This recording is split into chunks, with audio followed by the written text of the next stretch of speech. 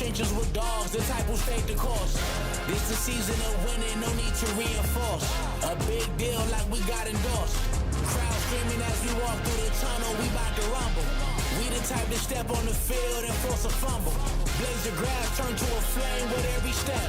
And I'ma get this game my last with every breath, Yeah, I'm hyped up, they gon' turn the lights up. Talking greasy on the field like I'm mic'd up. Yeah, I'm hyped up, they gon' turn the lights up. Understand, I'ma run it till the time's up, This ain't no competition, I'm here to defy the odds. Here to complete a mission, I'm out with 100 squad. Might shoot it from the half or run it 100 yards. This is the game that separates real from the facade. I'm running up, time to turn the stunning up. Points on the board, putting numbers up. Tails tucked, yeah, they might have seen me coming up. Just because you in the game, that don't make you one of us. Hands up, everybody stand up. Hands up, everybody stand up. Hands up, everybody stand up. Throw your flags in the air and then put your hands up. Run it up. Okay, stack it up. No way. Pack them up. We gon' turn it up. Run it up. Okay, stack it up. No way. Pack them up. We gon' turn it up. Run it up. Okay, stack it up. No way. Pack them up. We gon' turn it up. Gotta lose. You can put it on breaking news. I ain't never ever been a loser. Gotta put the work in till they can't outwork in. And when they interview you, lights out, camera flash, ain't fast. Gotta use that to view you. I don't got no breaks, spectators wanna figure out how you do it. Oh, you can tell the truth. Put your hands in the air and then bust a move. When you know you the one, never play the two. Tell them we gon' turn it up. This is how we do. Yeah, I'm hyped up. They gon' turn the lights up. Talking greasy on the field like I'm mic'd up. Yeah, I'm hyped up. They gon' turn the lights up. Understand, I'ma run it till the time's up.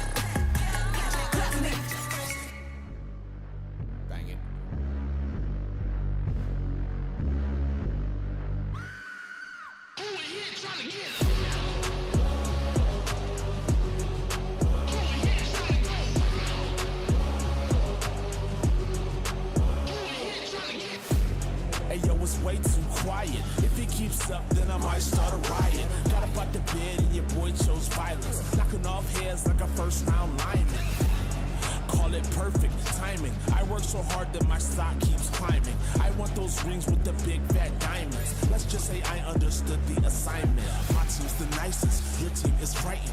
Under 2 minutes, crowds getting hyper, lights getting brighter, palms getting tighter. All I wanna know is who in here trying to get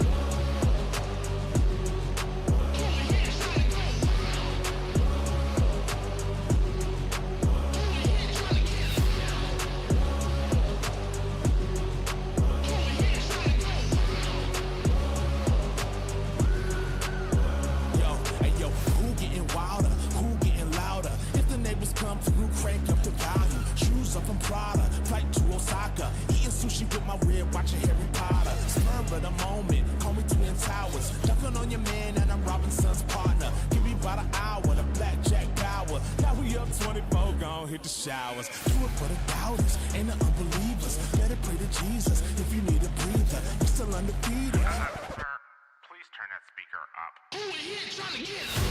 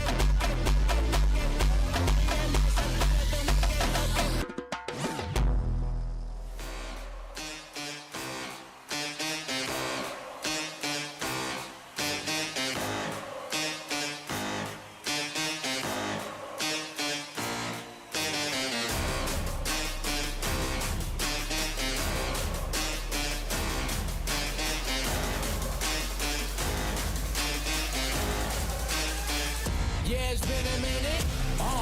Call, shining, hard. Got a ball on them, all. Put in work till I'm tired.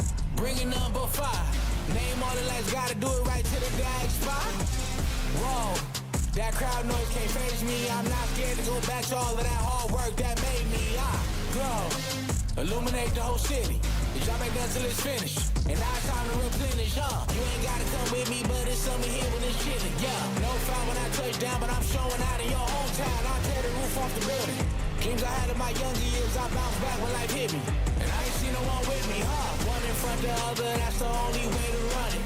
Rain, sleet, and snow, yeah, I gotta keep it coming. B-grade, affirmation of a real one. Just put up some more points, gotta make you feel something. Go get it, get it, yeah. On the road with it, in my zone, winning every year. Set the tone when I'm on the road, feel it in the air. Check the stats, this is facts, I'ma get it anywhere. Gotta go get it, yeah. On the road with it, in my zone, winning every year. Set the tone when I'm on the road, feel it in the air. Check the stats, this is facts, I'ma get it anywhere. Used to take them trains to the games in the rain. Life changed nowadays, I don't even have complaints. Clothes and some gas in the tank was the aim. Numbers on the back that attach to the name. What's the purpose? I'm breaking curses behind the curtains for certain. So electric, I feel the surges. My urges to be the greatest, forget the status. It's crazy, I almost gave it, I couldn't take it. What's the payoff? I ain't worried about a layoff. Don't need a day off. I'ma work it until it take off. Follow my nose until I dig up the gold. I'm like, here it goes. I ain't giving nothing but chaos. You know that the price of admission ain't being gifted.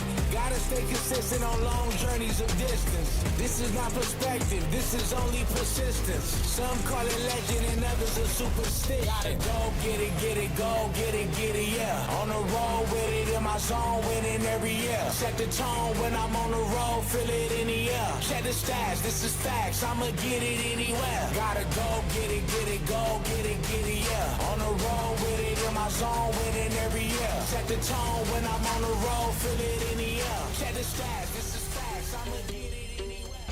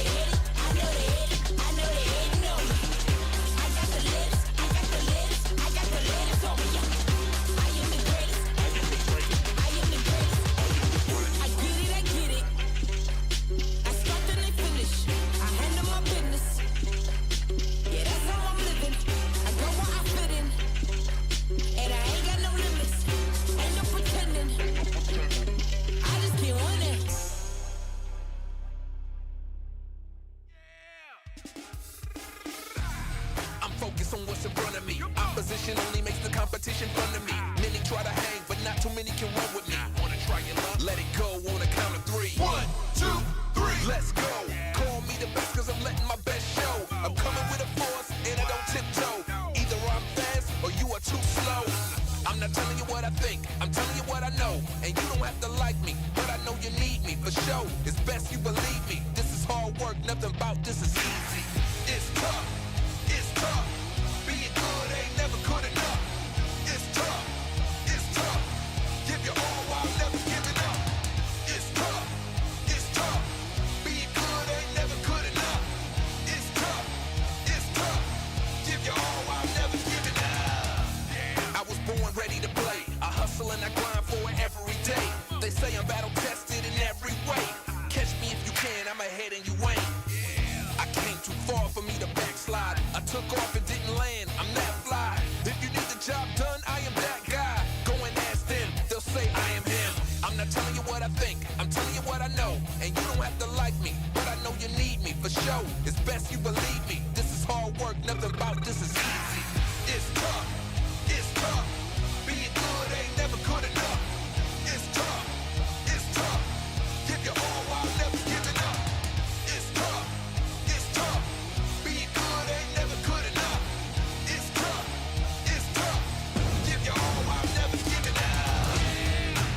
I and win.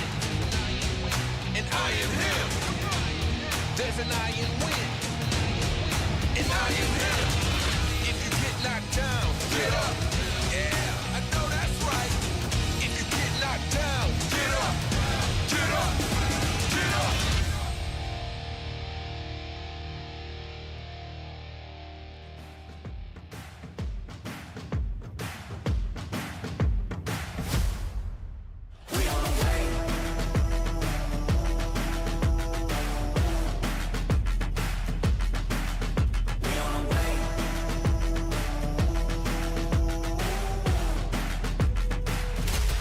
Time, yeah, we on the way. We back in your city, we back.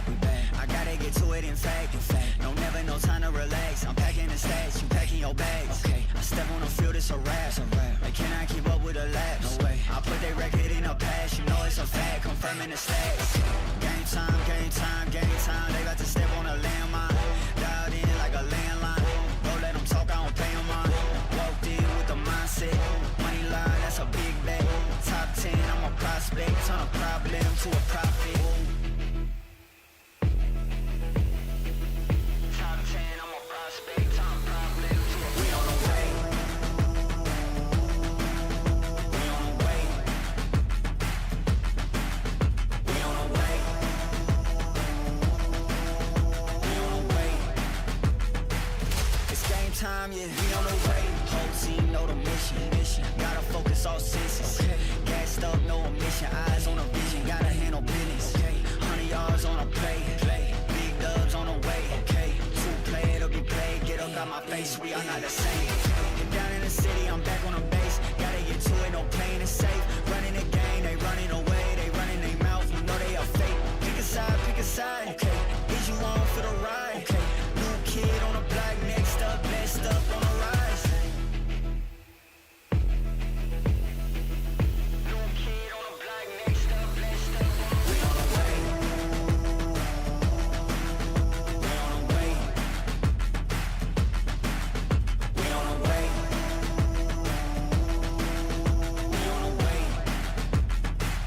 It's game time, yeah, we on the way.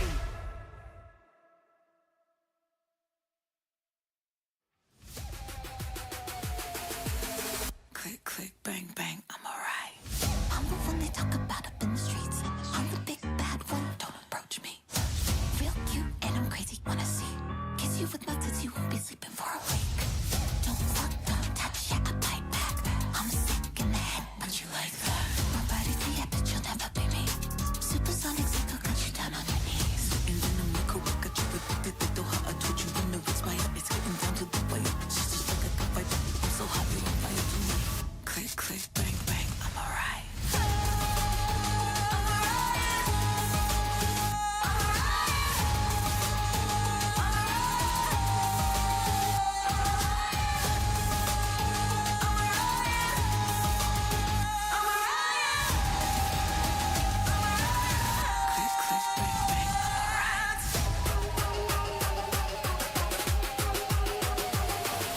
Crazy cuckoo, can it creepy, man, and too much maniac. Twisted terror, horrors better, haunted love is made to last. Paranoia, losing it, I'll never leave, so watch your back. I will find you better running if you run real fast.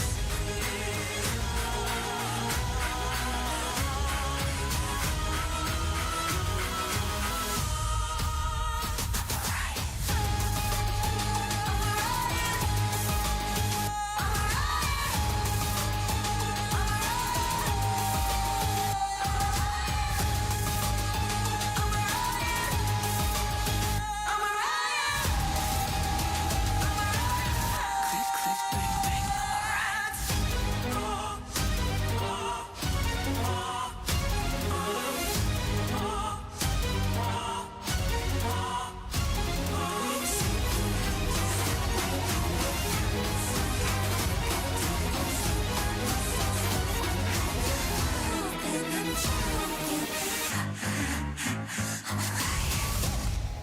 Ain't no telling what it mean.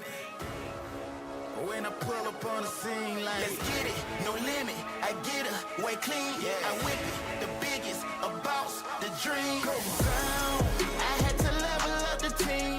Loud, now it's rebel everything. The B, the E, the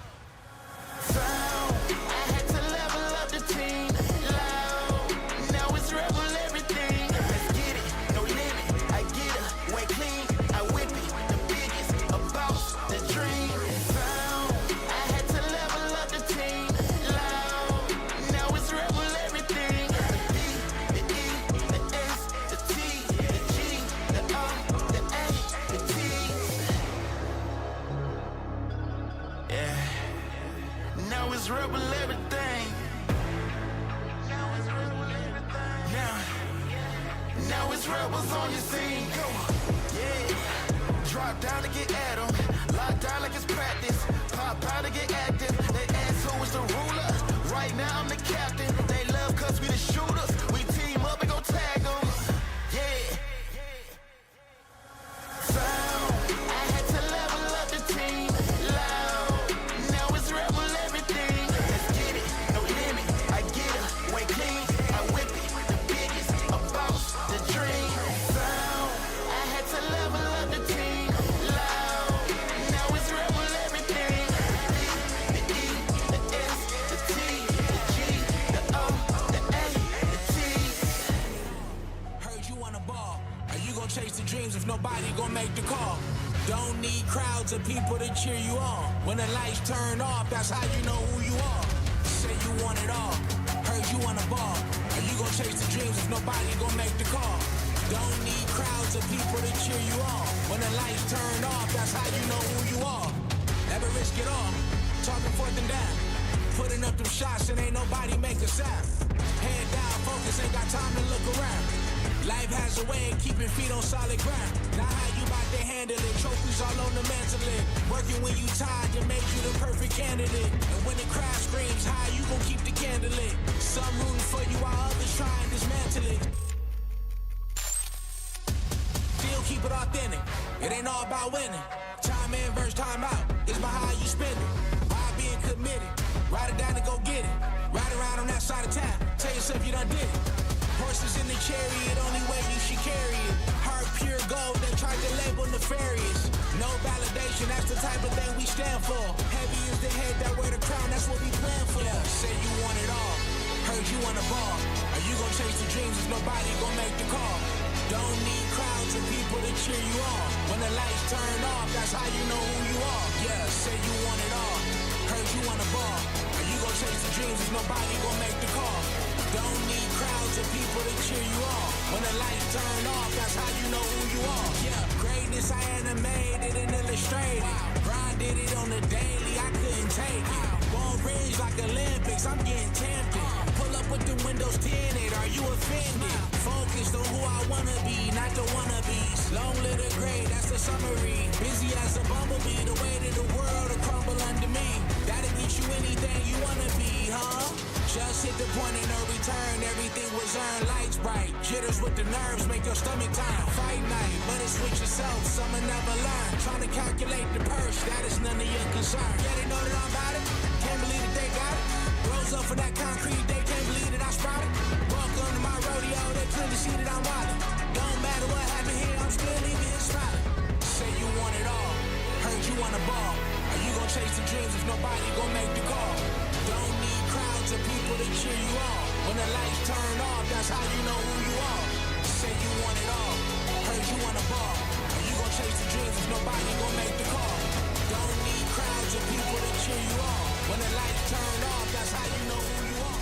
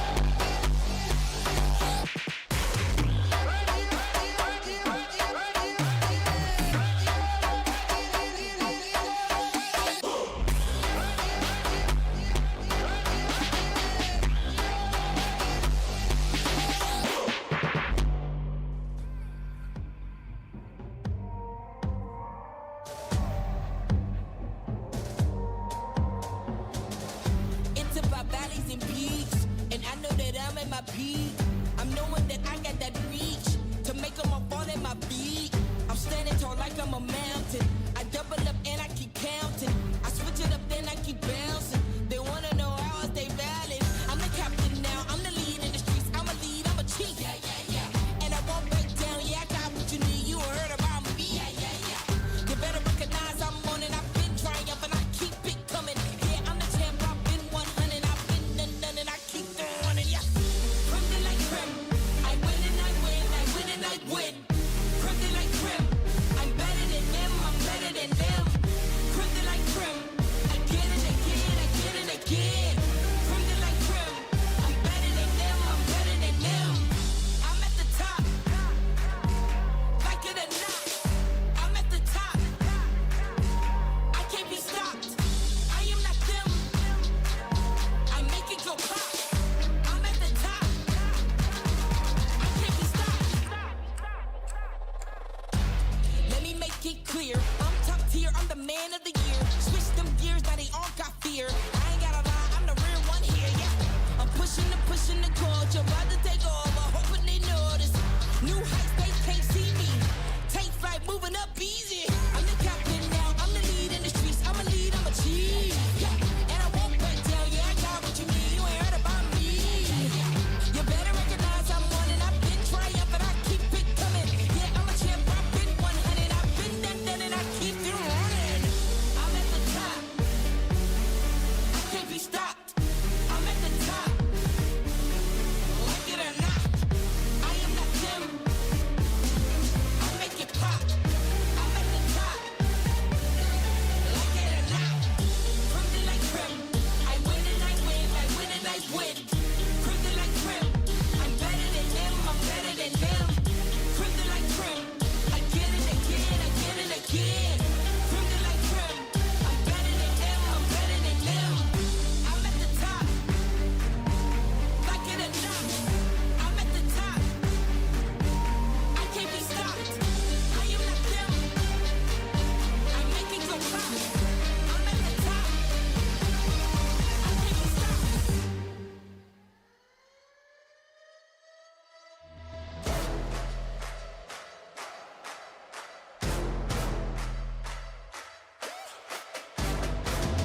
Yeah, I came to do my thing. Yeah, I came to do my thing. Yeah, I came to do my thing. Yeah, I came to do my thing. Yeah, I came to do my thing. Yeah, I came to do my thing. Yeah, I came to do my thing.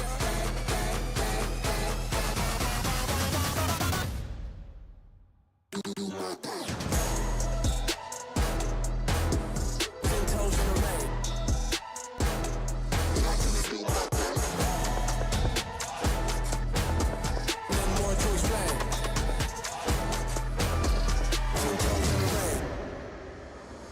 It's a calm breeze. This is all season. I've been rolling through the town just to cop these. Real hot, blowing up with a bounce beat. You know, gotta own it all. This is not lease. Leader of the pack like bang. Now I gotta do my thing. Making that swing. Do it till it hurt like pain. Gotta go and do my thing. Dunk on y'all like a candy janet. Nowadays I demand it, hand it. Photo finish, I get so candid. They just can't understand it. I do this for the feeling. Stack it to the ceiling. You gon' make us a billion. Trust. I came here just to run it. Yeah, I came to do my thing. Yeah, I came to do my thing. 10 toes in the rain. Yeah, I came to do my thing. Yeah, I came to do my thing. Nothing more to explain. Yeah, I came to do my thing. Yeah, I came to do my thing. 10 toes in the rain. Yeah, I came to do my thing. Yeah, I came to do my thing. Nothing more to explain.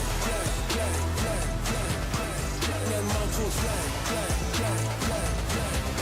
Nothing more to explain. Yeah, I came to do my thing. Yeah, I came to do my thing. 10 toes in the rain. Yeah, I came to do my thing. Yeah, I came to do my thing. Nothing more to explain.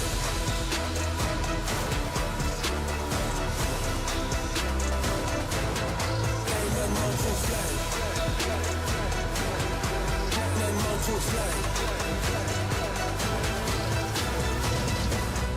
Do my thing. Do my thing. Yeah, I came to do my thing. Do my thing. Nothing more to explain.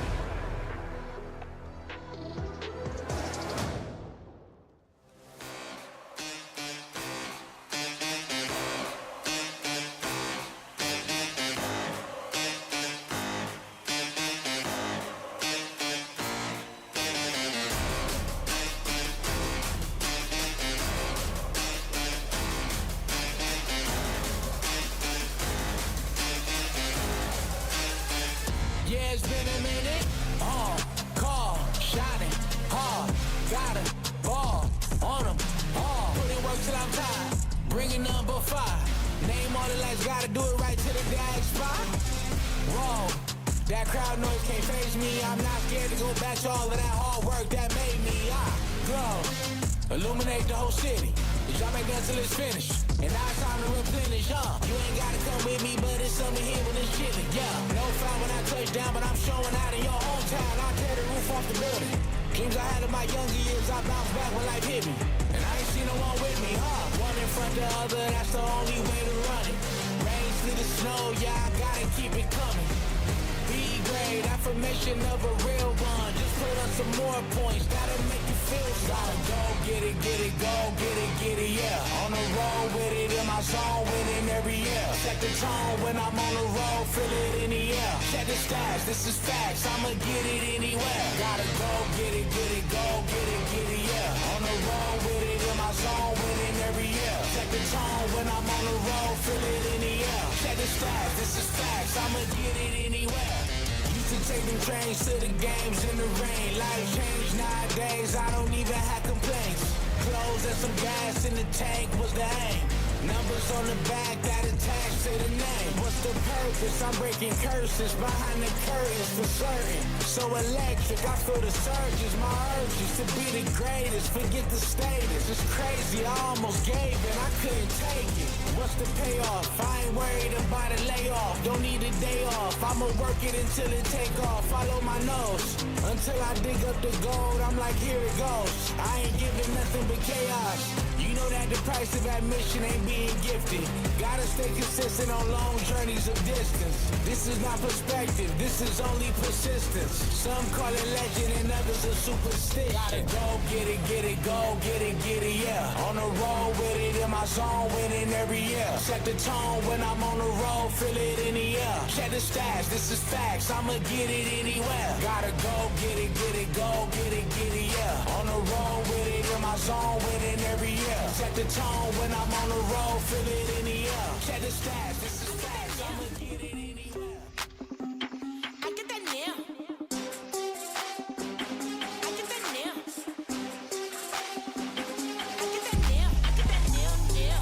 I get that nail. I get that I get that Don't be a fool. You know how I do. I be so cool. That's what I do. They be like, yeah, insane. I must be out my mind. I'll be on my grind, working hard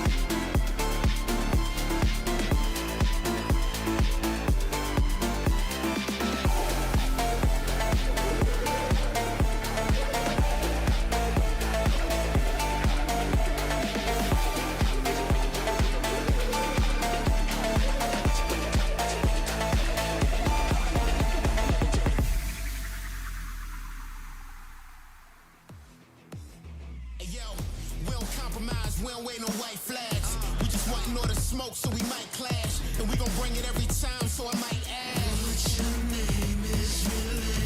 The name's confidence, the name's arrogance. The name's about to bring some change like it's emphasis. Steady stepping on the scene like where the parents went. What your name is really? I swear they never fade this dog like some skyscrapers. Steady stepping on the scene like some fly papers. And even aliens be contemplating why take us. What your name is really? Now once upon a time, listen, that's a different story. About to take it to the top, but it's for the glory. All these people bore me, but they all adore me. What your name is really? Let's take it to the top, never gonna stop like we just want to know. We just take control. We won't never fold. Take it up, take it up, take it up, take it up. We just want to know. We just take control. We won't never fold. Take it up, take it up, take it up, take it up. We just want to know. We just take control. We won't never fold. Take it up. We just want to know. We just take control. We won't never fold. Take it up, baby. It's funny money, listen, never lose the show masses. 20/20 vision, see the truth like 4 glasses. Student of the game and listen, skipping no class. What your name is really? You wanna win, you gotta grind, and that's the whole story. We ain't never finna lose, listen, don't bore me. Pay attention, learn from all the ones that came before me. What your name is really? Hey, yo, patience is the virtue, listen, you should let it burn. Round and round the world be moving, we gon' let it turn. And humble is the new cocky, and that's what I deserve. What your name is really? Let's take it to the top, never gonna stop like we just want to know. We just take control. We won't never fold. Take it up, take it up, take it up, take it up. We just want to know. We just take control. We won't never fold. Take it up, take it up, take it up, take it up. Represent for hot man. We bring the fire. Burn Babylon straight down to the wire. Bang, bang. Jump them loud. Girl them free and proud. Babylon shake with the rhythm. Está loco, todo loco, loco endemoniado. Está loco, está loco, está loco, todo loco, loco endemoniado. Está loco, todo loco, loco endemoniado. Está loco, todo loco, loco endemoniado.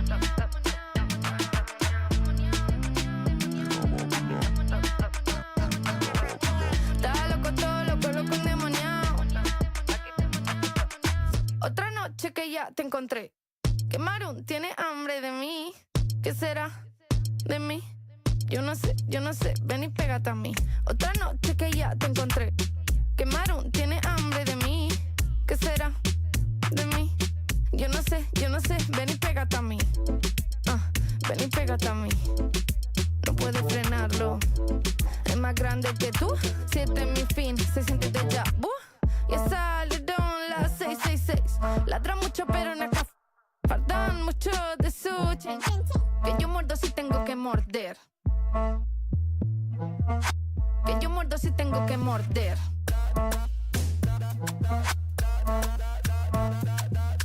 Todo el mundo está loco, loco endemoniado. Loco endemoniado. Todo el mundo está loco, loco endemoniado.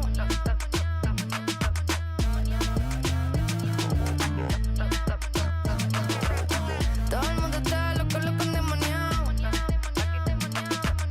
Otra noche que ya te encontré. Que Marun tiene hambre de mí. ¿Qué será de mí? Yo no sé, ven y pégate a mí. Otra noche que ya te encontré. Que Marun tiene hambre de mí. ¿Qué será de mí? Yo no sé, ven y pégate a mí. A mí. Ven y pégate a mí. A mí, pégate.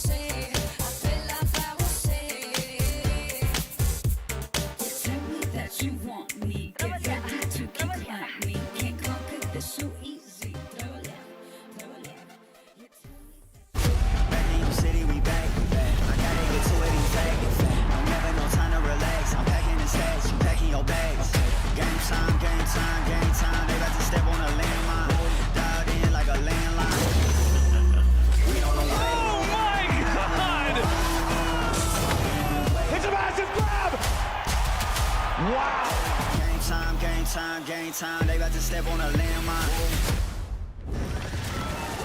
We on the way. Welcome back to Sao Paulo, Brazil, here for the second day of First 10. Today we're back for the rest of the team that we haven't seen already in beautiful Brazil. And God, it has been insane yesterday. 5 games on the first series. G2 won the second one, so I'm pretty happy about this one. And here we see the teams getting ready, signing the mirror, as we're going to see JDG against G2 in the first series of the day. Fala galera! Everybody, tudo bem? How are you doing, guys?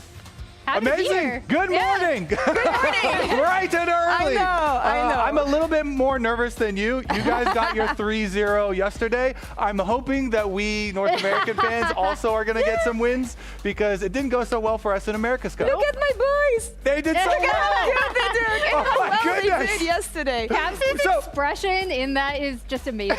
Yeah, Wait. he's a man to be feared. But Caps is Jordan, right? They're both playing really well right now. Yeah, I mean, that's something we've Who's seen during Pippen? playoffs. Who's Pippen? That's a good question. Grove, maybe? Yeah, I don't know. Okay. But yeah, they've been playing super well. G2 coming with the 3-0 yesterday. All the EMEA fans love this. Yeah, I bet you're happy. We're hoping to share in some of that joy today. What else did we see yesterday? I remember. Oh no. Okay, Hey, so which the Mel Ekla do game- we remember? The Mel game was good though. Yeah. But it is expected.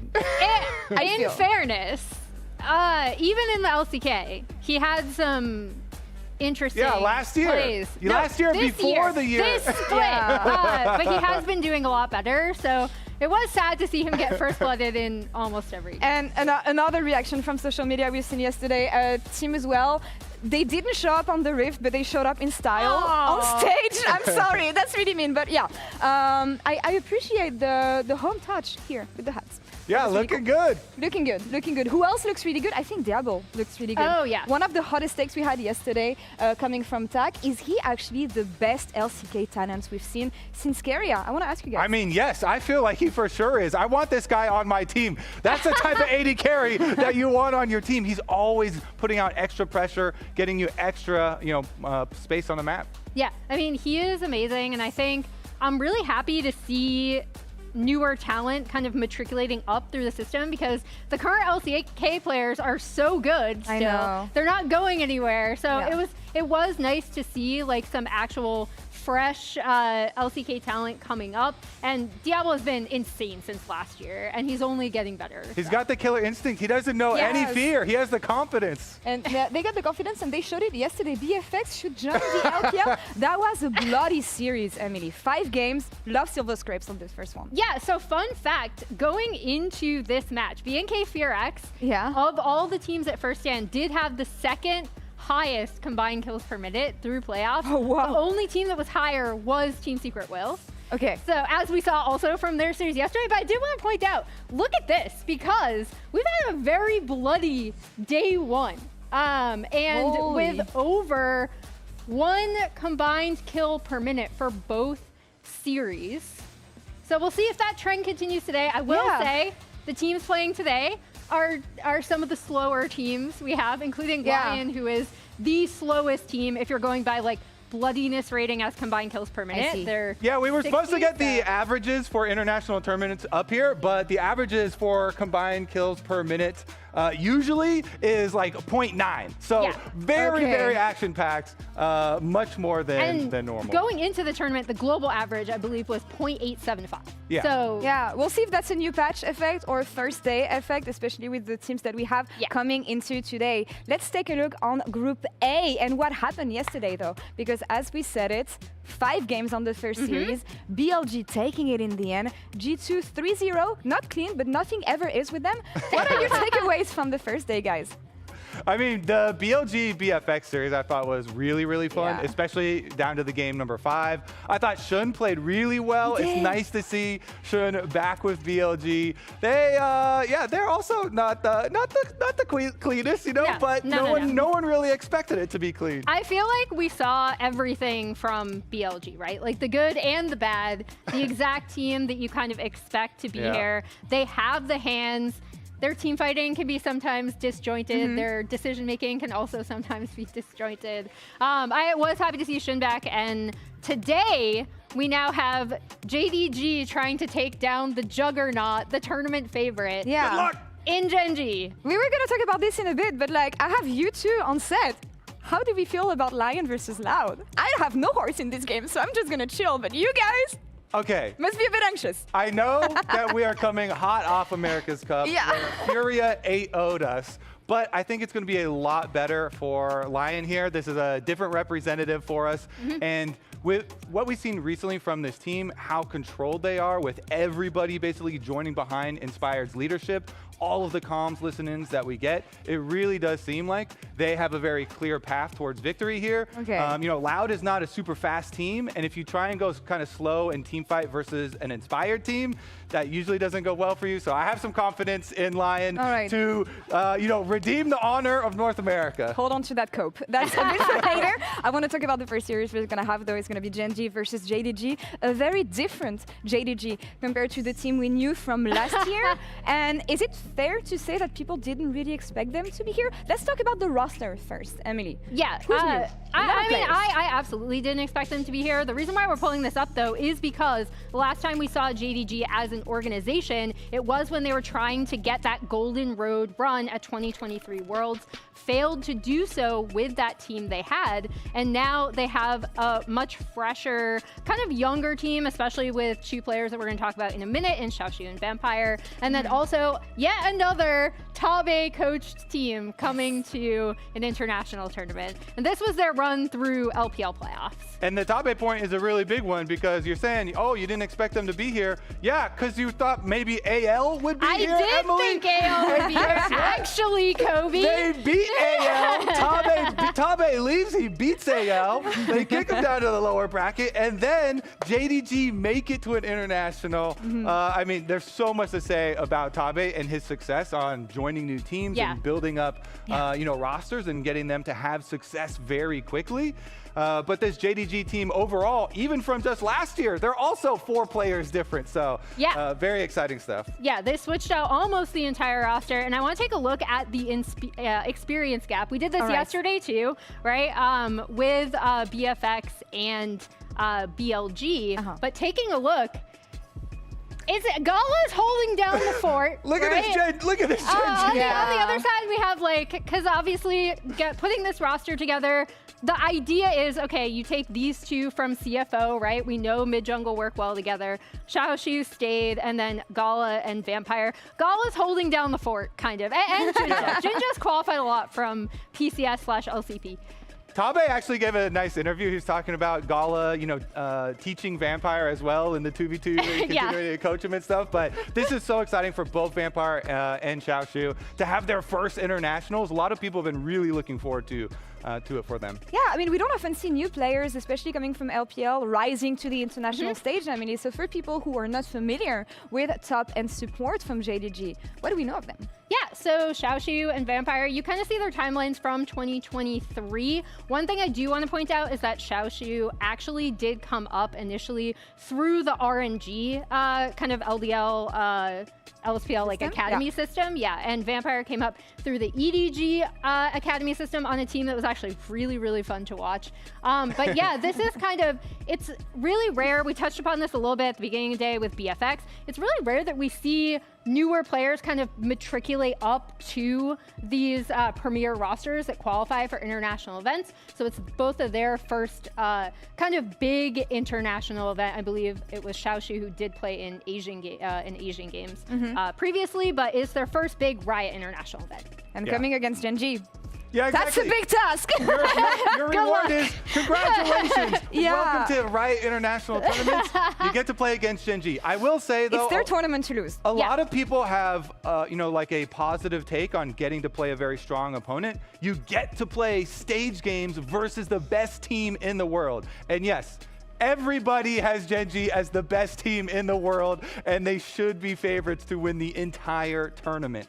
Yeah, maybe they can take Shun's advice from yesterday, where he was like, we got our practice out on stage, stage practice. you know?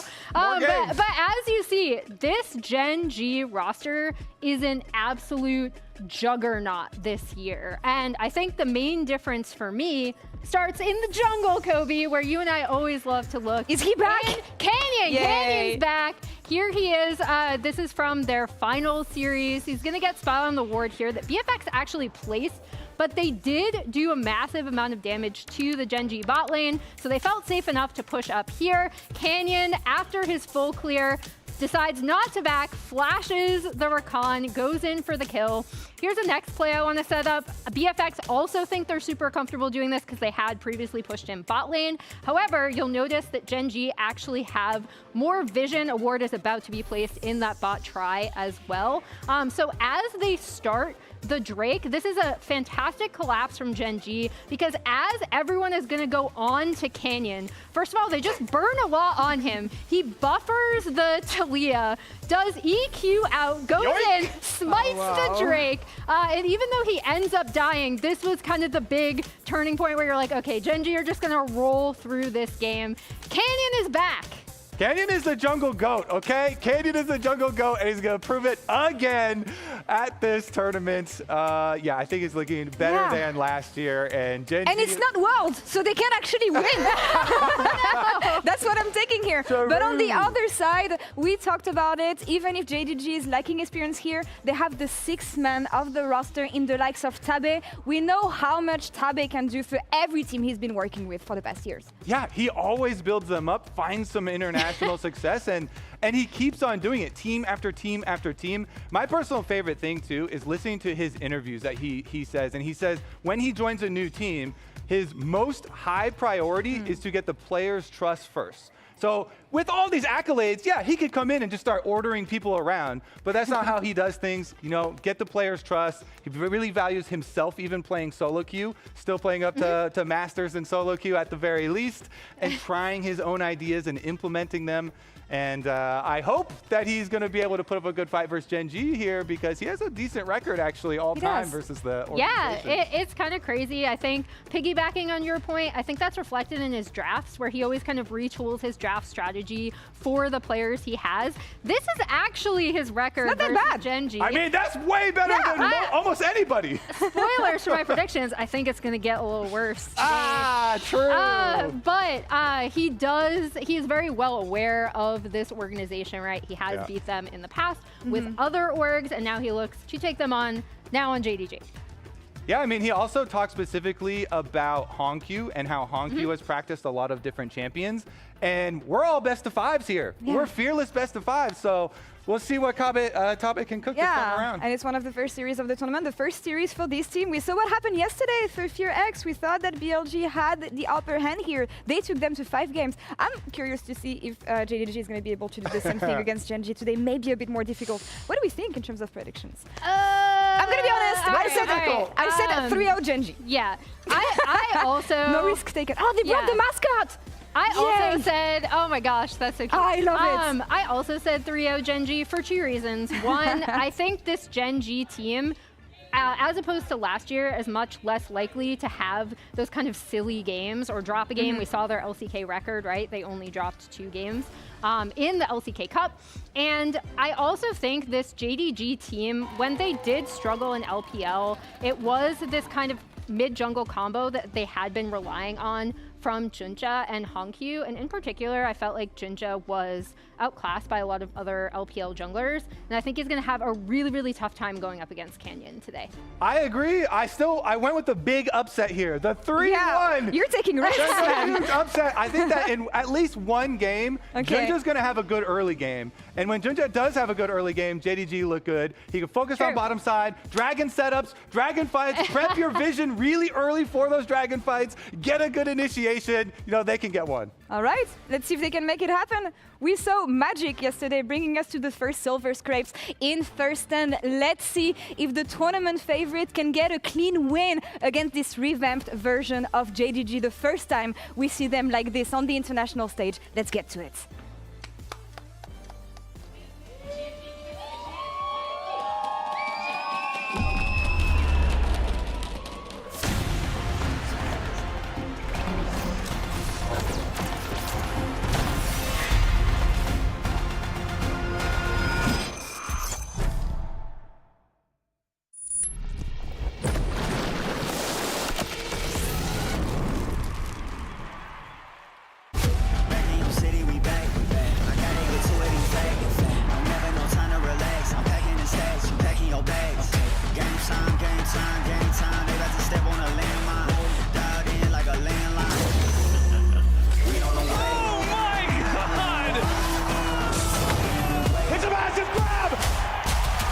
Wow. Game time, game time, game time. They about to step on a landmine. We on the way.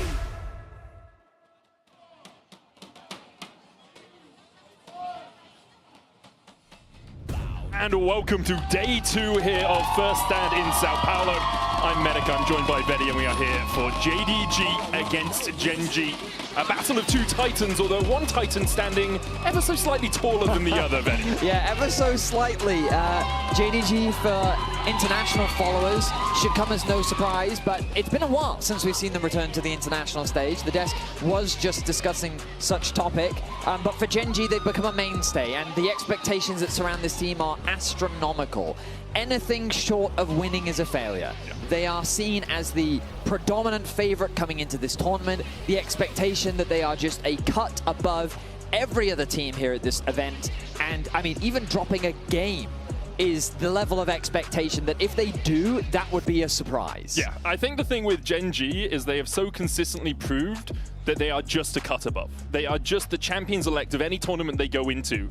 And although at sometimes they do stumble, you look at Worlds last year against KT, stumbling there, not being able to make it to the finals, you have to give them the benefit of the doubt in any series that they play. For JDG, more inconsistent. Their win against AL in playoffs, superb. Coming back, managing to win that 3-2, actually going to 5 games in a lot of their series through playoffs. But inconsistency, I think, is the watchword for this JDG lineup. Absolutely, and we'll see how well they stack up against this Gen.G roster, because having only lost 2 games so far this year, getting a single game off them will be an insurmountable challenge. The expectations are that Gen.G are coming in as the heavy favorites. They're looking to get a 3-0, but you know what?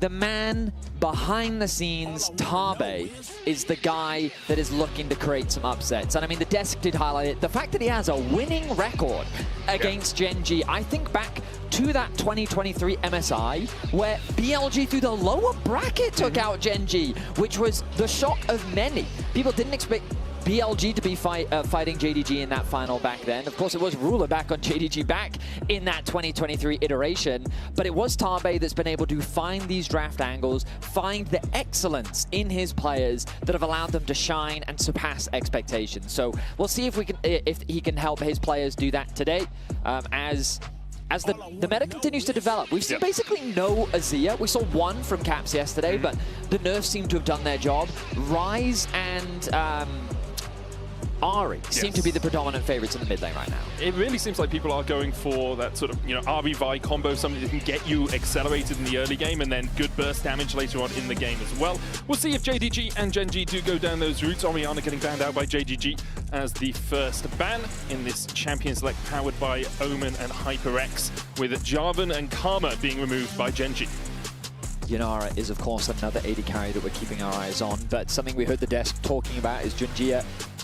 Often they like to facilitate him with junglers that can do stuff. Vi, Xin Zhao, Jarvan, wanting to remove that Jarvan from the pool already. I wouldn't say it makes Rumble weaker, but it does. That combo is already taken off the table, and it does suggest that Gen.G perhaps have other priorities. Of course, Keen, I mean, what is he not known for at this point? He's so good. Because Keen Sante is probably what most of them have known him for internationally, but the man can play pretty much any champion. He continues to be, I mean, comfortably the best top laner in the world. We'll see what that priority is coming into game 1 with the Vi. Again, a lot of focus going towards Junjia, kind of as we expected. A lot of focus going towards the jungle as well. I think for JDG, getting Junjia into a position where he can have a really solid early game is one of their key win conditions here.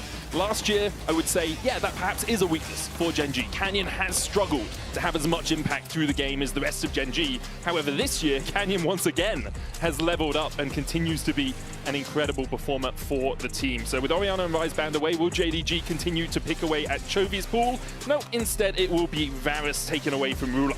So the Rumble is available, Yunara is up as well. They could also look at prioritizing Ahri or Talia for Chovy if they want to. I mean, I think Ahri blind is a little bit risky, especially this early on in the Fearless draft. What will they be contemplating? Seems like the Rumble is going to be the easy choice. So we did talk about it with the Jarvan gone. That hot pot combo is not going to be available, but not too much concern with regards to that, just because Rumble is such a dominant top lane force and how much value he brings in the team fight. It's still just a money printer as well. You go first strike on this Rumble into something like a tank, coming out from Xiaoshu, and you're in such a strong position. I think it's Keen's one of his most played as well. Rumbling Gwen, I remember being at the top of his charts for this first split. JDG immediately going to go down that Seraphine route. Often see this teamed up with the Ashe in the bot lane for a very oppressive 2v2. Yeah, it's not too uncommon for JDG to have this type of pairing, provide a little bit more stability and strong bot side. Interesting that they've chosen to lock in the Seraphine alongside the Xin Zhao, but not get the Ashe. They want to take that Xin Zhao away. We talked about it. Junjia's 3 most played, Vi, Xin, and Jarvan. With both the Vi and the Jarvan taken away, just grab yourself the Xin Zhao. Make sure that you have that comfort coming into game 1. Have that easy initiate tool with some reliable follow-up coming through from the Seraphine. And that's the thing, you can encore on top of a Crescent guarding Xin Zhao to try and get it further into the enemy backline, right? And it allows Jinja just a little bit more safety as he does dive in. Pantheon going to be the lock here for Canyon.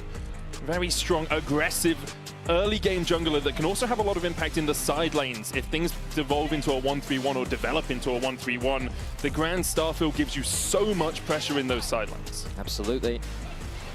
Canyon, we'll see how much of an impact he can have in the early game. Right now, you'd expect something like an Ahri to come through. Some combination. I mean, Taliyah Pantheon is a tried and true combo, but given that they've seen the Seraphine, they've made a bit of a pivot. Instead, they're going to prioritize the Bard. And I mean, it makes a lot of sense in the context of, I mean, you'll get bullied out in the early laning phase, assuming that the Ashe does come through alongside this Seraphine. But later on into the game, the roam impact that it has, especially paired alongside the Jarvan, the cross-map plays that you can potentially make, the long-range engages you're going to have access to, a very versatile support. JDG hovering over the Jinx right now. Looks like they might be going towards an Ezreal instead.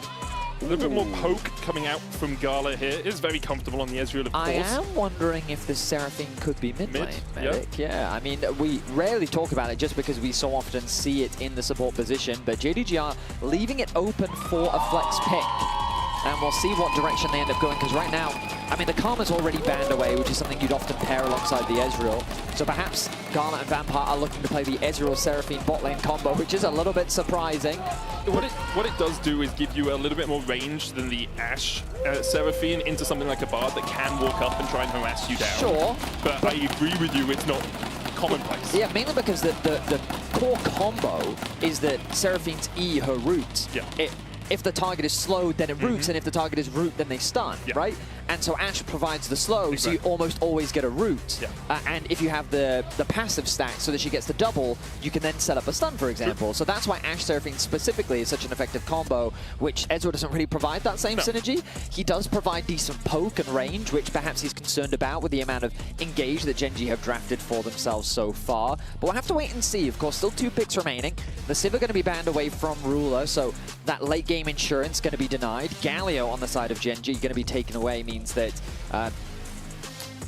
I mean, my instincts immediately go towards something like an Akali. Looking at this composition could be very Your open. instincts always go to yeah, Akali. but I mean, Galio naturally a good counter into the Akali. Also things like Orianna he's quite good into.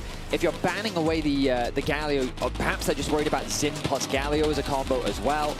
But I'm also trying to think, like, what could Chovy be thinking about that he's worried that doesn't want to go into the Galio as well? Something that Galio does do is react well to sideline pressure. So if you are using Also this Pantheon true. in sort of a split position, then Galio's ability to hero's entrance onto a side lane could be something that Gen G want to avoid. Things like the Taliyah still available as well for Gen G if they do want to look for some of that map movement with Cassante and Galio banned away, and Jhin and Sivir. We'll see where JDG want to go for their next pick. I mean, is it just a Sion in top lane? No, it's looking like an Aurora top lane. Okay, JDG want to fight fire with fire. We've seen Aurora as an answer into the Rumble a number of times. It is something that basically can just bully the Rumble out. Aurora loves short-range matchups. Sure. She is relatively short-range herself, but in the laning phase, the fact that her auto-attacks help stack her passive, combined with the fact that you can just bully out your opponents relying on both the Q, the E, and the autos, and then if Rumble tries to approach you, use the E to create that space, apply the slow. It can be a very tough matchup for the Rumble to play during the early laning phase. Also still gives you a little bit of flexibility if you want to move that to the mid lane. If you see a good matchup in mid, you can bring that Aurora in there and then pick something into the Rumble as your final pick here on the blue side. Caitlyn locked in for Gen G. They are looking for push in that bot lane, trying to match the Ezreal Karma with a lot of range and a lot of damage. And perhaps with the threat of Pantheon being down there early doors, just to try and get Ruler really accelerated on this pick. Yeah, from what I can tell, this looks to be Ruler's first Caitlyn of the year. Oh. So looking forward to seeing him bring that one out. Twisted Fate being hovered for Chovy. I mean, we talked a lot about Talia's potential side lanes. Of course, Ryze is banned, but a champion that can also rotate effectively. TF just fits the marker in the same way. Pantheon, TF, the single target CC that's coming through from Genji. Yeah, the point and click is ruthless. Cleanse has a lot of value for Gala in this game, that's for sure. Don't be surprised to see the Mikhails come through. Right now we are hovering the Ornn, so we discussed at length the potential flexibility. Will we get to see the Seraphine in the mid lane? Will we get to see Aurora top lane? Looks like none of that's going to come through, as the Ornn will be the final lock-in. That big tanky option in the top side to respond into the Rumble. I mean, it's going to be safe. The first strike Rumble that we often see is an answer into it to just keep farming up those stacks. But JDG, they've got a lot of team fighting options available to them. A lot of wombo combo, a decent amount of range, some solid poke. Whereas Genji, a lot more pick potential, a lot more side lane threat, looking to try and catch you off guard with decent range and poke of their own. Especially if TF is going to go for the RFC. Think about Caitlyn with a potential headshot combined with the TF. The opportunity to just chunk someone out before the fight even starts is very, very scary to have to deal with. I think that's one of the risks really here for JDG. Genji are so good at playing the map, at finding advantages in the early game, and then pulling you around the map, taking things on the other side while you're trying to take a 3v4 trade somewhere. I think it's going to be really difficult for JDG to get to that team fight position, but if they do, their composition works really well. They have a good front line, they have some strong damage, and then a lot of CC with the Encore coming on top of it. For Genji, not that many tanks. If they do start to fall behind, they are a relatively squishy team here. Pantheon obviously does have the Aegis Assault, but otherwise, you don't really have anyone that can tank up damage coming out from JDG. Absolutely. I mean, I think if JDG just get that established front to back, they're happy. Yeah. They don't want flanks. They don't want Pantheon doing Pantheon things. They want to control the early game side lanes. And if they can do that and get to these team fights, then I have confidence that they can find good fights. But then, of course, the next challenge comes from, hey, when you're playing against 5 of the best players in the world, yeah, on champions that like to flank, it's going to be a tricky challenge. Like, make no mistake, JDG are not the favorites coming into this matchup. Genji, let's see what they've got here for their first matchup on at first stand. Let's jump onto the Rift. The LPL #2 seed, JDG, taking on the LCK's champions elect here, Genji. As you said, I think it's really about whether JDG can stop some of the pressure coming out from these flanks, from these picks, out of Chovy with the Destiny, out of the Grand Starfall with Canyon. I want to keep my eyes on the junglers early on, because it does look like both junglers going to start on the top side of the map, and we'll see some plays down towards that bottom lane.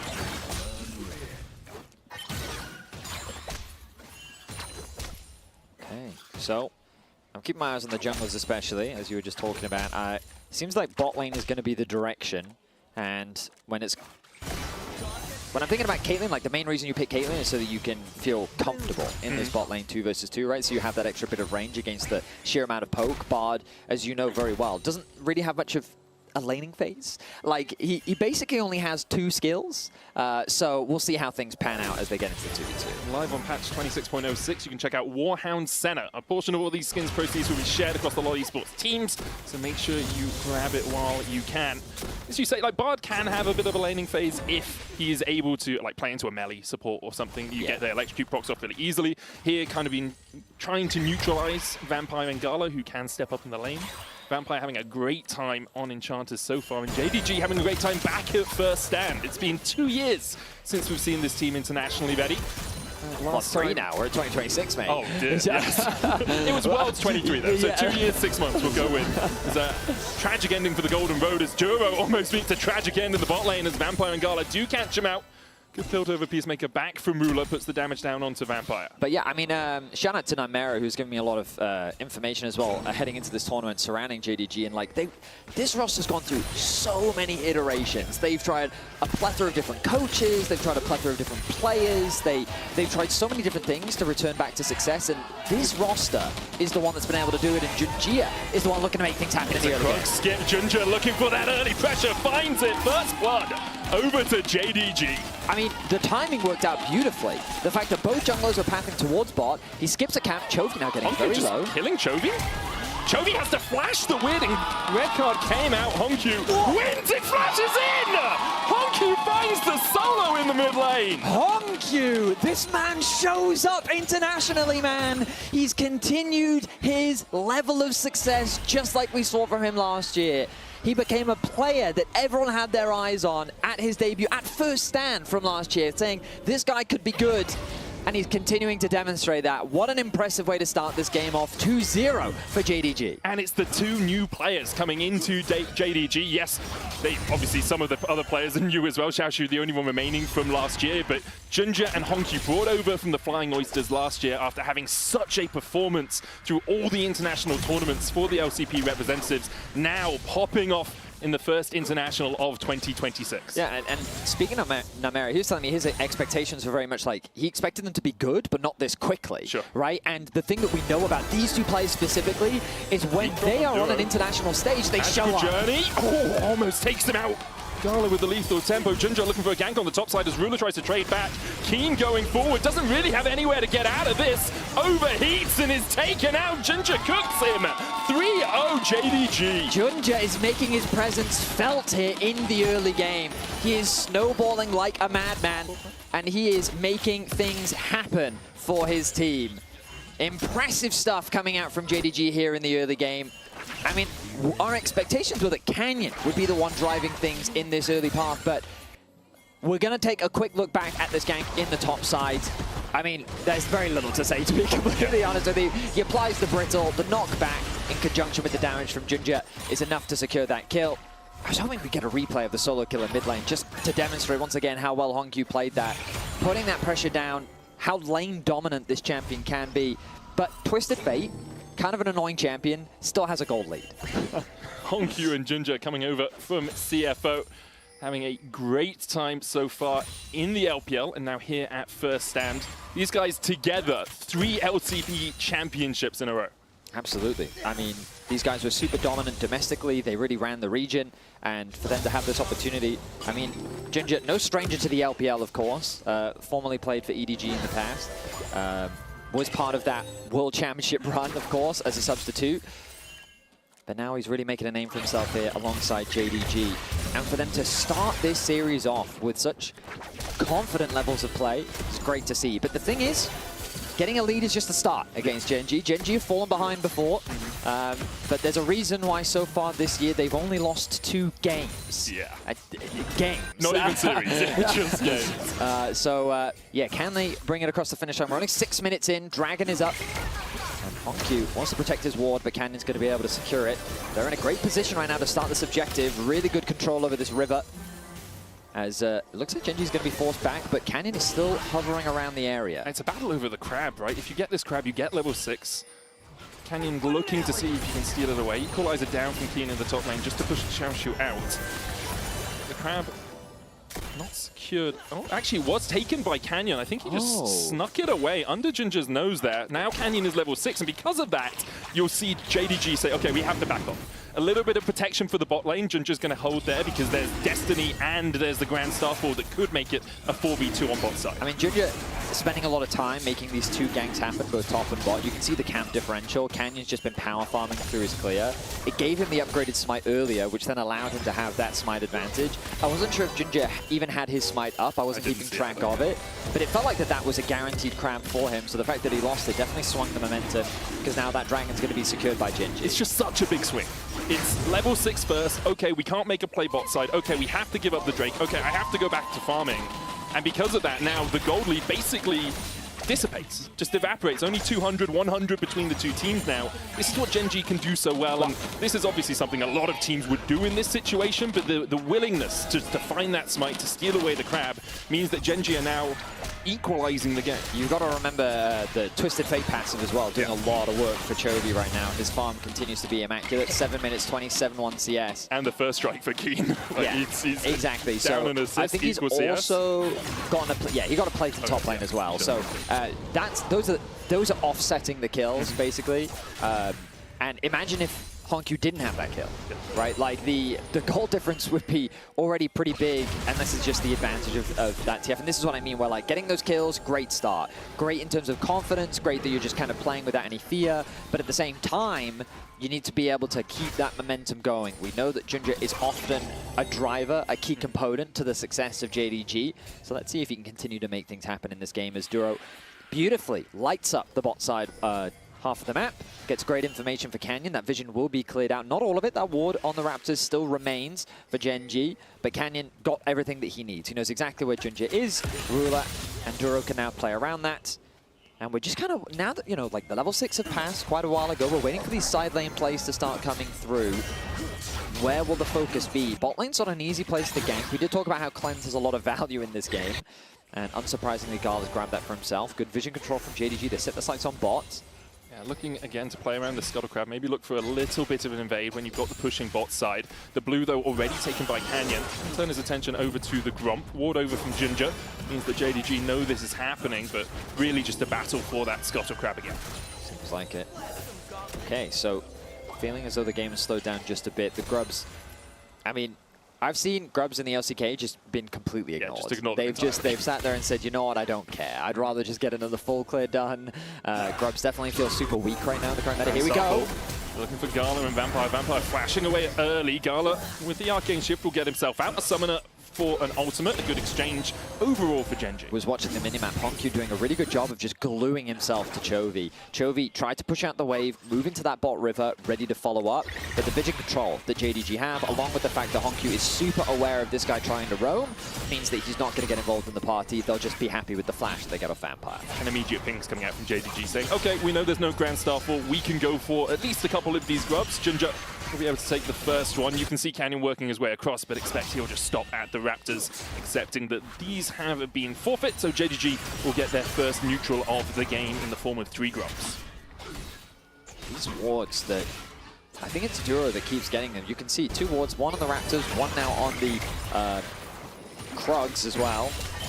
Just to keep information as to where Junja is, the fact that those camps aren't available, it gives you a clear indication that he's on the top side. The fact that the Grubs has also just been secured, it gives you that information as well. But Gen G now converting this into a gold lead. Chovy, I mean, the CS gap hasn't changed, but Twisted Fate just continues to mount that goal. Yeah, the passive is so powerful for him. Getting extra gold off every minion that he is killing. Canyon looking to see if Xiaoshu overextends in the top lane with the wave not being in the best of spots for him, but Xiaoshu still has the Call of the Horde God and a flash, so can just walk out of that one pretty safely. Duro once again stepping in and trying to get a little bit more vision for him. Which is it's an interesting play when you are a bard by yourself and you know your jungler's on the top side of the map and your jungler has been spotted out to go in, but you always have the magical journey to get to safety and the tempered fate as well in case you're really stuck in a sticky situation. I feel like bard definitely gets to cheat, but it also depends on what you're playing against. Yesterday we saw Labrov try to do something similar and he did get punished a couple times, but Duro seems to be hyper aware of where the enemy jungler is, playing around that beautifully. Look, man, I'm not going to say there's a slight skill gap between Labrov and Duro. Okay, what are you going to say then? I am going to say that. I think there's a slight skill gap between Labrov and Duro, but as you say, like not too much instant CC to catch him out. You've got an encore, a knock-up from the 3 Talon Strike, but nothing too consequential for something like the Bard. Seems like the Dragon now, the focus for both these teams, as vision is intensifying. But again, the wards on that bottom Tri-Brush, 3. 1 behind the pit, 1 in the Tri-Brush, and then 1 in the bot river. Just basically to give full coverage of a potential flank that JDG could use to come in through from that side. Training Force not yet completed for Gala, a valuable spike that he'd love to have, but he's not going to have it ready. Same can be said though for Ruler, as the Dragon 9 seconds away. Yeah, the problem for JDG though is Xiaoshu does not have his teleport, so he's now running down the river to try and get here in time, which gives Keen more time just to farm up in the top lane. He can TP in if he needs to. Top lane quest is completed for Xiaoshu as he comes down and across. JDG will start up the Dragon. It actually looks like Gen G might just be giving this one up. Can use Duro for the Tempered Fate to delay this. There's the Destiny, there's the TP. Okay, Gen G looking to call for the first big fight of the game, the first 5v5. TP down to the bottom side. Gala unable to join the the Barney right now as he's been forced underneath his tower. JDG begin a pincer movement, but it's the Ezreal on the bot side, and he's not really the one you want as one of those claws. Keen spotted on Vision, the Drake down to 3,000 HP. Equalizer heal comes out from Vampire. Forced away, the stun card locks them down, and Ginger's already dead. The Drake now Genji's target, and between worlds goes Hongju, but Keen goes in with a flame spitter on the backline, and Xiaohu is forced to charge away. The chase continues. Keen with an electro harpoon on Gala, gets the slow Grand Starfall in, and Genji begin to collapse, and JDG will burn alive. Keen finds another. Genji demolished the team fight. Beautiful patience from Genji. I mean, the way they navigate that fight made it so difficult for JDG to really have an angle of attack.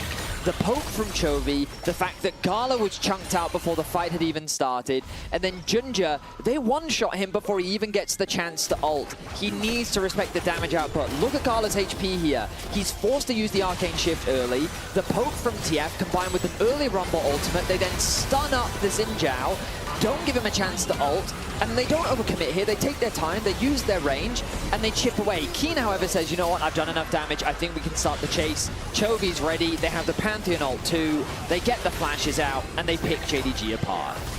Genji didn't even need Ruler to do this. He's on his way down to the bottom lane to get the push in. The gold lead extends to about 3K, and this is why Genji are so feared. An even-ish game. Lead for JDG in the early game, but a singular fight around that second Drake now puts Genji 3K ahead. And you can see in the Coinbase gold grind just how even it was up until this point, but now Chovy 1.4K gold ahead. Yeah, I mean, he is so monstrously far ahead now on the Twisted Fate. He's only going to continue to get stronger. Keen, a 1.1K goal lead for himself. Genji are now in such a terrifying position with a 2-dragon lead. JDG are going to have to find some crazy fights to turn this one around. It looked so good for them at the start, finding those early kills. They were looking confident. I love the way that they were playing, but now they find themselves in an awkward spot where the pressure from Genji, it feels like across the entire map, is unrelenting, and those globals poised and ready to make things even worse for JDG. Because the lanes are kind of still predominantly intact. We haven't seen a first tower fall. We haven't really opened up the map entirely. Genji having that ability just to be in multiple lanes at once makes it so hard for JDG. They've moved Vampire and Gala into the mid lane. Ruler the only one who needs to deal with him right now. And we talked about the Pantheon and the Twisted Fate as these side lane threats. Bard does the same thing. Tempered Fate is really difficult when you're a low mobility carry. Hongyu has a few ways to avoid it. No flash at the moment, but can use the Between Worlds, can go across the Veil. But it is going to be very tricky for JDG to escape Genji if they do decide to pull the trigger on one of these plays.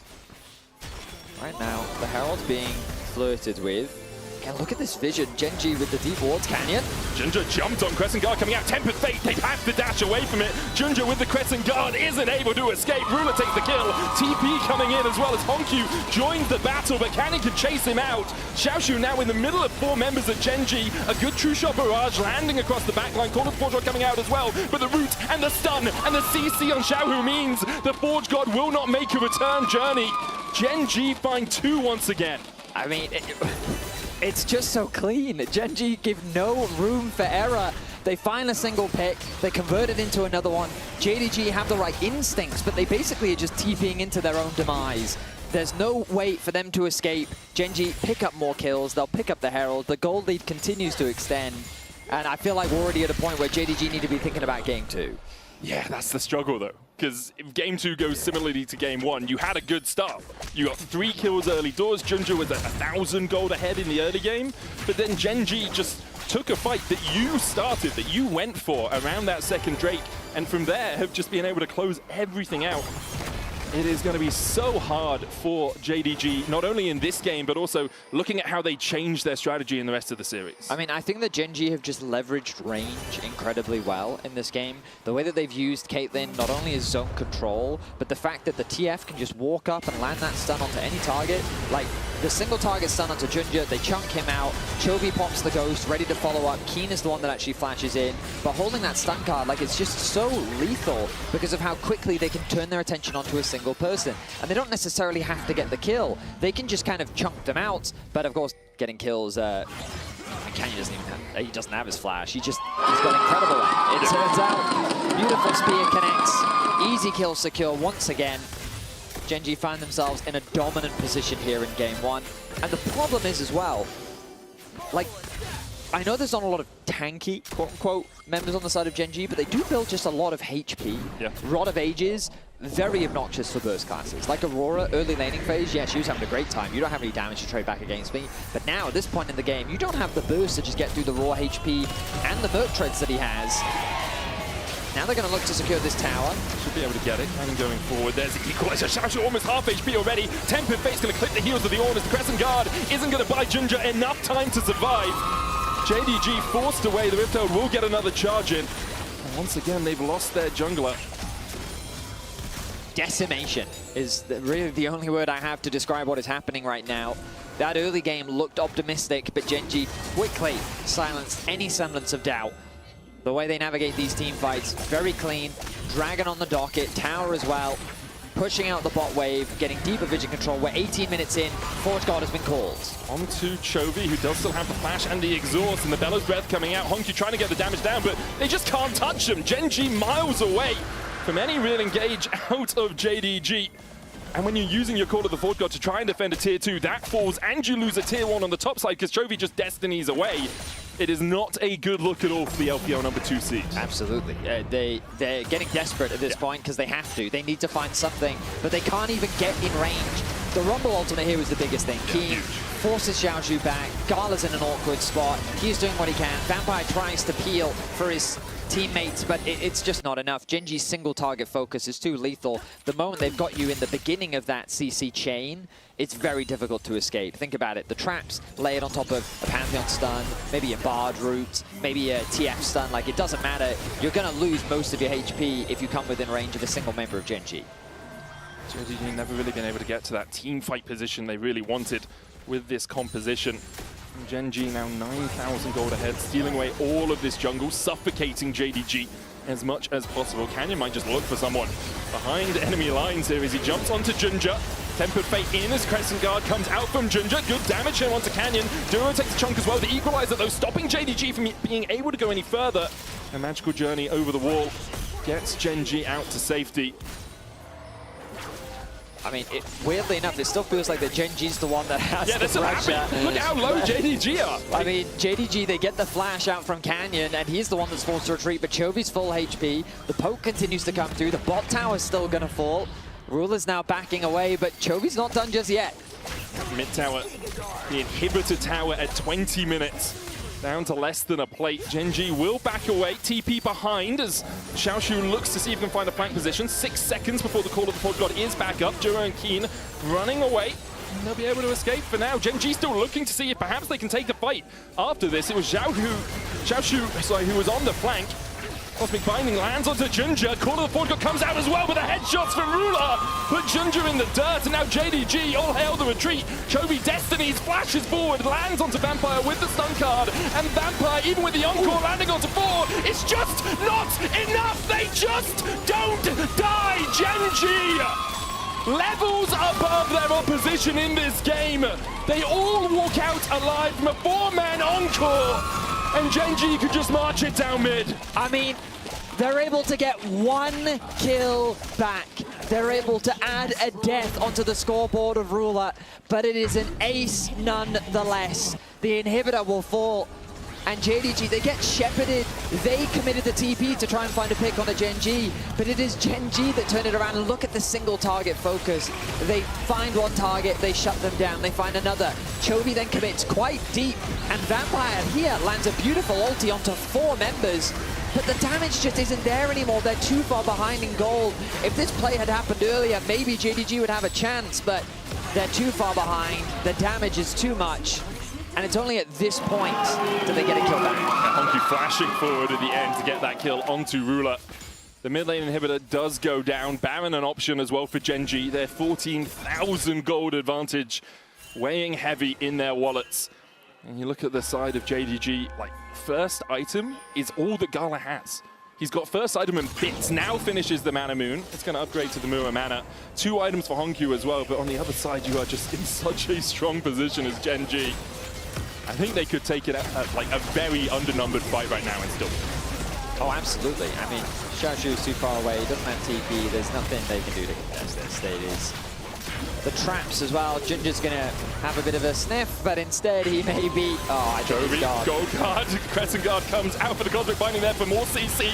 There's the root from the snapshot. Ginger will flash away. The Equalizer didn't do as much as they wanted. Grand Starfall to the backline from Canyon as Hongqiu tries to dash over the wall and will escape. Ginger putting the damage down as well, but can't kill off Duro. Keen with a stopwatch call of the Forge God. What gods are you praying to, JDG? They are not listening. Genji once again, clean up the fight. Don't lose a man, only Vampire survives. Sub 25 minutes. Baron secured, the Nexus in sight. Genji start this tournament off in dominant fashion. This was a shellacking. Genji showing why they are well and truly the favorites for first stand. 1-0 to the LCK #1 seed. The early game with 3 kills going to JDG looked promising. Coming out the gate swinging, getting that early gold lead, but Genji, after a single fight, just blew the game out of the water. So well played by Genji. That second Dragon fight really securing the victory for them. And after that, JDG, they tried to do things, but it was desperation stations all over the board. Flashing in for the kill on Ruler at the end, I think really demonstrates how desperate they were. We're going to hand it over to the AD to break down that game. Take it away. Yeah. Well, that's kind of like, as we said, it was good until it wasn't, I want to say. Yeah. God, they're strong. I mean, we got a lot of what the early stuff that we wanted for JDG to actually happen. And it looked crazy because it was even more than we asked for. We only asked for a good early game for Jinja, but we also got Hongqiu solo killing Chovy. That was lit. Yeah. Didn't even ask for that, and they got a really big early lead. I'm hoping that you're seeing the B-roll at the moment of those plays. But yeah, they start out so incredibly well, and then we get to the Dragon fight, Emily and Genji. They perform. In the end, it doesn't matter. Yeah, I mean, I think the big thing for me is that Jinja and Hongqiu getting off to a good start did look good for JDG, right? Because you're like, okay, these are the two, this is the mid jungle that were kind of iffy sometimes in the LPL. We thought they were going to get outclassed immediately. But yeah, then that second Drake fight is really where it just absolutely all falls apart and Genji takes over. After that, I believe it went from like a minimal gold lead to 3K almost immediately. Okay, so what happened there? Yeah, let's bring up the fight because they play their range really well. Watch Genji. Keen starts it out with this equalizer, basically cut them in half, and then you have the gold card. The precision with which they take out the enemy jungler here is so beautiful. You know, Xin doesn't even get his ult off. Like, I was thinking, oh, maybe he's going to defensive Xin ult as soon as he sees, you know, Chovy's going to come stun him, but they don't, and they just get annihilated, Emily. Yeah, and you see that they're just so well coordinated. They knew exactly how they wanted to play this composition out with especially the TF and Pantheon combo. And then my big star in that fight was Keen with the equalizer because JDG were already kind of separated with Gala having to kind of take a route around immediately over a ward. Yeah, 23 minutes. It was a bit slower too. Until what? It wasn't. I'm sorry, what? Combined kills per minute. Okay, fair enough. Yeah. That's not slower game. Yeah, slower game, but it's a Genji thing. So like, do you feel like there was no chance for JDG to come back because of the composition that they have, or just because it's these players against them? What do we think? I think the big difference is you look at that team fight. The team fight encapsulates a lot of it. Gala is the only real like range threat that they have on JDG, the Ezreal. And as Emily said, the Ezreal was kind of chunked out before and on the bottom side. And so without the Ezreal range, Genji just approached the fight so successfully because they utilized the Caitlyn range, the Twisted Fate range, and the Equalizer range from the Rumble. And so that's why you see the struggle for the initiation. Theoretically, if JDG had better setup with everybody there on time and they're able to have the Ezreal range and the damage threat there, then they can try and do Ornn ultimate and Seraphine ultimate and try and use their shorter range combo. You have to go for the big engage, but Genji are not giving them an opportunity to basically use what they want to use with their team comp. And so after you get that big lead, since they already got the first dragon from Canyon getting Crab and then getting first dragon, this is second dragon plus a bunch of gold, and they're able to play the map so successfully with all of the globals that they have. Yeah, for me, it came down to not that JDG didn't necessarily have windows, but Gen.G just had such better neutral objective setups and teamfight setups. And then also the power of this composition is the ability to spread the map, right? You have multiple globals, semi-globals to kind of join up or spread out in teamfights. And I think we kind of saw the bones of what JDG would have wanted to do with this composition in that really late game fight. But by then, it's just too late, right? Yeah. Like, they're just too far behind. Yeah, and we saw it multiple times too. They used Twisted Fates and some of the range here to pick off Xin.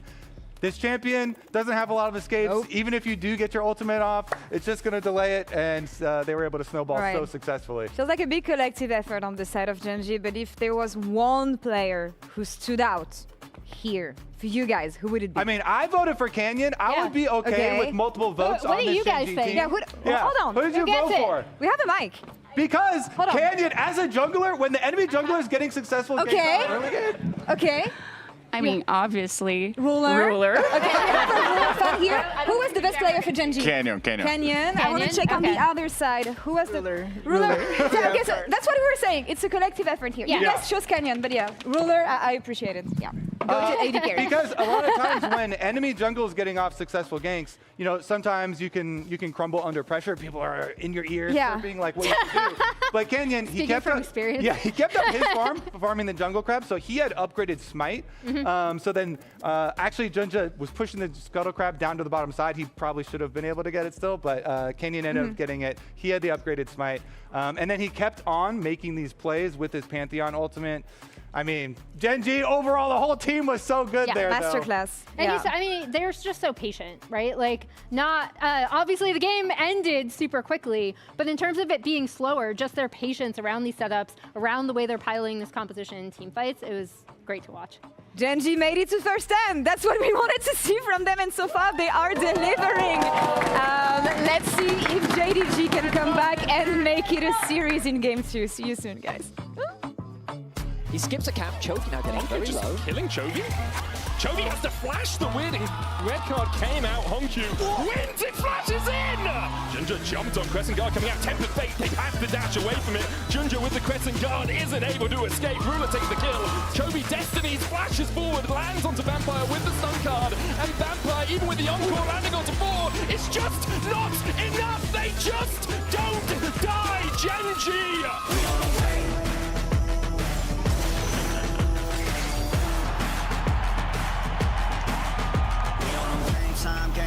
Game time, they about to step on a landmine.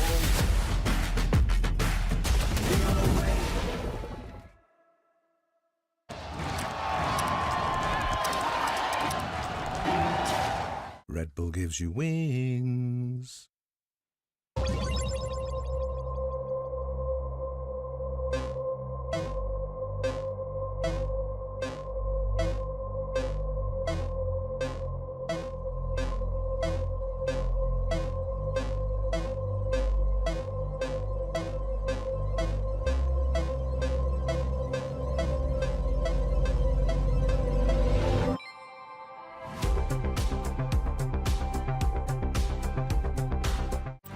Players in the world are here.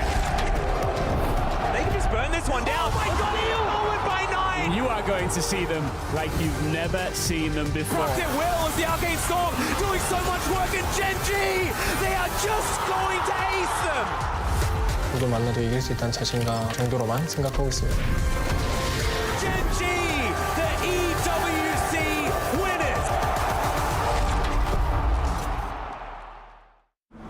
Every moment of your journey, crystal clear. Landscapes, absolutely stunning. Close-ups, sharp and full of vibe. Group shots, packed with detail. Zoom in on one face, still flawless.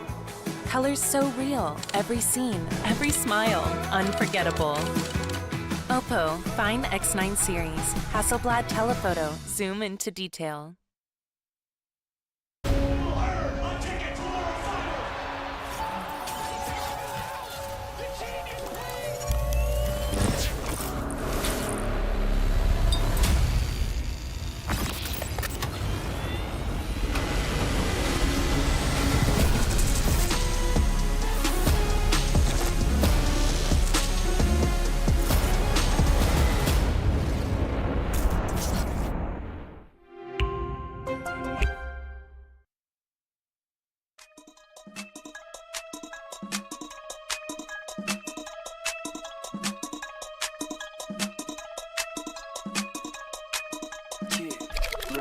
As luzes vermelhas me seguem, eu sei. Elas só querem meu mal. Quer as balas que ferem, poça de sangue já vira normal. Tranquilo, sigo tranquilo no caos. Digo se é questão de sobrevivência. Vida nas ruas não existe clemência. Quem vê de onde eu venho nem pensa que é possível se sair daqui. Jurei pra mim mesmo, não vou morrer aqui. O ódio quer me possuir. Vida em conflito te torna ruim. Amor e lealdade são matérias que eu não vi na escola. Lá onde o sonho de jogar bola foi ofuscado pelo brilho da 99. Sufocado na sacola. Menorzinho de 19. Já foi todo no corre.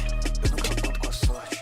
Eu nunca conto com a sorte. O karma não cobra em parcela. Vai pra pista e recupera. Eu nunca conto com a sorte. Eu nunca conto com a sorte. Meu mano são running. Sempre correndo por money. Deixa esse nego falar se queria ataque no meu lugar. Ele tá de blá blá blá. Só isso que ele pode fazer de lá. Meu mano é tipo yeah. O fim é triste, neguinho.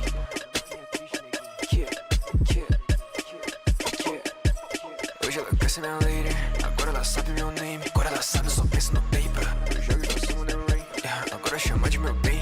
Agora ela quer ser meu bem. Será que antes eu não merecia? Será que ela só quer de vente? Ela me puxa pela minha corrente. Me solta quando eu quero my love. Só quero descarrego o pente. Essa barra me deixa contente. Esse neguinho tem cara de X9. Se eu tiver com a mala cheia, eu sei que ela vai ligar. Nunca corro do problema, mas é melhor evitar. Antes eu não tinha nada, agora eu vou pra New York. Miligramas no meu corpo e substância aliviar.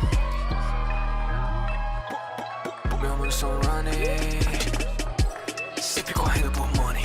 Deixa esse nego falar se queria ataque no meu lugar. Ele tá de blá blá blá, só isso que ele pode fazer de lá. Meu mano é tipo yeah. O fim é triste, neguinho.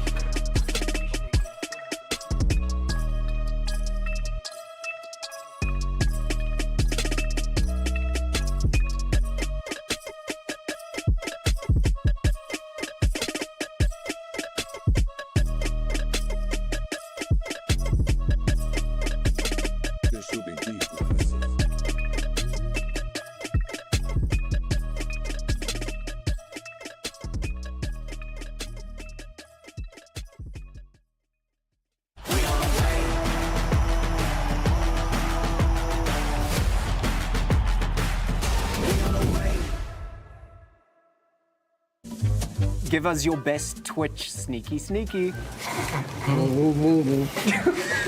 Your reaction to winning Worlds. Best pentakill announcement. Baron Nashor Raw. When you accidentally flash forward. Realizing your jungler missed smite on Baron.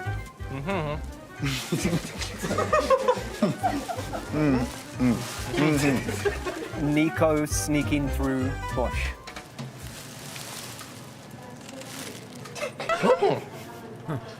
Riding Rift Herald into a tower.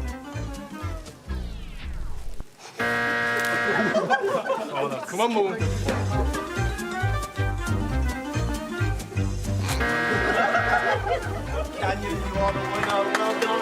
말이 안 되네.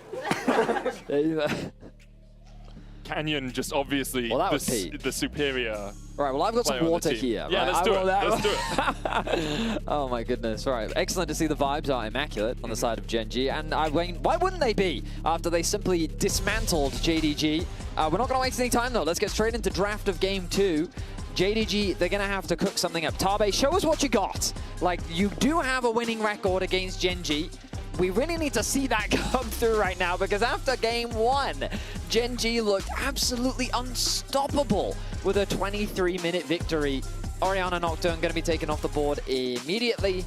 JDG looking to grab that first pick for themselves. Again, though, we look back, Ryze still a priority pick. Yep. Taliyah, after the nerfs, definitely fallen to the wayside. I don't think we've actually seen a Taliyah yet this tournament. We did see an Azir yesterday from Caps. But again, you can see that the mainstays that we saw for the majority of LEC versus in Ryze, Taliyah, and the majority of regions, Azir. I think, had a similar mid. Yeah. They mainly, after the nerfs have been pushed out, and it seems that Orianna and Ryze are still the only two that are the top dogs of mid lane. But with Aurora gone, TF gone, Ahri is the one that immediately I'm drawn towards. Ahri Vi, you mentioned it earlier, I think can be an easy pickup. depending on what they want to prioritize. And I think for JDG, they should be thinking about that Vi. Something that we've seen a lot from Junja throughout the year, and one of his go-to engage jungle champions. A jungler that he can have agency on in the early game is one of the key pillars of success for JDG. Absolutely. We saw it in game 1 as well. Like, they did manage to get a lead through the fact that Junja was everywhere on this Xin Zhao, and Honkyu as well, getting the solo kill in the mid lane. And Best was going to be the final ban from JDG. No surprises that you want to take that out of Keen's hands. Karma removed by Genji. So where would JDG go with their first pick? You do still have things like the Yunara if you do just want to go for a strong AD carry. I think Vi has to be the option.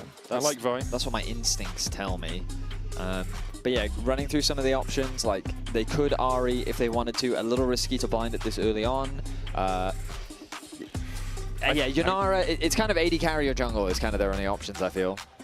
There's the option of Shoshu's Renekton as well. He does love that. I mean, with the Ambessa ban, I was wondering perhaps, but instead it is going to be the Lulu down towards Vampire. So, there are some risks with this. There's a lot of risk with this, Benny. Blitzcrank, Nautilus, Thresh are the three that immediately come to mind. Duo's Blitzcrank as well. Like, the guy has made his name on this champion. Yeah, I mean, we haven't seen it from him this year, but like, I keep saying Blitzcrank. I feel like in the LEC, I've said it multiple times, and no one in the LEC picked it. I want to see it, Genji. I would love to see a Blitzcrank right now. Blitzcrank Caitlyn, I think, is my favorite combo, but with the Caitlyn already gone, unlikely to see that. There's that Vi that we were talking about.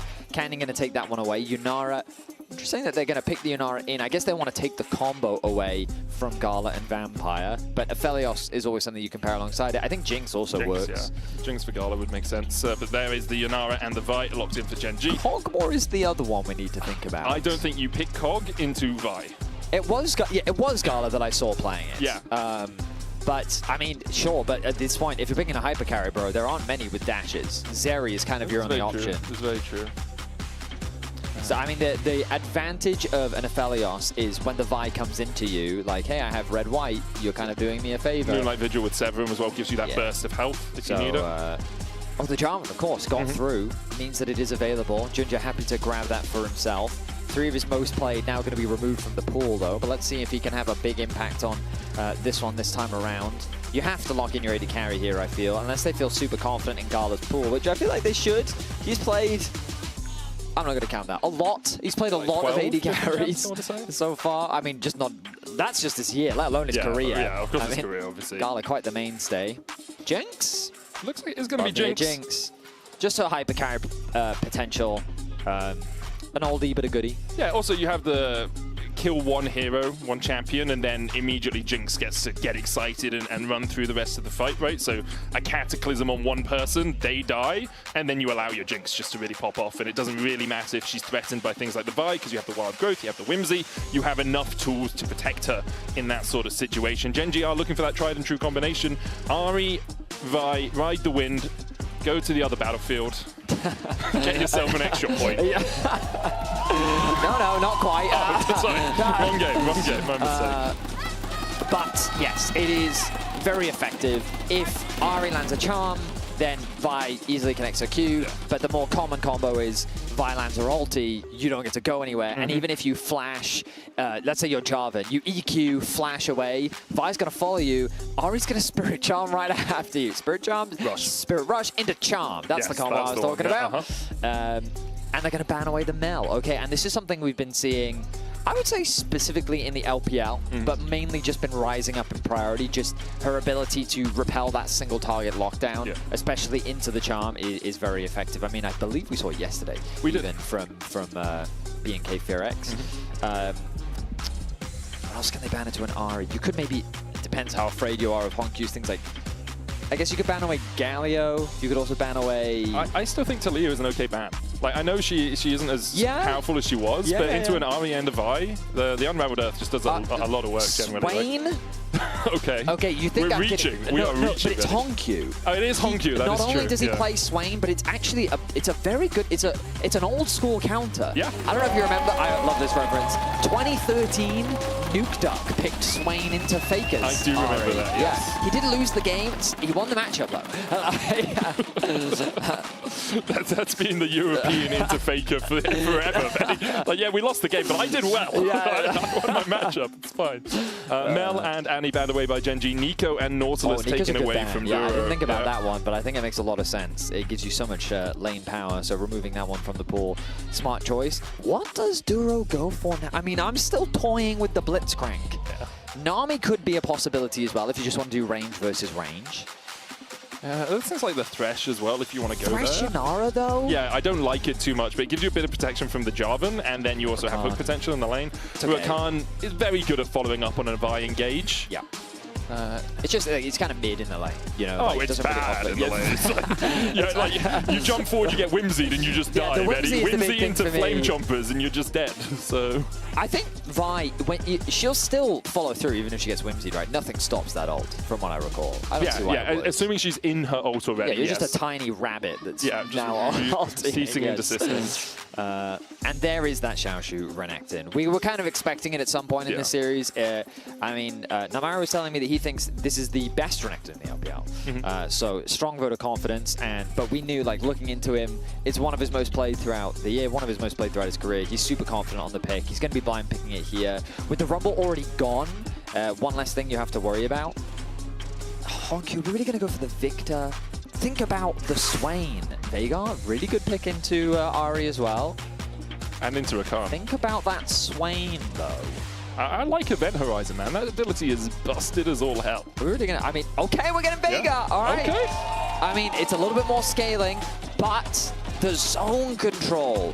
I mean, you're good with the building names. What's the baby Event gauge? Horizon. Event Horizon. Did they really call it Event Horizon? Yeah, because it's like built of dark matter, which is his W. Is that not the... Oh, that's his W. And his Q is Baleful Strike, and his ultimate is Primordial Burst. Okay, Come on. I mean, it's QWER, but it's his E is what is annoying for champions like this to deal with, specifically Ahri, because while she does have a dash, it's not a blink.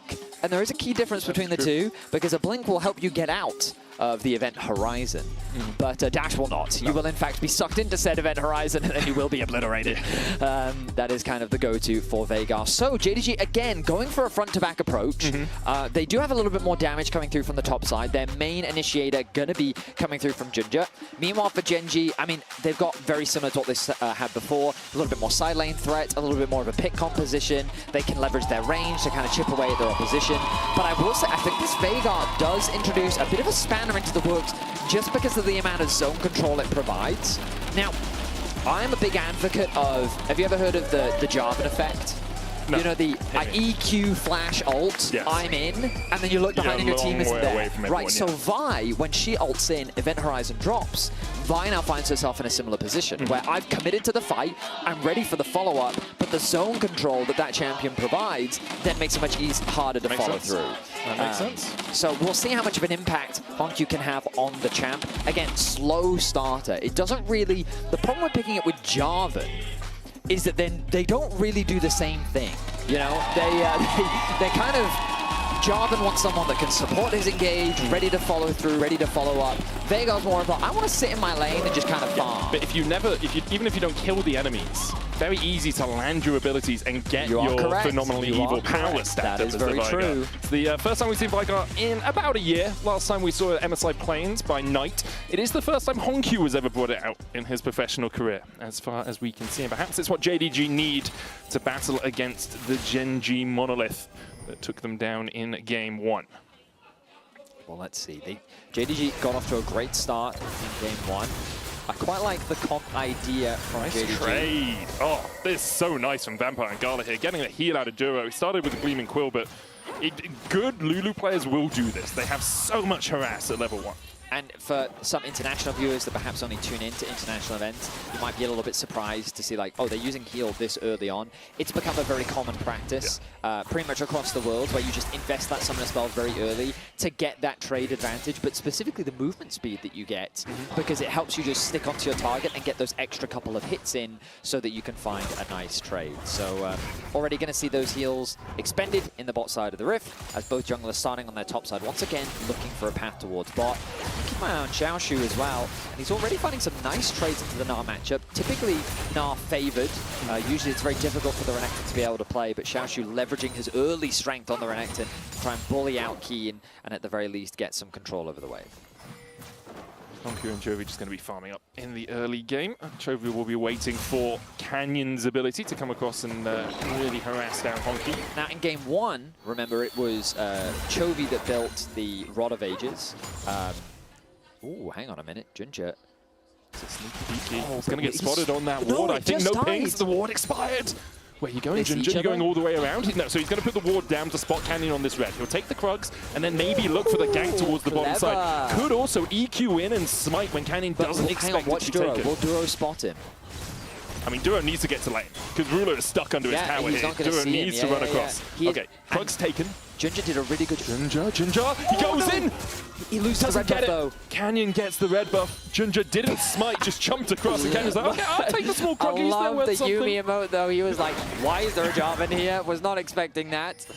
Wow, okay, so love the idea. Doesn't quite secure the red buff, though. Would have been big if he had been able to secure it. His jungle clear now heavily slowed down. Canyon losing out on a camp sucks for him, but that bot Scuttle Crab now open for taking. Could be a double crab situation. It could also be an invade. Like, Genji have the push coming out from bot side. Gala and Vampire a little bit low. Risky, though. There's no point, risky, really. But I think for, you just...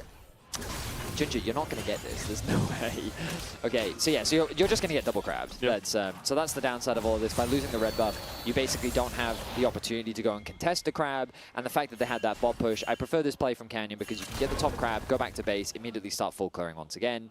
And yeah, I think that just from a tempo perspective, it makes way more sense for Canyon. You're right. You're right. I just like invade. Vedi, if there's a possibility of action, that's what I like to see. That's fair enough. And Duro, he created a slow push here in the bot lane as well, so that's also going to be pushing towards them. The mid lane has been a little bit action-packed. I wanted to talk earlier about how for Veigar, we often see Rod of Ages. And I think, again, for the same reasons, it just makes you more durable. Yeah. And remember that the thing about Veigar is you just continue to passively stack up the damage from your Q. So that when you do get those last hits, your AP ends up going up. And so going for Rod of Ages, it's just like a very mega scaling type of build. And you reach a certain point where you just hit like a truck. Yeah. You just hit really, really hard. And so, but it also just increases your survivability. Gala caught out here, needs to get away. Polymorph down onto Ruler, flash away from Gala. And they will take that exchange. I mean, you see with a how great grand entrance. Significant levels are in the bot lane 2 versus 2. Being level 3 versus level 4, those just that extra stats that you get, really giving you a big advantage and really hitting the hurt down in the bot lane 2v2. Not a huge difference in terms of the farm. Meanwhile, Chovy, he is building a bit of an advantage. What you need to do on Ahri in this matchup is you just kind of perma-push. You trade mana to get control over the wave, to shove as quickly as you can, with the sole intention of forcing the wave underneath the tower, because it's much harder for Veigar to be able to last hit underneath his tower. He wants time to just queue those minions, last hit as often as he can, so Chovy doing the right thing and just perma-shoving that wave underneath the tower, making it harder for Honku to do just that. Ginger spotted here by the Scryer's Bloom. Canyon's going to jump across onto the Jarvan, just forcing him low before this Scuttle Crab fight begins. Oh, it's spawning on the top side. So oh, that it is. No Scuttle Crab Dragon fight, though slightly larger Scuttle Crab. Yep, somewhat. We'll use the smite early. Knows that he's going to get it off cooldown soon. With the bot lane control and the mid lane control, Ginger really can't contest this. Will that stop him from contesting it, though? We're about to, yeah, I mean, your Jinx is going back to base. Yeah. I think there's not much of a contest here. But again, like, we kind of expected this. This is why I was a little bit skeptical of Jarvan plus Veigar, because Veigar really doesn't like get lane control. So there's not much that the Jarvan, who's not the best skirmisher, especially against Devi, can do. So just kind of at the mercy of whatever Canyon wants to do, really, and Canyon is taking full advantage of that. And the invade, nice idea, but ends up backfiring quite significantly. Ginger, though, on his way to level 6, going to be working towards that. Polymorph, nice damage onto Duro. Duro was trying to hug the top side of the bush to avoid the Glitter Lance hitting onto Ruler, who was backing in the second bush, but he was just in range. So Ruler's back was stopped, loses a little bit of time in terms of coming back to the lane. In time, the wave is going to crash in. You can see Gala here will step up to Duro to make sure that at least a couple of these minions, one or two, die before Ruler can get back. Gala's already just gone back to base, so Vampire, he needs to skedaddle ASAP. The good news is that Duro is also going to go back to base. Gala, though, successfully pushing that wave underneath. Going to do another recall. What's he going? What gold does he have? I was going to say, he just spent his gold. I don't think there's much for him to do. The wave is now kind of in an awkward spot. He's just got to tank it up, got to accept it. Yeah, we'll push into him. His cannon minion was dying a lot quicker than Ruler's, so eventually that wave will begin to crash in with Ruler farming it up. Canyon here just getting vision control up towards the top side, but a relatively slow early game between these two teams. As you said, like, not getting pushed out of mid means that Junju is kind of muted in the early game, and Xiao and Keen just very happy to trade into each other consistently on top side, but neither of them really have a huge amount of kill threat, especially with plated steel caps being the first item they both complete. Yeah. Makes a ton of sense for both sides of the matchup. One for mitigating the poke and one for mitigating the all-in. So both top laners happy to farm. Renekton with a small gold deficit and a small CS deficit, but nothing too significant. Vision control is immaculate for Gen.G on the top side of the rift. You can just see wards littered across the river and into the entrances, along with one control, which is getting cleared out right now. Duro, I mean, he has gone back to base, but he, well, doesn't have any wards left. I guess he hasn't upgraded as well. Yeah, he hasn't got the upgrade. So, yeah. I was like, kind of a little bit surprised, but I mean, it's a little bit harder for the Rakan to like walk up and auto the minions, whereas the Lulu just gets to stand there and say, okay, you're stepping. Okay, cool, I'll auto attack you. Get my World Atlas procs. Has those wards already stacking up. 5 seconds before we have the grubs spawning, but it looks like Gen.G want to bring their attentions down towards this bottom side. Clear out vision once again, make sure that Junja it just can't really do anything on the map. You can see so much vision control through both sides of the river, top and bot for Gen.G. Where does Junja go? Sorry, none of you saw that, but Medic just knocked a bottle of water off the side of the caster desk. Dramatic fashion. The gesticulation happening there. Yes, sometimes it just, accurately, yes. Oh, truly stupendous. Yeah, thank you. Yeah, you're welcome. Ooh, there it is, the Event Horizon, the first of many. I doubt it was the first. It was an uneventful Horizon, one could good say. One, man. Good one. Twirling my Bring it to me. there. Bring it to me. Bring what to you, Medic? The Horizon, buddy. But it was uneventful. Yeah, but bring me the Horizon. Oh, I see you've made another clever joke about the band. Bring me the Horizon. Well done, good sir. Well done. I can feel the audience riveting at our clever puns. They're entirely riveted right now. Now, Grub's begun. Becoming more British the more I cast with you, man. Quite. I don't think what what light through yonder window breaks? The problem is, Medic, we've got a Veigar in mid. Can we get a stack check, perhaps? Maybe it's 73, you can see it on the screen. Oh, yeah, you're right. Yeah. Okay, I completely forgot we had that feature. Canyon gets the second. Meanwhile, on the top side, a bit of a fight happening as Keen and Xiaoshu continue to trade. The flash in cease and desist. Xiaoshu doesn't have support of 420 gold. Goes over to Canyon for first blood. A nice punish from Gen.G. Xiaoshu going for a bit of an all-in when his team can't really support him. And he was doing pretty well in the 1v1, but the moment Canyon arrived, changed the dynamic, and things don't quite go your way. Duro doing what he often does, snuck his way into the jungle. Now Keen has flash, polymorph, flag and drag, and down goes the nut. Good play from Vampire there, flashing forward to make sure Keen didn't have a route to escape. Absolutely, love that play. Chobi taking a bit of a nasty trade there. I have to imagine that this one was eventful. And Honkyu was able to get the combo off, and now he has to back because an ult from Honkyu puts him in kill range. Yeah. So TP gonna come through. Come on, you can land it, Honkyu. There it is. Oh, nice combo. Good damage, good damage. That's just a taster of what's to come. More damage will continue to mount. Ooh, nice sidestep there from Ruler. No support, given that Vampire was sitting top lane making that play, means the Gala are going to be zoned away from a lot of farm. And Gen.G, without really doing much, have amassed a 1.4k gold lead. Yes, I mean, they have won every lane. Yeah, it's kind of the frustrating thing when you're playing against the best team in the world, when they kind of just have all the best players, they just kind of passively just win.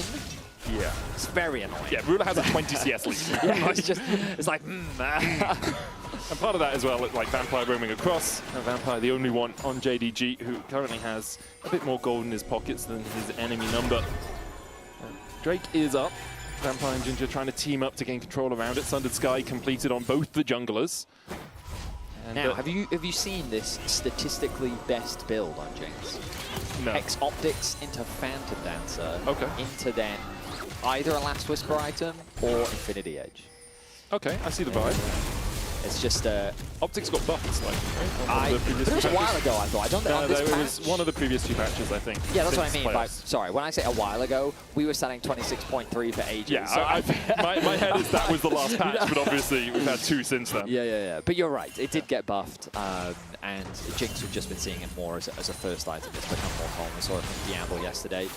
And I mean, if we're thinking about that, all JDG need is a pentakill on Jinx. Yes. And easy dub. We saw it yesterday. Yeah, exactly. Diablo and Gala. They share at least 2 letters of their names. And Gala, I mean, Gala is the pentakill king. Right? He's true. the pentakill prince. I've demoted him slightly, but his alliteration is better. We all remember Sheen with the Gala call on that This Kai'Sa. dragon, I believe, is uncontestable. Nothing is truly uncontestable, Betty. He's going Dragon smikes it, he contests it! And there's the knock-up on Canyon as well. Cease and desist onto the backline as Duo looks for the engagement. Canyon might be the first to fall in the fight for Gen G. They did manage to pick up Hongju. Chovy still looking for the chase. Gala running away, but the charm landing from Chovy means it is a 3-for-1 exchange for Gen G. They do get the dragon, but it costs them a lot. Hongyu was very isolated from his team, and Chovy saw that as an opportunity. He pounced onto Hongyu, caught the Veigar out of position, and didn't give him an opportunity to move. Meanwhile, Canyon survives for so long. Look at the difference here. So Canyon is able to get his ultimate off. He creates a bit of space. Meanwhile, Hongyu dead immediately. So while Canyon's doing all this damage on the backline, surviving for all this time, the rest of Gen G then arrive to offer assistance.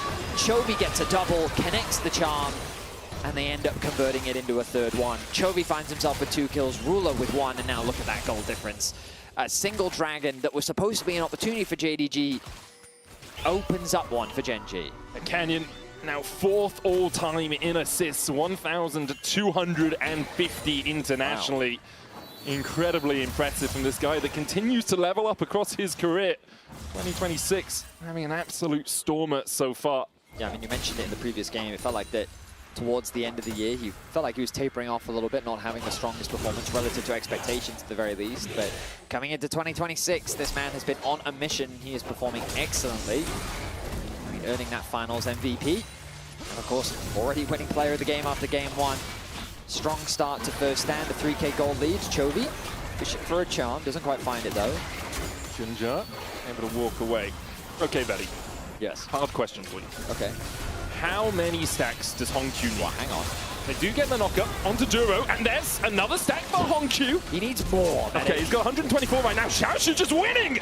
The 1v1 against Keen gets a solo kill. Okay, I see where the best Renekton in the LPL comes from. You know? I get that vibe. I get that vibe. Solo kill onto Keen. Very well done from Xiaoshu. Up on the top side.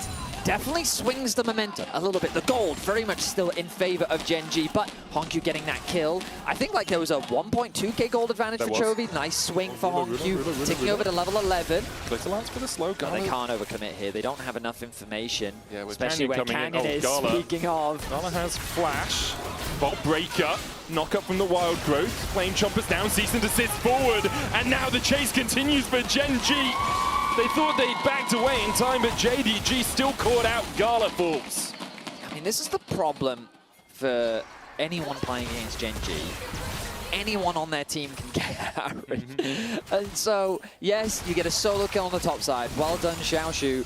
But when we have a look at the Coinbase gold grind, you can see that, sure, the gold is even in the top lane. It is even. Whereas for Ruler, it is not even. Yeah. It is. Okay, TP flank. The Veigar TP flank. Okay. Chovy does have flash and has Spirit Rush. And yep, okay, Hongyu. That's a farming TP as the Vitoad secured here for Gen G. And they will just back away from the fight. I was about to say that was uncontestable again. And hey, they got the last one. The last time you said that, was it worth it? No, it's still contestable, you know. Okay, we're getting into Savannah right now. Yeah. Right. Right now, Gen G, a little bit of a cheat code as Gala forced away by Ruler. The ex-JDG player. They get the tower bot, they get the tower mid. It's every second Drake, man. Like, the second Drake happens, flash forward with the Cataclysm, but this Jarvan is a mile away from the rest of his team. Ruler, though, going to get caught out by Xiaoshu, and the chase continues. Shut down to Ginger. Duro next. JDG collapse. And managed to find 2. Chovy recalling, should be able to escape. Keen able to force JDG away. Okay, so Xiaoshu, I love the use of the TP there to create a flank. That engage from Junja felt way too deep. It felt like that was an ambitious play, especially with Gala having no HP. But they're able to make it work. They find 2 kills. They get a shutdown onto Ruler as well. I think he was just there, by the way. I'm not sure he teleported. Oh, you're right. He didn't TP. Yeah, I think he was just there. Actually, let's have a look back at the minimap. Yeah, he actually just went the long way around. Look at the minimap. You can see him finding the loop around. They're sitting on a ward. The flash engage comes through, connects onto 3. Xiaoshu pops the ulti early, finds Ruler. I think this second kill, they should have tried to give to Gala. But you know what? Xiaoshu right now is doing all the work, so sure, take that kill. I mean, sure. Unexpected. Can we say that on the podcast?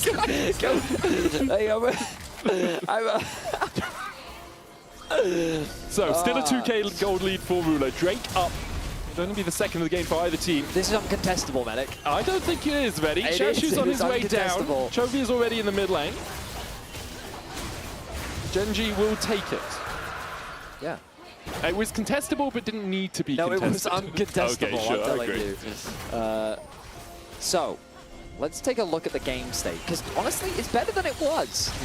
Xiaoshu has proven that I am now a threat that you have to be cautious of. And Genji definitely feels hesitant, so they're sending 4 people to top lane. And they're saying, you know what? Fine, let's play the numbers game. And the problem is, without any mid tower, there's not much they can really do to threaten. Xiaoshu with the dominance. Duro going to dance away with that battle dance. Driftel charges in, and there's the tower. That's all Genji really wanted out of the exchange. Yep, they'll be happy with that. Extend the gold lead a little bit more. They got the ulti out from Xiaoshu as well, so less of a scary threat. That mid wave, though, this is the problem. Gala can't approach it. He cannot go anywhere near it. The threat of a canyon collapse is just too lethal. Nor can Honkyu, really. Like, I mean, you're right. One event horizon does not deal with the geometry that is a Vi and an Ahri. Absolutely. So they're going to have to play it safe. TP. What's our game plan here? Oh, mid lane is the game plan. Yep. Gala steps up. And here goes Chovy. Ruler looking for it as well. Juro in with the quickness. Vampire with a great wild growth. As Juro can't connect, Vampire will still die. Junja and Gala force towards the top side. Cease and desist onto Gala. No matter what he does to try and escape, there is no way away. A blast cone back from Juro. You activated his fight or flight response. And Rakan is a flightless bird. He wants to fight as Genji continue to force JDG low.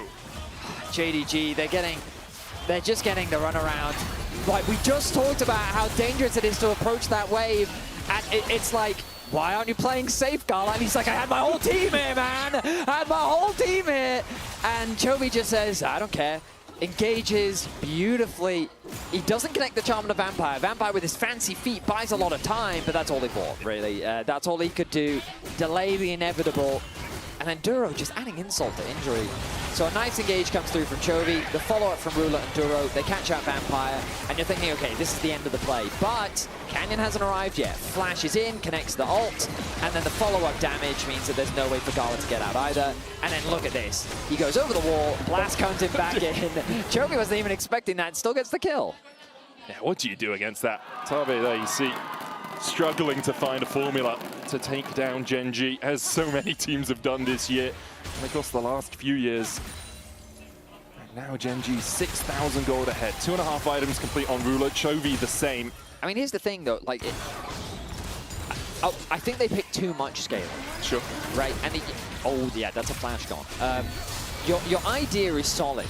I quite like the draft in isolation, but if you don't do anything against Genji, then they do this. Yes. They just take everything, and you kind of need to be able to contest them at some point, because if you don't, they'll just run rampant. And the fact that you've gotten one dragon, at the very least, buys you a little bit more time.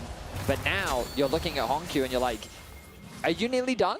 202 stacks, Betty. Can we finish the scaling part now? Is that possible? Looks like he's working towards Zonya's. The Rod of Ages is very nearly complete. Canyon stealing camps away from Junja. It's a rough one for JDG as they find themselves 6k gold behind. They just have no vision past like their raptor pits. There's nothing even superficially towards the river or into the Gen G side of the jungle, and now Baron an option for Gen G. A minute 20 before we see the next Drake. Junja diving in onto Rula, cease and desist. Cataclysm flash away from Junja just to escape, and he goes back in! What was the plan there, Junja? What was the plan? Because I don't quite see it. They now have a Baron angle, and they're going to duo it. They don't even need Chovy. He's still sitting top lane. He can collapse at any point, but with no smite threat, Genji's not afraid. Hongyu poking his nose and prodding. He's not going to find anyone. Maybe we'll catch Chovy if he walks around. Xiaoshu here as well. While the rest of JG begin to collapse, but that Baron already down to, well, it's dead. Genji have taken it. Chovy dives in, and look at the damage immediately. Good double knockup coming out from Duro, as Xiaoshu and Hongyu will fall. Gala and Vampire can only watch as Genji collapse again and take out their mid and top. I mean, the death from Junja has now completely broken the game. Genji were already in a winning position, but now with the Baron, they might be looking for another sub-25-minute win.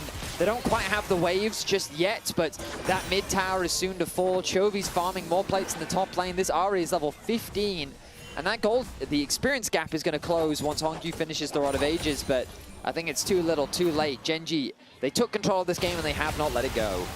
Have a look at it again. Chovy here just playing the longest flank, finds the charm. So easy. Nice charm connects. The flash over the wall from Hongyu. He still ends up dropping. And Xiaoshu, the scariest member on the side of JDG, falls like paper. Yeah. I was hoping for a Medjais from Chovy. He's gone for the Storm Surge instead. Still a ton of damage coming out from him. Infinity Edge complete for Rula. Gala nowhere near really that third item. Hongyu still yet to complete his Zhonya's. The only person within like 800, 900 gold of their opposite man is Vampire. And yes, Ardent Sensor and Mikhail's are great items on a Lulu, but you kind of need your carries to be in a position to use them. And they're not right now. I mean, oh, hang on. Chovy's committed Spirit rushing forward. A bit deep there. And they just walk away.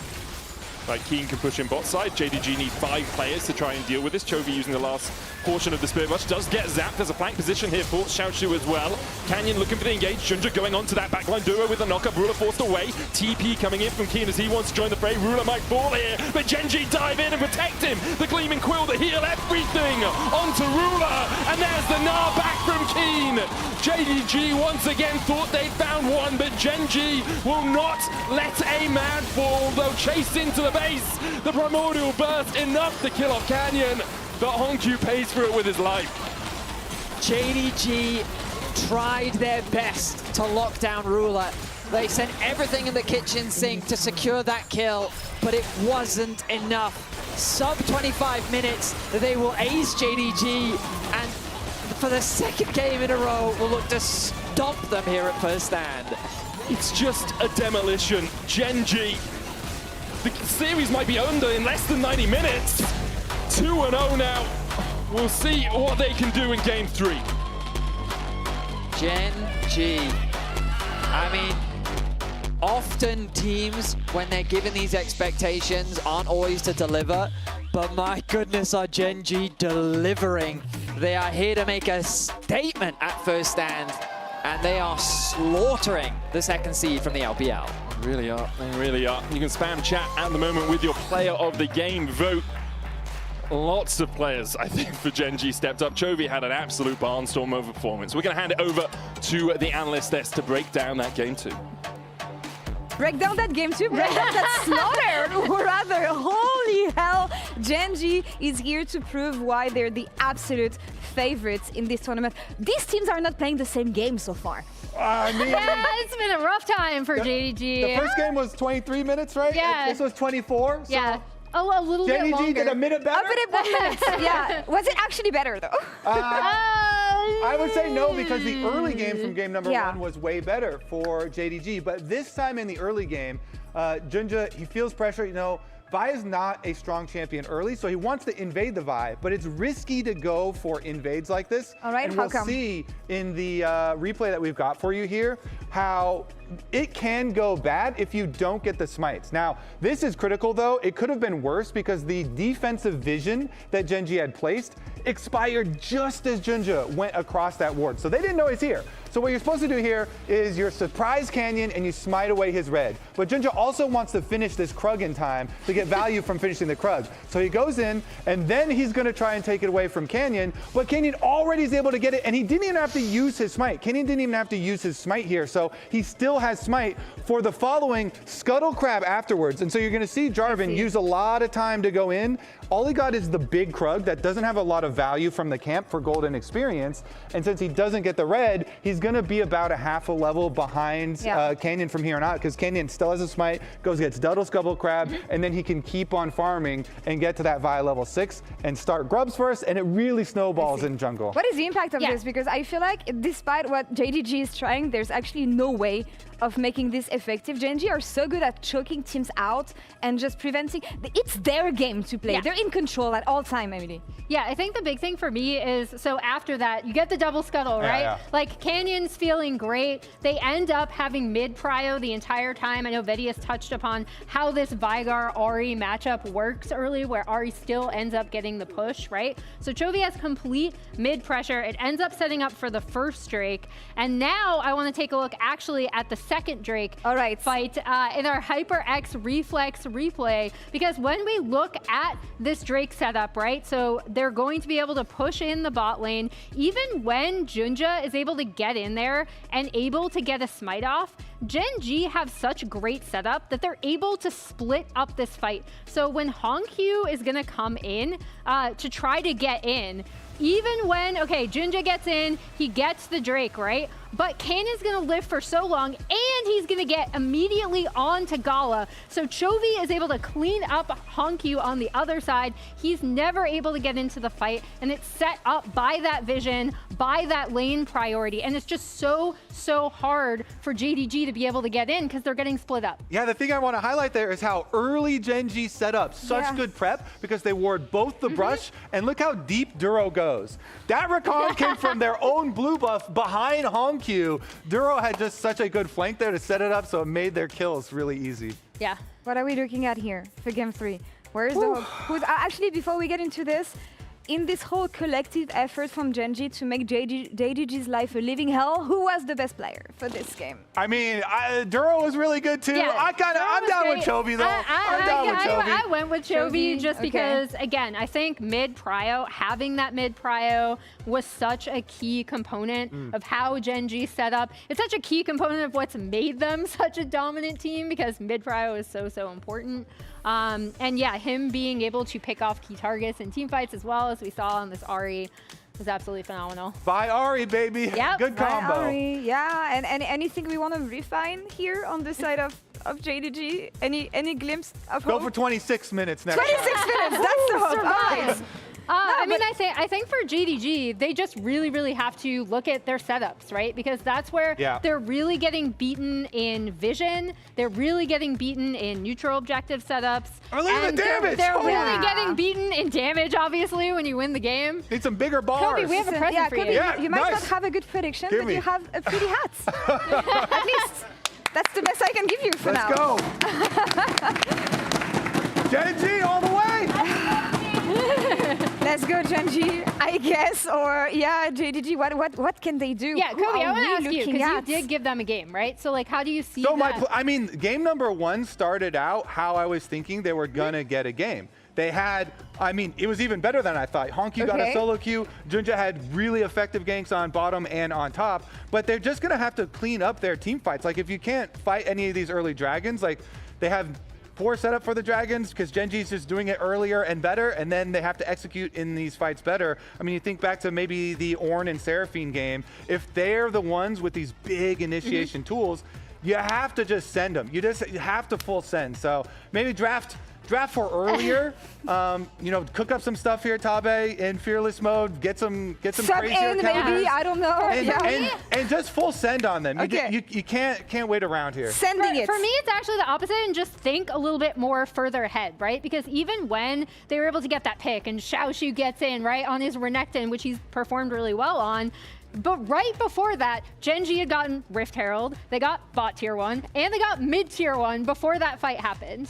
So they've already wiped off so many objectives from JDG's purview. Yeah. That's where I want JDG to improve.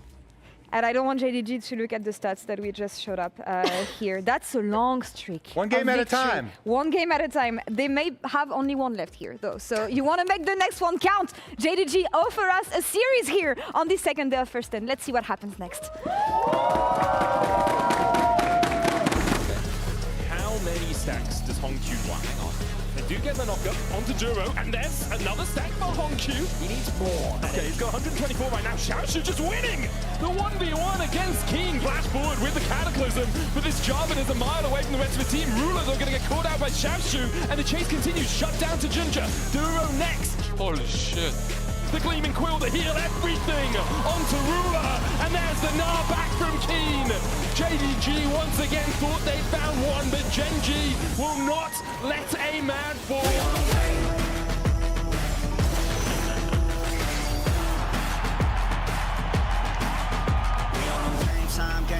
Game time, they about to step on a landmine.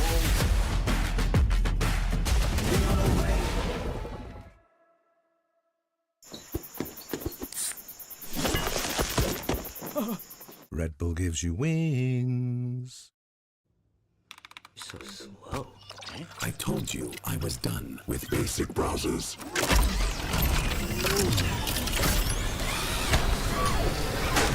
Your setup wants Opera GX, and you're holding it back.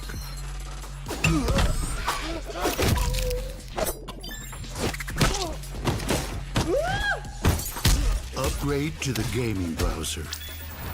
Download Opera GX.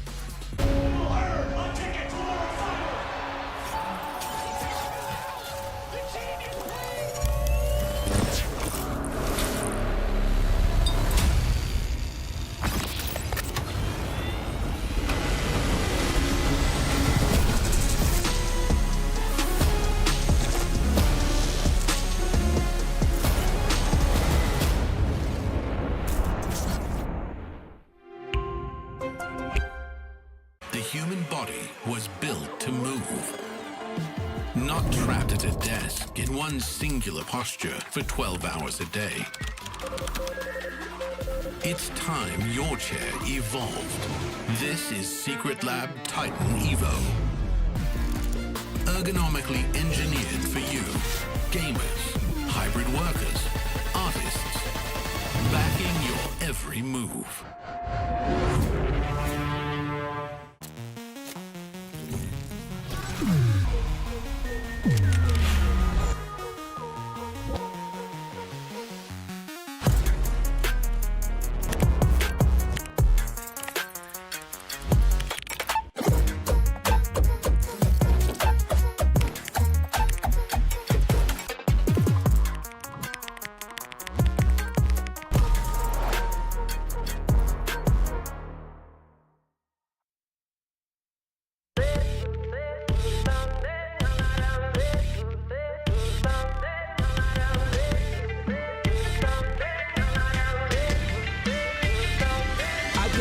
Friends while you press record. If you really about to strengthen, you gon' need a sword. The pen is mighty Aphrodite, how you treat the score. That's hard to settle, go to metal, got you fighting lords. Gotta cut the cord to your fear. Ain't no need in that hit. I'm the captain and what's happening, I lean when I stand. How I'm stacking these wins, watch the hate reappear. While you waiting in life, like at a bar for some beer. We the bar to the distillery, this is manual fame. Papa's clutch, how you think I know the name of the game? Old man was the greatest legacy before Lance. And if you talking real strange, I'ma go insane. Like, no offense, this a young king feeling. Fresh pick, got both rims spinning. No sense on your mind, that's dependent on where the party at. Power, how we trending. No offense, put my crown on the ceiling. Fresh pick, got both rims spinning. No sense on your mind, that's dependent on where the party at. Power, how we trending. play the game in school. I take your plate and your food. This is champion mode, and I ain't trying to be rude. Get the cross-stepping weapon on my right hand, shooter on my left, catch your breath. Got it done their hands like it's Peter Pan's. It's a rock when I run it back. Modi keep a stack, that's a rap to a better man. If you need to learn a couple moves, I help you understand. And if you need a rule, you gotta prove that you can read the sand. I'm talking hourglass. Moving, baby, choosing while we moving this fast. Got you losing our perspective through the looking glass. This some Alice kind of malice. You gon' need the past, present, future, soul. Go where you got the money. No offense, this a young king feeling. Fresh paint, got both rims spinning. No sense on your mind, that's the feeling. On where the party at, power, how we treating. No offense, put my crown on the ceiling. Fresh paint, got both rims spinning. No sense on your mind, that's the feeling. On where the party at, power, how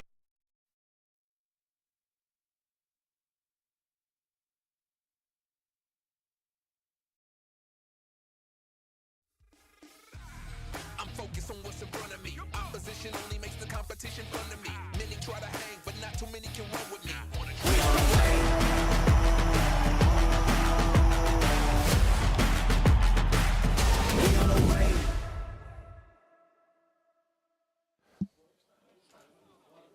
Hello and welcome back to First Stand 2026, where we are watching like a purple patch of a performance, an absolute demolition from Gen G over JDG.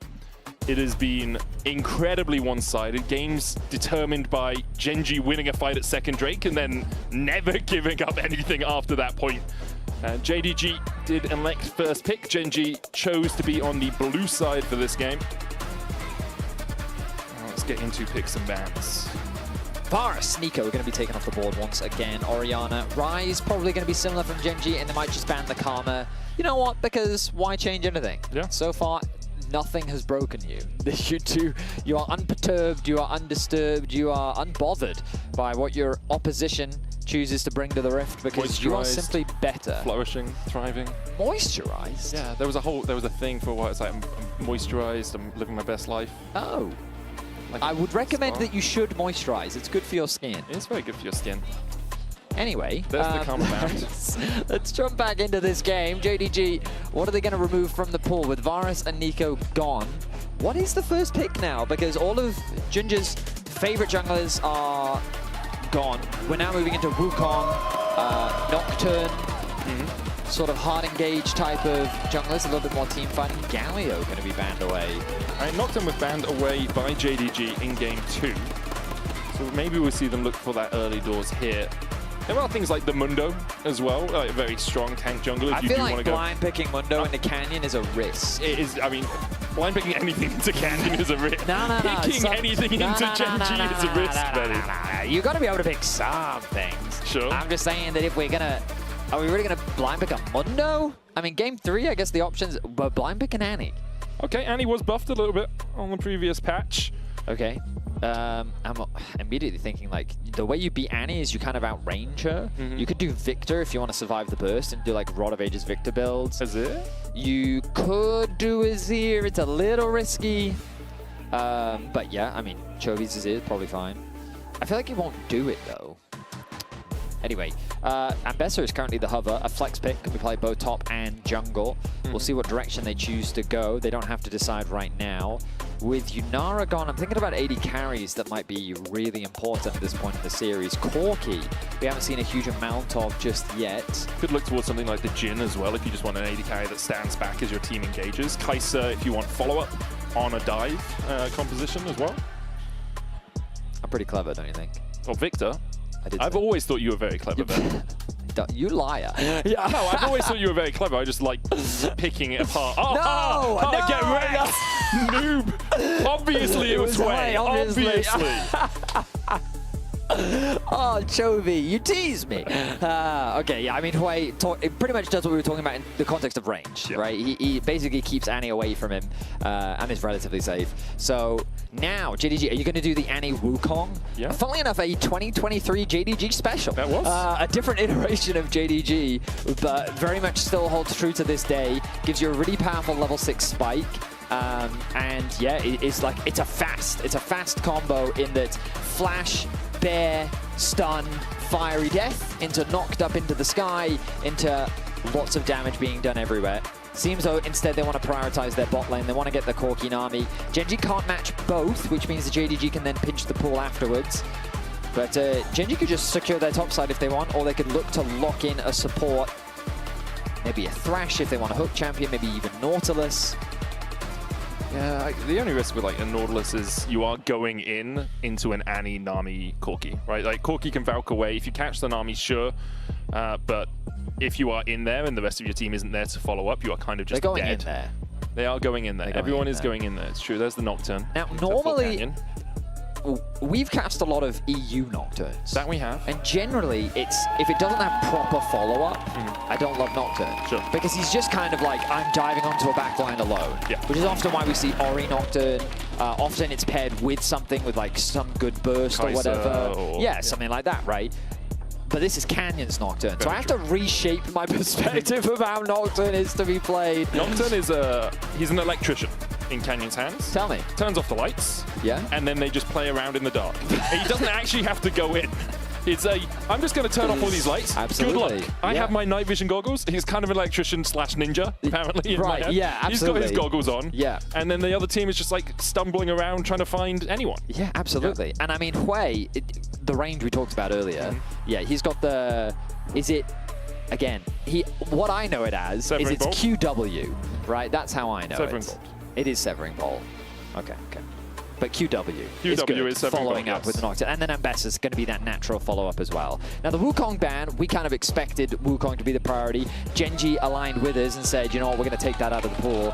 Jack's going to be removed as a response to the Ambessa top lane from Xiaoshu. I think that makes sense. I think Xiaoshu, he demonstrated that he's got the moves. Oh, yeah, right? 100%. So taking away that counter pick, I think makes a ton of sense. The Nautilus that we just discussed, going to be removed from the side of JDG. Are they concerned about another hook champion? No, the Renata. Okay, so they are going to look for some type of engage.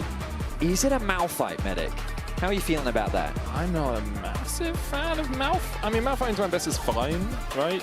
Yeah, I mean, I feel like they probably want to see what AD carry or support comes through. I think the problem, you're saying JDG pick Malphite top. No, jungle. Oh, jungle. I mean, I'm looking at Ginger's pool, and one of his most played is Malphite. I think the risk is if you Malphite ult the backline and then Paranoia comes out. Okay, with Alistar, I don't your like team Malphite then anymore. can't see anything on the. Yeah. You know, there's a possibility, a Silas possibility, although you kind of need an AD top if you're going to do that. I wouldn't mind Silas. Your comp's a little bit squishy. You don't really have anyone to tank Baron. They might do a Scion top. Maokai, I don't like it, man. I don't like Maokai with like an AP mid. The main reason is just, so you want to build Merc Treads against Annie. Sure. So if you then pick Maokai, you're now just getting extra value out of your Merc Treads. That's true. As opposed to something that's just a little bit, that's why Wukong is such a great pairing, because like, oh, you're going to build armor boots? Well, now Annie's having free reign.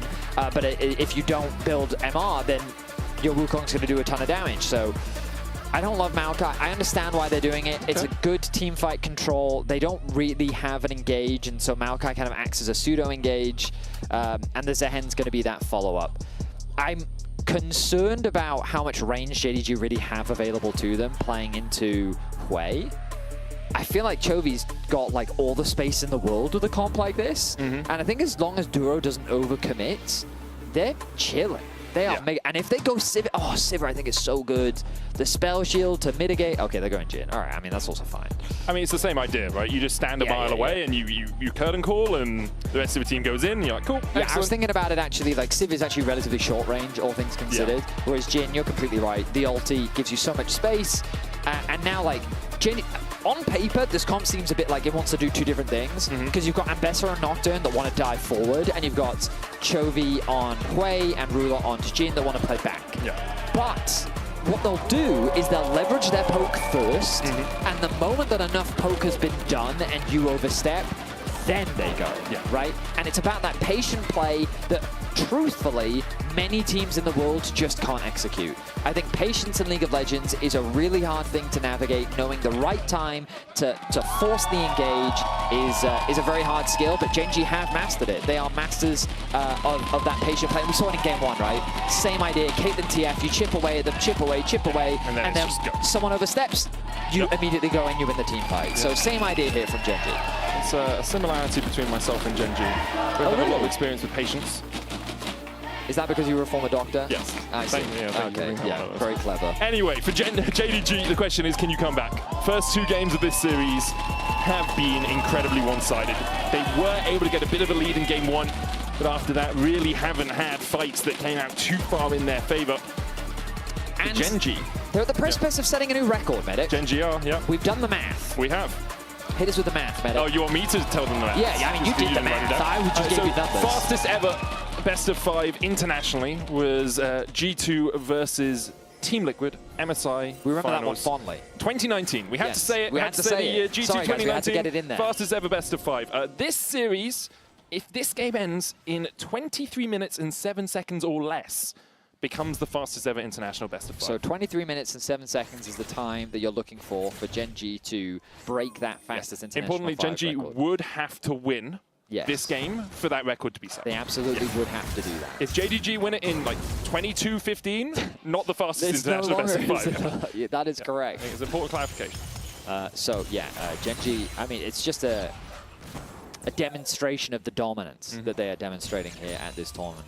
We were talking about it a little bit in the break. It's one of those things where Gen G are making JDG look poor. They are. But they're not. JDG's not a bad team. Yeah, they're not a bad team at all. You don't get second in the LPL being a bad team. Okay, that's not what happens. And I know the LYON fans are like, we could beat this JDG. And I don't think this is an accurate representation of how good JDG really is, because Gen G just have this effect where they just make good teams look very bad simply because of how dominant they truly are. JDG looking to get their first win on the board. They already have a very small goal lead. Gala and Vampire off to a fantastic start in the 2v2 lane, simply because, I mean, Alistair is having a miserable time. Alistair is not going to be having fun in this lane. It's also Jin. You get 4 attacks to try and trade back. It's like, we're probably going to lose that into an ebb and flow. Tidecaller's blessing on Gala, who can use that Gatling gun to reduce your armor. So yeah, not the easiest early doors for the Cow and the Artist in the bot lane, but Gen G should be okay just surviving a little bit of that early pressure. Does look like it's going to be a plate over to Gala and Vampire, though, on the right of your screens. Honku did get the push in mid as well, forced Chovy down, and has had to come back with a Sapphire Crystal here on the way. Yeah, I mean, for me, the biggest thing I'm concerned about for JDG's draft is largely this Maokai. I don't think they have easy access to the backline. I know that they were a little bit limited in terms of jungle options. I do think they should have prioritized getting that Wukong before, but also just double AP mid-jungle makes Merc Treads have a ton of value. And how are they going to close that gap? How are they going to successfully get on top of these backline carries, as Gen G have demonstrated their ability to play at range so many times before? Now, Canyon hovering around mid lane. He's threatening a gang. Honku oversteps. Honku has used that teleport already, but is able just to walk away from the devastating fire out of Chovy. It's a bit of damage, but nothing too major. Sidestep, connects the stun, shield comes through. Kind of what we're expecting from these trades. Annie has options, but overall it's just pretty stock standard, slow early phase. Duro, Bubble doesn't connect. Could have been a nice chunk of damage from JDG's bot lane 2 versus 2. Not going to find much off the back of that though. TP's committed now from the majority of the solo laners. Only Keen with his left. As Ginger back on his top to bot side clear. So kind of what we've come to expect from this series, a relatively slow and quiet start, as everyone is enjoying the calm, quiet sounds of Summer's Rift. It's not too calm or quiet. It's actually very calm and soothing, eh? Xiaoxu? Just because champions are fighting to the death in their respective lanes doesn't mean that it can't be calm and soothing. I guess the important clarification is it's not to the death. If it was to the death, then we'd see a little bit more death. They absolutely die. Just because they resurrect doesn't mean that they forego the... Right now, no one is doing that, Vetti. They are just fighting. But they can be fighting to death. They might not be succeeding. Oh, true, I guess. It's you that's the master of pedantry here. Are we not getting into the technically correct very verbiage?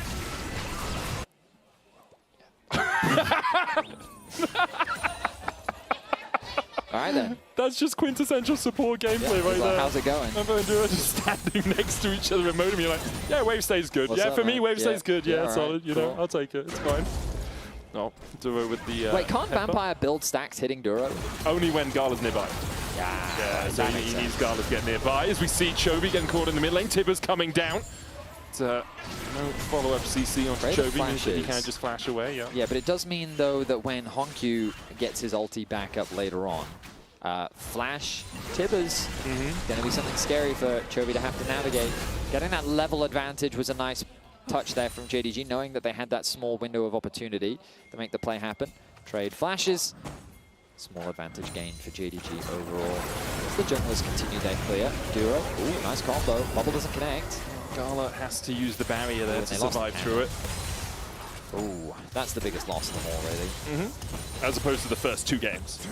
Yeah, no, that one was for sure. Probably that one I felt the most. Yeah, understandable. Yeah, relatively slow early game between the two teams. Slight gold lead for JDG, but once again, Ginger, apart from that gank in mid, hasn't been able to have as much impact for JDG as they would like. It's a bot side scuttle spawn. Ginger goes in, Bramble Smash back. Both of them have that upgraded smite. This is contestable. Honkyu, it is contestable, as you say, is going to force Gen.G away, and because of that, Ginger will get the level 6, and I think Gen.G might have to give up the first Drake of the game. Ooh, I don't know about that. That wave still needs to be caught in mid lane. Chovy's got the push. The bot wave needs to be dealt with still. Canyon not level 6 just... Oh, wow, okay, we're committed. Going out from a long way away. Ruler and Duro might have to flash the cleanse out from Ruler immediately, but look at the damage onto him. Good Aqua Prism landing onto Duro. Canyon stopping his back means that JDG won't go any further. Okay, so Ginger using his ult very early means he won't have it for the fight, but Canyon's not farming anything right now. He's still half a level off. Okay. Okay. All right, this looks like this is going to be Dragon for JDG. I think this is their first Dragon of the series. I think so too. Yeah. Right now, this is not looking like a 23-minute and 7-7 victory for Gen.G. Right now. We're 7 minutes in. It's the second Drake fight. Yeah. Every time it's been the second Drake fight. Yeah, no, you're right. But look at this, a 700 gold lead. Now, some of you at home, if you've just tuned in, you might be wondering, wow, I feel like they're being a little bit condescending. You know, like, and the truth is, Gen.G, if you've only just tuned in, they won a 23-minute game, and then they won a 24-minute game. So, honestly, we're kind of just hoping for the best for JDG, that they can show us something as we get closer to the mid-game, because Gen.G have been nothing but a force in this series. And you have to remember, like, JDG have kept one of their players from last year. It's Xiaoxu. Ginger and Honkyu came over from CFO. Gala and Vampire have joined the lineup. Vampire, a rookie to the international stage, alongside Xiaoxu. So for them to even be able to butt heads against Gen.G, even to be able to get second place in the LPL, incredibly impressive. Tabi has led them really well as the Grim Deliverance coming down with Paranoia there for the chase. Cultivation of War, that passive on Xiaoxu will bring him back to life. Gen.G, though, still looking to take him down. The curtains open on Honkyu, and they close immediately as Chovy secures the kill. Meanwhile, on the top side, Xiaoxu's got a fall as well, and Gen.G roaring to life in game 3. And just like that, the gold swings. Gen.G find plays across the rift. They make magic happen in mid lane. They find a nice gank in top. Ginger was too far away to help this top laner out. And even though Xiaoxu, he actually came so close to getting a kill back onto Keen, he just didn't quite have the damage. Ginger, though, I think he was... Nah, he's not going to be able to hand this over. The TP will come through. Ginger, they'll get a kill on bot. It's going to go down. Vampire takes the kill, though. Not really what you want. Gala has to use the barrier. Yeah, he had to there. The tower, I think, had stacked too many times and was threatening the kill. It's unfortunate for JDG that the kill does go over to Vampire. They would have loved to funnel that gold into Gala, get him towards that Trinity Force. Idle wave. Ruler does have flash, uses it away from the Aquavism. Gala Valkyrieing forward, flashing himself as well. And with the Phosphorus Bomb and the Gatling Gun, Gala rattles through Ruler. Okay, nicely done there by the bot lane of JDG. Really coming to life here in game 3. Ruler expecting the bot lane to have gone back to base, ends up getting punished. He thinks that he's safe because he has his flash, but he ends up paying for it. Vampire, he's fine. He's not going to be interrupted by Duro. But a nice advantage gained. And JDG definitely swinging back here in game 3. Yeah, 1,000 gold lead now for JDG. 800 of that sitting on Garland, one of the most experienced players on the roster. That NSI title back on RNG. Picked up a couple of them, actually, in consecutive years. Him against Ruler is one of those matchups that we've actually seen quite a lot over the years. Ruler does have the advantage of it. When he was playing on JDG, it was Gala sitting on LNG, and JDG at those times in 2023 were the dominant team, not only in the region but in the world, only just getting stopped by T1 on their way to Golden Road. And JDG have gone through so many iterations of their coaching staff and their roster to finally land a roster that was, I think, a little bit surprising to many for it to find success this quickly, for them to be doing so well domestically, getting that second seed from the LPL.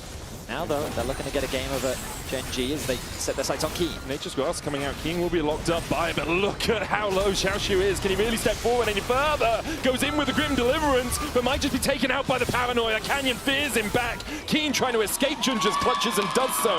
Gen G pounce on an engage from JDG. Yeah, I liked what I've been seeing from Xiaoshu so far in this series, but that play right there, I mean, he basically just lost all of his HP without trading any of it back against Keen. I have to imagine that he had a lot on cooldown when the gank was happening, and it meant that between the two of them, they just didn't have the damage to find that kill. Gen G turn it back, they find a kill of their own.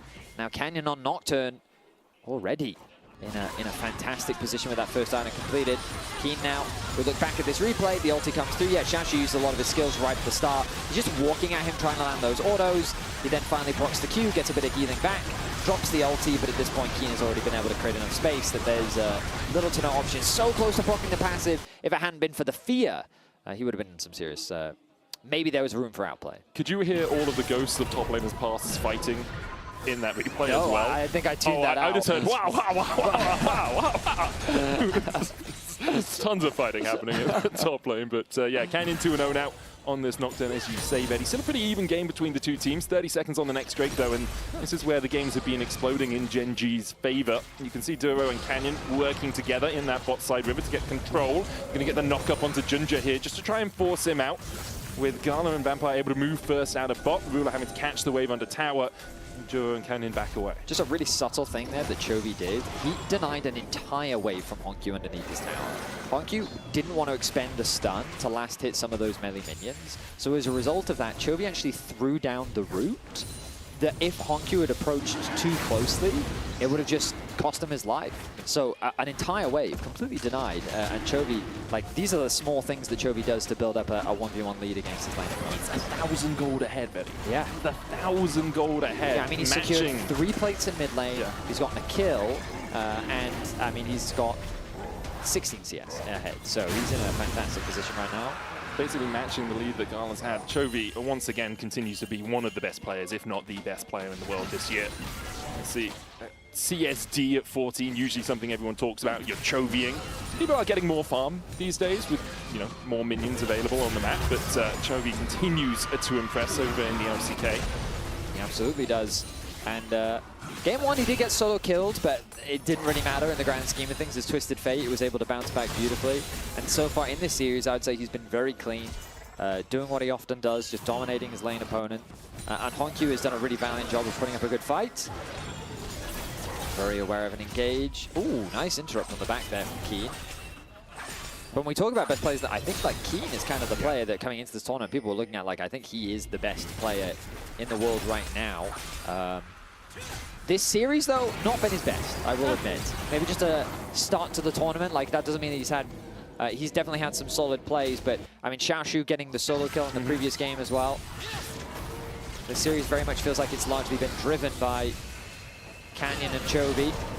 I mean, with Ruler to a degree as well. I mean, it's one of those things as well you don't appreciate. We talked a lot about it, but Duro, like, you're seeing it now. You just look at the minimap, there's 2 wards every time, enemy jungle, every time. Yeah. Duro is so good at getting that deep vision. He is really just, he's super, super consistent at it. He's always tracking where the enemy jungle is, and it makes Canyon's life just so much easier when he knows exactly what the enemy jungler is up to. So credit to Duro. Like, he doesn't necessarily make the flashiest plays. He had that blast cone play, of course, in the Java one, which was always entertaining to watch. But yeah, his vision control is absolutely immaculate. Makes it much harder to just play the game.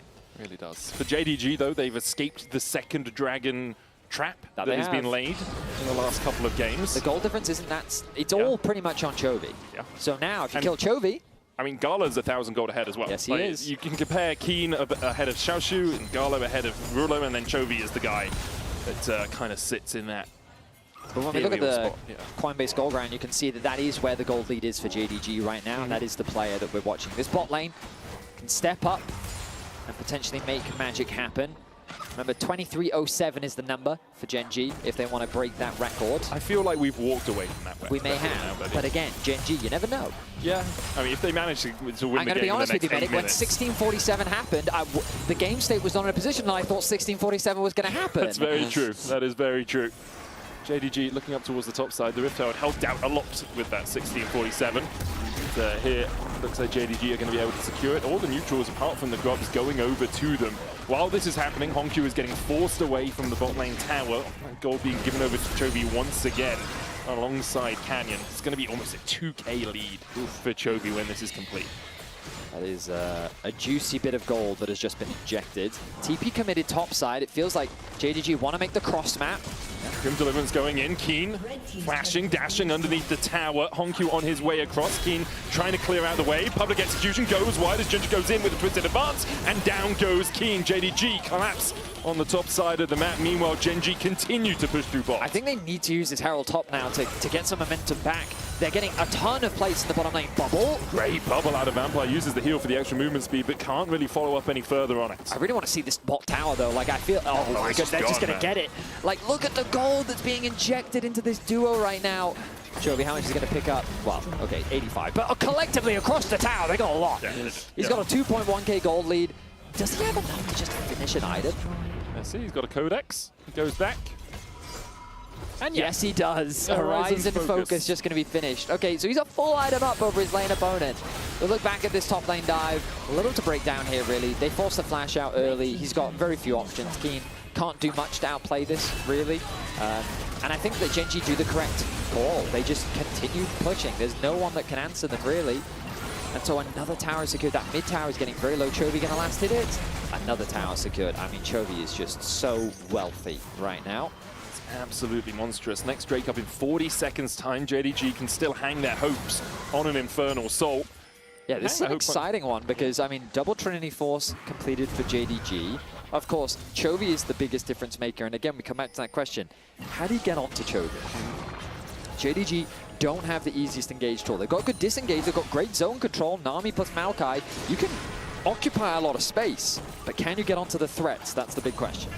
Honkyu can flash Tibbers. Meanwhile, on the top side, see the public execution. Grim Deliverance exchanged between Keen and Xiaoshu. Dreaded Return not going to hit onto Keen, who is able to walk away. Does have the TP, trying to get away from Xiaoshu right now as Ginger's forced away from the Dragon Pit. Teleport out from Keen. Xiaoshu has a TP of his own, will want to go back to base first, though. If they are going to try and contest this, we'll see if he goes for it. JDG fronting up. Nature's Grass coming out. Ginger puts the Rift Tail down as well. The Nature's Grass route only lands onto one. Canyon with the smite there, managing to secure the Drake. Meanwhile, Juro looking for that back line. Can't get in far enough, but Genji still very healthy. Xiaoshu with the flank position. Juro with the knockup, trying to headbutt him away from Ruler. Chovy in the middle of the pit now as Gala begins to open up. Chovy has the flash. Gala, flash Valkyrie, gets the kill. They'll chase Ruler out. He flashes as well. Keen's now joined the fray. Ginger flashes away. Canyon looking to kill off Tibbers here with Keen, but can they extricate themselves from this situation? Keen doesn't have the public execution. The curtain's open. One shot, two shots, three shot wide. Gala kills Keen. Vampire flashes away and survives. JDG win the fight. For the first time this series, JDG get a winning team fight against Gen G. A lot of it needs to be thanked by Xiaoshu. By forcing Keen back to base that early on, by getting him to TP, it made it so much harder for him to get involved in the fight. That meant that JDG had the numbers advantage coming into this Dragon fight, and Gala did exactly what he needed to do. He set his sights on Chovy, he looked to remove him from the fight, and he succeeded beautifully. So the ultimate comes out early from the Maokai. While the Dragon gets secured, they turn their attention on the Dura, but look at this TP from behind. Xiaoshu comes in from the flank. JDG have lost a lot of HP, but with the arrival of their top laner, now the fight becomes a lot more playable. They've got Tibbers in there for the extra assist. Gala ignores the Nocturne, fully centered onto Chovy. They force the flash out from Ruler, and Ginger's just barely able to escape with his life as well. Keen finally arrives to the fight, but it's too little too late. JDG, they win a big team fight. It's so close, though. A couple of those curtain calls hitting in the end would have been enough, but what a fight. You see, like, I don't know what we bleeped. Nor do I, but I don't think it was presentable on broadcast. JDG with a 1,000 gold lead. Importantly, they did lose the Drake in that fight, so they are still 2 away from getting sold. Chovy still 2K ahead of Honkyu on this way. But JDG have shown us that they can isolate Chovy, take him out in these fights, and Gala so big on this Corki right now. Look at all the Merc treads that are being bought. So Honkyu's like, you know what, Void Staff, that's what I need. Either a Crypt Bloom or a Void Staff. We need that magic penetration. Another tower's going to fall, though. That gold difference not significant enough that JDG has a strong foothold. The gold is largely scattered, and it's ultimately become a battle of Gala versus Chovy right now, with the single pieces being that potential difference maker. Can Keen land an ulti onto Gala? Can Canyon knock out the lights long enough to make it hard for Gala to find the fight? Can Chovy navigate his way around this CC? And with a target on his head, multiple members are going to be eyeing him up to take him out of the fight as quickly as they can. So these fights are going to be exciting. This feels like the closest game we've had so far in this series. Ready. The other 2 games have ended within 4 minutes of this moment. That is absolutely correct, Medic. It is entirely defined as the closest game we have had so far in this best of 5. JDG trying to fight back, trying to prove that Gen.G are not as infallible as they've been made out to be. I mean, yeah, they only lost 2 games so far this year. So for JDG to add another to the record would be a huge achievement for them, which is a crazy thing to say. But all right, let's think about this. A Dragon in a minute and a half. That's likely the next main objective. Both teams want to get as much gold as they can. Honkyu, have you finished your second item? That would be huge if you have. Let's see, he's going to go back to base now. Junja does have the Bloodletters cursed for a little bit of that magic reduction. A little bit off from the Crypt Blue. Bit of a shame for him. Oh, they're throwing this out early. Junja for Duro and Ruler. Duro there with the Unsealed Spellbook takes the cleanse and manages to... I don't know if I like this, though. You've got Dragon in a minute. Is Maokai's ulti low enough cooldown that it's going to be fine? I want to say it's like 80 seconds away, but that's very much a high pop. Like, oh, it's 50 seconds away, so it will be back up in time for the fair Drake. Enough. Yeah, great. Yeah. Observer's helping us out with that. So fair enough. Yeah, completely valid play. They get the cleanse up from Duro, I guess. They would have preferred Ruler's cleanse, I'm sure. But his flash is going to be up as well. Looks like a bunch of the flashes. Actually, maybe Gala's won't be up in time. Either way, we'll see as we get closer as JDG just clearing out the vision. Yeah, Gen.G going to have all their flashes for this next Honkyu fight. catching that wave on the top side. I imagine maybe one more wave will be enough if he can get it. It's such a nice spike to have ahead of this fight. Duro, though. Duro going in, looking for the engage here onto Vampire with the Paranoia there for this follow-up. And the damage from Chovy enough. Spiraling Despair for Junja. And the Severing Bolt brings lightning down from the sky. The follow-up from Keen onto Gala. No escape for him. And once again, it's a fight around a Dragon Spawn that spells the doom of JDG. But it's the Baron that they'll set their sights on. Gen.G, they catch you in the setup. No flash available on Gala. No ulti available for Junja. Just as you think JDG have got a foothold on this game, an opportunity, Keen is going to take it away from them. Chasing down Honkyu as well, who will get the stun, but Gen.G can now turn their attention to Xiaoshu, who was starting up the Infernal Drake. They don't want to give anything over to JDG. Xiaoshu still has that flash, has the Grim Deliverance. TP coming in as Chovy's going to join the play. Keen diving on towards the Drake there as Baron secured for Gen.G and JDG forced to walk away from the Dragon. No soul point for them. Gen.G are taking everything. Here comes the Maokai, the ulti is available. Nature's Grasp in, looking to catch onto Chovy, but blocked by Keen so well. And here comes Chovy's damage to the fore once again. The Spiraling Despair on Junja is matched only by the Despair for JDG. They thought they could take a fight, but Gen.G are just better. Just like that, all of the hope is stripped away from JDG. Gen.G in devastating fashion get a fight, get the Baron, get the Dragon, and then win another fight. Junja went back to base after his death, obviously, and then comes back out and dies again. Absolute devastation for JDG as Gen.G take a firm foothold here in Game 3 and are looking to close this series out in a 3-0 fashion. have another look at this. This is the catch onto Vampire. I Just really steps thought up this for vision. play was in. I thought it was way too deep. I thought they were going to get punished. But they have enough damage. They know that there's no flash available. Only just now is the flash coming up for Vampire. And then the long-range damage. And then the commitment from Keen as well. Beautifully done. Great awareness of how much damage output you have. They get 3 quick kills and they're looking for more. Finally spare once again onto Vampire. Good tide away from him though. They've already caught out Chovy. Canyon going forward. Dura trying to get the knockback. Just trying to disengage here for Genji. Garner joining from the side. Public execution flashed away from. He has to Valkyrie to the safety of his team. Ginger going a long way away with a twisted advance on Canyon. But Keen's going to try and chase him out. Dura with a good knock-up. And now Canyon's still surviving. JDG, they've been pulled all around the map and they just can't find the kills they want. They'll get Keen in the end. But they really wanted more out of that play. They absolutely did. JDG, hey, at the very least, you find 2 kills. Yeah, one of those onto Chovy. You'll take what you can get at this point in the game as Rula looks to get something for himself. That tower, it should end up falling, I think, thanks to the Baron buff. As he overstayed his welcome, though. He has the cleanse. Yeah, he's going to be able to move speed his way to safety. Okay, so JDG still got some fight left in them, looking for what plays they can get. And Ginger is so squishy. Plated Seal Caps and a Negatron Cloak, that is not enough. He's got some health from the Bloodletter's Curse and from the Leandries, but with the curtains opening, Ruler finds his mark twice, and the 4th is enough to get the kill. 4th shot from Ruler, and the 3rd death for Ginger here on the tree. I mean, the only good news for JDG is there's nothing that Genji can get off the back of it. There's no objectives left for them to play for. Chovy, he's just a little overextended on the top side. He does have his team on the top half of the map, so he's feeling relatively safe. Ends up being a trade 1-for-1, but I think that JDG are happy with that trade, and then with the arrival of the Corki, it's looking pretty good, but they get the flash out from Gala. And when it's a bit of a scrappy exchange, Ruler finally joins the fray. The fight becomes scattered when Xiaoshu commits his ultimate to the fight, but Ginger in a 1 versus 2 forces Canyon back, and then is reliant on Xiaoshu and Hongkyu to come and save the day. They get that kill onto Keen. A shutdown given over to Hongkyu means that he gets a nice injection of gold, but still, I mean, he's basically 2 full item, well, 1 full item behind Chovy. Remember, like a few moments ago, we were talking about how Gala was the lead and Chovy was the lead for Genji. Yeah.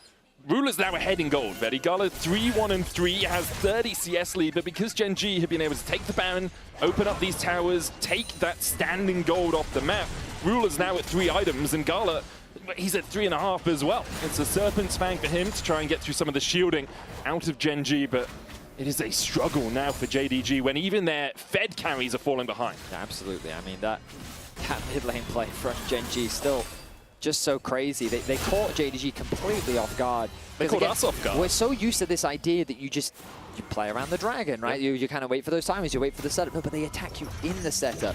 The amount of time that was available on those flashes was so finite that they had to make that play at just the right time, and they're able to pull it off. Really impressive stuff. They continuously demonstrate why they are the favorites here at First Stand.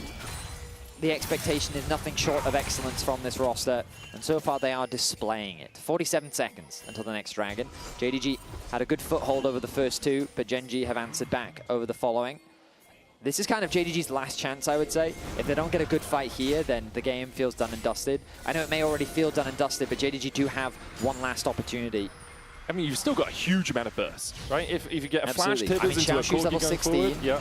The TP is kind of early from him. It means that shield will fall off before the dragon really kicks off. Ginger, though, getting a little too close. Stepping forward onto Ginger, as you say. He will be able to walk away for now.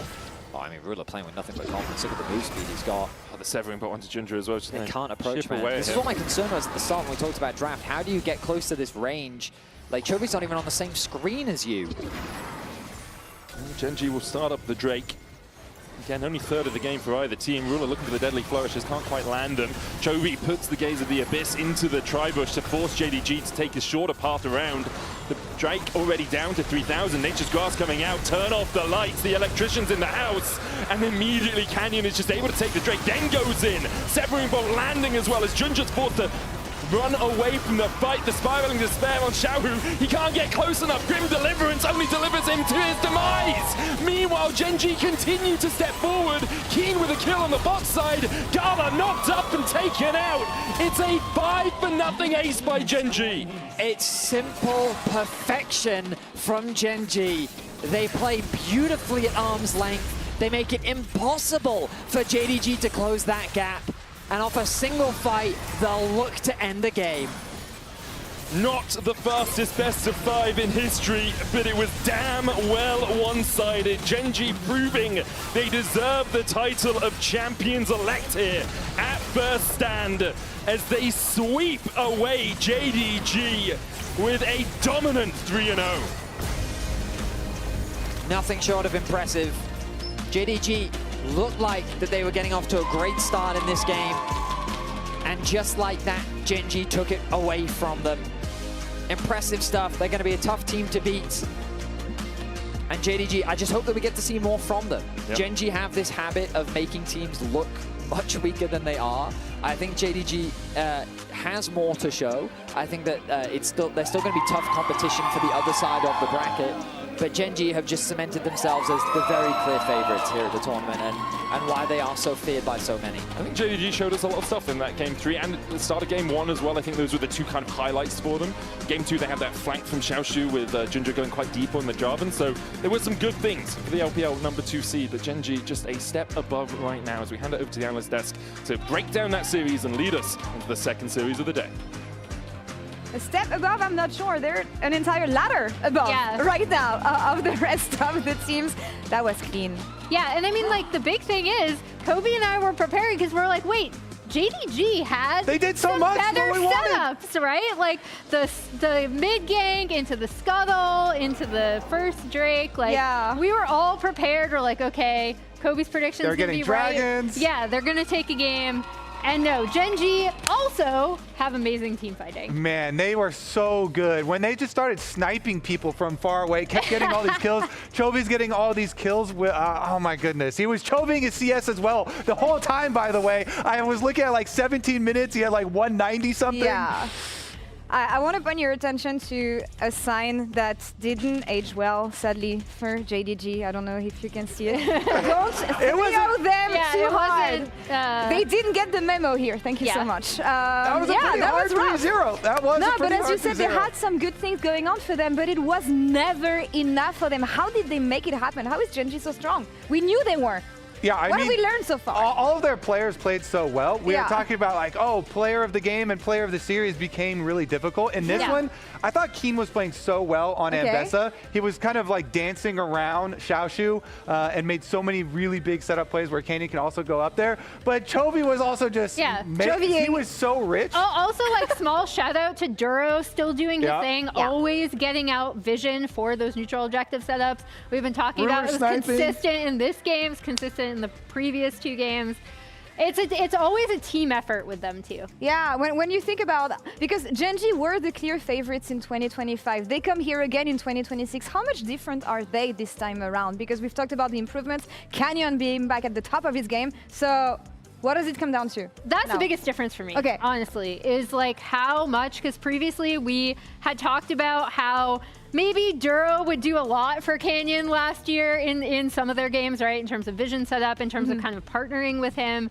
And this year, not only is Duro still really good, but Canyon has been phenomenal. He's back. Amazing. He's the GOAT. Player of the game? Player of the game. I mean, maybe player of the series. I think this game, I'll probably go Chovy. Yeah. Was between Chovy and King, but I'll probably go Chovy. But yeah, Canyon had an amazing series overall. You've been talking, Emily, about this. Yeah, I just want to check the stats. Yeah, there we go. 8-2 and 30. Yeah, I mean, we don't even have this. We don't even have the CS on that one. Yeah, and that's what matters here. He creates resources on the map. It's actually insane. He keeps on doing it, and oh my God! Wait! I don't want to spoil, but like, please don't go. We have Genrang, the Gen.G mascot, joining us. Honestly, this is amazing. You know what? You can come in the middle. You can come in the middle. The star of the show. I mean, 3-0. Do you think they're going to drop a game in the tournament? Do we actually think they're going to drop a game? Are they going to lose a game at first stand? Yes? Gen.G? No? At all. No? No. We have no's from this side. One game at least. Jan is yelling from the crowd. It doesn't look good for now. To who, Jat? on to that cope for the next series. Player of the series here, guys, because we've been talking about Canyon. Obviously, he's the one setting out on top here again. Yeah, I feel like for me it was Canyon. Honestly, a lot of time when it's like a team diff, it's also a jungle diff, yeah. right? So we end up giving it to the jungler. But yeah, for me, player of the series was Canyon. Really took advantage of every kind of risky play that Junja did try in order to get ahead. Was crucial in so many of these setups we were talking about, Kobe, and was just so smart around where he could play with his lane pressure. Yeah, really good stuff. I mean, you mentioned the objectives, you mentioned the plays here with Chovy as well. They combined for a monster game. Chovy also in really good form, putting in some heavy carry work, but I mean, it's just like paying attention to each lane that needed it and then getting there for the objective setups, really nicely done. Also being patient when necessary, right? Like especially around said objective setups. So congrats to Canyon. Congrats to Genji. Congrats to Genji. Congrats to Genji. Amazing. It is Genji's world and we're living it for now. We're gonna be back after the break for Loud versus LYON. Stay tuned.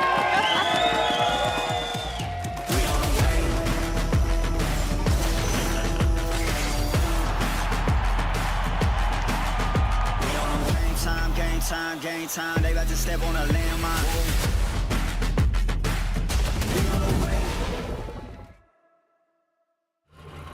Can I help you, sir? Here's the bill from the dealership where I got my car, and I'd like you to beat it with a better deal on one of these fine cars. Not how it works. Guess you're not as cool as Verizon. Bring in your AT&T or T-Mobile bill for a better deal today. Yeah, Madam Body don't know Shanky represent for hot my bring the fire. Burn Babylon straight down to the wire.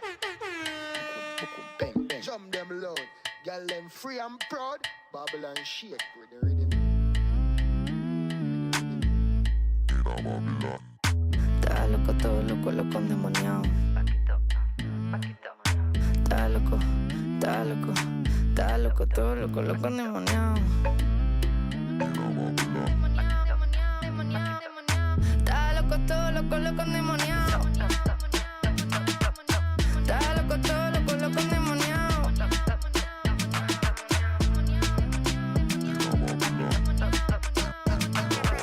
Está loco, todo loco, loco endemoniado.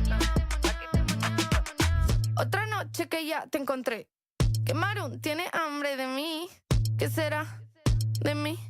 Yo no sé, ven y pégate a mí. Otra noche que ya te encontré. Que Marun tiene hambre de mí. ¿Qué será de mí?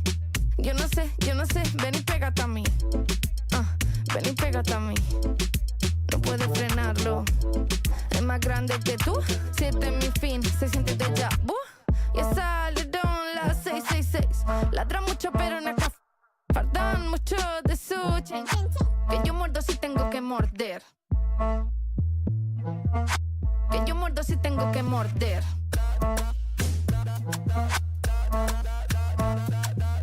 Todo el mundo está loco, loco endemoniado. Loco endemoniado.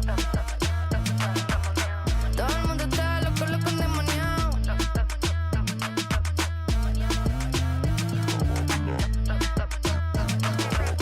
Todo el mundo está loco, loco endemoniado. Otra noche que ya te encontré.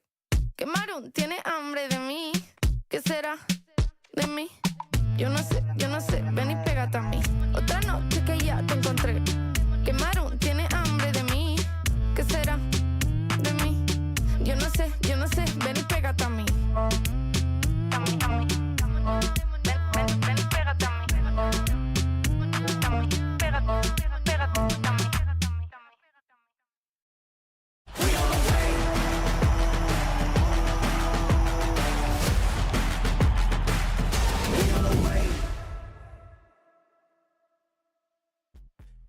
Meu nick é Red. Meu nome é Chino. Bom, eu sou o Envy e eu jogo pela Loud. que a gente sofreu algumas coisas que não são nada comuns. Isso me deixou bastante pensativo, assim, sobre como foi nosso split. A gente deu certo, assim. Eu acho que eu fiquei com essa dúvida, essa pulga atrás da orelha quando o Amy chegou. Mas assim que ele chegou e eu vi o tipo de pessoa que ele era, eu sabia que a gente conseguiria ganhar uma boa adição e foi uma mudança que fez muito bem pro nosso time, eu acho. O First Stand, pra mim, acho que representa toda a minha dedicação. Tava botando desde que eu estava no circuito, almejando voltar ao CBLOL. Do nada, cheguei numa final, ganhei ela. Acho que é grato por tudo que aconteceu no split, entendendo que é só mais um passo pra chegar num lugar maior. Welcome back to First Stand, the match that I've personally been waiting for all week. NA versus Brazil, Loud versus LYON.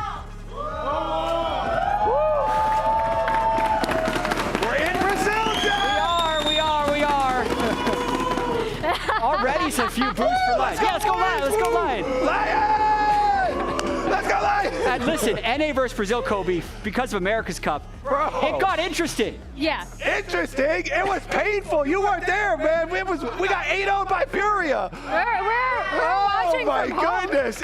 We got blasted. It definitely was painful. I mean, Tatu especially was insane. Their solo lanes as well on top of it, outperformed our solo lanes, and we got demolished. So at least I've been talking to the Brazilian casters, that the biggest strength of Furia is their mid jungle when they can play through that. Yeah. But at the same time, they never played Loud in the playoffs, and Loud is more of a late game, not strong early game team, so it might be a much worse matchup for LYON. But this was the America's Cup bracket, 2-0, 3-0, 3-0 for Furia. Oof.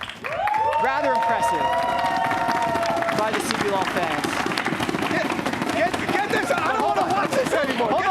Screen. That was a lot of positivity, and I need to make it clear that I fully support, in the future, competing for international seeding. Because this is a big controversy, right? Tatu said, I don't understand why we only have one seat. I did answer that question, so let's pull up the history. Let's pull up the history. Hold on. I will say the NA versus CBLOL history, you can see it all on the screen up here. We're going to get it on the big screen as well. 2013 to 2019, 7-1. Rather interesting. Right. Oh, we're on the big screen now. Come to us on the big screen. That's looking good. Okay. Yeah. 24-8 last year, 4-1 before that. So in the history of League of Legends, what's this? Not counting this one right here. 35-10. Listen, First Stand was great. Or sorry, America's Cup was great. First Stand, we'll see. For Brazil, it was great. We'll see. But then also the last 3 years of international results for the CBLOL of why you only had one seed. Where did they finish in international events? I'll say Worlds last year, 14th of 16 teams. MSI, they were 10th of 10th. Throwing that out there. Did not attend First Stand because they lost Kobe. Who'd they lose to? I need some help. I'm flailing here. They lost to the LCS, Kobe. You got to remember to qualify. Either way, they have consistently not been highly ranked. And North America hasn't been great. Where's NA in this? Surprisingly better, actually. 5th of 13, 8th of 22, 6th of 12, 8th of 20, 5th of 5, top 5. This is our first seed, 6th of 10th, and 11th of 17th. So I'd say considerably better, which is why I'm worried, Kobe. That the tides could be changing based on what we saw at America's Cup. Are the tides changing?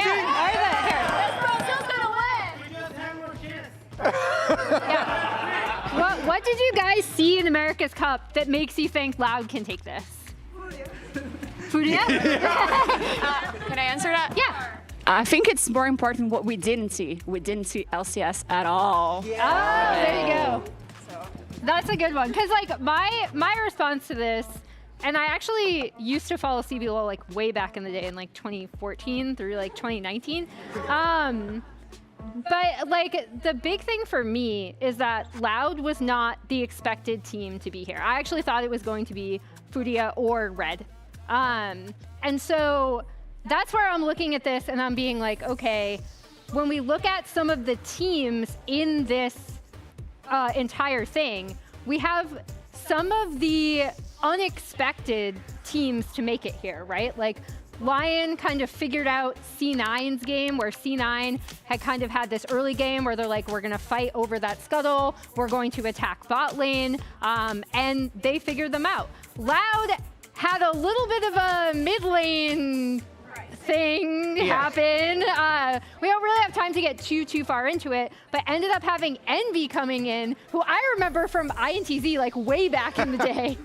And they ended up pulling off this massive upset in the CBLOL Cup. Yeah, I mean, Envy's a veteran player, and I have a lot of respect for just coming in on very short notice and being able to fill the spot and getting them the wins. I'd say the improvement actually lined up with when LYON got better is around the same time that Loud changed mid laners. So there are two teams that have been very strong for a short period of time, which makes this a little bit unexpected. Let's see what the fans at home think with the MasterCard fan prediction for this series. I wonder how many LYON people were spamming the vote. Not enough. So actually, Loud, 75% of the vote. Fans have been 100% correct every time. Yeah, Kobe, I've also been right 100% of the time. And I've aligned with the fans until now. So my predictions for this game, and we're going to roll your predictions as well for this one. I'm going to say I'm disregarding Furia. Furia's not here. They can't hurt us anymore. Right, Kobe. it's LYON versus Loud. They can't hurt us anymore. So I'm going 3-1 for LYON, but I do need to hear the fans. Anyone here for LYON? A single person? No, you're in Brazil. No? Are you surprised? He said, this is Brazil, bro. Yeah, I mean, I do think that LYON have a lot better chance than Cloud9. It's a very different team. LYON, especially led by Inspired, they're much slower, much more concentrated on these team fights, and I don't think that Loud are going to be able to crack that. Let's toss it right to the casters. Hello and welcome back to First Stand here. LYON and Loud making their debut. I am Azale, joined by Oxford's first ever international series here. Yep. We're casting some League of Legends, baby. And a very tense matchup, especially as the that's what we talked about with how the America's Cup has gone. You know, What's America's Cup? Yeah, I've never heard of it. Oh yeah, you No. been there? Nope. I'm pretty sure I saw you there a couple of times at least. Well, that's weird. You're just some bald guy is there. You're just assuming it's me. Yes, I do see bald people in the street. And I'm like, hey, Azale. You think we all look the same here? A little bit. Yeah, no, it should be. I think there's a lot more importance to this match because we got our butts handed to us by Furia. You know, the NA fans are feeling hungry and feeling like we want a little bit of revenge. We want to be able to battle back. We want to be able to get the results that we're used to getting against the CBLOL. Yeah, because I think losing the America's Cup, would be one thing, but the fact it was the sweep, definitely another blow entirely. But obviously, big stakes here at First Stand. I feel like losing this first match is going to put you in a really precarious position. Yep. It's going to make it really hard having to battle against, now we know it's going to be JDG, and even though they suffered a rough loss against Gen G, that is Gen G. Yep. Yeah, and I mean, it's going to be tough to get out of the groups regardless, let's be honest, right? Two teams get out, and each group has an LPL and an LCK team in it. So you have to beat an LPL or an LCK team to get out. That's just the way it works. Yep. So, you've got to be able to do it, but you definitely don't want to be knocked down to the bracket right here. This is going to be seen as the most beatable opponent for both of these teams, right? Both of these teams are thinking, great, this is the one we have to beat. These are the guys we can take down. And we'll see if they're going to be able to do it. Loud, Emily was mentioning on the desk, was not the expected team to be here. This was a team that, coming into it, it was really kind of a tumultuous journey through playoffs. They 45 minutes, I think, or it was, no, 48 hours, excuse me, before the upper bracket finals, they actually had to swap their mid laner. They had been playing with Mago. They swapped over to Envy. Yeah. So, you're making a roster swap mid-playoffs in the upper brackets against teams that you're not even favored against, and then they end up coming out on top. So, the fact that Loud even made it here was a shock, and I think it's going to be exciting to see what they can get done. Which also makes you think as well, because they managed to win that region with those circumstances. Now they've had extra time to practice with Envy on the roster. And the America's Cup, one of the factors of it, it was on home turf, right? And this tournament also on home turf with the fans here chanting for the team might be the boost they need. Yeah, it very well might be. We'll see, though, because LYON here, obviously Inspired, no stranger to the international stage. You're going to know a lot of these players, but LYON was also kind of not really expected to be here, especially if you watch the Swiss stage in the LCS. This team was struggling. They barely even made it into the playoffs of our lock-in tournament. It was actually through, a tiebreaker scenario that they ended up not having to actually, play to even get top 6. but they were struggling early on, and this team completely transformed going into playoffs. They really became, one cohesive unit, playing Inspired style and playing, through his shot calling, and they just looked leaps and bounds better.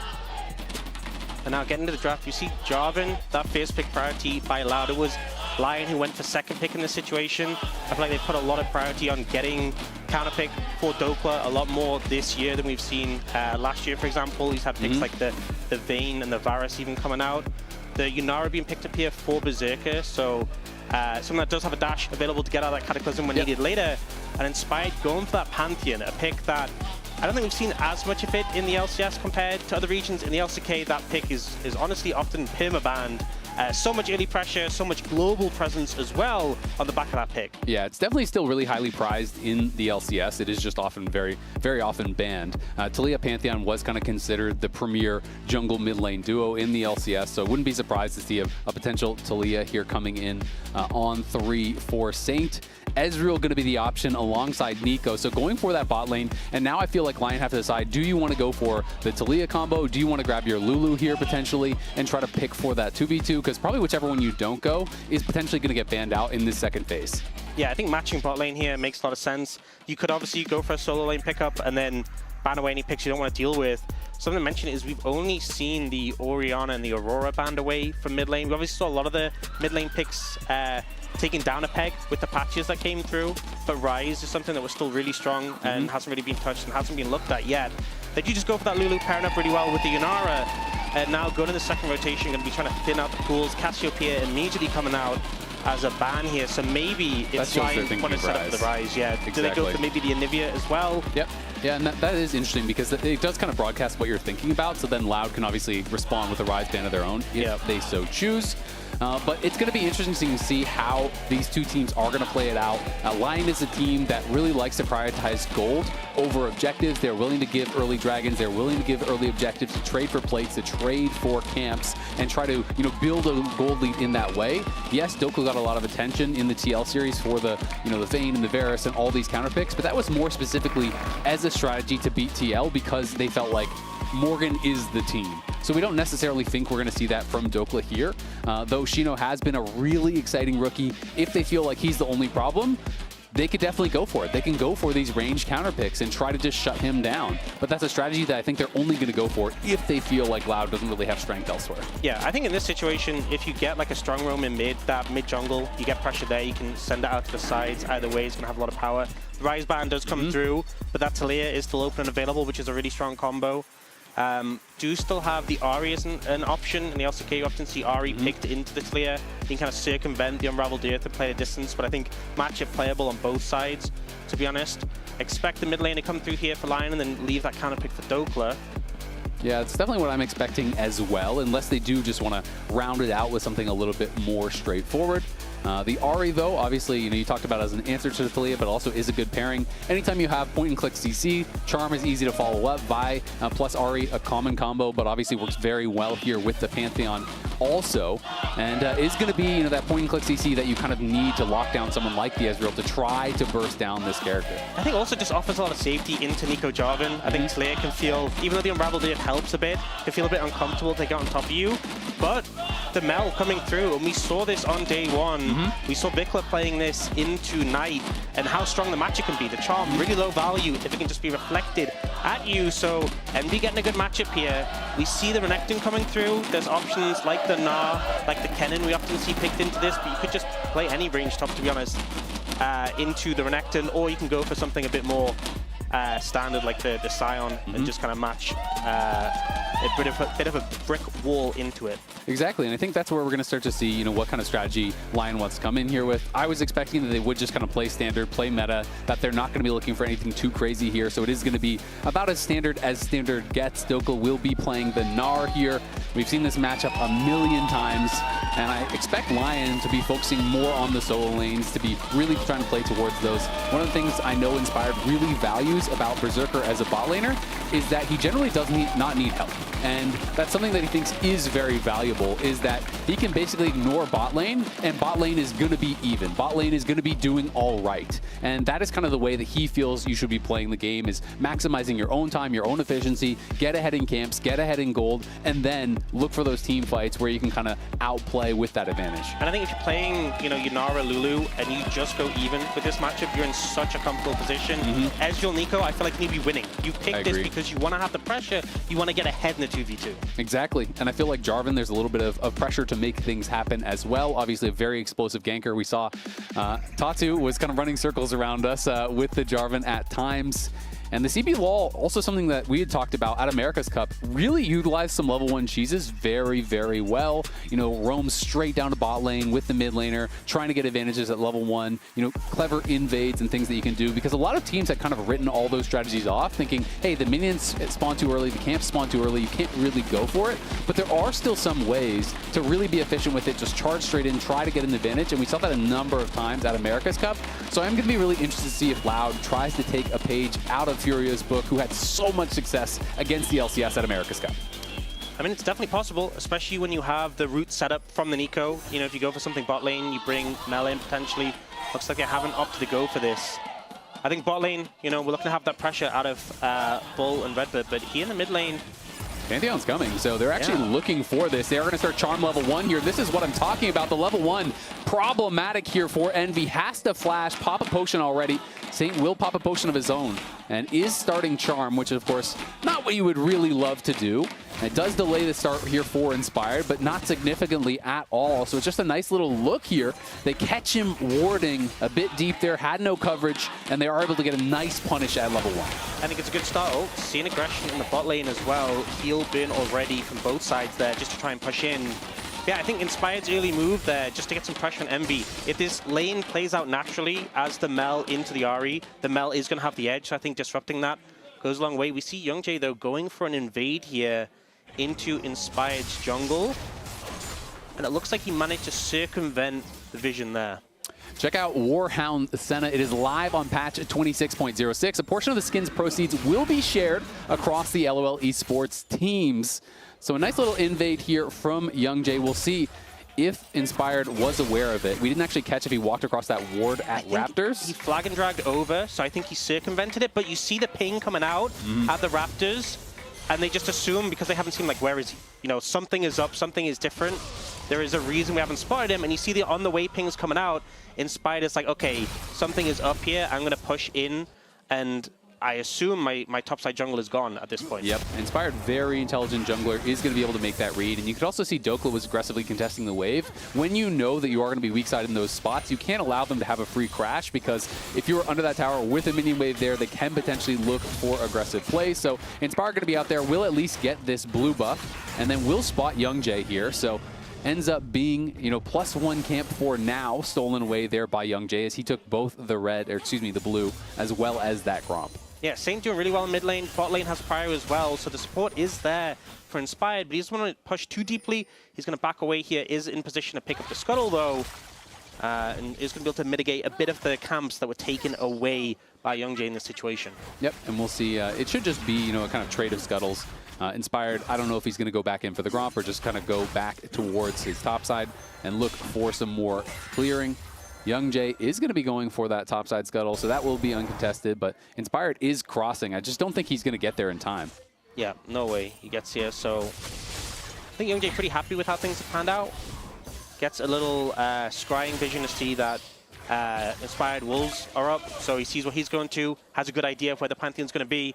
I think especially into a pick who has so much early pressure, the point-and-click CC, the execute damage, knowing where he is, really important. And Bull not having a good time.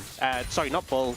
Well, Bull and Redbird in the bot lane not having a good time in this 2v2 matchup. No, not at all, and that is kind of concerning here. Look at Saint there. Just throws the Charm to the side, knowing that the Reflect will be used. So as soon as that Charm's coming out, Envy hits the Reflect. But Saint had just fired it off to the side because, of course, it's not just that it's mitigated, it's that it's fired back at you, which can then set up for an easy route there for the Mel, which makes this matchup very difficult in the 1v1. Inspired here now, looking for a potential gank. Does have his flash available. No flash there for Envy. There's the flash, the stun, the charm. Envy's got nowhere to go. Inspired takes his just rewards. No first blood for you, Saint. It's going to Inspired. Great setup there, though, from the mid-jungle of LYON. They knew they had that flash down familiar. And if you get the stun from the Pantheon Fist, no chance to use the Reflect for the charm. Really easy pickup there and a really easy first blood secure. Yeah, this is absolute comfort right now for LYON. Berserker, though, could be in some potential trouble here. They are going to spot Youngjae. Misses on the flag and drag. They do get the early flash out of Lions, though. It was, traded there. Isles flash for Redbirds, so going to be able to trade those flashes at the very least, but LYON is looking really good. Almost up, 800 gold at this point. Berserker ahead in CS in this matchup that is going to be so powerful later on. They're scaling up really well. Mid lane's going great. Inspired's in comfort zone, and Doka's just kind of doing his thing, chilling in topside. I think it feels pretty bad for Loud so far. The fact that bot lane is struggling a bit. I think playing into the likes of a Lulu Yunara, if they get wave access, they can stack up that passive and you're not landing your skill shots. This is kind of how the lane can pan out. The poke from the Nico, the poke from the Ezreal, if you're connecting, you should be in a good position. But it appears with how it's played out, it just hasn't really been hitting. And now Redbird looking for a gank, doesn't manage to connect there, though. Yep, Redbird does look for the angle. Have a little bit of time, so tries to find something there. Can't quite do it. Inspired hovering here around mid again, and is going to spot out that ward and look for an invade. So they will get eyes here onto where Youngjae was. They know exactly where he was, and it's going to be a reflected charm there. Saint going to be in some trouble here. Envy getting him incredibly low. Going to look for the ulti and finishes him off with the solo. His flash is almost back up. In comes Youngjae to back him up. Saint could have just walked it out. He didn't need to throw the charm. He had Inspired behind him, but he throws the charm, and Envy says, thank you very much. I'll take the solo kill. Just complete disrespect there in that situation. Had ult, had flash. There's just no scenario where you should be dying there. And as you said, if he didn't throw the charm, I don't think it's really possible. We'll see the replay coming through. So Envy initially hits the level up, and the ult damage on Mel got buffed as well, the base damage. Lands the root, reflects the charm. I think Saint's thinking maybe if he's a bit slow on the trigger, I can set up for Inspired. He just ends up sort of burying himself, digging his own grave. Yeah, that was not a good look at all, but we can see a flash forward there from Shino onto Dokla. Dokla doesn't even have to flash, he just backs it off, but they're going to try to look for the dive here. Dokla desperately trying to get that Mega Gnar ready. I don't think they can look for this. Youngjae has to flag and drag out, and that is Dominus, that is flash off of Shino for nothing there from Dokla, and it's a free pass for Inspired to be able to start this up. But this is Saint's stats here in Swiss versus playoffs. He had a remarkable improvement, from that Swiss stage into the playoffs. In Swiss stage, it wasn't even just stats that were looking bad. He was failing in big moments constantly. He was getting picked off. He was losing them games in late game situations over and over and over because of mistakes like what we just saw. So you don't want to see Saint reverting to that form. Yeah. Because when he is in that form, he was one of the worst mid laners in the league. We saw him move to a very high level, but he's got to be careful about that. They're going to look for a redive here. There's the stun coming in, the flag, the drag, and the ulti dunks Dokla down. Flashes, but flashes too late. Youngjae gets out. The redive here working out for Loud. Yeah, and I think it was good from Shino and Youngjae not to go for that initial dive, but the Mega was nearly there. Wait, be patient, find the second opportunity. They saw Inspired on the Dragon. They knew they had time to go for it. And I think Youngjae, it's been a bit of a frustrating game so far. He's been trying to make impact around the map, and it hasn't always come through. But he finally gets himself on the board there with that kill onto the enemy top laner. It is that Dragon picked up for LYON, and as well, I feel like with it being an early Chemtech Dragon, feels pretty nice, knowing you won't be getting a Chemtech Soul. Next one's going to be a Mountain, so we'll see how that ends up panning out. It's going to be a pretty even game now at this point. Just a couple hundred gold separating LYON from Loud. So not a big deal at all. It really comes down more to the composition, to the setups from the team fights here. And LYON is kind of taking that atypical situation for them, where they're actually the ones that are getting the early dragons, that are looking to stack those objectives. Whereas Loud has been the one, more focusing towards topside, and it is kind of that reversal of roles from what we expect from LYON. I think also if LYON is getting those early dragons, we've seen them a lot of times willing to hand over dragons if they feel like they're not in the best position to fight. If you have a composition where you have Yunara, Lulu, and you have early dragons picked up, they're going to be patient and not feel pressure at all and not feel obliged to fight when Loud has a good setup. Yeah, absolutely. You can take those first two dragons and you can say, great, you have to contest us at the third. Inspired, we don't have to show up. We can just take a tower top. We can continue to scale, wait for Berserker to get more and more items, and depend upon his strength in those team fights. And it may be exactly what they look for here. As LYON, their bot lane doing kind of exactly what I said. You know, this is kind of what they count on, you know, what Inspired counts on from Berserker is for him to be put in any matchup and do well and just kind of go for, you know, even farming lane where he is not drawn down there unless he thinks it is a good move for him and for the game. Yeah, I mean, even the fact that there was the gank down there earlier, Owl's been his flash, was very respectful with that. It's back up again, so wasn't really anything coming from that. Inspired just continuing to find value, but now we're seeing a big collapse come through. Jungler coming, mid lane coming, looking to see if they can find something more. Inspired isn't close enough to ult right now. No, he's definitely not close enough to ult. Saint is not moving, but Envy is heading back towards the mid lane. Berserker takes a chunk of damage. Isles is aware that this dive could be coming in here.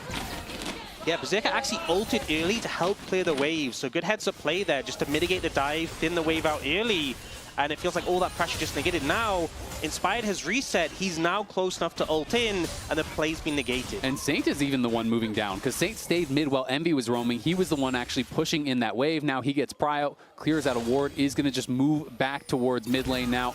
Well handled there by LYON. As you said, Berserker pops Transcend oneself, is going to be able to clear out that wave, and everything is diffused, just keeping it a nice, calm game.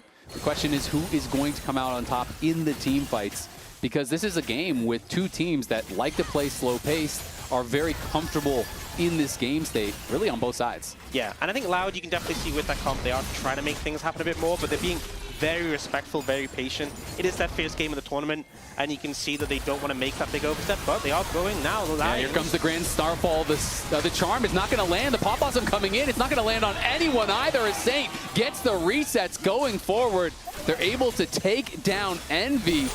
Inspired here with a great first ultimate. They had Isles in their back pocket and are able to kill off Envy. And no response really from Loud. Not sure exactly how that play started, but Envy pushed up pretty deep there. And I feel like the thing is, the Mel into the Ahri feels great, but the Pantheon just feels so frustrating with the fact he can ult down on top of you. You don't have that mobility. The stun connects and you end up suffering. We'll see the replay here. Yeah, it's pretty overextended. Ends up being a ult in from Inspired, flash stun. There's just not much you can do against that. And the attempted counterplay that comes out from Loud, really not finding anything as well. Yeah, he kind of had that false sense of security because Redbird was there with him and Youngjae was walking up mid lane, so he's thinking, okay, yeah, we see their support, but my support's here too, my jungler's coming, but it was LYON who kind of just preempted the play, and Dokla, despite dying once on this redive, is dead even with Shino, so no advantage up there. It is a comfortable game here for LYON. We'll see if there's going to be a fight at this next dragon. It has been LYON getting all of the objectives thus far. They got all 3 grubs. They got that first dragon. They've held on the bot side and are looking very comfortable so far. Yeah, we do see right now there's a decent amount of vision for the side of LYON around the dragon area, but currently Youngjae's moving in, clearing it out. Ooh, there's pings coming out, heavy pings coming out. Oh, Shino's in trouble. Yeah, Shino in a lot of trouble here. Dokla going to go forward. He flashes, but Dokla trying to chase in. Gets him with the boomerang. It's a solo bolo. You may take me down with your jungler, but I don't need one. Just a great angle there found by Dokla, able to take down the opposing top lane, and Shino, who's been so hyped in the CB LoL as a strong laner, someone who really likes to take the challenge to his opponents, being taken down game 1 by his opposition. Yeah, Inspired here, now going to get engaged on. Nice Aegis Assault, blocks all the damage. Bull is getting pushed out, polymorphed and knocked back here by Berserker. In comes Envy, the True Shot Barrage is going to land on the Isles. Inspired standing, Inspired fighting, the charm goes wide, but Envy is knocked down. It's a double for Saint, he's looking for a triple. He wants to take down Bull. The barrier will buy some time, but in comes Berserker, and down goes Bull. LYON send Loud packing, they crush the fight. They get everything they want and more. Solo kill in the top lane, and in the fight they get such a huge cleanup. Redbird, you're in a lot of trouble there. I don't think he's going to have the damage to finish him off. He might. The polymorph comes in to buy a little bit of time. Isles trying to kite out, staying out of vision, but now Saint is here, and Saint is looking for a freebie, and he's going to be able to get it. Redbird has got nowhere to go. It's another kill for Saint. It's a 1.5k gold lead for him, a dragon for LYON. And it's them in full control of this game. And you see here, Loud try to go in and uninspired, but it's a Pantheon. He can mitigate so much damage. He dodges away from the flag and drag. They do back away initially to give some space, But again, this middle lane, Youngjae's so low, and it gives that initial, it's not even a reset for Saint. He hasn't popped his ult yet, but he dives forward and just starts getting this cleanup potential. Not much Bull can do in this situation, and it feels like LYON were just waiting to pounce on their opponents, and they crushed them there. Look how hype Dokla is. Yeah, Dokla feeling really good. That was just beautifully played by Inspired. Small little movements, but sidestep perfectly on the flag and drag. Times the Aegis Assault perfectly as well there with that Pop Blossom landing. You can see the CBLOL versus LCS all-time head-to-head. It is 38-20 in games, but 2026 has not looked as good, and it's not looking as good for Envy now as another kill going the way of LYON. Berserker on fire. LYON are cruising. It's nearly a 5,000 gold lead here at 15 minutes, but Lau gonna try to get something back. Stun comes in, Pop Blossom there to follow, but it's a great Gnar back from Dokla.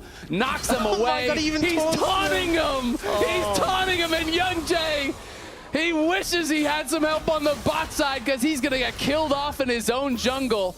And Lau now looking for more here, trying to chase in after Dokla. Did Dokla get a little bit too confident? They're not going to go for the play. They know that Pantheon could be coming. He has that ulti ready to respond. And Dokla's just making fun of him, and in comes the Grand Starfall, and down goes Redbert. Oh, the team LYON can do nothing wrong. Shino is running for the hills, but he's got no flash. The slice will be back up. Inspired still chasing. He wants this kill. Going to be able to tank it up there for Dokla. Dokla looking to try to finish him off. Shino's got nowhere to go, and LYON can do no wrong in game one. Just feels like they're getting everything they want. Lau trying to go for a counterplay, and Dokla is laughing in their faces. This is pretty brutal at this point. It's a 6,500 gold lead. We've said that LYON don't take fights they don't need to. If they think we don't have the right setup, we don't have to go for this. I haven't seen that from them at all this game. It feels like the setup has always been right for them to take these opportunities, and right now they're just crushing Loud into the dirt. They are absolutely destroying them. When we saw earlier in that Coinbase gold grind, they had already created somewhat of an advantage. That has now exploded since then. And this game is already looking somewhat out of reach here for Lau, but let's see if they can find a play down onto Saint. Youngjae gonna look here. A beautiful charm, well-timed. The Cataclysm comes down, but for what? As Saint's cooldowns are so low on that ultimate here. He's gonna be able to trade the Spirit Rush. Berserker just running in after Bull. That tower is not yours, buddy.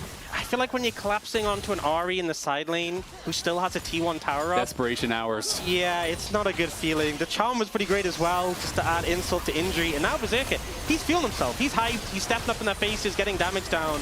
Does take the root, but it just doesn't seem bothered at all. He has Mikhails to back him up as well. I mean, he's a full item up. Like, look at the itemization. He's 2.4K ahead individually. Yeah. We're at 17 minutes, and he's a full item ahead of Bull. Yeah, and it feels so bad with Ezreal, where that 2-item spike really is where you want to have that point of strength. By the time he gets to it, is Berserker going to have 2 items? Maybe. Probably. You know, at this point, it's looking that way. It is definitely looking that way, as Shino able to defend that top lane tower, at least for now. Berserker just constantly pushing in these waves, harassing down the Loud bot lane. Envy is around, but he is warded out. They really can't get anything. You can see Inspired is waiting in the wings here. Shino going to look aggressively on Dokla once again. Youngjae and Shino constantly going up here, but Dokla is just handling this like the weak side king he is, and now going aggressive, chasing after them. Loud knows they need to try to force plays, but just nothing is working. Yeah, I think at this point, it is just, you see them constantly looking for plays. It's not even the wrong approach. You have to try and find something, but it is starting to feel a bit desperate.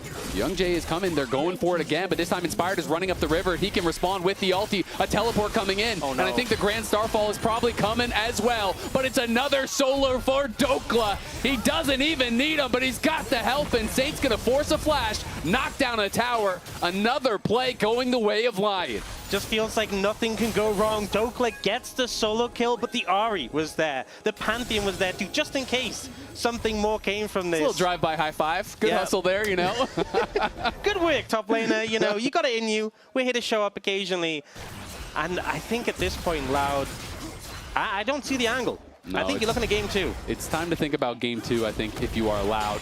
Try to shake this one off a bit. It was even for a while, but It is crazy to see an 8.5K gold lead pre-19 minutes. You know? Plus every objective, every single objective has gone the way of LYON. There was a stat that we were talking about with LYON, the combined kills per minute. They're extremely low. I don't think this game is going to change it too much because combined kills per minute. And LYON, they don't have many kills. So no, that's true. I'm not going to change that stat too much at this point. Almost a 9,000 gold lead. Going to be picking up that third dragon as well. It's an Ocean Soul. That's, I mean, it's not too much of a silver lining, but not the most meaningful soul, so LYON not too concerned about that being stacked up. They've got a lot of concerns. That's probably low in the totem pole. Exactly. 99 problems, but an Ocean Soul ain't one. Yet. Yet. Yeah. I mean, it's not a perfect game, but honestly, it's not that far off thus far. It is just the 2 kills. There are no objectives on their side, really, whatsoever. As Dokla, this is a player who has had, a pretty tumultuous history. He obviously won the LCS with Energy. They got to quarterfinals. He had this really big performance at Worlds, but then they had a really kind of a struggle that next year. He ended up getting 6th in 2024 summer. He ended up, not even having a team, then joining 100 Thieves as a coach. Then from there, he ends up in this spot where he's ending up, just subbing in for his top laner. He was playing in Tier 2. When he swaps in for General Sniper, they end up getting 3rd in LTA. They go to Worlds. He looks good again. And then everyone's thinking, oh my God, this guy's great. He's going to end up on a top team. Well, he had no team planned again at the start of this year. That's the thing I found the craziest. Obviously you are much closer to the LCS than I am, but I was so shocked that Dokla didn't immediately end up on a team based on what we saw from him at Worlds in terms of branding and in terms of performance. But yeah, I mean, he's showing again what he can do. That he's just so good at performing under pressure when it comes to these big stages. And, my understanding is that he did have some offers, but only from bottom teams, which he wasn't really interested in. And Zamudo was the intended starting top laner for LYON. Unfortunately for him, he has been plagued by visa issues. He was supposed to play for them last year as well. They couldn't get a visa for Zamudo. And Zamudo's misfortune became, the fortunate for Dokla, as that gave him an opportunity on a very good squad where he has once again been able to deliver.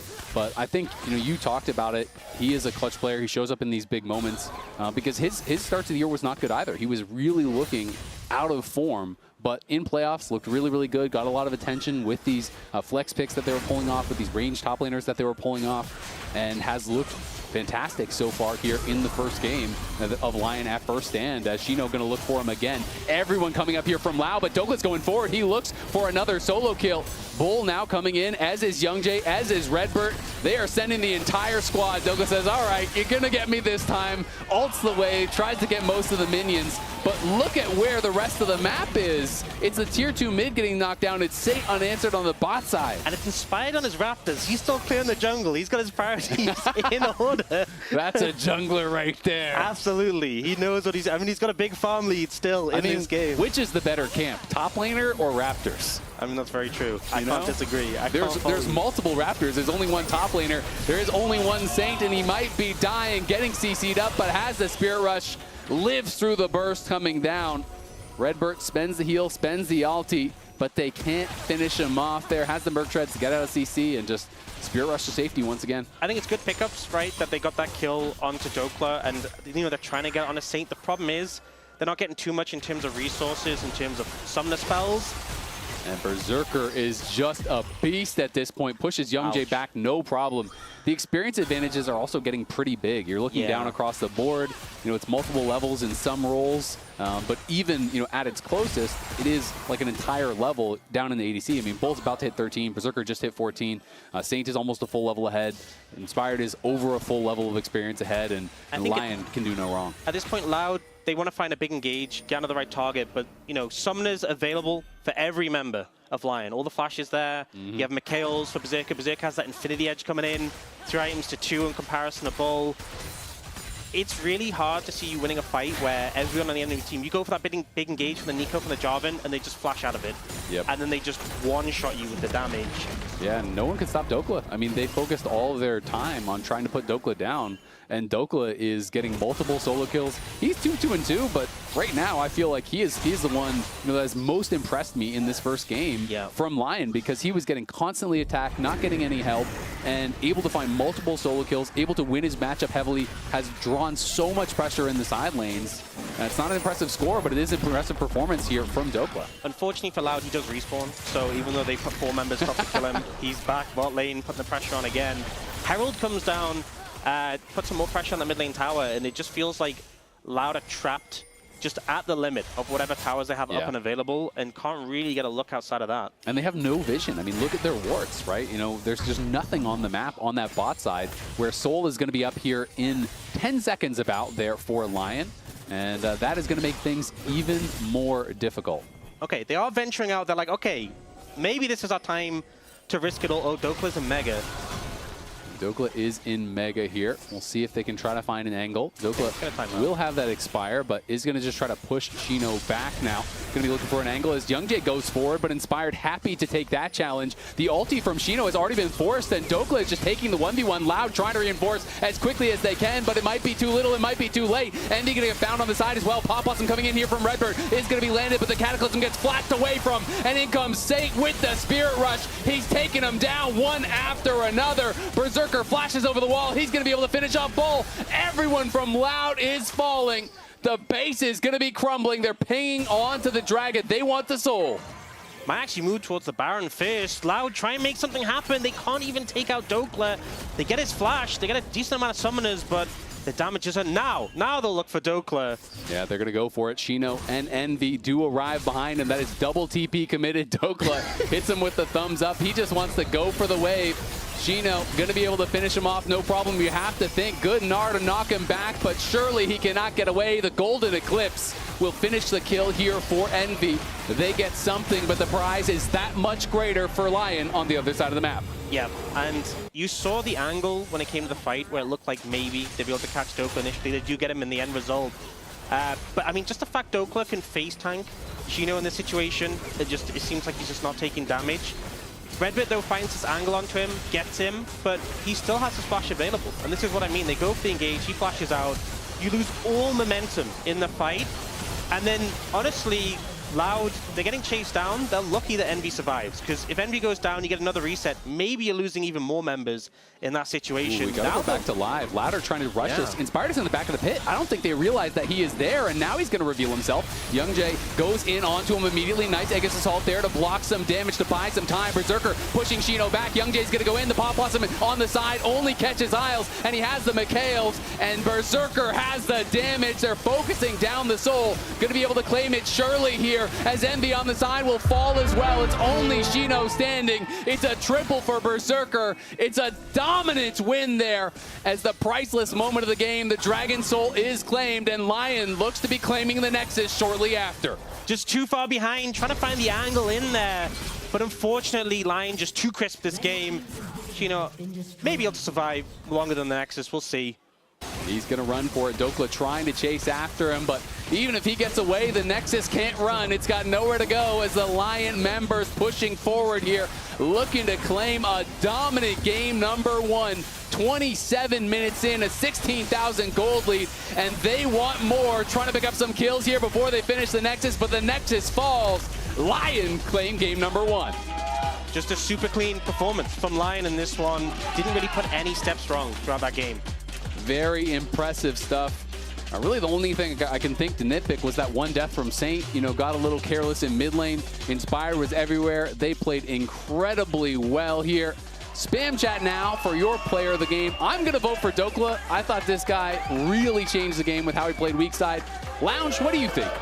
Classic top lane response from Azael right there. I voted for Inspired with the way he took over the early game. And also, I thought Genji was done playing. That looked like a clean game. Get out of here. Yeah, man, they're out there smurfing still. North American Genji. Honestly, though, yeah, Inspired from the very beginning controlled so much. Especially the mid lane matchup, which only then Saint blundered with the charm later to get a little bit rocky, but completely smoothed out after. Yeah, and looking at the way Loud played to get here and kind of some of their upsets in CBLOL, right? I was thinking that LYON actually might be a pretty difficult matchup for them, because LYON are such a patient team, especially when they play around Inspired. I mean, you can tell how much kind of prep went into this from level 1, right? When they're already looking out, Saint takes Charm first, ends up blowing that flash mid, which then allows for Inspired to go and follow up on that Yeah, game. we have our fan results as well.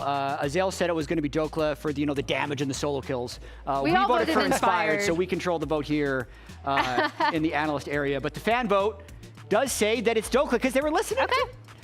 I know. Big Dokes! Everybody loves Big Dokes! Casters You do love a top laner who 2v1s. Casters always game the Either way, Emily, what you were talking about here So was yeah, Lion's first blood I want to talk about this first blood setup, right? Because it was set up from level 1. I felt like CBLOL teams overall in America's Cup did such a great job with their level 1s, right? And it was awesome to see out of them. Here, Saint is just waiting. He actually ends up getting a little bit of damage onto Envy early. Inspired is here to back him up. He takes Charm, and Envy actually ends up having to flash, which means that Inspired is free to revisit this mid lane kind of at his leisure after he's dealt with this invade from YoungJay, and they clean up first blood off of it. Just really good foresight from Inspired in combination with Saint, something that we were kind of harping on them when LYON was struggling earlier in LCS. I also want to point out there was no reflect on Mel in that because Saint had been throwing his charms to Narnia. And I know Saint, to get it out on purpose. Yeah, Saint got solo killed that one time because I think he thought he threw enough charms into the ether that it wasn't going to get reflected the one time he actually aimed it at Mel. And then it did get reflected. It was just a very dangerous time to do that gambit, if that was the gambit. I think that was the gambit. You heard about Saint's mechanics. Afterwards, though, too, is the extra plays from Inspired because there's this dragon fight towards the bottom side of the mat that ends up getting Berserker a bunch of extra money, too. And I actually want to pull this up because we've got a Cisco every second counts play. And we'll take a look at this one. Now, Inspired, you can tell already, is probably calling for the collapse. Look at the minimap and Saint coming down because here, after his Damon Immune, he starts pressing S. He's pressing S to stay next to Isles for when the Cataclysm comes so he can stay in there and they can turn on YoungJay. And you get enough comms listen-ins for LYON that you can start to tell, when they're already communicating these things. And keep waiting. Yeah, you can just imagine. You can hear Inspired in your own head at home even. He's like, we're going to turn. Look, Jarvan. Saint is on the way. And so he's pressing S key. He's waiting for the Cataclysm to come on him and Isles. And then they turn it and they get so much money and Saint is fed and Berserker is fed. Yeah, thanks to the reliable Cisco network for that replay. After that, it was a snowball. Yeah. We've got the goal graph in our AWS post-game breakdown as well. It's going to show Dokla doing a lot of damage. I feel like he was just farming the Renekton this entire time. Dude, you can't give Dokes credit. Big Dokes deserves credit, right? He was 2v1 up there. He was the second best player in the game, I think, for the team. Okay, I think Inspired. You voted Inspired too, Colby.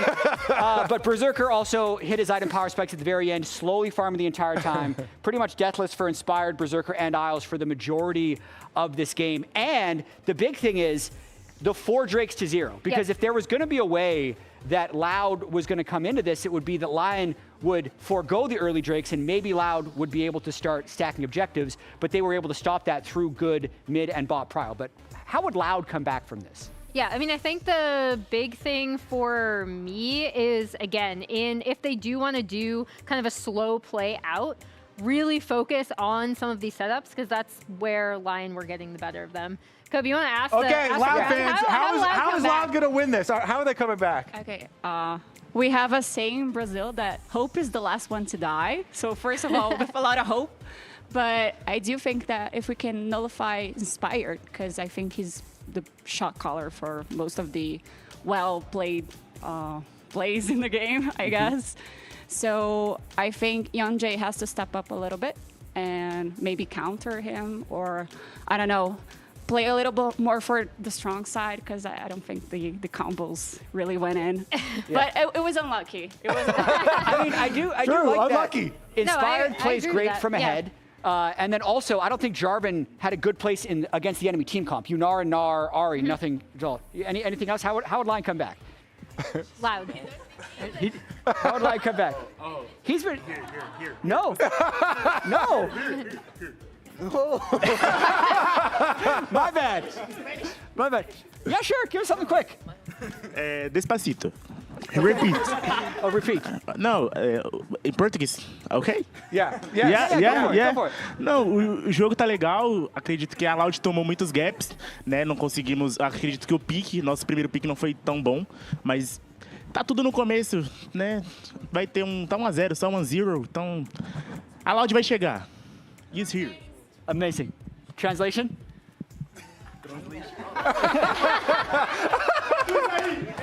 I'm doing great. This is all my fault. He said, sorry. Oh, I'm getting nervous, sorry. He said that it was just the beginning of the series. We have a best of 5, and Loud is gonna come back, and it's gonna come back strong. And we just have to wait, basically, because we are the team of the turnaround, sort of. Yeah. Nice. So. Hey, don't be a game 1 Andy. Appreciate it. Game 2 coming up after this. I can see Pantheon here, okay? Pantheon, no flash, okay? Oh, nice. Nice, good. Nice. Nice. Nice, nice. Shino's in trouble. Yeah, Shino in a lot of trouble here. Dokla gonna go forward. He flashes, but Dokla trying to chase in. Gets him with the boomerang. It's a solo bolo. Tá tuteando! GG. GG. Nice.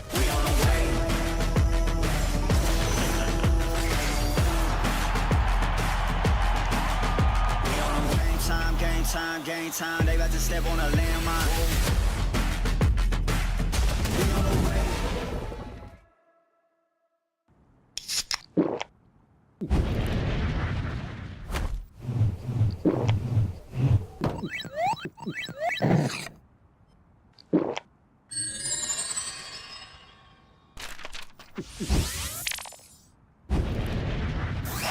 Red Bull gives you wings.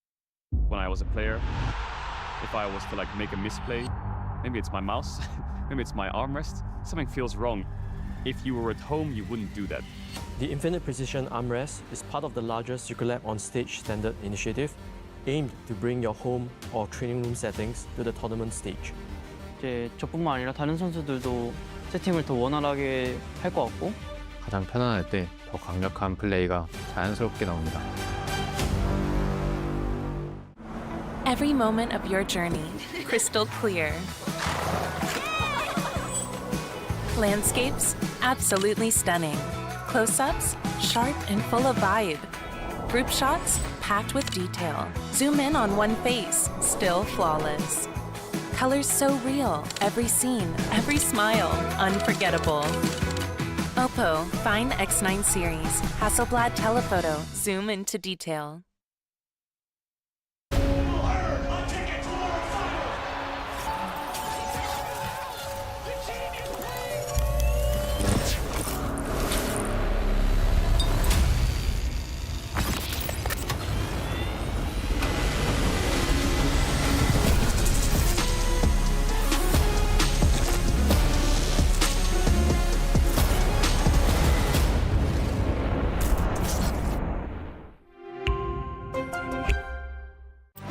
Players in the world are here. They can just burn this one down. Oh my god, forward by 9! You are going to see them like you've never seen them before. Rocket Will as the Arcane Storm doing so much work, and Genji, they are just going to ace them. 누굴 만나도 이길 수 있다는 자신감 정도로만 생각하고 있습니다. Genji, the EWC winners.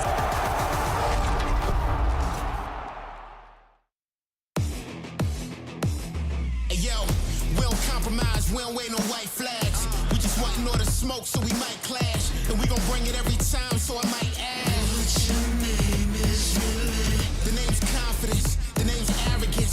The name's about to bring some change like it's emphasis. Steady stepping on the scene like where the parents went. What your name is really? I swear they never fade this dog like some skyscrapers. Steady stepping on the scene like some fly papers. And even aliens be contemplating why takers. What your name is really?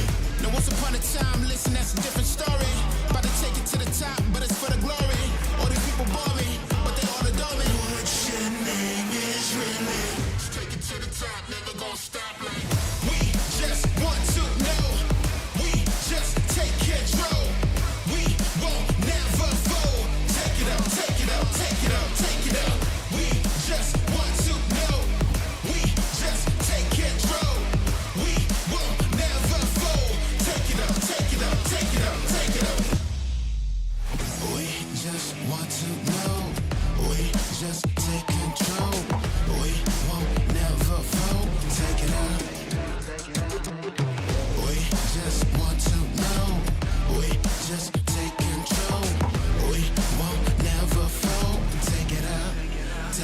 baby.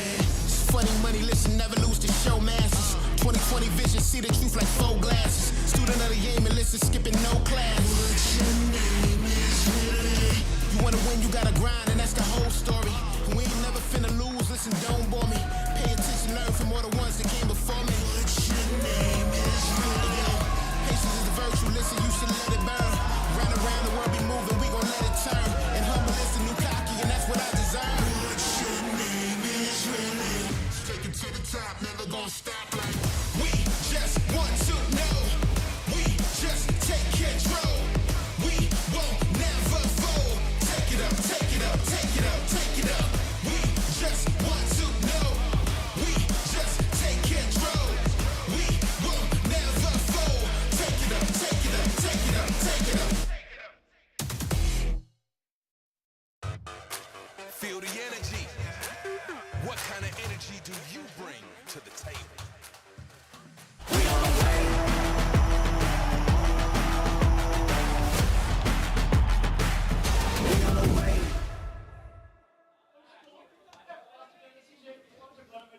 Welcome back to First Stand 2026. Azale here, still with Ox. He hasn't left just yet. Yeah, there's still more series ahead of us. I'm hoping. Yeah, the question is how much series? Because game one looked very one-sided, but the last series I cast, yesterday, had some very one-sided games, but win all 5. So you don't know, right? True. You know, you see game 1 stomp, maybe Loud's going to battle back and stomp in game 2. I think it comes down to how you reset after this game 1. This was obviously a rough one. It felt very one-sided. They were still trying to make things happen despite that, but I think there was definitely a point where it was like, okay, we need to focus on game 2. Yeah. We'll still try to make something from this, but it was a really rough game in terms of how quickly it accelerated out of control. Dokler in the top lane just was completely in control of that matchup. Loud going for first pick here, so last time it was LYON who chose second pick, so it'll be same pick selection. That's interesting to me. We've often seen Loud... Same side, same pick order. Yeah, we've often seen Loud prioritize early picking for top lane compared to LYON, who often go for late pick for Dokler. I feel like getting counter pick in this top lane matchup could have been really important, but, you know, won't have the opportunity to definitely get counter pick in this one. And we saw Dokler ran away with that counter pick matchup. He really did. I mean, it is interesting, right? People have very different views on how the game should be played. Inspired is extremely opinionated. I remember when they played against Team Liquid, he was telling us, Liquid just plays the game wrong. They're playing towards bot. You shouldn't do that. That's not the right way to play. And so, you know, for them, they think, I think, more that you blind your bot, you just have a stable bot, and then you play more towards the solo lanes. You look for advantages there. You know, you use them to kind of create those edges where you can farm plates, play towards side lanes. You know, that is more the thought process that I have seen from LYON and from Inspired. So it'll be interesting to see what adjustments they want to make here. A couple bans towards Inspired, you know, not too surprising. We've seen a lot of Xin Zhao bans thus far. And Orianna going to be taken away. Nocturne still not going to be allowed despite that pairing missing. And it's really just a big focus on these AD junglers, has been really all year long, and that is where the bans are being thrown. But just interestingly, despite the fact we've got same sides from the teams, and it is obviously Fearless, big shake-up in terms of what is being banned. You know, we saw Loud go for Vi, Karma, Varus. This time they've only maintained that Varus ban themselves. So we'll see what they look to prioritize, and they are just going to go for that Rise off the bat. You know, of all the mid laners we saw kind of toned down, a lot of the control mages got hit leading into first stand, but it was Rise who was kind of left, and he was so strong already before that. He was, but Cassio and Anivia are both up. I'm more of a fan of the Anivia. I feel like the Cassio matchup is more kind of solved, honestly, to me, where people just feel so comfortable in it at this point. I do think that Anivia not only can create a lane advantage and do fine in lane, but it's very difficult for Rise to play against in the team fights too. So will be interesting. Looks like it might just be Seraphine Ashe. Whether they go the Seraphine here or not, they'll probably grab it on 3, I would assume, because I don't think that anyone's going to take Seraphine away without that Ashe being up. Yeah, we did see yesterday there was that sort of flex where, you know, you leave the support pick available. Maybe if they go something like a Nautilus, you can go to Braum. That's what we did see. You have that option. One thing, if you do go Ashe plus something else second, it kind of locks you into picking that support on 3, so less ability to counter. They are going to go for that Cassio, though. This is something that Saint played a couple of times so far this year. Ooh, so it's going to be Kalista coming in. So Kalista Renata, not a surprise, is, you know, pretty powerful against really heavy commitment, against a lot of engage. But the thing is, when you're playing against Ashe Seraphine, if they can just keep space, they can kind of poke and prod, and Renata can really struggle against matchups where you get outranged. So we saw this yesterday too, where we saw this early Renata come out in the first series that I was casting, and then the other team can just say, all right, great, we're going to play a long-range comp. Yeah, Bull is a Kalista specialist. In the LCK, we often saw him get Kalista and Draven bans. It's like a pick that is his forte. But I think Kalista into Ashe, Cassio, Seraphine, that's not a fun Good time. luck in esports. Yeah. We've seen Kalista Renata played into Ashe Seraphine as like an answer, but I feel like independently, it's not that fantastic a matchup. You kind of need outside interference. You need a gank. Yeah. So we need to see what Young Jade's going to be able to play. The fact that they have the Rise is obviously good because you have that Realm Walk to move down, and the Cassio matchup early on, it's not a matchup that's super punishing in the early stages. So I think for Loud, all in on the bot matchup. You have to impact that matchup and get this cluster ahead. And that's why I think Malphite's actually a super smart ban, because you have 3 champions with no dash who are going to be very vulnerable to that engage. We already know you basically have to force it. You can't just play a slow farm it out style lane as the Kalista Renata and be in an okay spot. You're going to get poked down, you're going to get whittled down, you're going to get outscaled. So it is going to be a lot of these junglers that maintain the focus here. Zen, of course, can go either way. You know, it can be top or jungle. But even more jungle bans here. 4 out of the 5 from LYON are targeting there, and 4 out of the 5, honestly, from the other side. So 8 jungle bans, 2 taken out in that first round. So you are getting pushed down that tier list quite a bit for the AD junglers at this point. Yeah, pool's been trimmed very heavily at this point. I feel like maybe for the side of Loud, like a Lee Sin as a potential thing with the setup from the Rise and the pressure. Mundo on top of this Ashe Seraphine is just disgusting. When we've seen Mundo with the Ashe Seraphine, it's so powerful. You buffing up, he runs forward.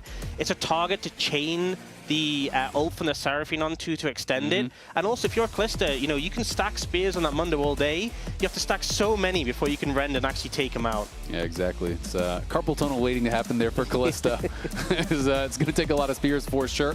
And with that Trundle being banned by Loud, they don't have the kind of obvious response that you would want to pick into the Mundo.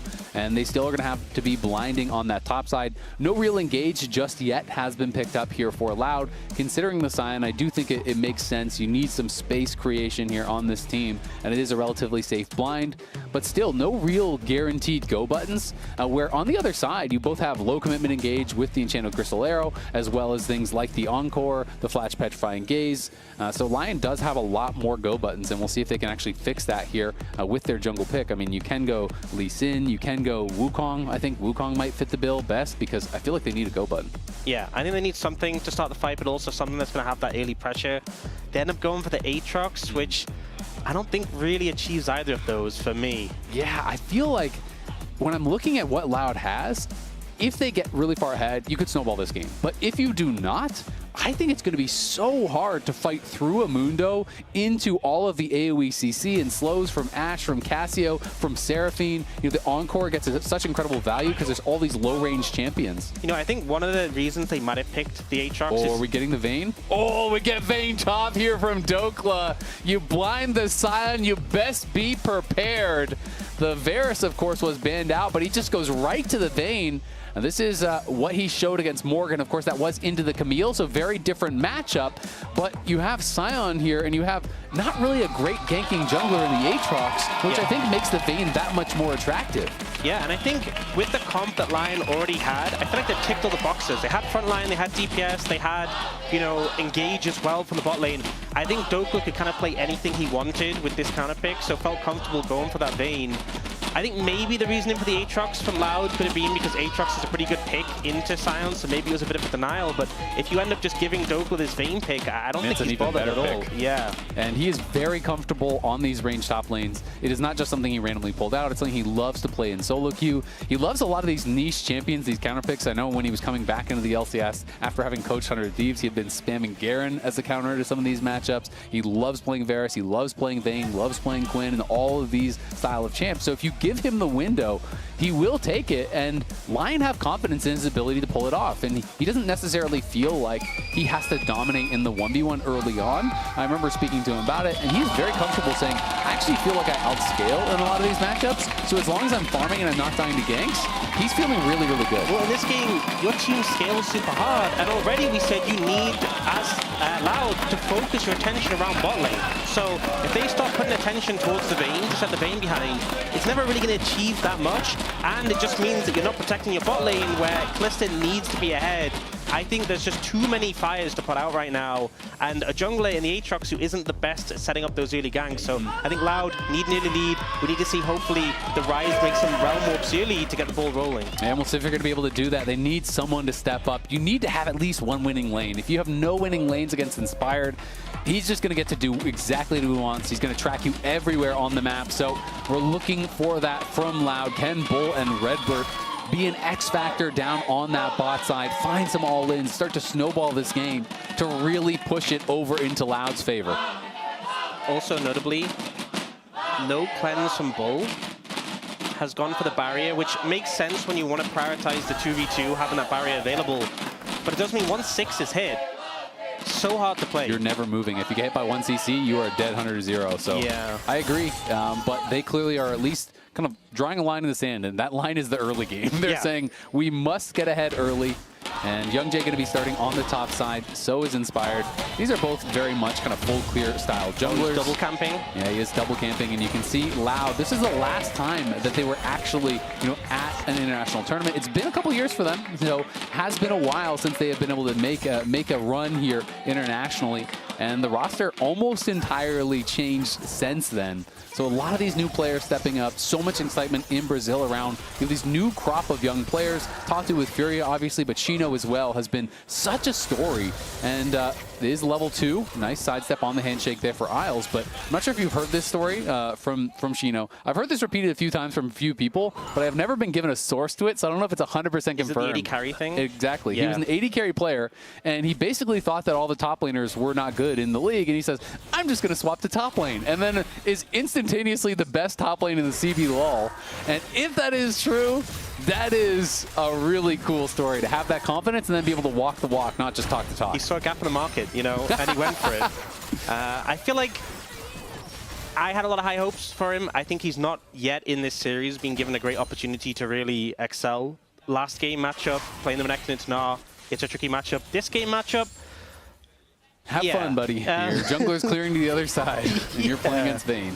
And bot lane, we saw Redbird and Bull get the early level 2, right? Something you definitely want to get. The handshake didn't connect, and already the health bars are starting to suffer in this 2v2 matchup. Yeah, and I mean, they're down heal. Redbird has to base. Their 2v2 is already screwed. The wave is pushing away from them, and you're having to base with no summoner in this aggressive matchup where you get heavily outscaled. So that is pretty brutal for LYON already to start things off. You're YoungJay here looking at this bot lane. He can't even go for the bot lane scuttle, even though he's playing with that Kalista, because he knows their 2v2 has gone so bad, so he's going up towards that top side.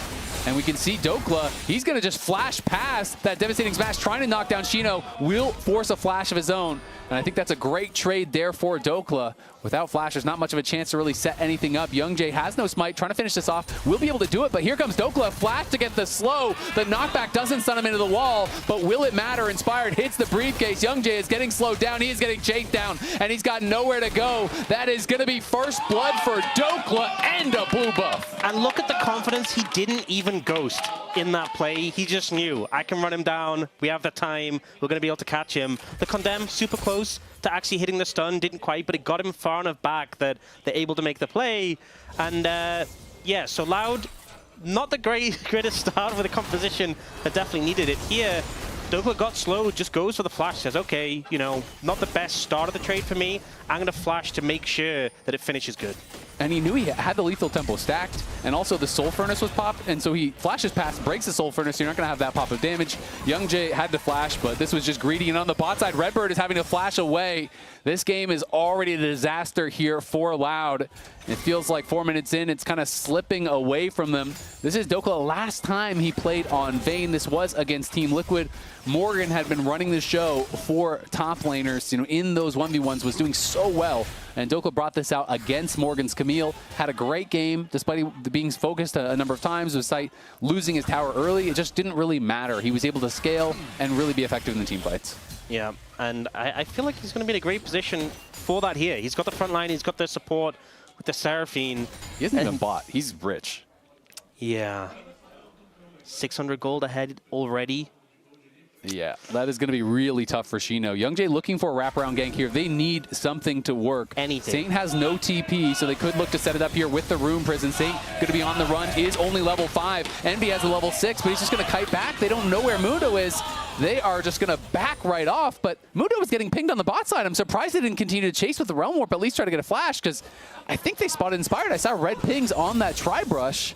So I don't know if they were just saying maybe he's here or what happened, but they don't commit to the play. I think Saint loses nothing. Not willing to run into the potential Petrifying Gaze, right? Envy was already level low. 5. Did he not hit level 6 on the minions there? Oh, well then, I don't know. I think it just feels bad when you have a need to get ahead early and you've gone for this Aatrox pick, who just, we're seeing from these gank attempts, it's not really coming to fruition. No. And it's not that he's not trying, it kind of feels similar to game 1, but game 1 he was on the Jarvan and he went for 3 or 4 attempts, he did finally get that gank, but what can you really do in the Aatrox? You run in, you throw the chains down, you maybe land a Q. And what's their setup? A flash Rune Prison? You have no engage on this team. It's that. I really think they needed a pick that can set up or follow up better. That's why I thought Wukong would be the answer, because all the other good AD junglers that were engaged were banned out. I thought the Malphite ban was really, really smart. Yeah. But they are going to look for Redbird here. Remember, Redbird has no flash at all. He is put it incredibly low. Bull is low as well. Good handshake pulling onto Berserker. But Redbird, I think he's going to get ran down, slowed down. He's trying to get out of there. They are a little bit hesitant to chase, but the volley does find him. He shields himself up. The bailout is there. He will escape. Looked like a little bit hesitant to chase in. I don't think they had eyes on the Aatrox, but they do have eyes on the Rise, and Inspired's got his eyes on the prize. Knocks down the blue man in mid lane. It's another kill for LYON. Yep, going so well for them. Bot lane going good, mid lane going good. Plate picked up as well, and I think Isles and Berserker not going too aggressive in that situation, could have definitely stepped a bit more, but being respectful. They know they're in a winning position. They just need to respect the Calista and not get caught into an all-in where she's going to rend them, and there's no way they lose this lane from here. Yeah, it is going to be really, really tough. And Dokla going a little bit of HP here, so not just rushing in towards the Blade of the Rune King or anything like that. And does have the upgraded tier 2 boots. He has the Berserker Greaves. He has the Ghost, so has a lot of move speed here. Shino going to look for the all-in here. Ghost has just popped early, and I think he's gone way too far. Going to get knocked back. He has the Spellbook Ignite. He will pop it on a Dokla. Dokla put low. Shino still has the flash, but Dokla is chasing forward. He's going to be looking to finish him off. Shino has the flash to get out of there. Dokla has no flash to follow, and Envy is behind him, so Dokla's going to look for the kill. He goes in. The barrier gets popped and keeps him alive. It's a shutdown in air quotes solo kill there as Rise escorts him in, and Shino claims his prize. A little bit of hurting there from Envy, getting some value from the Realm Warp finally, and Shino kind of commits everything to that play to make it work. But I think it's one of these things that will mitigate the pressure from Dokla. It's not going to stop it completely. You can see committing to this play here, goes for the ult. Dokla goes to try and get some space, but the Soul Furnace was popped there midway through the ult to get the damage down, and combined there with the Ignite, Dokla's already so low, trying to chase down, Flash gets enough distance, and then the cooldown of the Soul Furnace comes up again. Oh, we got to look at bot because they're going to try to turn this one around. In comes Youngjae. They're looking for the play. Isles is level 5, so he's got no way out. Berserker is going to get caught as well. It's going to be a double kill here for Youngjae as Loud roars to life. Finally finds something as Bull hits 6 and used it to great effect to set up his jungler. Yeah, great moves there. Didn't have the ult from the Seraphine available yet to mitigate, and Youngjae sliding in there on the Aatrox. Seeing some life from Loud now, but Saint is here and he's healthy. Yeah, and there's a ward in that brush. Misses the first Q though. Is going to be able to hit the Petrifying Gaze. Redbird is gone. He flashes forward. Bull is in trouble. He still has the barrier, but it doesn't even matter. The minions can't help out enough. Saint gets an easy double and survives. And that feels so bad. Just when Loud gets that early pressure they wanted, the double kill, it gets turned around, answered back. Saint matches it. Now 3 though, members top. There's Ghost available here for Envy. Inspired is there to cover. I don't think they're going to want this. but they might be able to stop Inspired from claiming the grubs. But it looks like for now they're just going to be heading back because mid lane is getting pushed in, bot lane is getting pushed in. And Youngjae hopping into the pit, trying to steal one. Inspired claims that first grub, but does use his smite, so Youngjae should be able to grab one, and does. I think Youngjae can get one and get out, but already we have the bot lane of LYON has moved over to mid, so I think wouldn't really be able to stay around for a fight. Inspired also very tanky, very healthy already at this point. Hard to take down, hard to focus down. Gold lead still in favor of LYON. It definitely did a bit of a dip and then bounced back up with the bot lane plays. Right now the concern is Saint pretty far ahead in that mid lane matchup on this Cassiopeia. And a lot of champions on the enemy team that this Cassiopeia does very well into. And look how far Envy is from Roa. And Roa's already done now for Saint. Envy has got a long way to go to get that completed. So Saint going to be stacking up early here on that. Ashe has been moved down towards the bot lane once again as Bull was looking to try to catch someone from LYON in transition. Won't be able to do it just yet, though. It is going to be Cassio they're looking for now. You can see 3 members there from Loud heading in towards Saint. He's going to try to kite out, but he has no flash and he has no ulti. He has no chance. It's a shutdown there for Envy. Another good punish here from Loud. They're back in the mix. The gold lead almost eliminated. Good pickup. More plays like this. Exactly what Loud needs. And finding opportunities to challenge. Finding moments where, you know, Saint a little bit pushed up in lane, didn't have the flash available from when he burnt to bot. If they keep chaining these summoners being down and finding kill opportunities, this is where they can find some success. It's absolutely what they need to go for because they have no traditional hard engage, right? So it's basically punishing missing summoners. You got to be able to just run in there and hit a room prison or some sort of CC, a handshake to be able to set it up. And they have been able to find a number of good plays. Youngjae now in a pretty good spot. Unfortunately, only a couple hundred gold ahead for him, but still feeling good about it. And Envy has now grabbed his Roa, so going to be stacking up as well. Dokla on that top side is still going to be working in towards his first completed item. Yeah, you saw Youngjae moving into the Dragon, but does back off, doesn't really have the presence from the team. And actually, we're getting a swap from Loud. So we'll see if Dokla, I mean, he has both sums, so should be safe here. He's also playing very respectful. Yeah. This means Loud giving up the second Dragon, but potentially trying to make an aggressive play on the top side. But Dokla is wise to it and doesn't get caught out. Yeah, I mean, he knows everyone from his team is bot side. They're not showing anyone to contest the Drake. Where could they be? They can be top side. So he's actually going to go see if he can spot out the jungler. He knows that they could be looking for a dive. I don't think he can defend this. Vayne has no wave clear whatsoever, so you're just going to have to back off until someone from your team gets towards that top side. But it is Hex Rift, so Inspired's going to be out on the map much faster. Saint is here now, and Inspired has arrived. They're going to look for a potential fight as Saint is chasing after Envy. 3 members strong on the top side here from LYON as they are trying to get zoned off from this top lane tier 1 by Loud. But looking to skirmish, and now the Ashe Arrow going to be coming in. Nice dash away from Youngjae. It does connect in onto Bull, but no one in range to follow up on that. Yeah, ends up not connecting onto a target it can really follow up on, but the presence from LYON does force Loud away. Realm Warp going to be coming in there from Envy, and you can see no response right now in the bot side there as Shino's pushing up that. So Loud starting to play the map well. They zone Dokla off the top side. They're able to get some plates on there, deny some minions. They get some plates on bot side as well. Still lying in wait on this top side, looking to try to punish Saint, who has no flash for about another minute or so. Does have the petrifying gaze. If he plays far back, it's going to be tough, but they are going to look for him with the Callista all over the wall here. Saint has got to try to sidestep, and he does sidestep that handshake, kiting back into the tower, but the hostile takeover there. The CC just doesn't end, and Saint with no flash just can't get out. Yep, good setup there. Got on the immobile Cassiopeia. They were waiting for a while, but just eventually said, we're just going to force the play. And this passage of play, the swap to top, getting the silence from alone time, it's been gold positive for Loud. Just eking some advantages there. They did end up giving over that second Dragon for it, so there was a cost to this whole endeavor, but they have managed to pull ahead in terms of gold. It's just what they can do from this point here. You know, LYON are this team who are very slow to play this one out. Generally, if they don't see a favorable situation, if they think they can scale better, which I'm sure they feel that way in this game, they are happy to play it slow. So Loud, you need to keep pushing the pace of the game forward.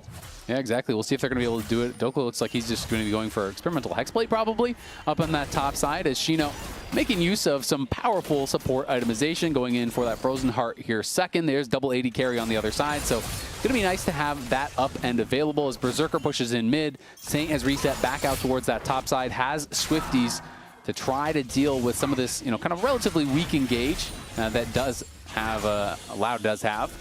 And he has his flash available once again. So pretty much all summoners are back now, basically across the board. Yeah, we'll see if they find a window to burn them. I think with a lot of mobile champs on this side of LYON, you really want to just be trying to burn these summoners as often as possible for Loud, so you can set up for these plays, especially going into those objectives. With it being a Hextech Soul as well, that's a big win con for Loud. That's the sort of Dragon Soul you're hoping for when you have pressure on to get an advantage early. Obviously, it would be a long way before they can stack their soul up, but it is a win con for them. It absolutely is, and Redbird has completed his Mikhails, so great answer to that potential engage from Berserker, as Dokka taking a bad end of a trade on the bot side. Ghost going to be popped here by Envy, looking for a fight against Saint, and Saint is losing out on that trade, has to retreat back. Has been getting pressured pretty heavily, and as a result is down a little bit of experience, but they are the same level for now. Nice root lair landed onto Redbird. He is put low. The Enchanted Crystal Arrow does land. Redbird is knocked down. Doesn't have the timing on the self Mikhails. Can't get it off as he is CC'd down and killed. Yeah, doesn't get himself Mikhails out, doesn't flash, and Bull's ult, unfortunately, not quite available to get him out of that sticky situation. So just a nice kill pickup there for LYON, and they get the Herald to boot. Yeah, they are going to be able to grab the Herald. Shino doing great in the 1v1, though, you have to say, at this point. As Dokka's the one getting pushed in. They're now moving Envy down towards bot. Been very active on the map, trying to make these plays towards side lanes, but Dokka is going to base. He's not going to be messing around with it. Experimental Hexplate has now been completed, and it is going to be Shino TPing out towards that top side. Bit of a weird lane assignment when you're rushing a pretty early Frozen Heart to be placed against the Cassio, but Vayne is not easy either, so there's not really a great side lane matchup there for Shino. Honestly, I feel like he was doing pretty good into the Vayne, especially when he had item advantage. You know, Dokka going towards his Hexplate has just now completed it. But Shino does feel very bulky at this point, and I think Saint doesn't quite have the damage to cut through, even though he doesn't have that much magic resist. You'd have to pump him so heavily. So I think for now he can just hold it, moves Envy down bot lane to pick up that tower. You can see the Coinbase gold grind advantage there for Envy in the mid lane, about 500 gold in his favor for now, as it is Loud with really all the advantages on the top side. And some slight edges here for LYON on the bot side. Saint looking like they're going to try to jump in. Nice backstep from Youngjae. Avoids the petrifying gaze, but pops the World Ender, so it's just going to have that running out. Inspired looking to try to claim this. Pops the max dosage. He's getting CC'd down. I don't know if the healing is going to be enough here. He gets knocked down. Inspired got way overconfident with that ulti, and now Saint is in trouble. Trying to kite back to that tower. Has the flash. Will have to use it, but they can tank this forever. Saint is on the run. The tower's trying to help him out, but I don't think he has the damage. Youngjae comes in. It's a sword to the heart. It's a couple kills for Loud, and it's their first major lead of the series. Youngjae going huge there, and this is the thing with the Aatrox into the Mundo. The passive stopping the CC kind of irrelevant against an Aatrox who can proc it so easily with those sweet spots. And Shino's so tanky, he walks in the turret, starts to get low, the harness kicks in, and it's like he's got a whole nother health bar you have to burn through. Berserker in trouble, taking this fight here against Bull, but now in comes Isles. The heal is there as well, going to try to land the Encore. Good sidestep by Bull. He had no flash. That would have been his life if it landed. Close one there. Did have the barrier available, so maybe could have saved him, but it was definitely close. If the follow-up was there for Miles, maybe could have taken him down. But Loud now having the pressure, able to pick up the second dragon for themselves, seemingly uncontested. This is a much better spot than what we saw from the early game. It really is. I mean, the scaling's still good for LYON, but they've got to be careful. This was just straight up overconfident from Inspire. Yeah, I think feeling super tanky in the Mundo, like he can walk forward. They are the ones who aggress here and move. And it's just so easy to proc the passive on the Mundo. Doesn't have that CC immunity. They kind of just charge him down, and he doesn't get a chance to really get a ton of value from the ult. And then here, the fact that Saint's like, oh, I can kite them, I have the tower, and Shino just kind of ignores it, and the Cassiopeia damage again. No magic resist.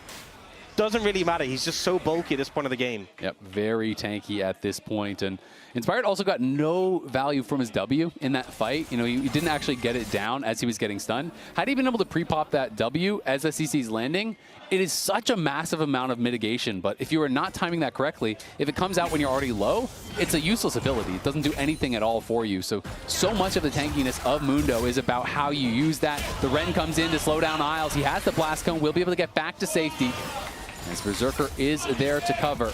But still keeping this pressure up, and look, Dokka can't even walk up on top side, so there's 4 members here from Loud. They're just moving around the map, and you gotta say it, they're out macroing LYON at this point of the game.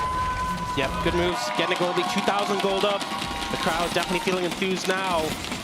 And kind of reminiscent to the series we had yesterday with that game 1 so rough for the bounce back in game 2. Yeah, similar to what we saw from BNK. Nice handshake is going to land there on a Berserker. The hostile takeover lands, but it's the arrow coming out. Beautiful McHale's there. That's a Captain Jack from the support. Yeah, Redbird gets him out of it. Ult down now from Berserker. Not really any objective to play for at the moment as well. Losing the flash, though, hurts from Redbird for sure. So he's going to have to be a bit careful now. I feel like when you get a Eclipsed, it's not as bad. You know, you have that safety net. That's true. We obviously did see him get punished earlier and die when that ult wasn't available, but gives you that second out as an immobile sort of enchanter pick compared to what is typically available. You can see the Dead Man's has been completed for Inspired, as well as that Sterix for Youngjay. Inspired still trying to continually scale up here. Doesn't really have much MR at all. I assume he's probably going to go Spirit Visage next would be my guess. Just such a powerful item there on Mundo. And you do need to respect the damage that the Rise can do. Yeah, I mean, as well, we were so critical of the Aatrox pick and how we felt we needed more early pressure, we needed more impact, but Youngjay really having a great game for himself. And in these, he's been able to find angles to access these fights, and now is just a big threat. Isles does get out of the tether just in time. Yeah, had the angle to walk out of the Infernal Chains. It's pretty easy to walk out the side of it. It's impossible to walk out the back of it. The Herald going to get dropped here, as it seems more of like a timeout Herald than an intentional Herald, as they got that quite a long time ago, and it is not going to do anything at all. So wasted Herald here for LYON. They are struggling a bit, and Dokla, you know, despite feeling very confident in this matchup, he brings it out. He is still scaling. He is still, you know, in a decent spot, but he's about 1,000 gold behind Shino, who's been doing well in the 1v1, who's been the one, you know, receiving that help, receiving that pressure, and it's allowed Shino to get into a good spot and constantly be pushing forward, not allowing Dokla to farm plates, not allowing Dokla to look for the 1v1s he would have wanted. Yeah, also Dokla hasn't really built to like shred tanks. I know Vayne always does cut through tanks, but they're definitely built. Bork, Kraken. Yeah, or like Ginsu's or something like that. So hasn't really built in a way that's going to cut through Shino, and Shino has definitely built in a way to mitigate the Vayne as much as possible. So it has just kind of neutralized that matchup. You can see from how the Cold Graft has panned out. Yeah, it's a big swing. It's definitely a big swing, but still within 1.5k gold at this point, and Dokla does believe that Vayne just scales really, really well, likes getting a bit of health, making it easier to team fight, and so we'll see how he performs in the team fights, because if you're not going to win in the lane, then the pick has to get it done later, and LYON do have a lot of powerful scaling here. Always have to talk about the power that Seraphine has in the later stages, as well as Isles is getting more and more gold, closing in on his second item, which is a very big spike for Seraphine. Yeah, I mean, that spike is just so crazy, the healing value you have available. And we haven't really seen any healing cut apart from on the Oblivion Orb and the Executioners, yeah. Yeah, and Renata not the best at applying it onto multiple targets. I'm wondering if we start to see other members. Realm Orb coming in, they're going to look for Berserker. Does he have to flash? No, has the confidence to just back up, and now they stun up Redbird here. Just get a little bit of damage down on him, but the Fate's Call was available, and they're not going to be able to go for anything else. Saint, though, moving over into the area. A lot of members converging around this dragon, as it's going to be spawning in 15 seconds. It would be Soul Point for Loud if they can get it. Would put them only one away from that Hextech Soul that they would love to get, and Berserker will not have his Enchanted Crystal Arrow for this fight. Yeah, and we know that LYON have given over dragons before when they feel like the fight setup isn't good, but this is a big one to give over. Hextech Soul so strong.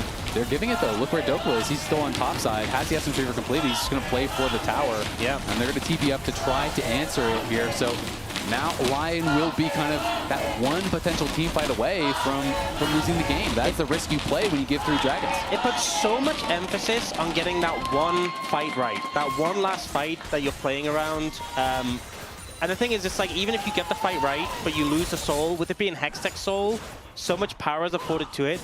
If you know, maybe you get 4 kills, they get 2 kills, and they get the dragon, you still don't feel good about that, because the Hextech Soul's there for the rest of the game. So it does put LYON in a delicate position, but they've done this many times before. They often opt into this and clearly have confidence that a later time is going to be better for them. And they're looking at the spikes they'll approach and be like, hey, we can do better than this. We can get penetration on Berserker. Here comes the ulti from Shino looking for Berserker. Berserker definitely has to flash here, you'd have to think. Gets handshook back, and he flashes late. Is going to be able to get hit by the hostile takeover. In comes Inspired, as well as Saint, and the TP is there from Dokla, but it's quite far away. I don't know if LYON can really find a re-engage, but Saint seems to think so. Petrifying Gaze does land onto Shino. He is grounded, he is slowed, but he is very, very tanky. Running back as Berserker and Saint stepping forward. Youngjae in some trouble. He's going to get rooted up. He's going to get stunned. He's going to flash, but the tower is not healthy enough. It's a shutdown, and now it's a flash forward there as all of LYON pile in. Dokla's going big, looking for more kills. Takes down Shino as LYON roar to life. Envy on the side trying to threaten. Has the ghost popped, but can't find an angle. They could go Baron. They can. They're really healthy. Inspired full HP and the healing and shielding from the Seraphine. This should be an easy pickup. I don't even think Loud can contest this, to be honest. But they are looking to walk over and see if they can find an angle in, but no one's really low other than the Seraphine. Yeah, this is risky if you try to go for it. I mean, Envy over the wall may try to look for something here, but no jungler, no chance to grab it. And it is going to be a big lead now there for LYON, setting themselves up for success. They found the angle, and they hard forced it. They just fully committed to that play. Yep. Oh, Inspired. Inspire going to get found here by Bull as well as Redbird. He has no ulti. He may just be going down. Flashes back over the wall. Stays safe for now. The Enchanted Crystal Arrow going to be sidestepped there by Bull. Well played by him. Let's see this fight in mid lane one more time. So Loud feel pretty happy about how the initial play goes, right? They get a flash from Berserker that's desynced from the Dragon. They get the tower. But the thing is, LYON are in this position where they feel confident to go aggressive. They're deathballing with the Seraphine, with an Arch, with a Cassiopeia. They land the slows and they push forward, and I think Loud like, okay, we're in the tower, we're safe. Youngjae steps a little bit too far forward, and once those slows connect and the Seraphine starts landing roots, the chase potential is insane here. It really is. I mean, they have so much move speed across these champions. You got Deadman's Plate, Mundo. You have a Ghosted Vayne with Experimental Hexblade. You have bonus speed from the Seraphine. Everyone slowing them down, chasing after them. It's a big fight win there for LYON, but still 2 minutes until this Dragon here. They're going to have to deal with that.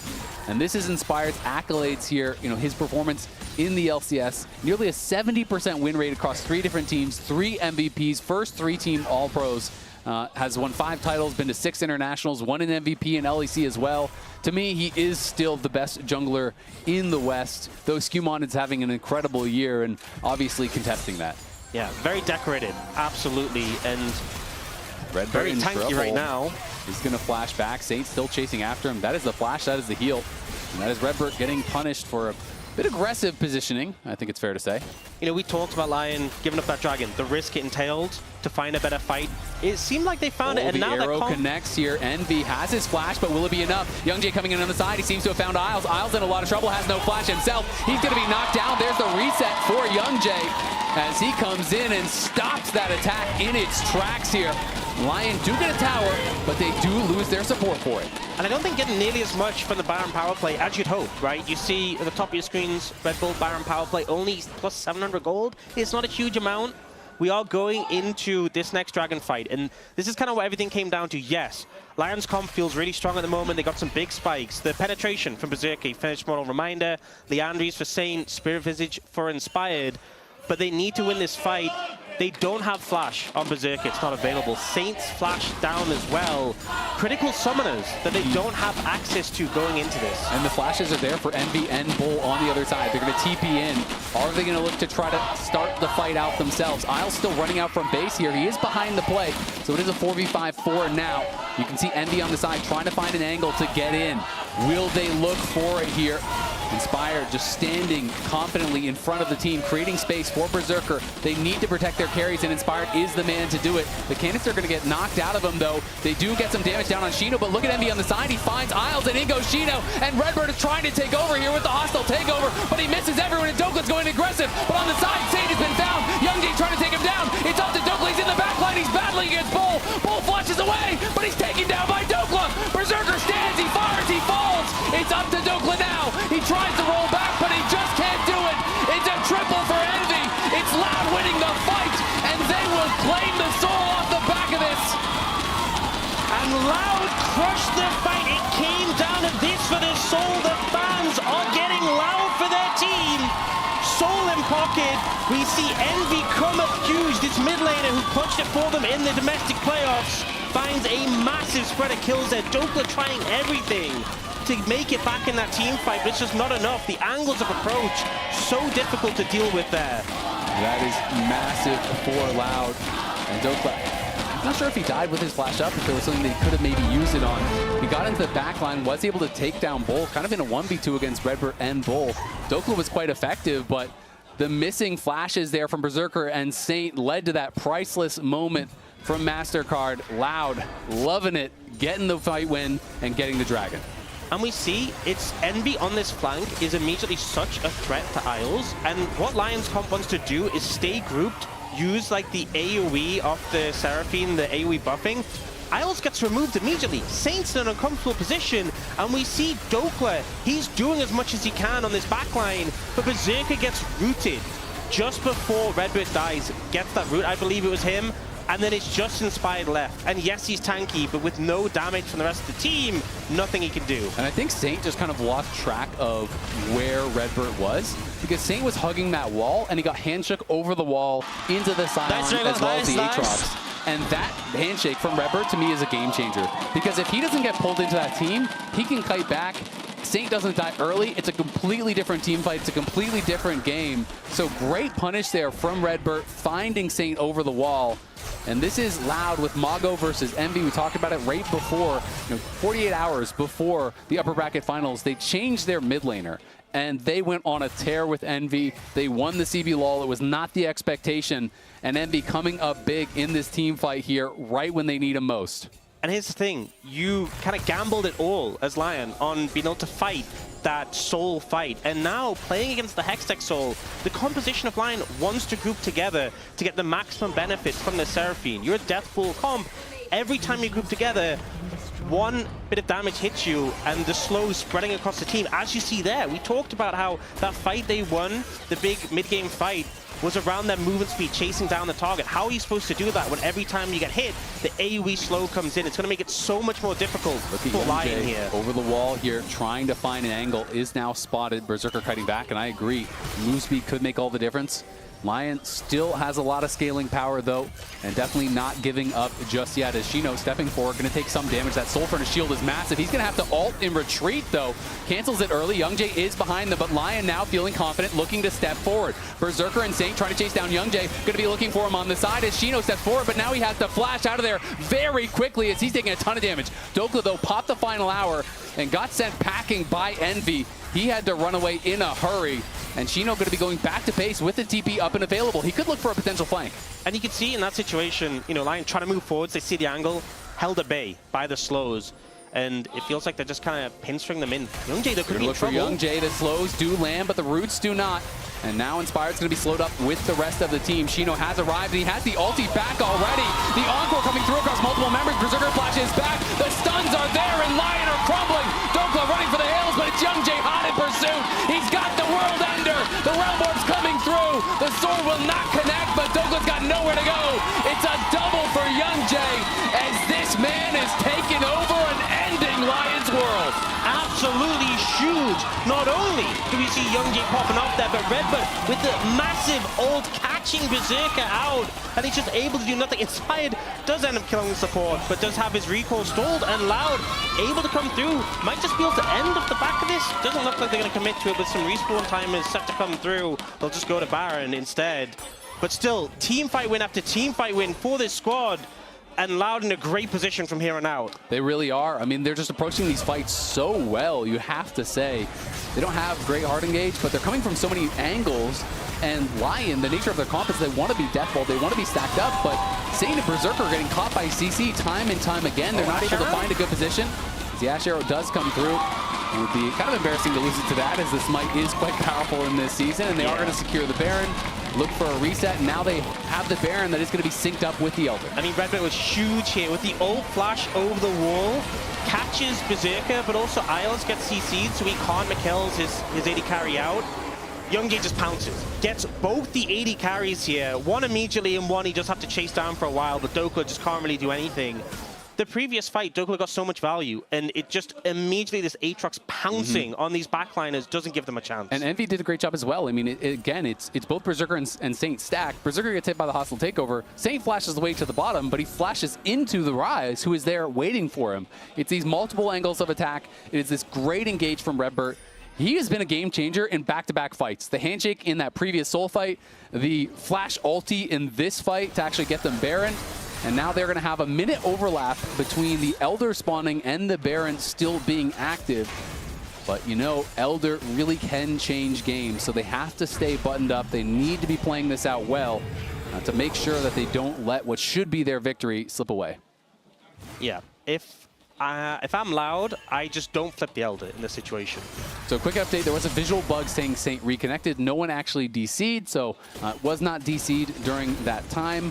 Just a visual bug. Okay, well, yeah, I was wondering about that when it popped up, but if I'm loud, I don't even make it a flip with the Elder. I force LYON to approach in this situation, and then you have the slows to set up on them. You don't have the hard engage, we talked about that, but you have the slows that make it very difficult for LYON to kite away. If you let it come down to a 50-50, I think that's a mistake with how strong they are in these fights currently. I mean, look at Envy. He's full build. He's got the death cap. He is completely kitted out. Oh, if he Envy actualizes, it does a combo. Yeah, you just melt. There's no safety from that. Envy is on the side here. He's very split from the team. If he gets spotted, it could be dangerous. And will get revealed by the Baron buff. He's got to be careful. The arrow comes out. He was not thinking about that Baron buff. Can they chase him down and knock him down? The actualizer gets blocked. He stands, he fights, he kills them both. Envy takes the game into his hands. LYON can do nothing. You may get Envy, but you're going to lose the game. They are piling on Dokla. Face call will knock him out. The handshake is there. And it's a handshake to agree on the tied-up series. LYON are pushing through bot. He just one-shot them, deleted both the 80 carry and mid from LYON. Envy, you thought you'd caught him, turns it around, and LYON going to take the game on the back of that play. LYON underestimated him. They didn't spend all the CC, all the ultis until he had already one-shot someone, and now they make him pay. They tie it up. They were crushed in game one. They battle back in game two. Counter picks be damned. LYON are here to play. The CB LOL are tied up with the LCS. What a game, Youngjae. And I think Youngjae, Envy, and Redbird all had massive performances in that one. That final play, though, I mean, I knew that Rise could do so much damage, but it still just shocked me. I mean, that hurts because they had Encore and Petrifying Gaze, and you caught him with the Crystal Arrow. If you just layer Encore, that turns him into you for the Petrifying Gaze. UCC him 100-0, but they thought they could kill him for free. He showed them they were wrong, and Lounge, it's a tied series. What do you think? I mean, a very popular game in this room, actually. Yeah, wow. They told us, don't be game one Andy. I was a game one Andy. I was definitely a game one Andy. Okay. Wow.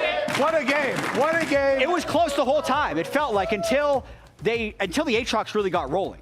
And this is loud. It is the later game team fighting is playing towards that 5-on-5, Emily. Yeah, and this is where I actually really do want to end up calling out Youngjae, right? We were like, okay, it was looking a little dicey with some of the early plays. This is when it really started recovering. He came down here after kind of Dokla had overextended on top and Envy had collapsed on him up there. And then once this Aatrox kind of got rolling, again, here we go. In mid lane, there is Youngjae. Really good handshake from Redbird as well to clean up that kill. And I thought that was really what stalled LYON out and also allowed for Loud to have so many setups where Envy is approaching, right? Or they're splitting up a fight, which is really important going up against this kind of Ashe, Seraphine, Deathball composition. Yeah, and that's what I was going to say, too. He gave the shutdown to Envy, the Rise that ended up blasting us. There were two critical picks on Isles in the late game, Jat. True. That led up to the Dragon Soul. Youngjae killed him once, and Envy killed him the other time. So this was when it looked a little bit like LYON was going to be able to come back into the game because this is Hopium, back when we had the Hope, structure, Jat. right? This is the structure of the team when they can go front to back, when they're not at risk of getting flanked, then they can just walk up and get the attacks. Okay. Hey, it's a balanced It's a balanced segment right here. So this but is. then in later fights, they basically couldn't control the fight lines and they kept getting their carries caught. And the other big thing for that replay that we're showing right now is that Envy wasn't there. That's why LYON went for it and they full sent on this chase, is because the Rise was separated and they had an opening to do that with numbers. But guess where he was? He was in the next fight, flanking, because I want to bring up this Soul fight, right? We talked about how Envy here is just lying in wait as the Rise. Look at and that. Handshake really allows, this really allows the fight to split up, right? So, like, this composition from LYON can't deathball. Everyone gets split up. Loud cleans up. They've been stacking Drakes this entire time, and this was what really put them over the edge. Yeah, Envy, again, in this one, the Rise deletes Isles in that fight. Wow. The other side, Saint is getting Handshake into Scion ultimate combo, and really well dissected fight from Loud, attacking from both sides. Yeah, player of the game, this game. What do we hear from the fans? That's what I voted! That's what I voted! Okay, Kobe voted Envy. I mean, we might need to change it. We did vote for YoungJay, so we're constantly disagreeing. I apologize. Yeah, but player of the game was YoungJay. I thought the early game for him was incredible. It was Emily really voted good, for YoungJay as well. I actually thought he did a really, really good job in paying attention to where they could group up, right? And that's where I think with Envy, with YoungJay, they just had such better side lane pressure. Like, you split the map. There was that other really great play where they get onto Dokla top side. Scion is just getting plates in the bot lane. Like, I actually thought Loud played the map really, really well, especially with the Rise, with the Aatrox splitting up LYON. Yeah, we have our AWS post-game as well for this game. You can see how it was close for a while, but then eventually Loud was able to take it down. Actually, Jet. It'll come up in a second. Don't worry about it. The chat's Pog vote is going to be populating in a second. 100% I was going to say, there's no way that's true. Yeah! Production is trolling me right here. But as you can see... YoungJay damage, though. Come on. I mean, YoungJay, okay.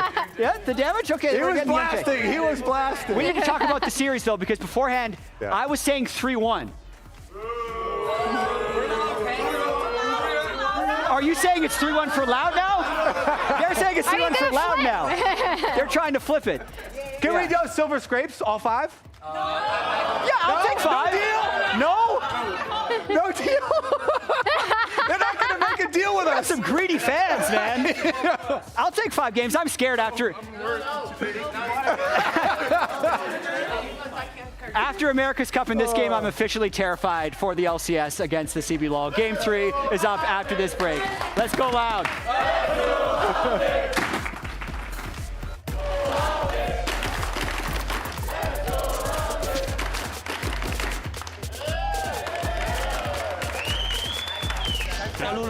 Ja. Moet ik Serafin? Serafin. Nice. If I get stunned here, look. Just go. Yeah, I'm packing. Just go. Tower's one shot. Keep going. Look. Yeah, I'm going. Keep look. I'm going. Focus, Casio. Focus. Yeah, they know me. It's fine, they know me. Arrow. Oh, nice. Go back. Very far. Nice, Angie. Let's go.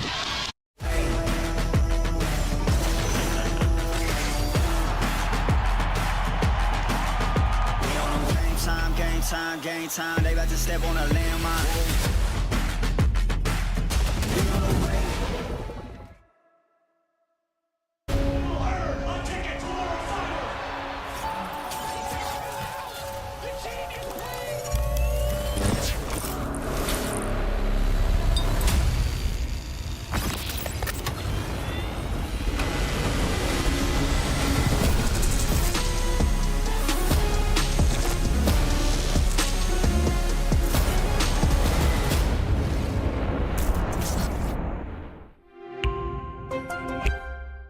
When I was a player, if I was to like make a misplay, maybe it's my mouse, maybe it's my armrest, something feels wrong.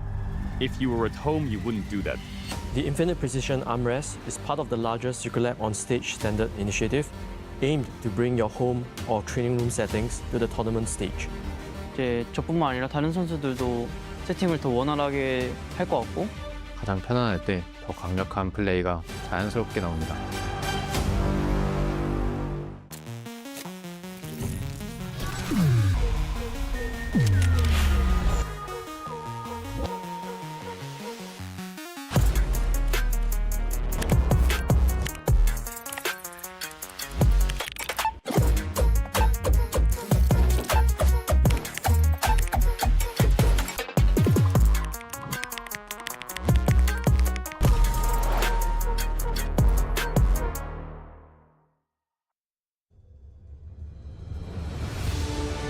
It's more than a game. It's a world shaped by you, the fans. And our mission is to elevate that world by building technology that creates moments that last forever. That's why we're joining forces with League of Legends Esports to transform how fans experience live events on the global stage.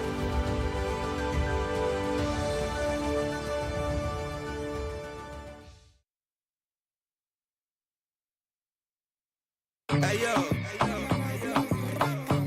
este puro tiempo es verano. Yes, man. Todas las guiales con su tanguita, todas las guiales con su bikini.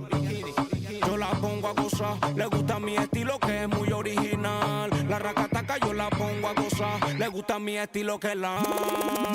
Vengan pa' acá, si buena música tú quieres escuchar. No busquen más, no busquen más. Los racas ya llegaron con lo que te gusta. Fiesta en la piscina, la piscina, la piscina, la piscina, la piscina, la piscina, la piscina. Pura que le sexy en la piscina, la piscina, la piscina, la piscina, la piscina, la piscina. Tengo una de party en mi piscina, la piscina, la piscina, la piscina, la piscina, la piscina. Foto en bikini en la piscina, la piscina, la piscina, la piscina, la piscina, la piscina. Hay un after party en la piscina, llegó la policía, dice que la bocina se escucha hasta la otra esquina. Oficial, usted tranquila, don mucho de tequila. Y si quiere comida, venga y pase a la cocina. No sé sinceramente qué le pasa a la vecina.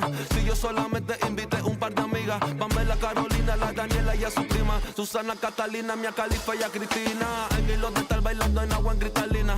Pura guiale dura, nada de que latina. Europea, china, morena, la latina.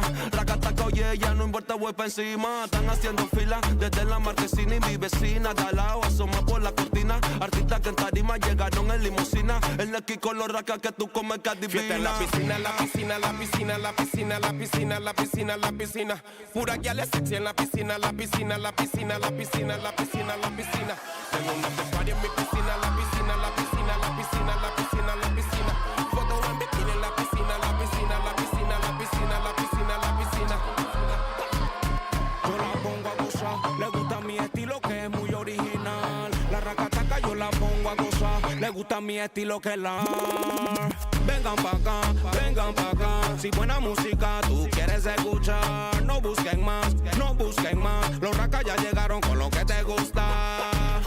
En su hilo dental, en el hilo dental, en su hilo dental, se ve bien criminal.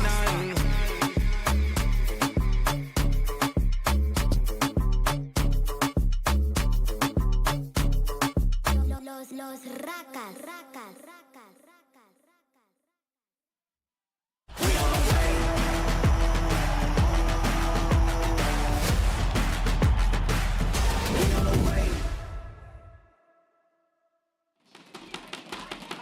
Welcome back to First Stand 2026 here. We are in Sao Paulo, and the Brazilians are very happy about the result of the last game. I noticed that. I did notice that. Yeah, me too. The ground was shaking, so they were expressing their happiness just a little bit. Yeah, just a tad. Very excited after the outcome of that game, which, I mean, it was a tense one, right? But I think Loud came out huge, and particularly that final play when you thought Envy was caught and he just actualized all over the side of LYON. He what now? Actualized. Oh, okay. That's the verb. That's the action. Yeah. You know, it's a common verb now. Yeah, it is. Every Rise game, so pretty common. But you know what? We can't get actualized again. Well, not by Rise, which is obviously the main abuser. He's the king of the actualizer. Yeah. They did make it a bit cheaper to try and entice every other mages. champion. They're just cheap imitations of what Rise can do. You wish you had a fraction of his actualizing power. Oh, man. I feel like the only time I've seen that sort of absurd rise damage has been in like Arena ARAM Mayhem. That's like the most absurd, like what? That's like the level of one shot that you expect to see. Should we coin a new term? Should it be the actual riser? Actual riser? Oh, that's pretty good. Yeah, you with me? Yeah, that's good. They got actualized. Yeah, actual rised. I like it. All right, we got a new term. Not going to get to debut in this series, unfortunately, because there's no more rise. He is going to be banned away. Unfortunately, depending on whose perspective you have, I think LYON may be a bit happy. True.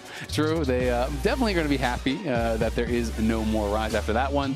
Redbird, I thought, really had some clutch plays. There's always, in anything that goes wrong, there's part misplay, part outplay. Saint was maybe in some spots that he shouldn't have been, but the soul fight, the handshake over the wall from Redbird, game-changing. The final fight, over by that Baron. Well, not final, the kind of felt like it ended the game a bit, but that fight over by the Baron, the flash hostile takeover was incredible as well. I think if you're playing Renata in a Seraphine, and you're both playing passive, you lose so hard because just the general value of a Seraphine with the Diadem and the Echoes of Helia, you get so much easy value. It's so much easier for the Seraphine to impact the game. You have to be proactive, and Redbird really was. So credit to him for that performance there. Especially after the lane went so bad for them, right? To be able to actually find value in the later stages when most people would be looking at it and saying, okay, well, you've already been heavily outscaled at this point, right? You're not going to be as useful. It is going to be an Aurora first pick here for Loud. It is up and available. Lucian going to be the answer now for Berserker. Nami is gone. There's obviously the possibilities of Melio. We've seen some Lucian Sona. There's Lucian Braum, the old classic. Yeah, so there's options available, but I feel like with the Nami gone does limit that. That's like the sort of premier one. It's the rise of support pairings for Lucian. Yeah, and they are going to secure the Wukong. We did see a ton of jungle bans in the last draft, so it kind of thinned the pool a good amount. Inspired wanting to get a pick early, some solid engage, and also denies like the Wukong Aurora is a big threat, especially if you're playing a short-ranged AD carry like Lucian.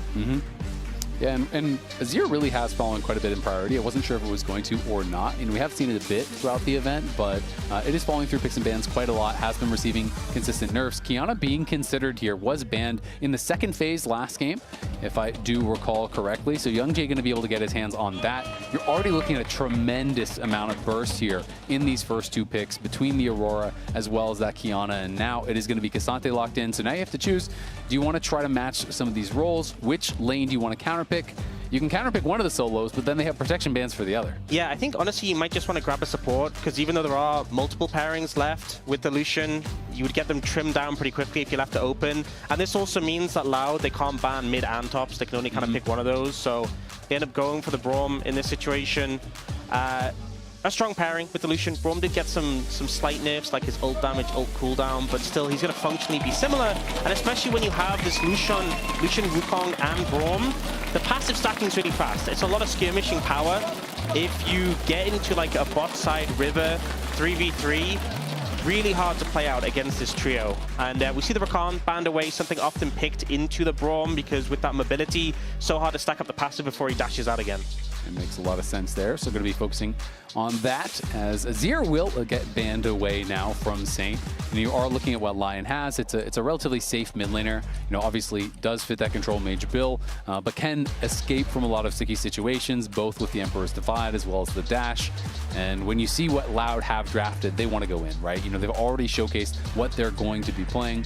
I also think picks like this that Loud is showing become that much stronger when Renata's already off the table, right? Because Renata is so good into what they are displaying right now. Yeah, I wonder maybe like the Talia could also be a ban, just Talia into the likes of a Qiyana and Cassante can have a lot of value if we are just going to keep banning away mid laners in this situation. Going for the Annie instead, which we have seen rise in priority, got some buffs coming into this tournament. And Annie Wukong used to be such a strong combo when both those picks were firmly in the meta. So much value. I also think that by having a Braum, you have a little bit less go button, so it would have provided a lot of value in that regard. Gwen, the consideration here for a Dokla, obviously strong pick. Considered to be quite good into tanks. Not that you're really expecting to just slam the Cassante, but you can scale well. And I do like Gwen into some of these hard dive comps, not only because you have the Hallowed Mist, but also because your counter engage can be quite strong. Instead, it is going to be LeBlanc here for the answer from Saint. Of course, the ethereal chains do go between, when you go across the veil, you go invis, but if the chains are already connected, that can follow through, can reveal you. and can be a pretty effective matchup. You have a lot of mobility to be able to get out when they are going in. And are we just going to get Sivir? Okay, so Sivir Alistar as the answer here. I think kind of just picking for team fights when you take these two. You know, mobility going to help a lot of those, that top side you have, given that movement speed over. And the Alistar, you know, into the Braum Lucian, it's not really fun going into that and getting stunned up. You can kind of just headbutt them away and play safe. I think LeBlanc makes a lot of sense, given that if you're playing something immobile, something that doesn't have a dash into Qiyana, Aurora, you're going to have a rough time. Oh, the Garen, I talked about it. Yeah, you mentioned. This is one of the things, and we never really saw him brought it out. You know, it was last year when he was actually coaching 100 Thieves, he had been spamming Garen, which he was using as a counter to Cassante, which had been incredibly popular.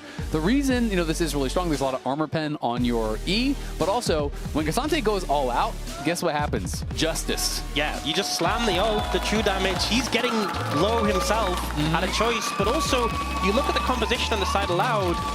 Alistar is also pretty vulnerable to that ultimate, and it's a short-range comp. If you get on top of a Sivir as well, you know, she's going to have a bad time into a Garen. Yeah, if Garen gets ahead, I honestly feel like this champion's a menace. It is. It's absolutely a menace. Can be really problematic to deal with the Garen, but Garen's weaknesses remain the same regardless of the matchup, is that this champion is relatively low mobility. You can be kited. If Sivir pops the ult and then all of a sudden you flash in, you get headbutt away by the Alistar, you get knocked up next time you're getting there. It's very difficult to close that gap.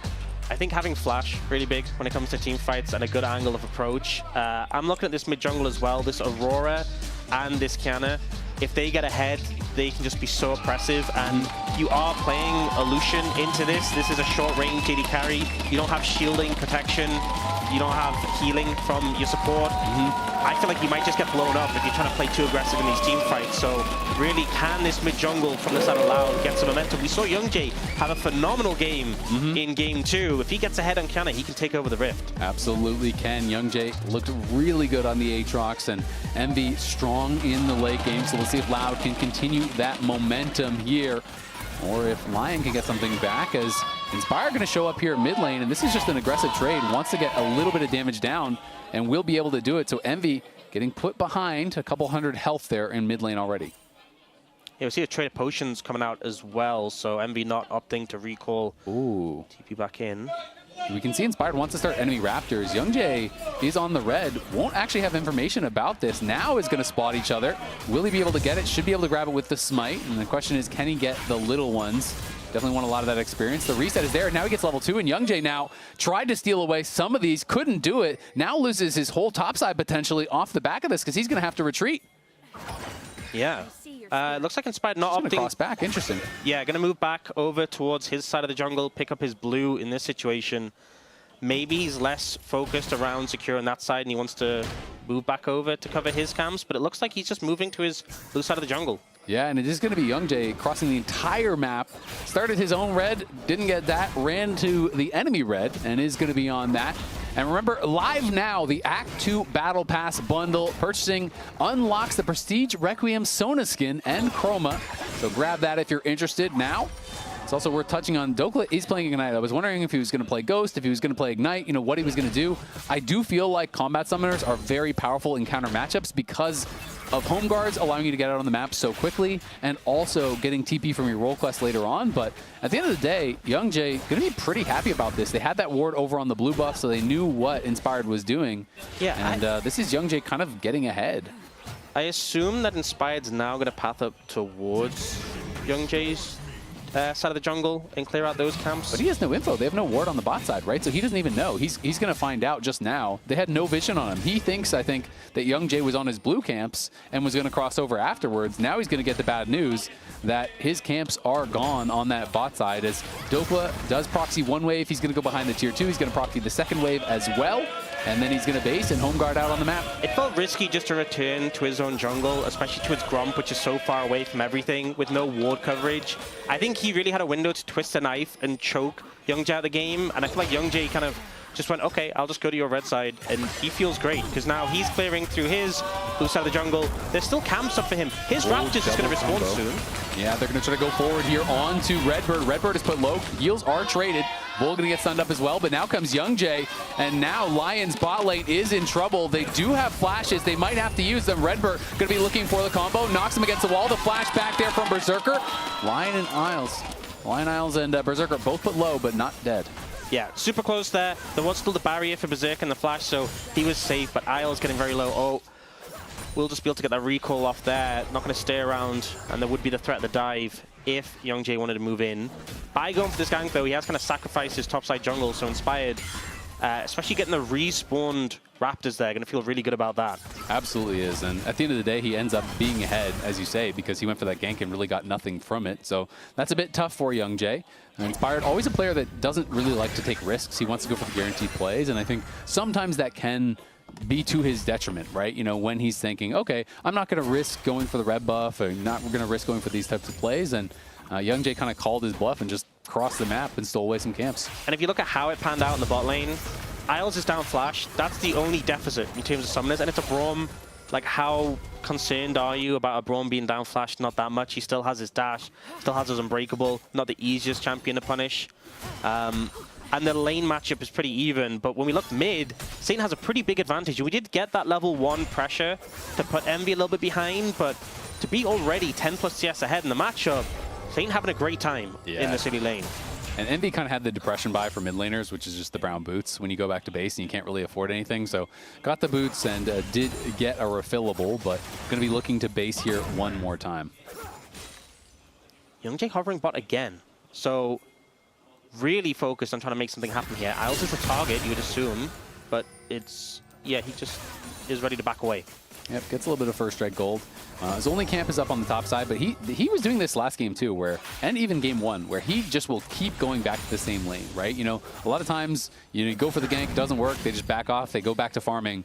Youngjae did repeat ganks a number of times. It did not really work out for them, you know, in game 1, even though they did eventually get a kill.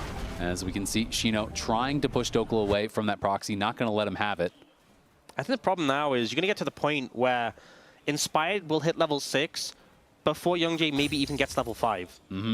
And that's a big problem, because you're just not going to be able to contest the Wukong if he has his ult available and you're a level 5 kind of, okay, Youngjae with some camp pickups here, maybe going to hit his level 5 soon, but still going to be down at least a level. Yeah, he needs to get a kill. I mean, this is the risk versus reward, as we are going to see Saint potentially in some trouble, but just kind of sidestepping back and forth pretty calmly. Takes both halves of the damage there. Does have to flash away as Youngjae came in. And now spam assist pings coming out. They want to potentially look for another attack onto Saint. Yeah, getting the flash, relieving some pressure, definitely good, but hard to get a kill on a LeBlanc.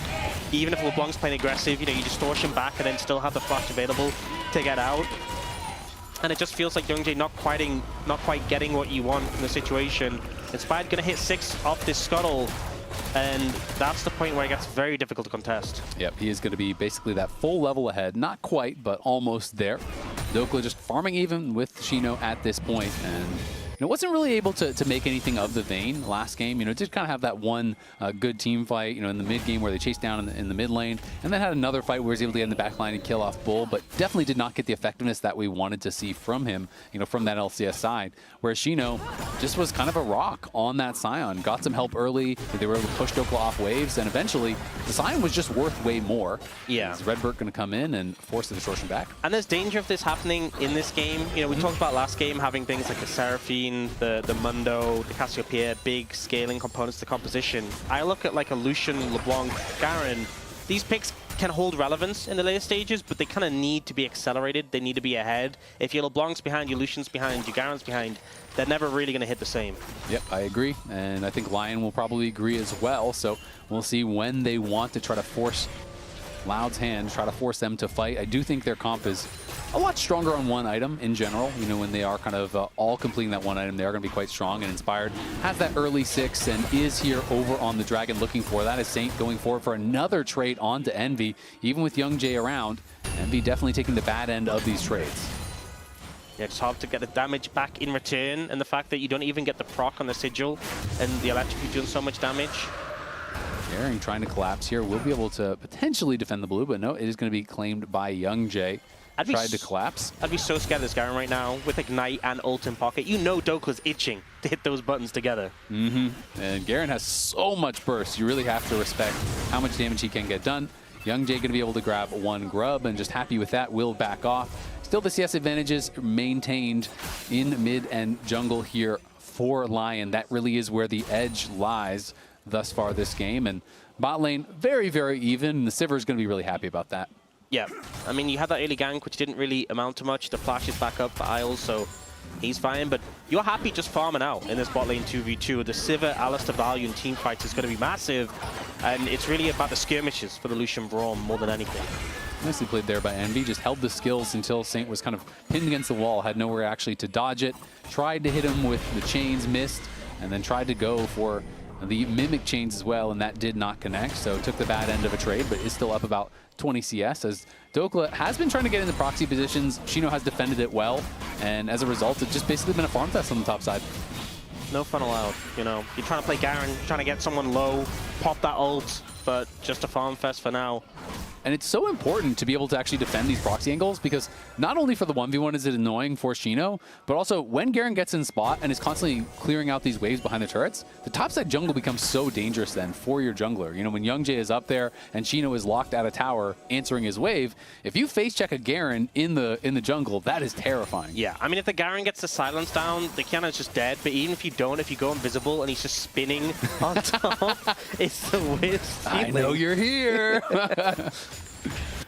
Definitely tough, and so far very calm game, and we're almost 10 minutes in, no first blood just yet, but these are two teams that are very comfortable playing this sort of style, playing it slow and steady. I'm used to this sort of thing. You know, there's a team in the LCK you may have heard of called Bro. They have this bro and brew style, very relaxed approach to the game. So, you know, I'm happy just to see where it goes. I think that this is not necessarily the composition you draft when you want to play it slow, but we'll see. Yeah, well, obviously they still have a lot of time, you know, not even on one item at this point, but Inspire going to be coming in and pushing Youngjae back, who lands a nice double root there, but will retreat. Envy going forward is quite low.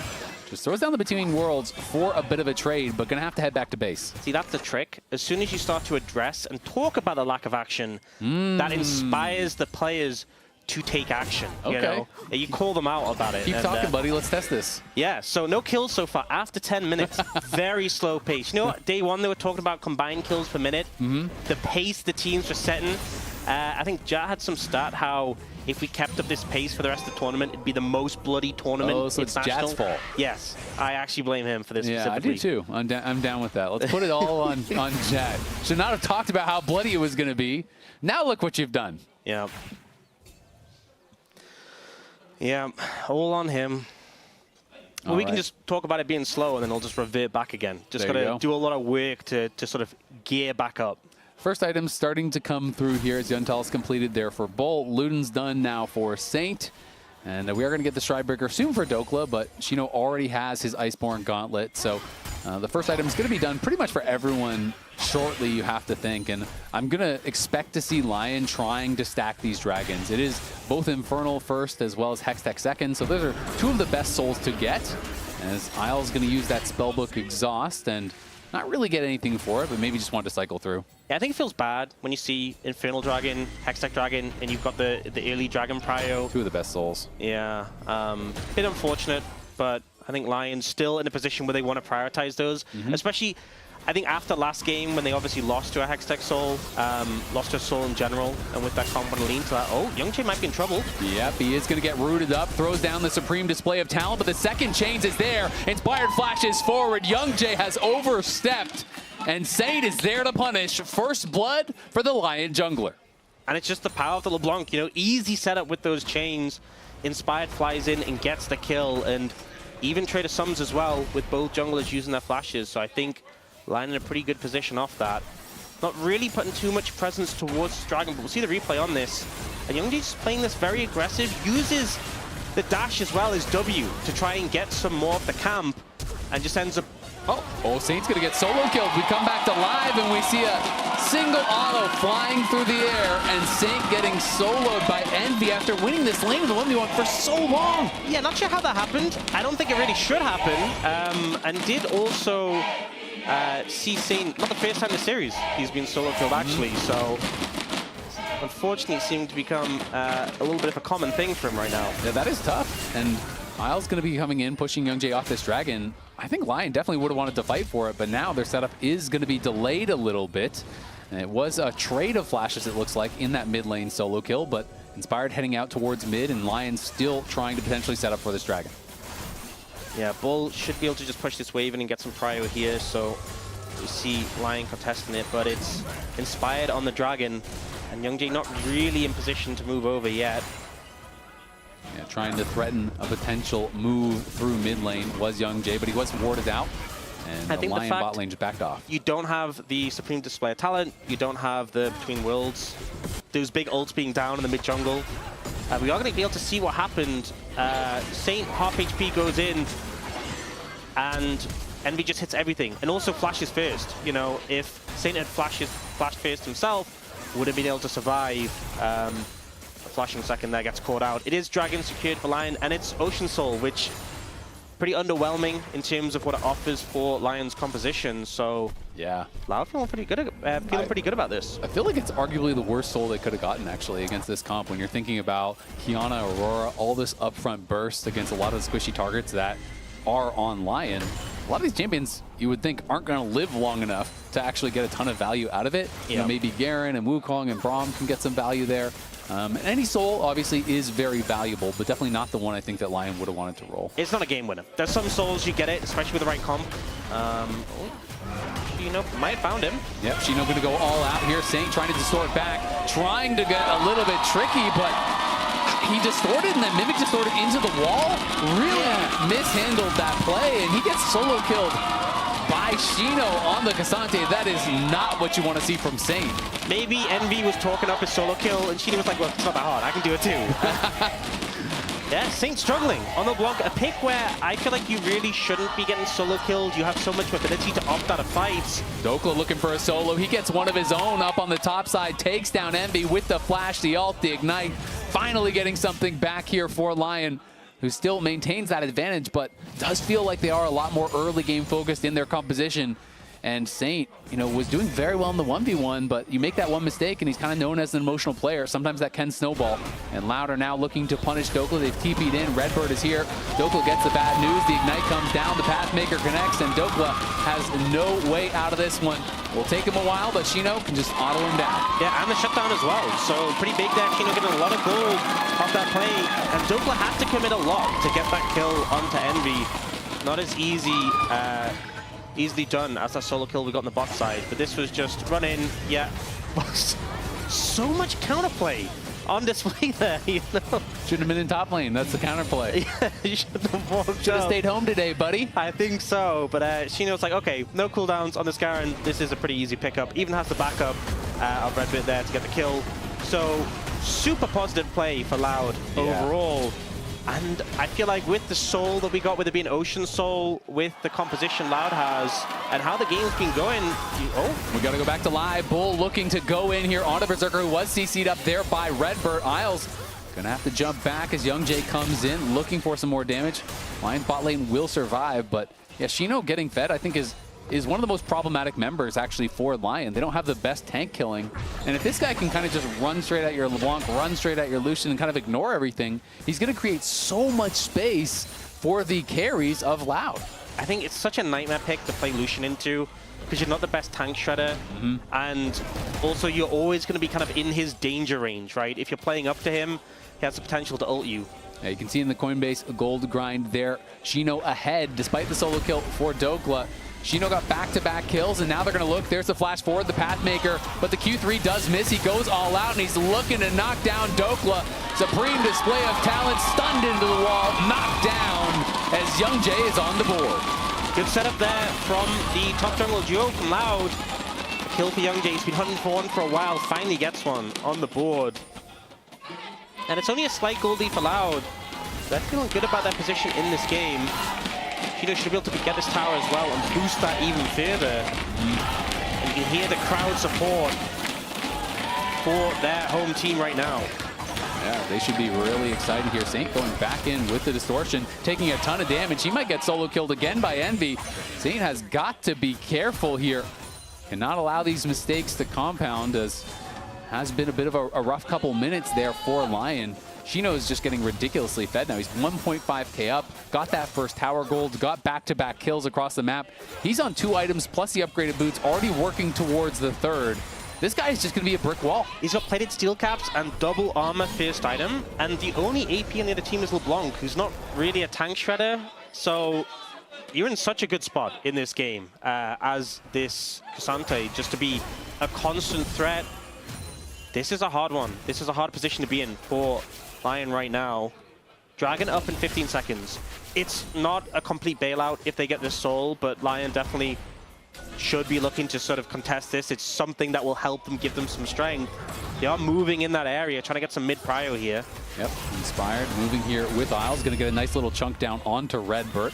Loses about 40% of his HP as Youngjae is warded out on the side. You can see Shino moving up now, trying to reclaim space. Will be spotted by the ward, and Saint is following, but it does feel like this standoff is favoring Loud. As Doka comes out from base, he just finished the PD, won't have flash, but will have Ignite and Ult for this fight. See some good poke coming out already onto the bot lane of LYON here. We have Envy just waiting, has TP ready and available to join if needed. More poke coming through. Isles down to almost half HP at this point. As Inspired going to step forward. That's a flash out from Youngjae. He was very scared of that engage.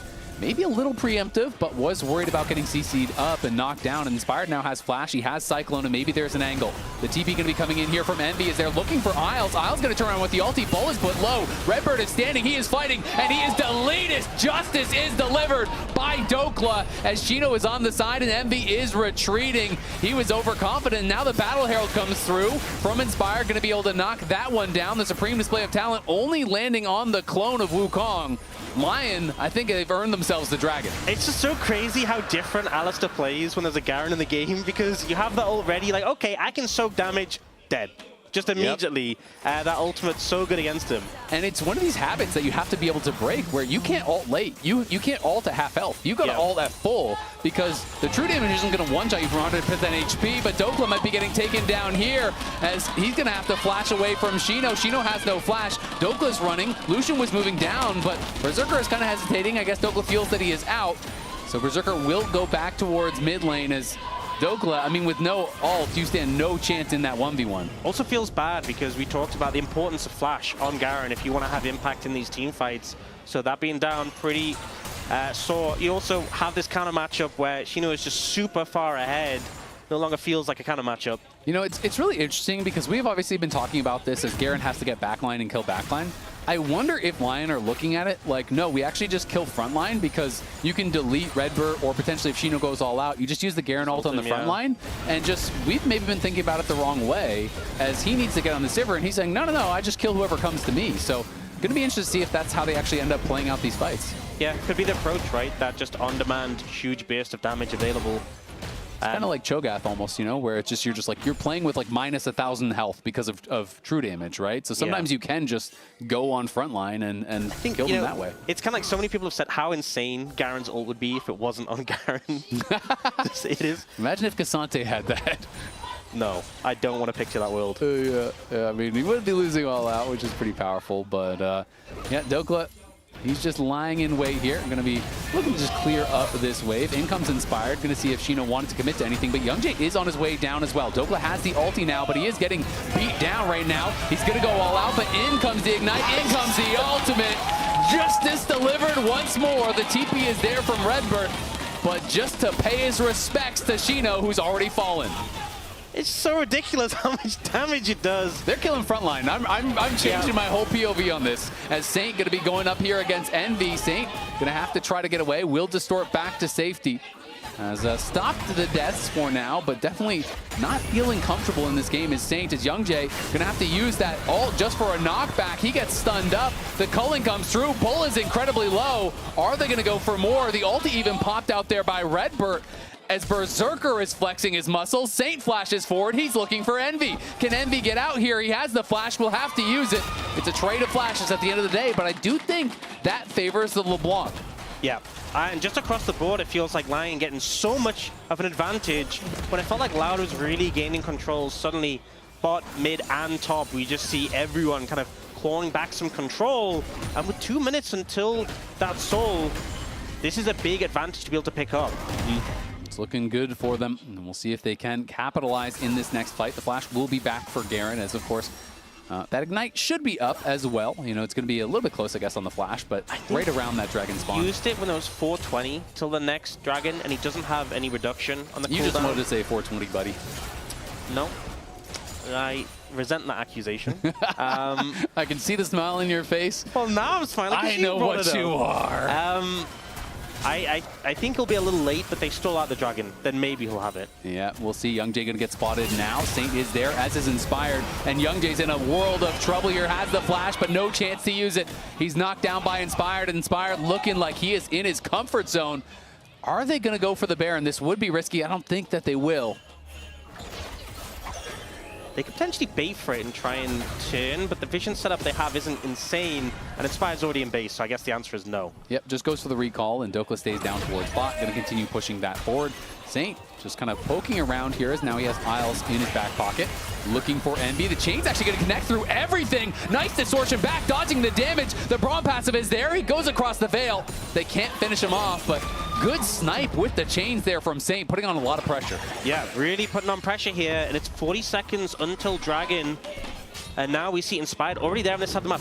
Shino die again here. There's the face check. In comes Inspired, and Shino going to be in trouble. Uses the Pathmaker.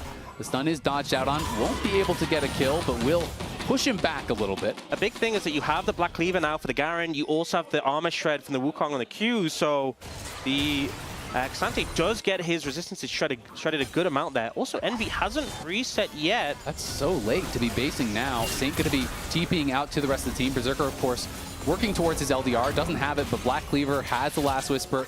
Their tank killing is getting a lot better. The spell pen is there, of course, for Saint. Has been for a while. Redbird going to be checking, and he's going to wish he didn't. Has to pop the ult, has to flash out. Dokla wasn't even there to use his ult as Shino TP's into the middle of the team. Young Jay's getting hit on the side by Inspired. Berserker has to dash back. Envy looking for it. Will Shino go for it? He's stepping forward very confidently. Nice buffer on the Braum stun. Berserker again has to dash back. That is on the hunt, spent though by Loud, and they can't really get a purchase in the river.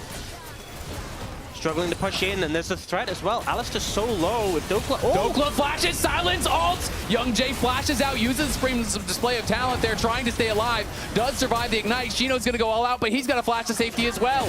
Dokla jumps out of the brush. It's a jump scare for Lion. It's Inspired going forward. It's the Cyclone knocking him up. Look at Bull on the side. He's gonna flash back. Does survive for now, but Redbird does not. Lion crushed the fight. They are playing these team fights out beautifully. The approach is so slow, and then Dokla just pounces, sees this window onto the Kiana, catches off guard, uses the flash, and that's the big thing. The flash wasn't synced with Dragon, so they were patient. They waited for it to be back up and available, and as soon as Dokla has it, jumps on the jungler, doesn't leave any window for the Kiana to use stealth or anything like that.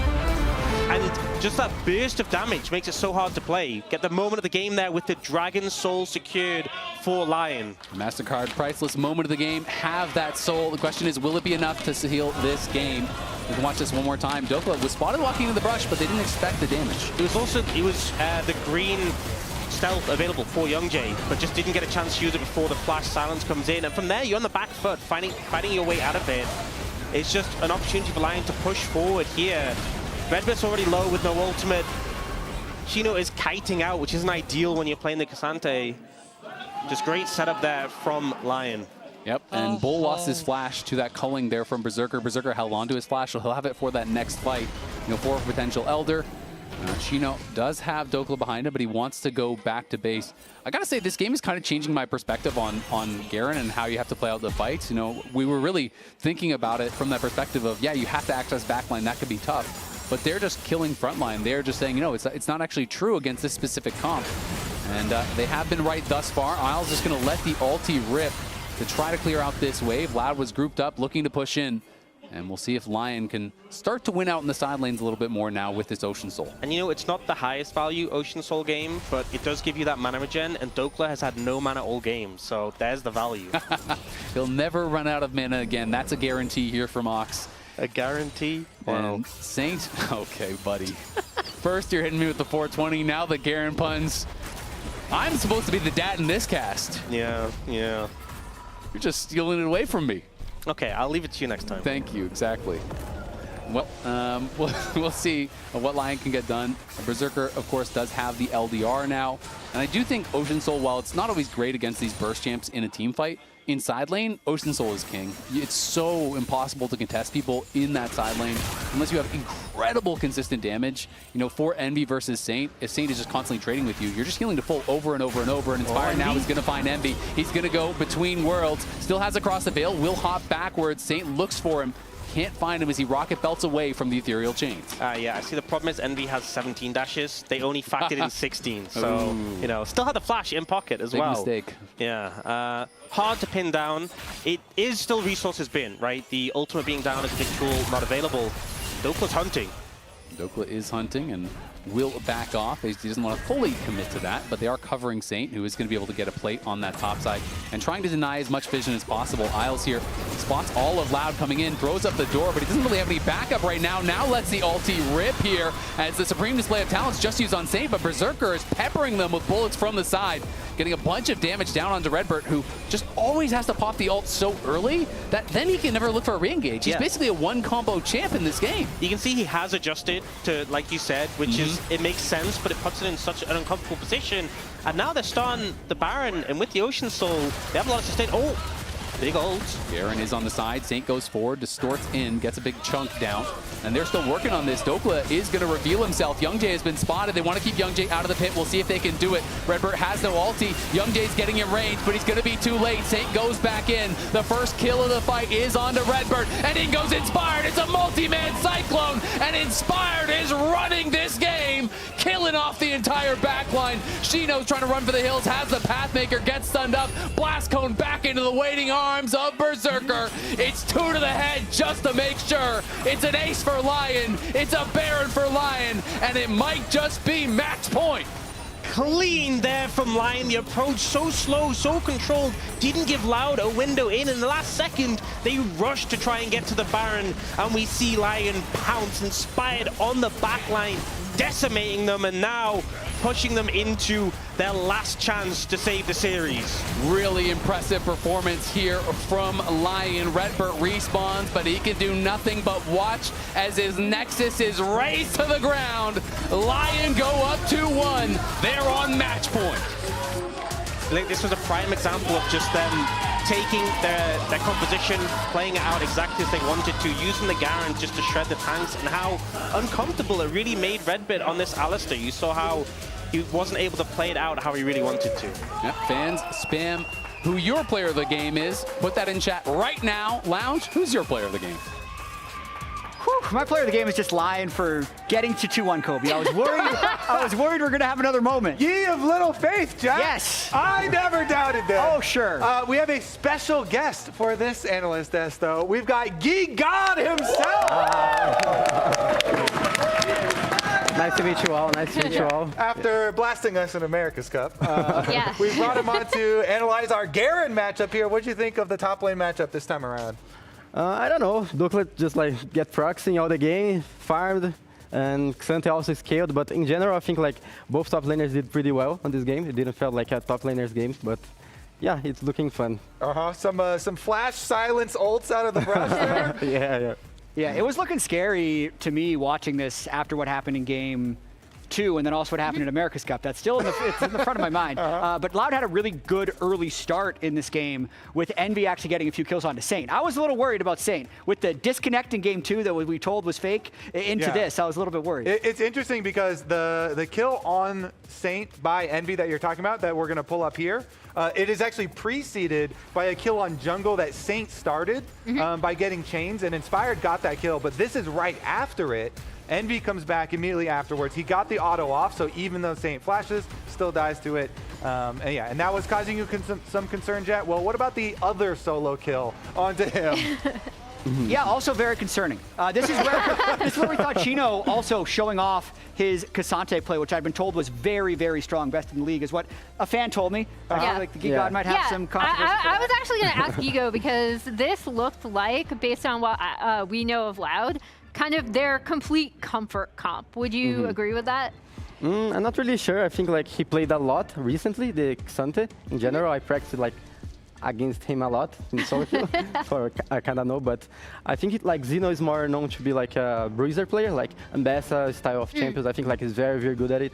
A lot of ranged tops, Aurora. I think he usually carries a lot in screens and in tournaments. So yeah, I'm surprised that he got extended to solo kills and stuff.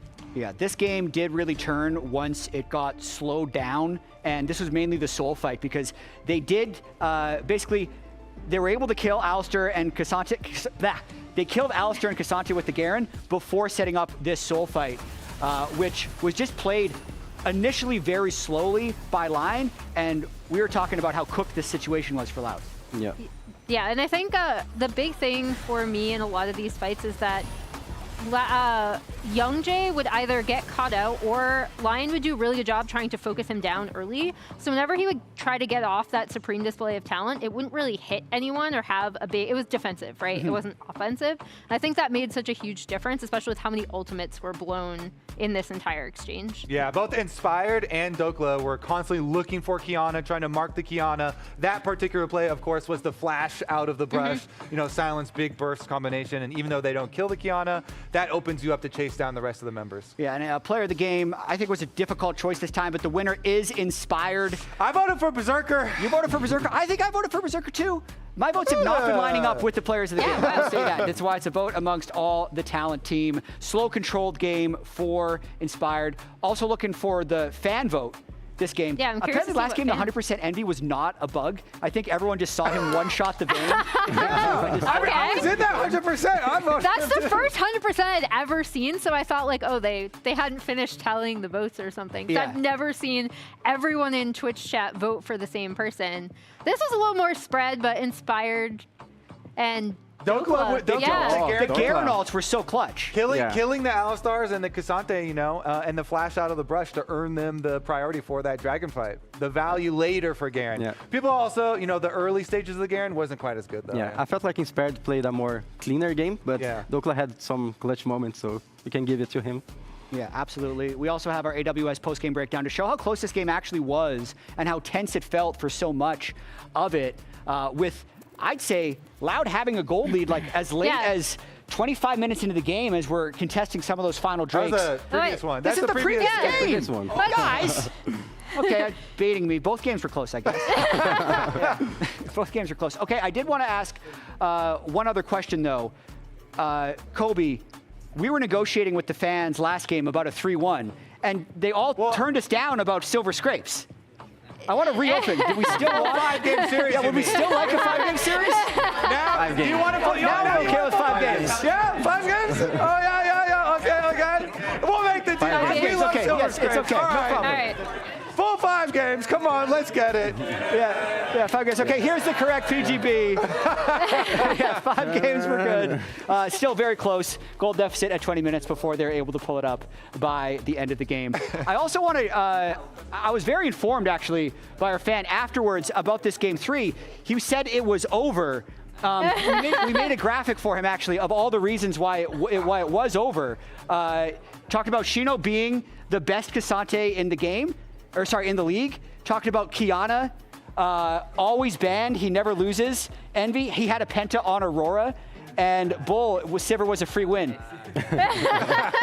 So I actually appreciate this. The question now, I guess we can see. Sorry, the question now for you is, what do you feel like Loud does in game 4 since so many of their big champs were burned in this game? I don't know. I feel like they're already getting in a tough spot because it felt like on the second game that they won, they felt like much more synergized, and with a combo that they were more in comfort. But this one, it felt like LYON just had the better macro, just always in the terrain first, so it felt hard for Loud to break this. But I feel like if they can have like a very good composition that they feel comfortable, I think it's like a pretty even game. Yeah, for me, I think this is still a very close series. Game 1, I think, was the outlier. Game 2 and 3 is more of what we're seeing in the series because LYON is not able to blow Loud out, and then Loud is still very strong in team fighting. So I think depending on the drafts, if they have strong late game team fighting drafts, it could very easily go to those 5 games. Emily, do you have thoughts? Yeah. No, I mean, I agree. I think as long as LYON don't get those super early setups where they're just controlling the pace from the get-go. I think both of these teams are perfectly content kind of sitting back and letting the game play out. And then when it comes to 5v5s, I think Loudest team up quite well. Ain't no way, we're gonna clean it up. Let's go. LYON 3-1, baby. LYON Kobe. Yeah, Kobe. Brasil. Let's go. 3-1. Brasil. We'll be at game 4 after the break. Loud. Brasil. Brown can be bot. Blue lang flash. Brown bot. I'm brown. Play there, jungle on bot. I'm chasing, okay, I'm chasing, guys. Yeah. I shouldn't be. Careful, world. All low flash. Alistar dead. Out to somewhere. We can fight. I'm looking for that part. Yeah, low front. Yeah, looks good, guys. Look here. Nice. I'm gonna stun, yeah. I'm looking. We can Man.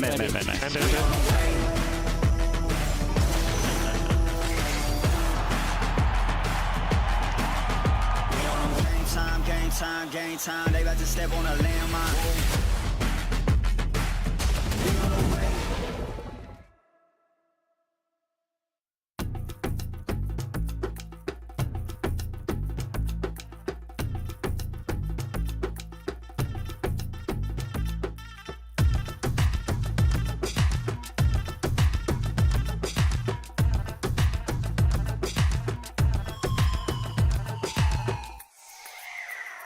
Action, mamita, tú estás bien fashion. Mi nombre es Dun, el mentado. Ya como tú por siempre he buscado, pero por aquí nunca he encontrado. Mira, chiquita, que tú estás bonita. Tu cuerpo, tu cara y tu mirada linda. No tienes el coco, casi que patina, asesino. Esa guialza, no falla. Mira cómo baja y se para de esa guialza. Es brava, cuando se destaca nadie puede pararla. Bailando con su traje pegadito. Mírala.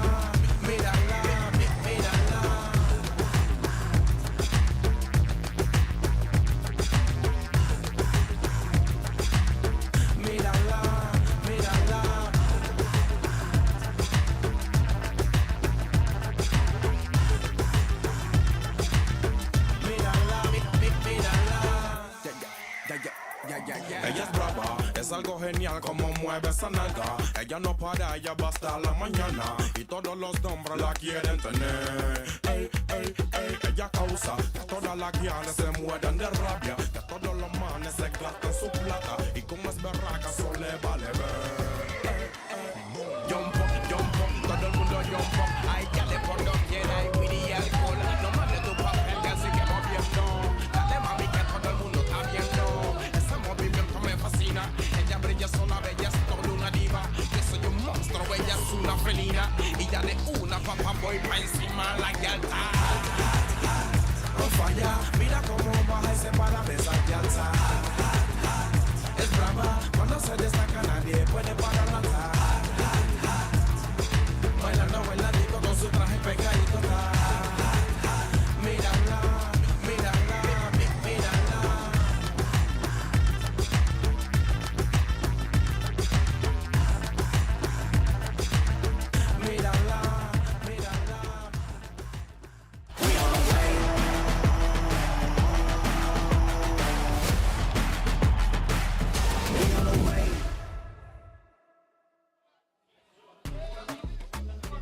Hello again. We're still here, and so are you. And LYON looking to close out the series. Took the lead in the last game. I doubted them a little too much, I think, with this Garen LeBlanc composition. I felt like they had a snowball, but they proved me wrong, and I think they proved a lot of people wrong on how they would actually be viewing Garen as a champion. I think we expected more momentum to be needed from them, and then just the way they were playing around, particularly the Garen ult, and making Alistar's life absolute hell. I think Redbird really, after that first time he got like nuked from half HP, was just so tentative, which you can understand, and he did it just quickly, but it just meant that there was no real way to play Alistar, right? It's one of those moments where you just wish you could switch champion in the middle of the game. You're like, remake? Yeah. Yeah, it's tough, man. He's going to be waking up in a cold sweat hearing Demacia. But I think it's also, you know, we've seen this series so far, Dokla's had last pick every single, well actually this one it wasn't last pick, but it was still counter pick, right? He picked it on 4th, but he's had counter pick every single game. And even though we didn't see the Vayne fully work out, he's been constantly trying to get these counter matchups and get value from them. Loud once again going first pick. You know, Shinu's been such a big talking point for this team domestically, and it feels like they aren't necessarily setting him up to have advantageous lane matchups. Yeah, no, I agree. It's interesting, right? Because I do think, you know, despite that, he was way more valuable in the Sion game, right? Despite the fact that he was going up against the Vayne. And in this game, he did great in the early stages. I mean, he's just kind of farmed even against the Garen. He denied the proxy many times, and then he goes, you know, gets a kill top, goes bot, kills Saint. You know, he was getting a number of kills and put himself, at one point, he was 1.5, 1.8K ahead of Dokla in gold, so he was doing well. Yeah, I just actually checked. It was actually last pick. They put the LeBlanc 4th, and the guy. So all 3 games last pick they've had for Dokla. And I assume they'll keep running that trend. So yeah, excited to see what he brings out in this one. And I feel like this has kind of been a newer look for Dokla compared to last year, like more counter picks, more focused on and bringing out these picks where he has this real big lane advantage. It absolutely is. And I mean, I think a lot of it, you can't talk enough about Inspired on this team because he really is the voice that kind of runs the team. And, you know, at the end of the day, they are going to do whatever Inspired thinks, right? They're going to be playing it out exactly how he wants and how he views the game right now is that it's not about bot lane. As much as a lot of people talk about how they think bot lane is the most important right now and they need to be playing through these scaling carries, he believes that you should not be spending your time there early game from what I have observed and what I have heard from him. And so that gives Dokla the license to get counterpick, right? They're not going to be counterpicking for support. They're not going to be counterpicking for mid. Mostly they're going to be counterpicking for him. It's not that he never blinds, but his team has faith in him. And I think that is really cool to see Dokla kind of get unlocked in this way. This time around, though, he is going to be blind. And there are some of these kind of standard answers up and available, like Galio, like Ornn. Yeah, I guess we might just see Shino going towards those, but it's one of those neutralizing picks that we tend to see, those sort of setups that you have into the Rumble. It's a matchup where you look to outscale later in the game, but not necessarily having that big advantage. I think a big part of it is having Nocturne plus Rumble is so devastating. I think picks like Jhin and Rumble sync so well with the Nocturne. So part of, I think, LYON denying those tools from being able to pair up. You know, the Orianna has been banned all series. So that was never going to be able to be paired with it. Fortunately, the problem with denying Jhin from your opponents is that Jhin is then on your team. Ah, yes. And that is one of the major downsides. There is one thing with Jhin, right? You can choose to build damage on Jhin, because we did see... No, sorry, buddy. Best I can do is Ghostblade rush into a rapid fire. Oh, man. You're into Ornn as well, so please, LYON needs to come out. Yeah, maybe 6th. No, you know? No, that's not what it is. No, please. You know, Diablo is a phenomenal AD carry, but his build yesterday did not inspire much faith. Double slingshot action. Oh, yeah, no, please. When one slingshot is not enough, you must get a second. And it is going to be actually the Galio for LYON, as Ornn was taken as the answer. A lot of top laners do really like this matchup into Rumble. Ornn, of course, has so much wave clear, scales really, really well. And once you're on Kanik, you're kind of just chilling. Once you're on that one item, you are kind of just chilling in the matchup.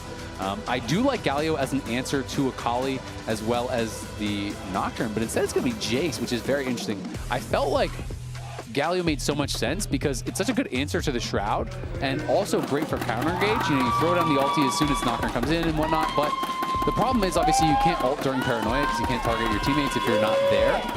But I still felt like it had a lot of value. I'm less familiar with the Jace Akali matchup, so I can't profess to be an expert on this.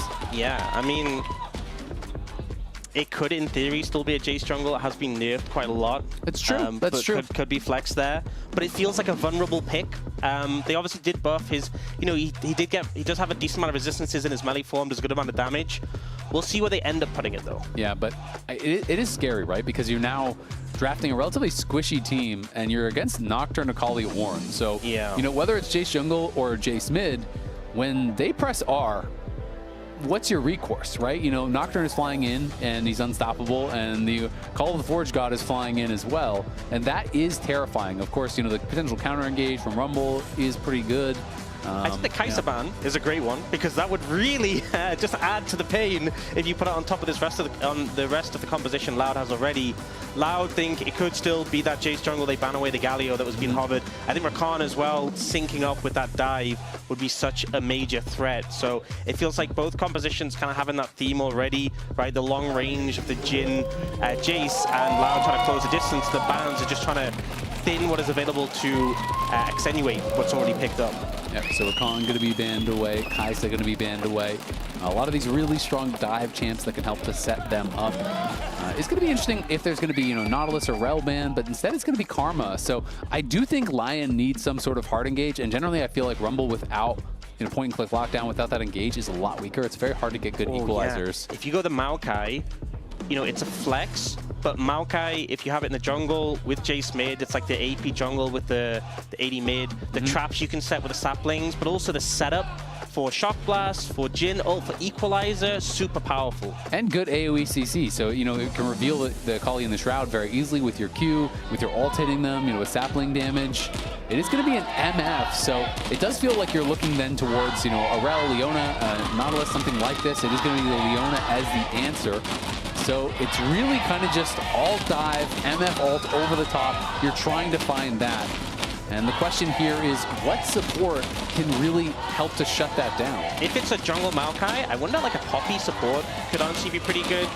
Decent dash interruption, decent into the Leona, and then the ult could get insane value if you manage to ultimate the right target. But they could still flex the Maokai. But they are going to go for that Poppy. So I think the value, just the dash interruption, and the fact you stop the Zenith Blade from the Leona can mitigate it early on. And then if you ult a target out from that late engage, so much power. I always really like Poppy when you have other CC on your team too. Poppy support is something that I like to play. And when you're paired with a Maokai, the Nature's Wrath comes out, hits Akali in the Shroud. You can just get a free ult on this person who's rooted and revealed, even if they are invis, So there is potentially a lot of power there.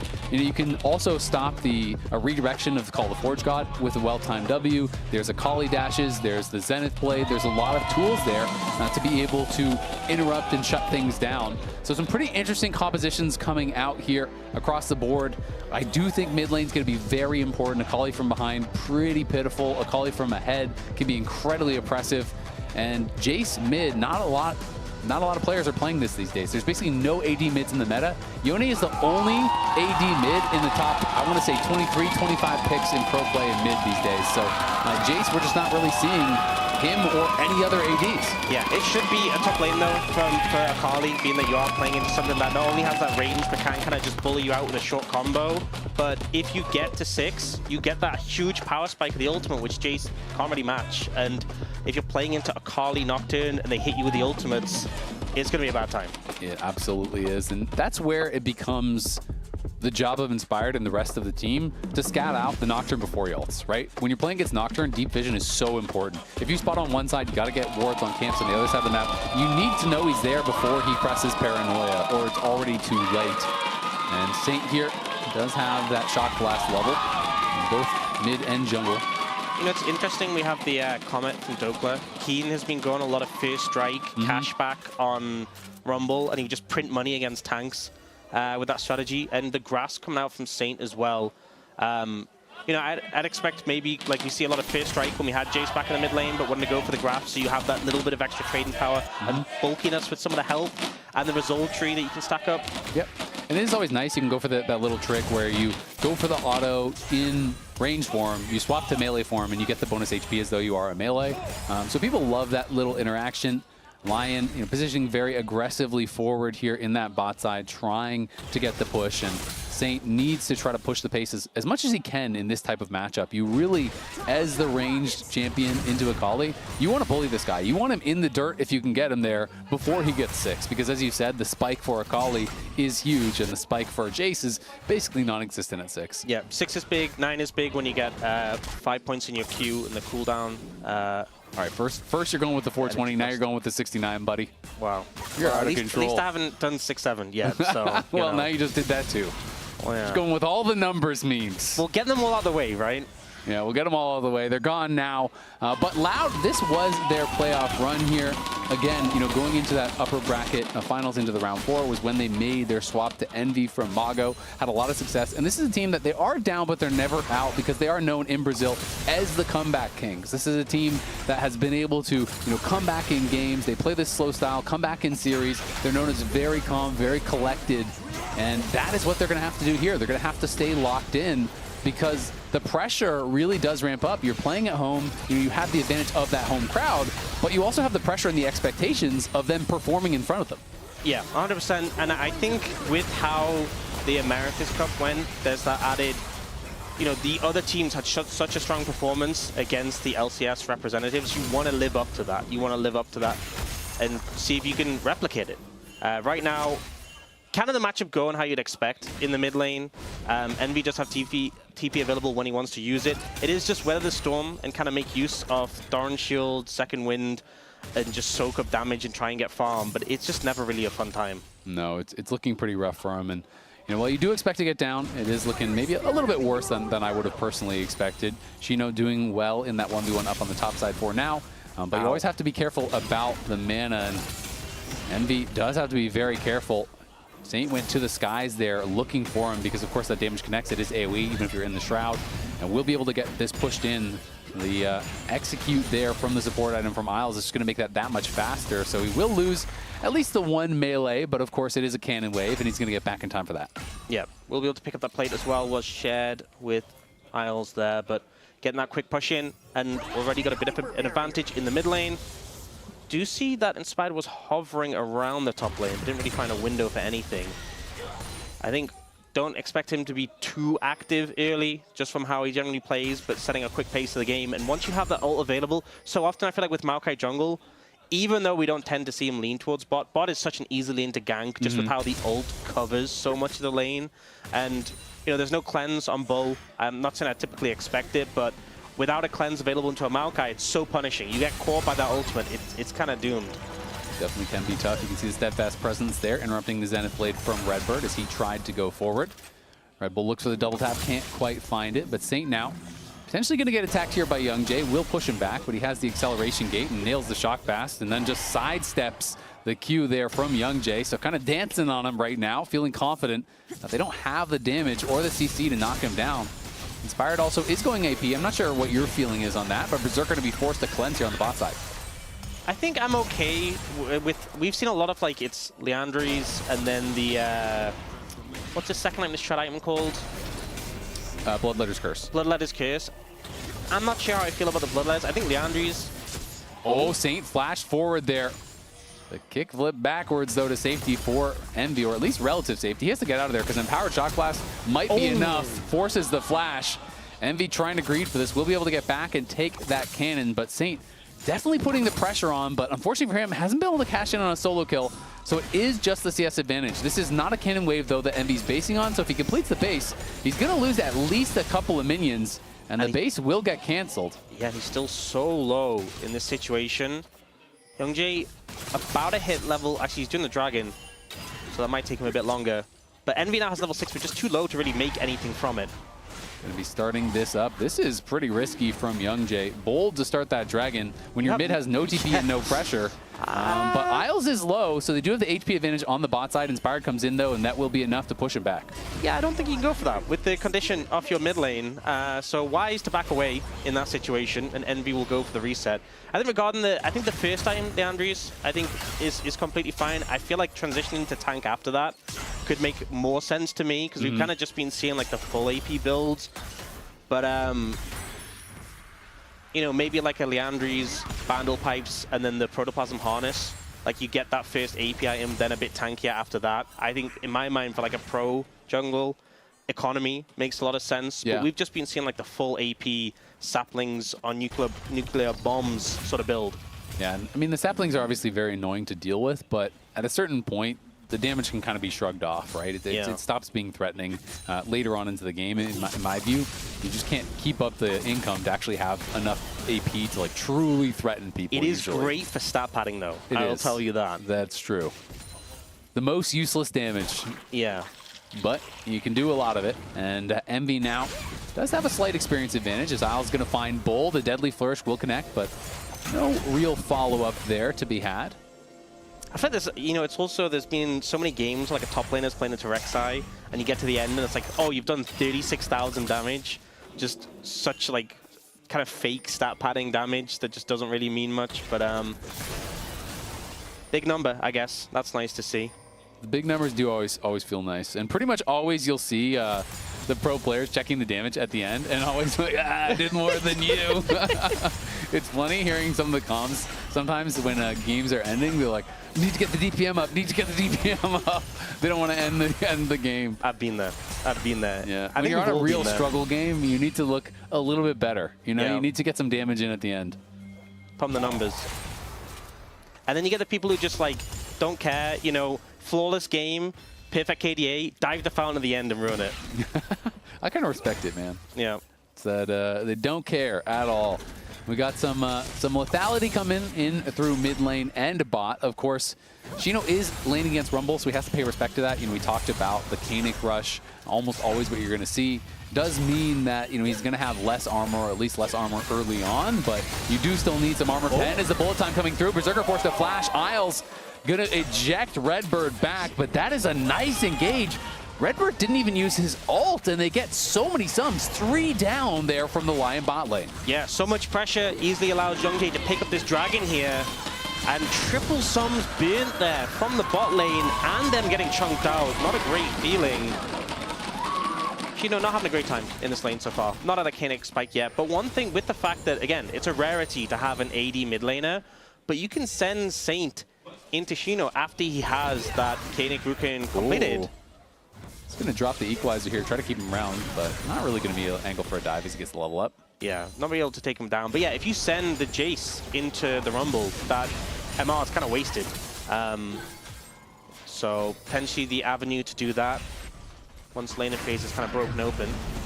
Yep, Youngjae going to be going in. Paranoia is popped. Call of Forge God is going to whiff here, but the fear does land. Nature's Grasp coming through, will be spell shielded by Youngjae. Didn't waste that early, so they get the flash off of Dokla, as well as the ulti trade from Inspired, but they do not get the kill. Yeah, so Inspired finishes off his grubs, comes over, saves his top laner. Still flash burn from Dokla, still a resource, big resource expended, but the fact he doesn't go down to that first Nocturne ult definitely feels pretty good. Yep, it is going to be feeling really good. So Saint has built up a 600 gold lead for himself here in the mid lane, which is pretty solid for sure. But Envy, you know, is scaling and is going to have that potential all-in threat. As nice steadfast presence into the Deadly Flourish there from Isles and Berserker. But they're definitely on the back foot, it feels like, in this 2v2. And for the most part, they've been a real point of strength for LYON. So them kind of getting pushed in, them being on the back foot, is a bit of a first, it feels like, in this series. I mean, you know, you're talking about how Inspired kind of views bot as you just leave it to play safe, leave it isolated.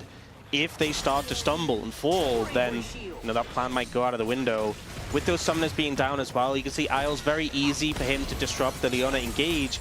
That steadfast presence is such a long cooldown. If we see Redbird get on top of Berserker, no plans available, you layer the CC, and it's probably just a dead Jhin. Yep, I think one CC hits with bullet time up, and you are dead with no cleanse, because that CC chain just does not end with the Zenith Blade and the Solar Flare available. You can see Inspired moving his way down towards bot side. He is clearing out those Krugs right now, but kind of pulling them down towards bot lane to see if there is a potential angle. And he has finished his Leandries. We're expecting Dokla, obviously, to move that way as well. And first item done for Youngjae as well. It's crazy. You remember it was a thing that if you had 2 Leandries in a team, they couldn't both be in a target? They couldn't stack, yep. Yeah, how crazy is it that that just was a thing one time and you just couldn't have 2 people with it? Exactly. I mean, if someone else picked a Leandry champ after you already had, you're like, brother, you just griefed us. Like, our comp is terrible. We can't build the item now. Redbird going to be spotted out here by Isles as they're going to look for an engage. Nice knockback there from Inspired. Will keep himself safe, and Redbird might not be so lucky. Going to get stunned into the wall. Up comes the Nature's Grass. He flashes back, but already is knocked down, and now Shino might have to use his flash as well. He's going to have to dash back, flash back. Dokla has the equalizer. They are lining up for it. Inspired's going to knock him back. Will he let the equalizer rip? Is just going to hold on to it. Doesn't even need it. Shino's going to get chased down. It's a couple freebies for LYON. as Loud wandered in and got chomped in half. Saint already ahead in lane, now 1,500 gold up, and just cleaning up these easy kills. The team sets them up. We see here Redbit going a little bit aggressive, trying to find an angle, goes in, and then just can't get out again. Tries to back away, this stun into the wall. I think you have to flash it, but may have just been in a comfortable position regardless with the rest of the team moving forwards, but flashes late, dies, and then here, actually see a picture-in-picture play. Yep, they're looking for Saint. They're going to try to knock him down. The paranoia gets popped. He's going to go under the tower. Knocked back onto his own teammate, though. Isles tried to peel, but it failed to do so. Charged him back, denies the blast cone, though. In comes Inspire, and I think they're going to be able to find him. Well played by Isles with the ward, but I do think that knockback might have killed Saint. Yeah, and especially because there was a shutdown as well. It's pretty gold positive for Loud there. Obviously, not ideal getting the gold on a Youngjae compared to someone like Envy, but not the best headbutt we've seen from a Poppy. Leave that to the All-Stars, pal. Yeah. Press steadfast presence. Yeah. I think it's hard, though, when you're playing into a Nocturne, because you're trying to wait out the shield. So this is how it started. Redbit got a big engage, laid the CC, just wasn't quite enough damage. Envy not connecting everything there, the ult 2, I don't think connected. And then here, yeah, unfortunately, Isles slamming him a little bit too close to the target. With the wards that, was that 3 wards down? Oh yeah, they have vision in that area. Yeah. That's for sure. Full committal. I do hope someone on Loud pinged that and got the 15 gold reward, you know? Exactly. Who's the real winner in that scenario? Sure, you killed the Nocturne, but they got 15 gold for pinging. Yeah. I wonder, there's some players who just rapid fire on that. Like there'll be a top laner, a ward will get placed bot lane, they're watching it, boom. They'll ping it immediately. Of course, there's nothing else to watch when you're playing top lane. You're not watching your matchup. I think Shino in this situation probably in that state of mind. Oh, he's locked in. He's locked in. He's sitting there like letting his Koenig Rook in, tank the damage, and he's just pinging wards of the map. Exactly. That's how you really win the matchup. It's about pinging as many wards as you can. Get that gold up. And LYON are over in the Dragon area, but it does look like they pulled off it as Loud got pushed through mid, and that does force LYON to back off. Yeah, Loud already have a Dragon in pocket, but are down a decent amount in terms of gold, and I feel like the fact Envy doesn't even have a completed item yet feels pretty unfortunate. Looks like an Essence Reaver from Bull, which is pretty atypical. Usually MFs are just going to stack BF items, so yeah. You know, generally you just see Bloodthirster into IE, and there's such incredible AD scaling on the bullet time that generally people just want to stack swords. That's kind of the way that you do build it up. We do see Youngjae, though, starting this. LYON are looking like they want to contest. The TP's going to be coming in. The Dragon's getting low. It's going to be a smite fight, and it is won by Inspired. Youngjae ults out, trying to get to safety on the side. It's Saint in trouble. The Locket Shield comes through. The peels are there. The Equalizer is good, and Youngjae is slated to fall. Dokla getting in onto Bull. Bull's going to be in trouble. Inspired is low, though. Envy picks up the kill. Berserker trying to join in, but they don't have any consistent damage. They cannot hurt the front line. Isles is trying to run for it. Won't be able to get over the wall. He's knocked down, too. LYON get the Dragon, but that's the only thing that averts total disaster, as it's a 3-for-1 fight for Loud. Saint just ends up in such an uncomfortable position. Not sure how he found himself. Oh, Dokla might have found Redbit. Dokla looking for Redbit, has no flash just yet. He is overheated, he is burned down. Lazy recall punished there. As yeah, it was doubly bad that Saint got caught in that position because it also gave Youngjae someone to ult out to. Yeah, you can see he just walks up from bot, coming from the bot wave, jumped on by the Nocturne, and then the Akali's there to follow, gets hit by the Ornal, everything connects. You immediately lose your Jace, and your Jhin is ulting from super far away. And so by the time Berserker closes in on the fight's already kind of lost. You've already lost 2 members. Isles is in an uncomfortable position. You don't really have the setup to follow up this fight. But the Jhin has his Ghost Blade. Why didn't he just kill them more? There you go. The look of despair on your face when I pose the question. He's going IE second, though. Yeah. So that is nice. We can see the Coinbase gold grind here. Almost dead even between the two junglers, just slightly, ever so slightly ahead for Inspired, and he is going in towards that second AP item, so very likely going to be grabbing the Bloodletter's Curse here to shred for both himself as well as Dokla. Yeah, I mean, that is one thing to think about, is you have that setup for the other AP champion on your team. Yep, it is pretty valuable. Abyssal can also be really nice kind of for the same reason. The amp on Abyssal is really nice if you have a lot of AP on your team. But they are going to be looking. Paranoia coming in here onto Saint, and there is the perfect execution. He's got no chance, has no flash. Playing these side lanes is going to get dangerous for Saint. I think we're seeing some of the concerns that we had about the Jace sort of show up. Anytime he decides to exist in a side lane, in a team fight, in the river, out of the river, basically anywhere outside of the fountain or like directly under a tower, he's having a tough time into this Akali Nocturne, and they're just kind of collecting freebies at this point. They really are, and that's the problem. I mean, Jace is great in the 1v1 in the lane, but the game doesn't end after the laning phase, and even with a big gold lead here, he has struggled to find relevance in the team fights. We'll see, though. Inspired, you know, it's going to be on him, it's going to be on Isles to try to get vision, to try to be spotting out where the Nocturne is, to give Saint that coverage, right? You can't allow them to just keep picking up free kills. And if you can spot that Nocturne and be in position for a counter gank, hey, maybe you can turn that around and really start to punish them. I think Young Jay is not strong enough just to nuke him down quickly, but it's the fact that the Akali is always there to follow up. And that's someone who's much easier to cover and prevent. You're never going to be able to stop the Nocturne from reaching the Jace, but you can have people there to peel, and the Akali is someone that you can track much easier. She can't just teleport. Well, she can't teleport, but she can't just appear across the map on top of the Jace. You can see Dokla down to the spot side. Young Jay was lying in wait, but doesn't like what he found. As the Equalizer is going to get dropped. Young Jay does have the flash, but will he have to use it? Isles moving down, but so is Redbird. There's the overheat flash out, and Dokla just given over an easy kill. Dokla uses the flash. It's a trade of flashes, but that's just such a free kill given in. And now they're going to look for Shino here. He is trying to clear out the wave, but the Rift Herald is there. Pops Call of the Forge God on the bot side. They're looking for a dive onto Isles, but he knocks away the Akali. Isles is going to be safe. Shino is also looking like he's completely fine. The tower never got finished. Saint got put low, and Loud winning out on both sides.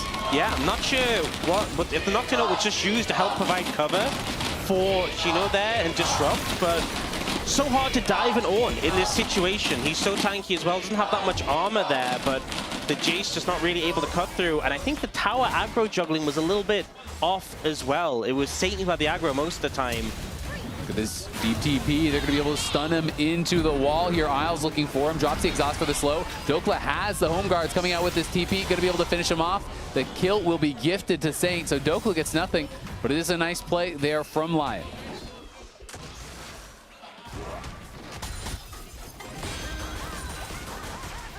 Bullet time getting chunked out here by the bullet time. So now should be able to put some pressure on this tower. No one there really to respond from the side of LYON. And be looking for Envy here. Goes into the Shroud, but trying to burn him down a little bit. Dokla taking a number of tower shots though, so ends up losing out on that trade. And I thought it was the IE second, but it is instead that Storm Racer there for Berserker. And Isles going to be looking for an engage here. The Nature's Grasp is popped. The Shock Blast does connect onto Bull, and the Equalizer is perfectly placed. He flashes, but it's too late. The Twisted Advance wraps him up and knocks him down, and now Redbird trying to run for it will be able to survive. But both the side lanes are being pushed here by Loud. It is going to be the Dragon, though, for LYON as the reward. Yeah, we'll see if Loud try and move in this. Despite not having the AD carry, is a lot of resources expended by LYON. So many ults there burnt by them. They're going to try to fight for sure. They're going to go for it. The TP is coming in. Paranoia is going to be popped. And we see that Saint is with the rest of the team, but they're just going to jump in onto Saint. And this time the Dragon is stolen there by Young Jay. Redbird flashes out, and LYON are crumbling. Berserker can do nothing. He does knock down one. Now Redbird is low. Envy is low as well. They're looking for him. The Ornn is just too damn tanky. Akali going to try to exit the back of the pit. Will be able to do so, and will TP out to safety. So LYON win the fight, but they lose the Dragon. Both junglers being able to steal one way this game. Berserker in trouble now as Bull comes in, but not confident to keep chasing forward. I think they could have gone for it. Yeah, he was already so low. I guess he has summoners, right? And he had the backup behind him, didn't want to overstep too much. But this fight just ends up being a swoop in from the Nocturne to steal away the Dragon here. But the fight afterwards ends up super scrappy. We see, even though those two members go down initially, they're not able to get on top of Berserker. Young Jay goes down, he pops the ult. Envy has to back away immediately because he's low. Redbird's taken down, and then yes, Shino's super tanky, but doesn't have the team to follow up from there. This game has been so scrappy, so back and forth, and it just kind of feels very chaotic right now. It feels like Loud focusing a lot of resources on killing the Jace, and LYON just trying to find some structure in these fights. But I'm looking at the fact there's a 4-0 for Akali. Super threat right now. 10 stacks on the Dark Seal as well, and with a ton of pen in the build already. And you got to find some way for Saint to be relevant, because he's just getting killed off at the start of every fight, it feels like. And they have no one to hurt the Ornn. So yeah, Shino is a problem. You know, Ornn does damage. It's not like this champion that you can just fully ignore and nothing happens. He is going to hurt in these fights if you're just ignoring him. And LYON are kind of in a position where they have to. And saw a big reaction from Dokla on the player cams after that fight. Was kind of interesting, looked very frustrated. You know, they did win the fight, but they lost the dragon, and maybe he feels like they're being outscaled. Paranoia going to be popped, and it is again and again. Picks in the side lane. The TP was quick for Miles to respond, but it just doesn't matter. They had been picking on Saint, and now it's Dokla's turn.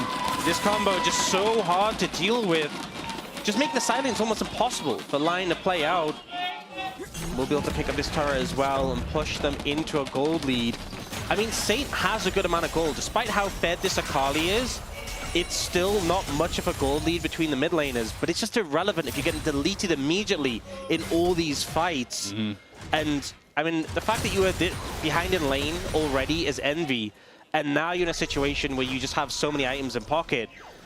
I'm worrying for LYON right now. And Shino is 15, so the ornaments are going to be coming through. You know, he's going to start getting in those upgrades for the team, something we haven't been talking about thus far. Of course, he's had his upgraded Koenig Rooker for quite some time. I wonder who gets the first ornament. I think Redbird. Yeah. I mean, the Protoplasm's a cool item. Why not? It is. Kind of looks like a speaker to me. I see that. You know, like a boombox, you know, carry around on your shoulder. Yeah, no, I see it. Pretty good vibes for the team. You know, maybe upgrade it a little bit, get a better sound system for the squad. You say that, but if you wanted vibes for the team, you would have gone Bandle Pipes.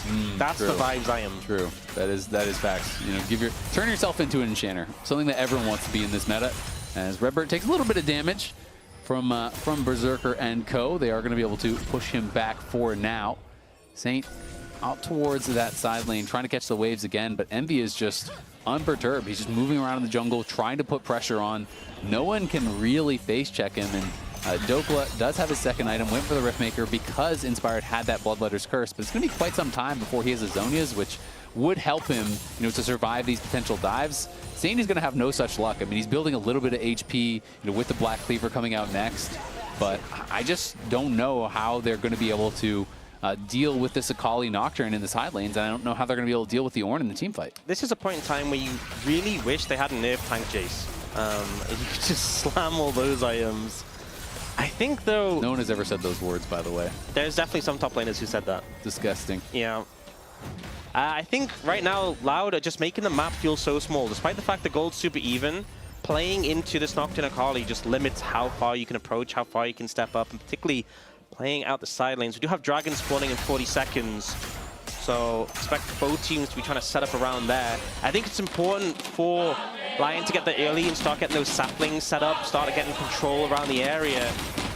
If they don't, I imagine they might just not contest it, because if you don't have a clear setup and you have vision of these threats like the Akali, I wouldn't bother. And they haven't had the best soul luck. I mean, they obviously won last game with the Ocean Soul. But this time, I don't think the Ocean Soul is very helpful for them, but it is very helpful for Loud with this Leona, with this Ornn, who's already pretty much bulletproof. It's hard to imagine him dying ever in a team fight if they have Ocean Soul as well. Also, against the Jace, right, the poke, if you're playing someone like Akali and you get poked out, you can sustain back up with the Soul. We do see LYON trying to get position, but it's difficult, and Envy is looking to loop round here. Nice knockback there from Inspired, and Leona ult is kind of wasted.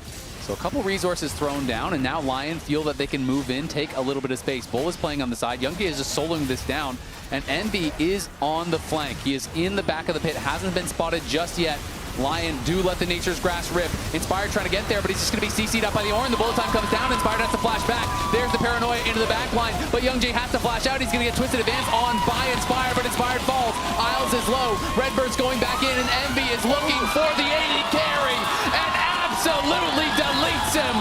Berserker is cut in half by Envy, and the chances of LYON slip away in game 4. They're just going to go straight to Baron. Envy was slow to get into that fight, but as soon as he arrives, he just cuts down the enemy 80 carry. Dokla the Saint looking to push up mid. I'm not even sure if they're going to be able to get the tower here. I don't know. I mean, Shino, I think, is going to be able to just tank anything they can do, clear out the wave. Dokla and Saint trying to make something happen, but this game looking damn near impossible for them. At this point, they just can't find value from their carries. This Akali just is one-shotting everyone, has the upgraded Shadow Flame. Let's see how this happens one more time. So Envy ends up actually getting rooted here at the start, so is a little slow to end up getting the fight, gets ulted as well off the root, but just ends up moving in from the other side, and it's now hard to track where they don't have vision. Waits for the steadfast presence, flashes in, and Berserker gone immediately. And the rest of the team was still doing damage. Bull got a lot of value off the bullet time in the mix in that fight, and it just felt like, you know, as soon as Envy arrived, the fight was over. Loud getting exactly, oh no. Berserker in trouble, he does have the flash, will have to use it.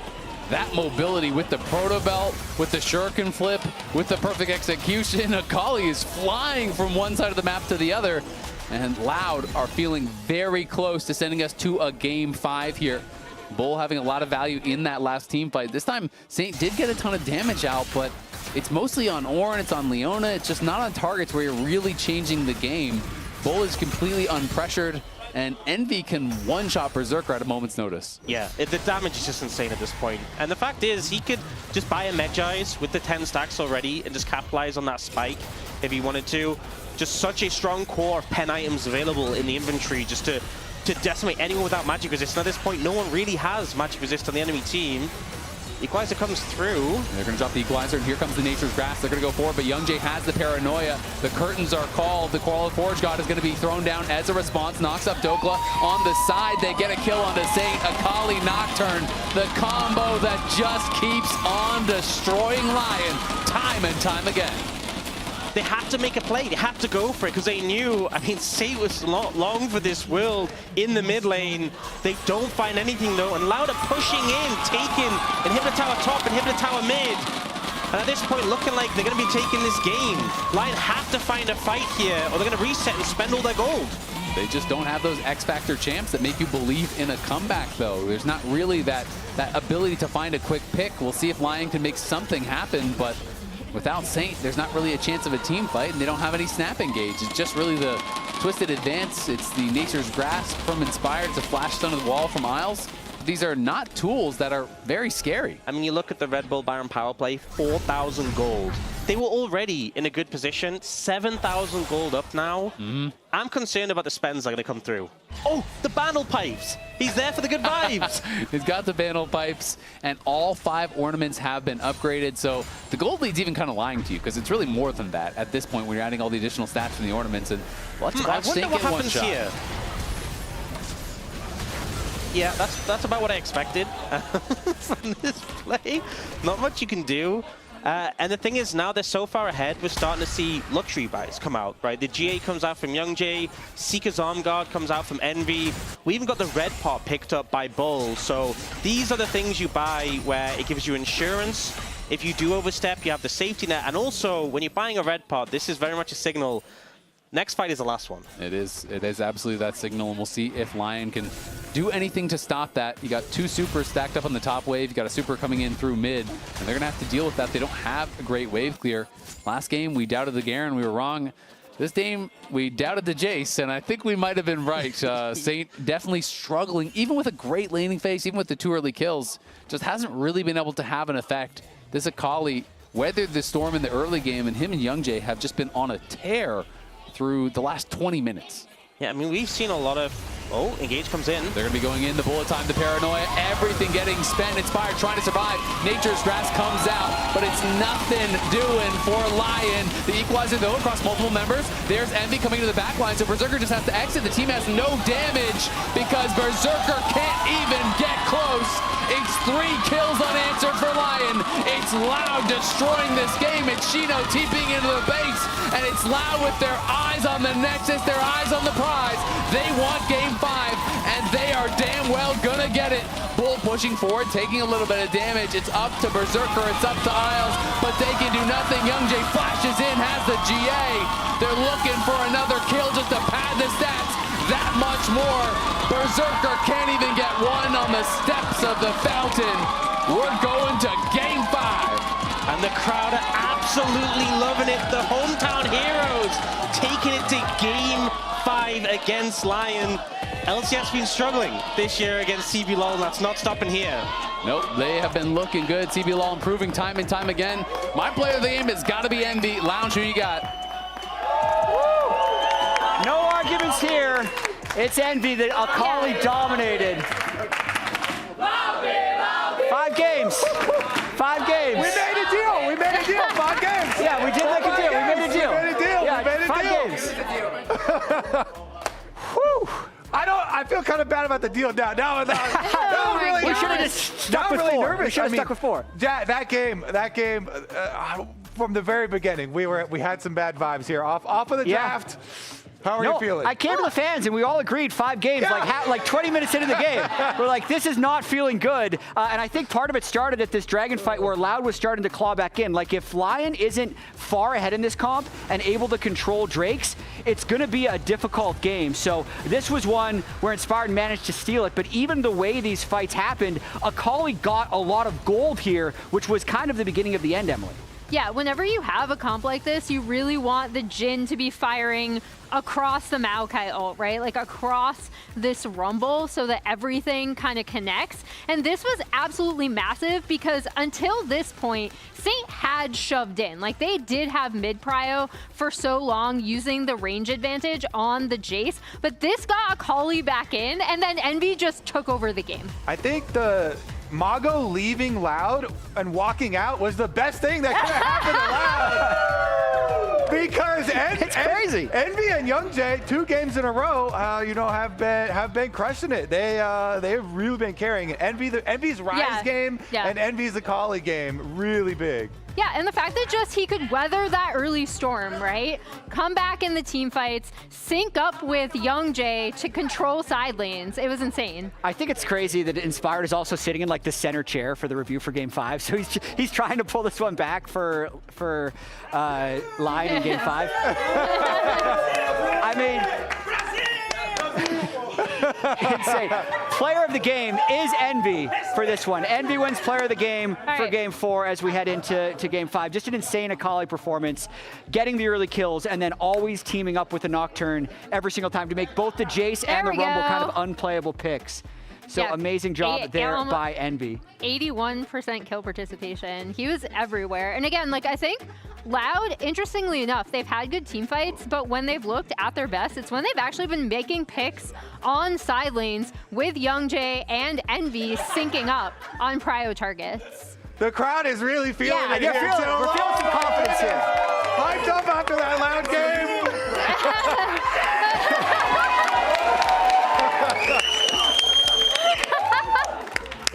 This is the fan vote here. So good. Another 100%. Envy. Let's go. He crushed it. He absolutely crushed it. 2 fan vote pogs for him in both of the games. I mean, where do we go from here in Game 5? Tons of champions removed. Stress.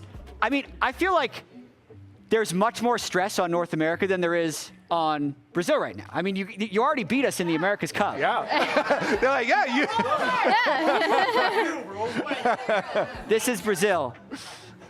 100% there is. I think that LYON need to go back to constructing a better 5-on-5 for their team fights here. Not a lot of people are a fan of having 2 of your carries be Jason, Jhin, these 2 lethality carries.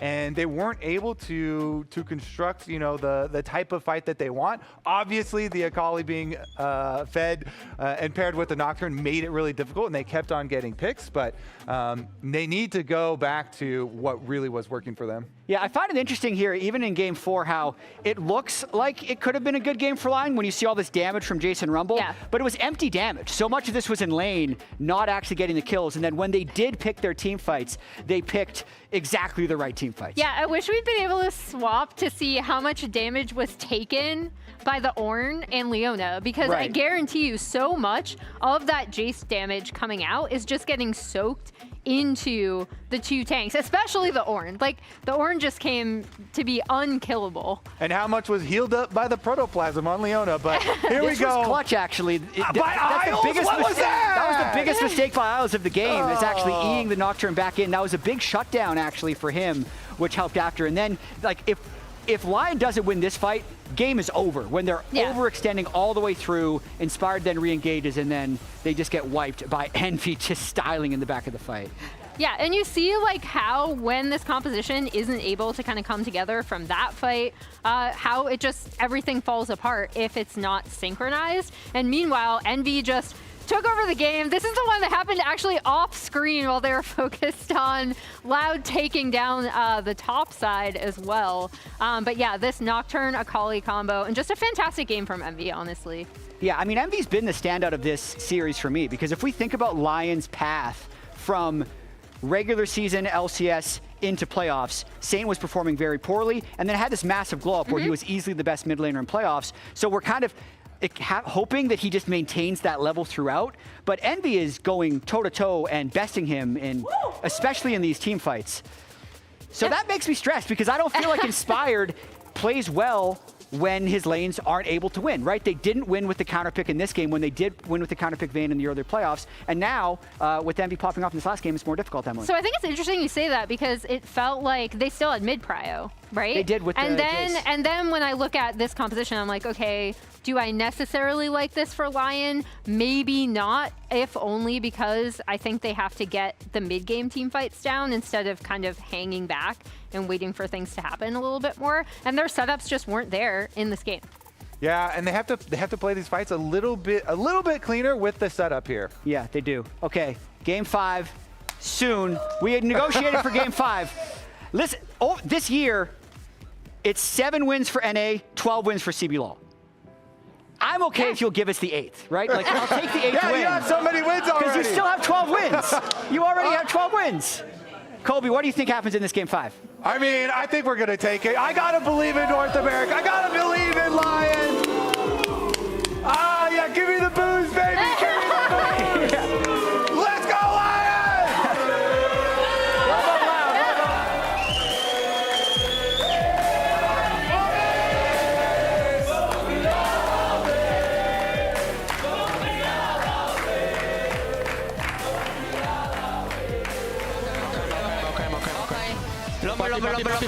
Puppy, guys, puppy. Both have flash. Nice, guys. Nice. Go front. Remember flash. Hitting. I'll just GG, you guys. Nice. Let's go. GG.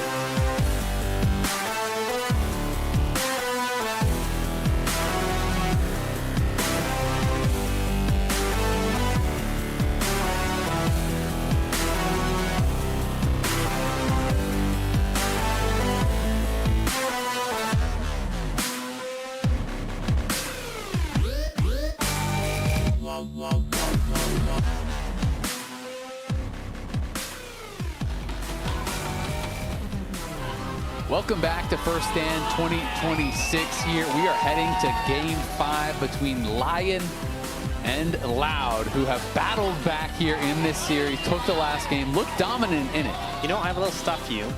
100% of the international best of fives I've cast have gone to Game 5. Whoa, that's a good stat. Yeah. That's a crazy stat. It's crazy, right? Yeah. Can we have that confirmed? Do we need to double check? It's been confirmed. It's been confirmed. Wow. Just put Ox in for a guaranteed banger. That's what we're learning here. And we'll see if LYON can turn it around after that last game. Definitely we had questions about the Jace and how that would play out in that game when we were looking at the draft. The questions kind of became answered in a very bad way for LYON as we watched that game. Both Jhin and Jace really struggled to play against the Akali Nocturne even early, and way more so once Envy was fed. And I think, honestly, Envy and Youngjae, when they get their game plan going, have just been having such an impact. In that game 2, when they had the Aatrox and the Ryze, and in this most recent game as well, they know what they have to do. They start running the game plan, they get it going, and it just felt like they were the driving force for the game. Oh, and look at this. LYON have now changed. They're going to go first pick. I do think first pick becomes more valuable in Game 5 because so many of the powerful champs are gone from the pool.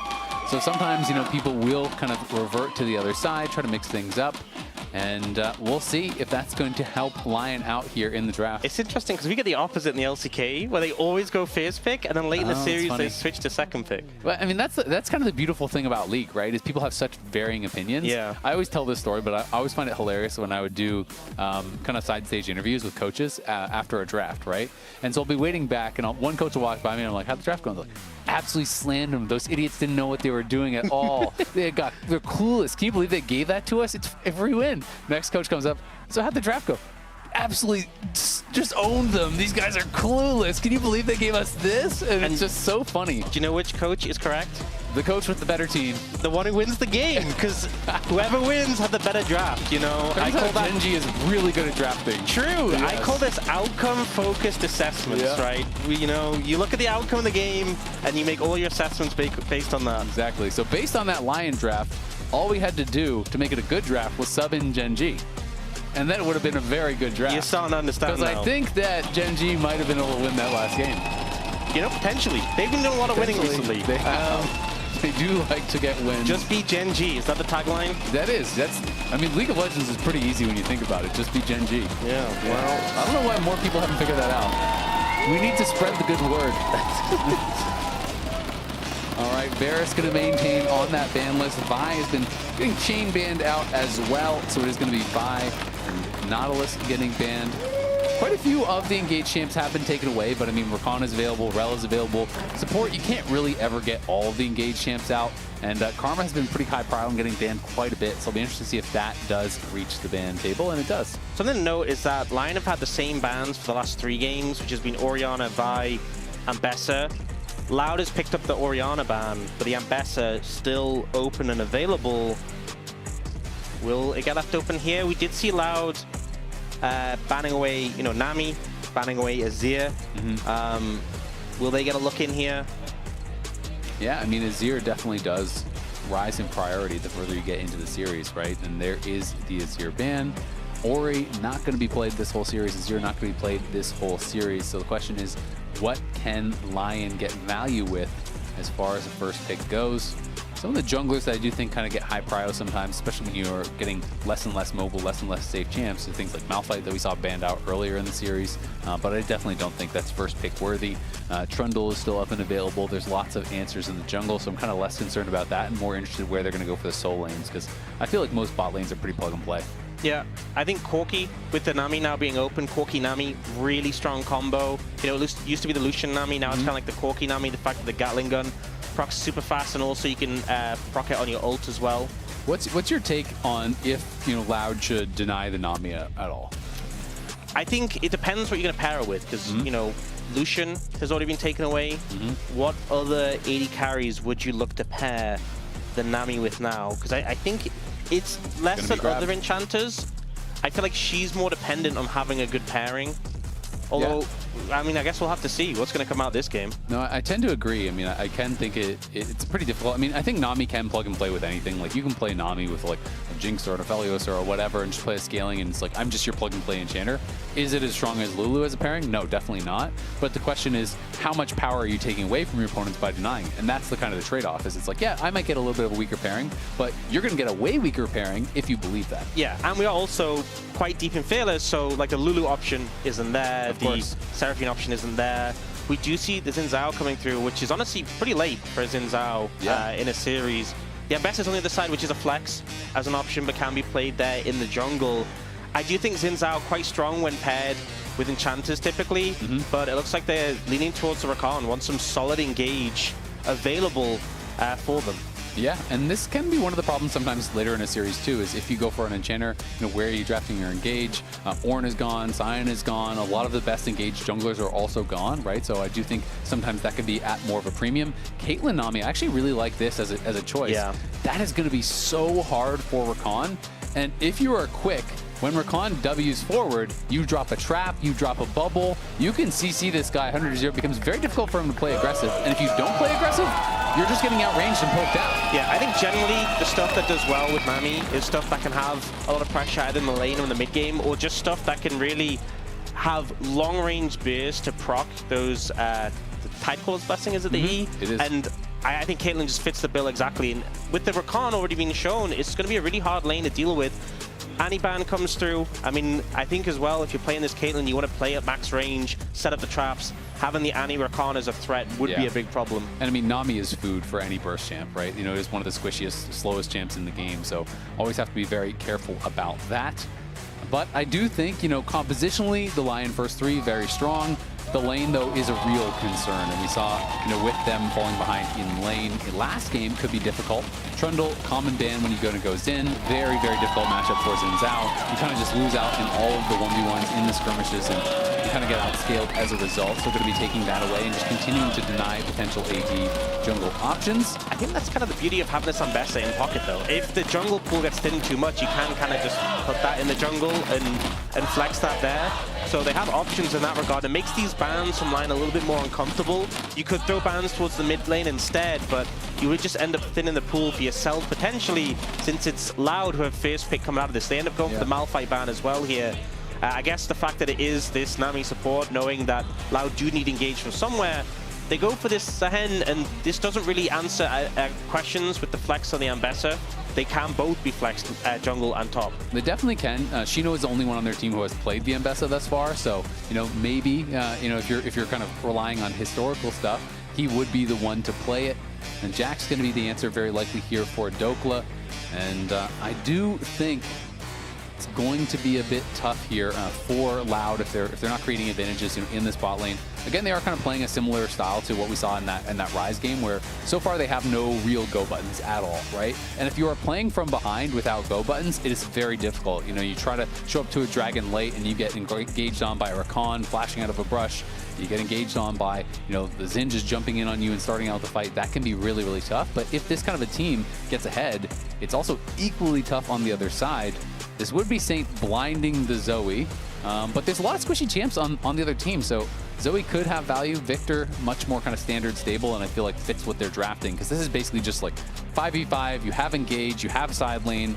It feels about as standard can get. Yeah, this feels like you're ticking a lot of the typical boxes for what a composition wants. I think LYON defaulting back to a lot of areas, not specific comfort for the players, but just a composition that feels comfortable to play. And now Loud, what are they going to go for this mid lane pick for Envy? Are you just going to try and pick up a control mage to match in the mid lane? Way or something. There is something like Syndra. It did get nerfed, but is available. Instead, going for the Vex. So something a bit more aggressive. Yeah, and you can set up well for the public execution, because you ult in the backline, you land the fear, and off the fear you can chain that with the public execution. The Nami wave comes in over the top, so I kind of understand the thought process with that.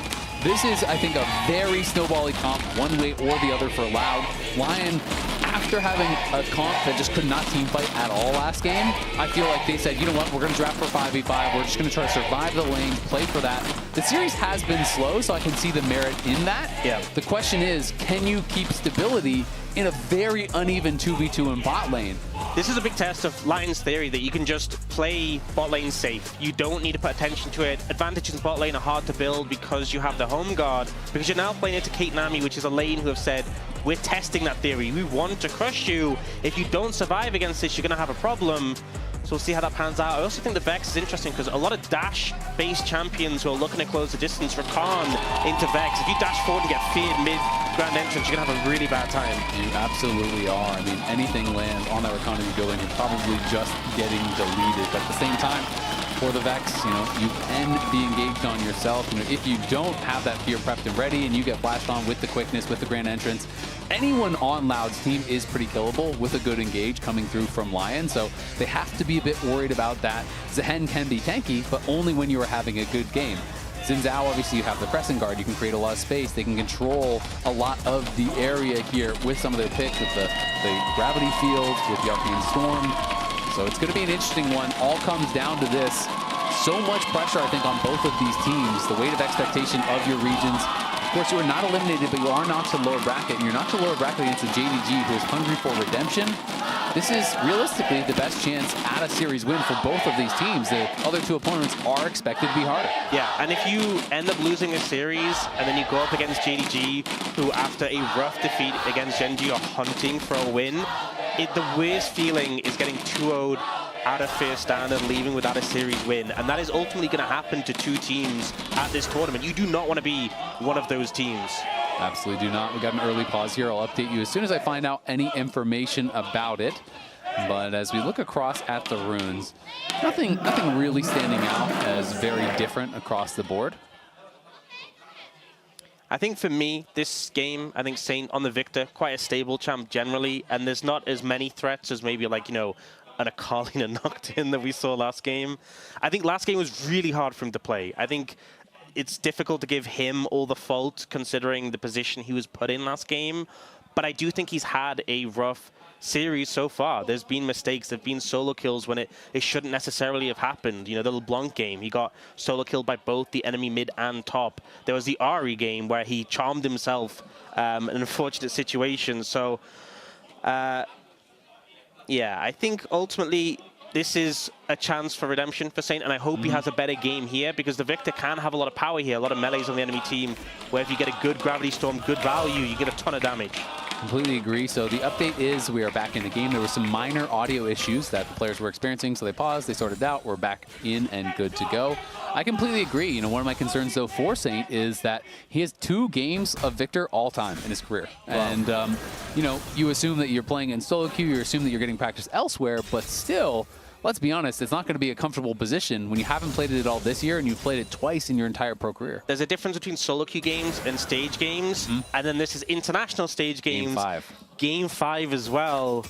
Yeah, a lot of pressure. There's some picks that you are forced to bring out in a situation like this because it's fearless and you hope you can play to the level you want to.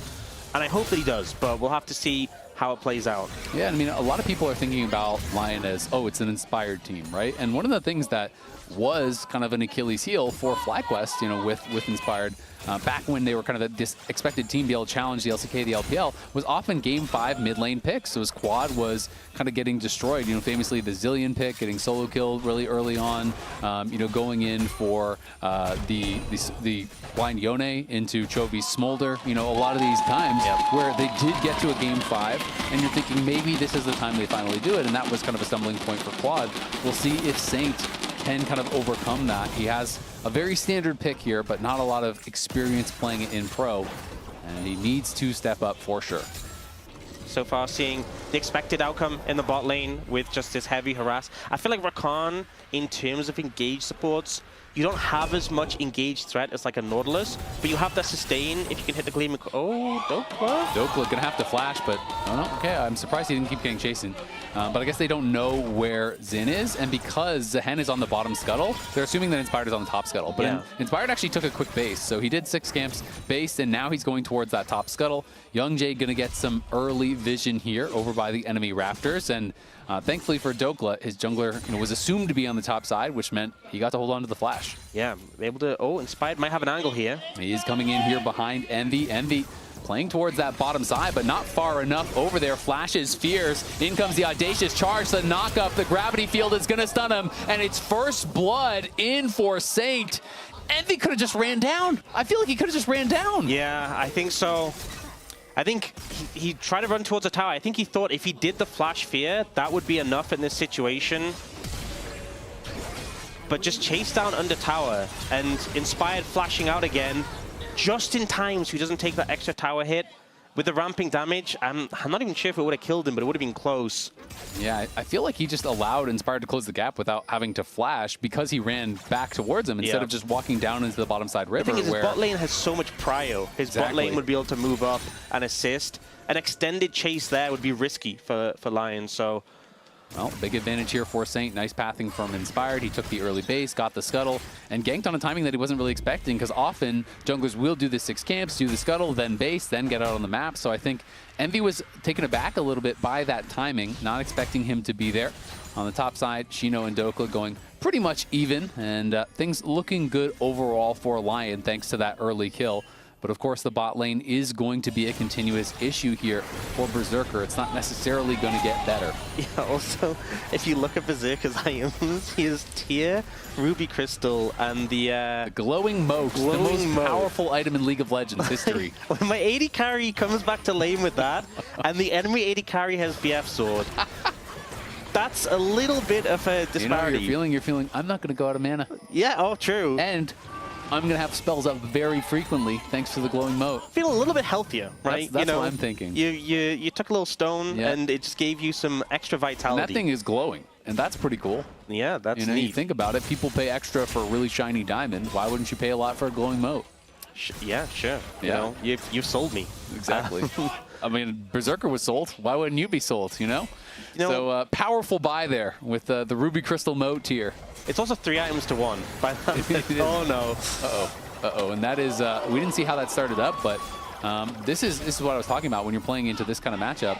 You can't really ever W forward. It's kind of the same thing when you used to play against Caitlyn and Morgana as Rakan. You go forward, and when you're Wing forward, it's so easy to just place the trap, place that bubble, and be able to get it. And Inspired going to try to run through mid, use that prio. They want to stop Young Jay here. They know he's over there. They're going to TP in with Isles. The Dragon getting pretty low. Smite is up and available. I think this is going to be killed before he gets there. They back off. They secure the Dragon. Well played and well escaped by Loud. Yeah, it feels so good for Loud. The fact he's able to get that and disengage from the situation. LYON were rushing over to prevent that. And I think part of it is, especially when you have so little control over bot lane and you have scaling elements of your composition like the Victor, right? You really would love to get that early Dragon, or at least slow it down. Even if they didn't get that first Dragon, slowing Loud down, slowing the pace of the game could have gone a long way. It's Chemtech Dragon second as well, and I feel like you're feeling pretty good that could be a really high-value soul. You know, Hextech still on the cards, Infernal still on the cards. Yep. Saint just trying to pull the wave here, see if he can actually deny that cannon. Of course, will not be able to. They do have to be a bit careful as Isles goes forward. Berserker taking the bad end of that trade. I mean, Isles is moving in on Redbird, but Bull is just shooting your AD carry the whole time, and now he steps in onto the trap. That built over Peacemaker just barely missed. I can sense the frustrations and the want to go in, but it's just not helping you in this lane. Bull even popped, he had the triple tonic adaptive potion, and he's already got 147 AD with bad, so he's doing so much damage. Yeah, it is going to be very tough to deal with him. You can see he had the lethal tempo even stacked, so he is looking powerful down in that bot lane 2v2. Isles have been pretty good with the Gleaming Quills, though. Every time you hit one of those, it is, you know, a little bit of relief. You're healing up. And that is very important in difficult Rakan matchups, because if you can't engage, all you have is your Q, and you need to be hitting those Gleaming Quills to just try to keep the health high. Dokla going to jump in and does pop the Grandmaster's Might there, expends the ulti, but Shino has his ultimate up and available, so Dokla does have to be careful here.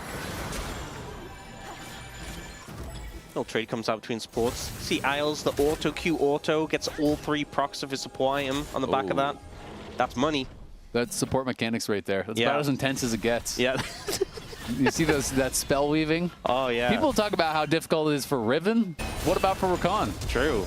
Oh, Dokla going to be going forward. Nice sidestep there on the public execution. That is a trade of flashes The ulti was already down for Dokla. Dokla almost gets Shino with the solo bolo. Will send him back to base. He has no TP, and Dokla has TP advantage plus lane prio. So he's going to get a play here, you have to think, and hold that teleport advantage. Envy, though, on the roam. They're looking to set up a dive down on the bot side here, potentially. Yeah, and I mean, as much as things aren't going great for the bot lane offline, the gold lead isn't crazy, and it's being matched by Dokla in the top side. With that kill mid as well, Saint has an even bigger gold lead. The solo lanes are doing well. And I mean, we said, like, it would be proving the point of Inspired. Either can the bot lane hold on? Is Caitlyn Nami going to crush you in lane?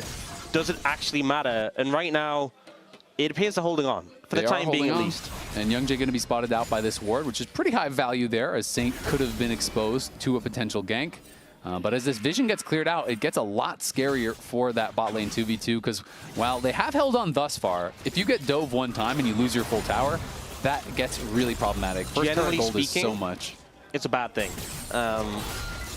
Not great. Do you see Dokla trying to get a reset off there? Oh, I've seen this angle before. I have too. Envy going to be forced to flash out. The Arcane Storm comes down. He walked down into the river, though, this time. He's evolving. Trap's going to be set on both sides. It's a little bit awkward here for LYON as they want to retreat back, try to dodge as many skill shots as you can, but you always have to be aware of where those traps are sitting. It does feel like they're stabilizing a bit, though, in the bot lane 2v2. Their wave clear is getting better. Yeah, you see at this point with some points in the phosphorus bomb and also having the ult available for Corki, a lot easier to clear the wave. I know we joked about the tier and the items he had, but the extra mana pool actually really does help. Yeah, when you're on the back foot, you kind of sometimes can only farm with spells, right? And so it is actually very important. And of course, I mean, Corki just needs it in general. Yeah, so, I mean, he was going to build it anyway, but in this situation it is pretty good value. And I feel like Loud, Youngjae's just constantly been coming, but Oh, that is risky as LYON. Isles on the back foot here.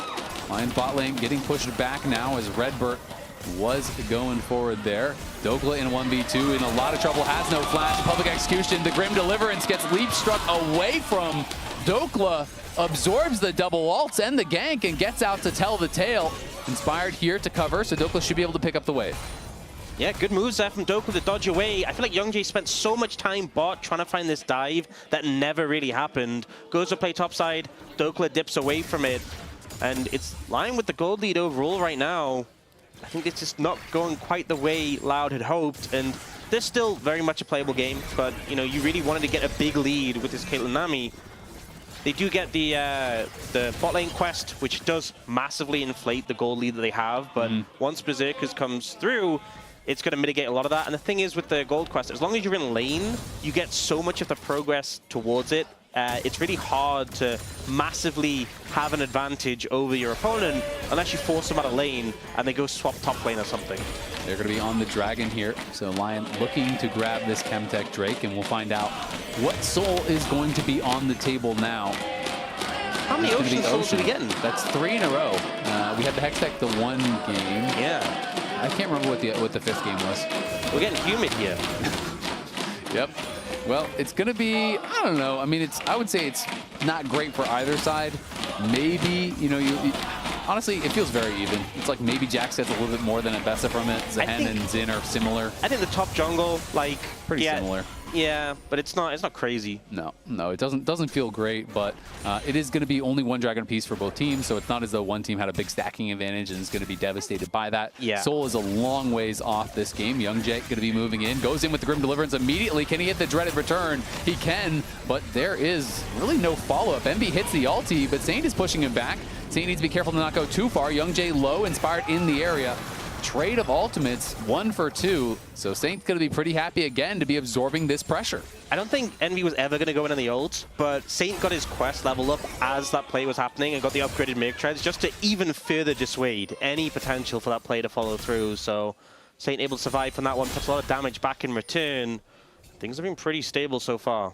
Yeah, Dokla at a bit of a weak spot right now. Before you complete that Triforce, when Mbessa has Eclipse, you really do not want to fight. You have to be very careful about trades like that, as you are going to take a lot of punishment Dokla wants to get that Triforce involved before he looks for anything more.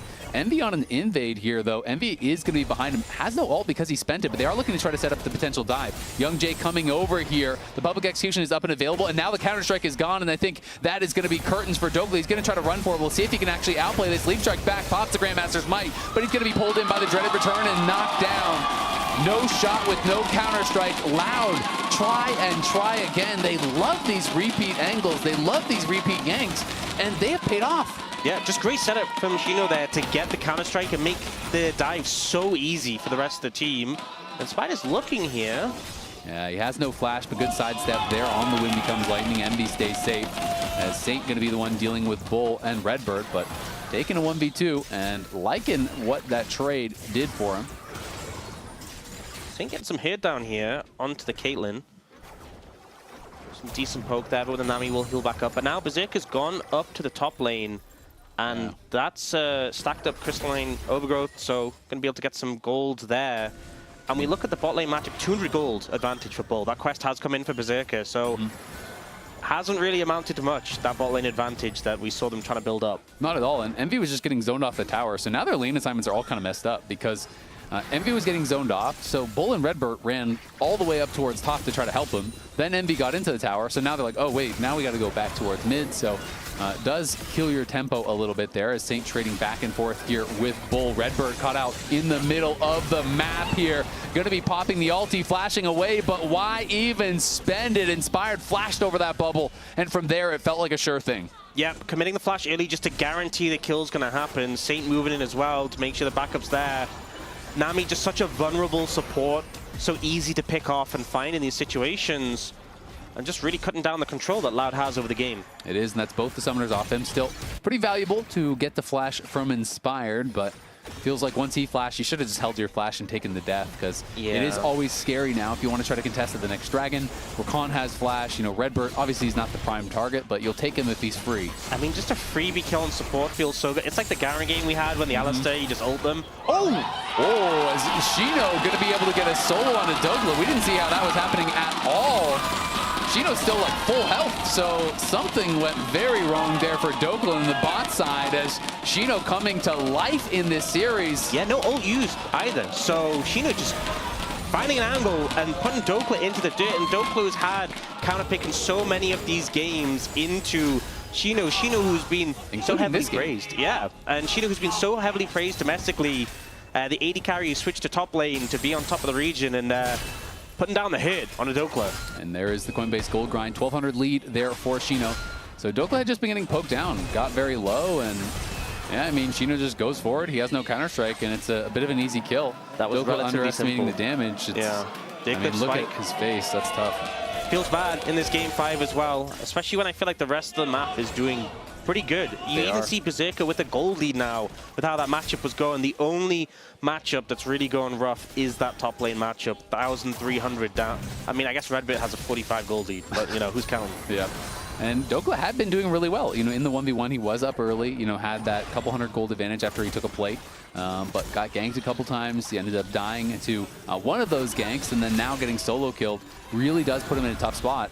He is not going to be able to interact with Shino at all, but Shino is running down for this dragon. Dokla does have TP. They clearly want to fight. Envy is coming from below, so they're going to look for a different angle. Approach is coming through.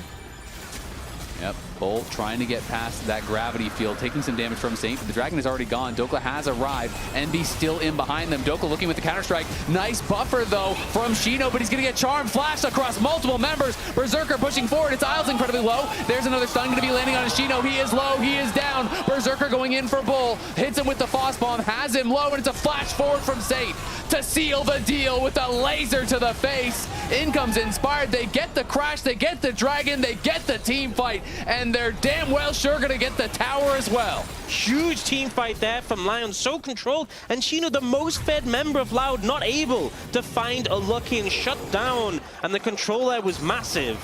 And now a 2,000 gold lead. The LCS representatives, Young Jay has to use the Grim Deliverance, gets over the wall, as Inspired won't be able to find that one, but that is just even more the icing on the cake as Shino got a little bit too confident. Yeah, and Isles gets so much value here, and it's just crazy he survived. So Shino ends up ulting in here to try and buffer, gets charmed here, connects on a 3, and then even with a stun, Isles gets out so low on HP. Shino gets focused down, and then it looks like maybe Loud can lick their wounds and get away. Saint says no, we're getting more. Inspired says we want the tower too, and it turns into just such a huge value play for LYON there. And look at Saint now, picks up a Seekers, knowing there is a lot of dive and he spent his flash, so he knows he could be vulnerable. And it's going to pick up the Seekers as the response here. Shino's gold lead gets cut down quite a bit, and the mid-jungle advantage is massive. Berserker now almost 1,000 gold ahead of Bull. So, the experiment here of this Caitlyn Nami, taking away the Nami, trying to pick for the priority, got them a little bit of an edge in the early game, but not paying off now. Not enough. And I think in a scenario where it's a higher value soul and you've got those 2 first dragons, maybe there's a better argument for it. But the fact it's an ocean soul, you traded dragons, doesn't feel as good. And on top of that, just the setup. I feel like if you're playing Caitlyn Nami, you want setup on the objective, you want the trap line down. They were late to that dragon, and it really didn't favor them. And it shows the power of Snap Engage, right? That is something that you don't really have at all on Loud.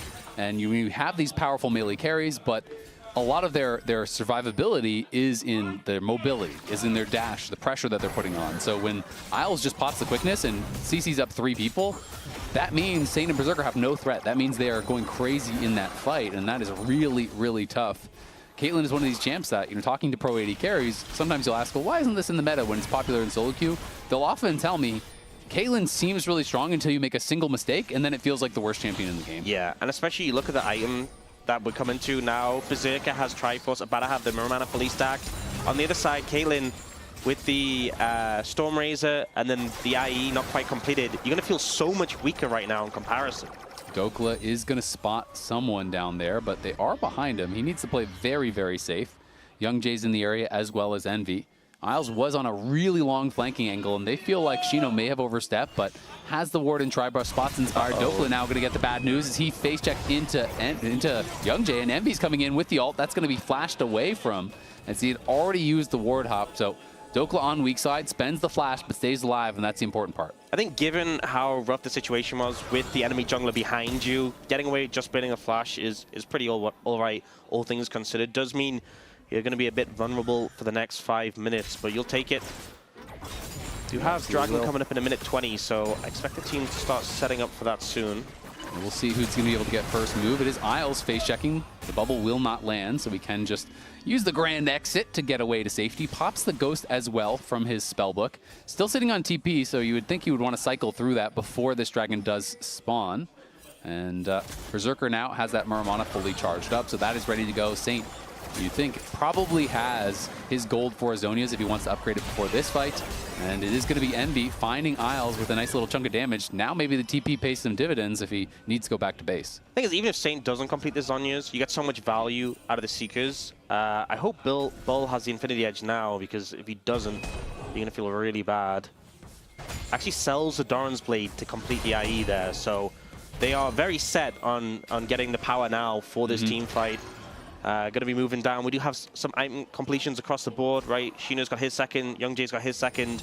They really want to make their stand at this dragon and ideally get there early and get the trap set up. But we actually see Bull moving in bot lane and getting Prio there. I think you need your Caitlyn group with your team setting up the traps, because now LYON are pushing in, they're taking control. Yeah, I agree. I mean, Bull just kind of greeting for the wave, and it's not like you're going to base again before this fight. You already based, you sold the D-Blade, you got the Infinity Edge. This is as strong as you're going to get, so now you got to play for the fight. Shino does have that item advantage over Dokla, so Dokla just has to play it very far back.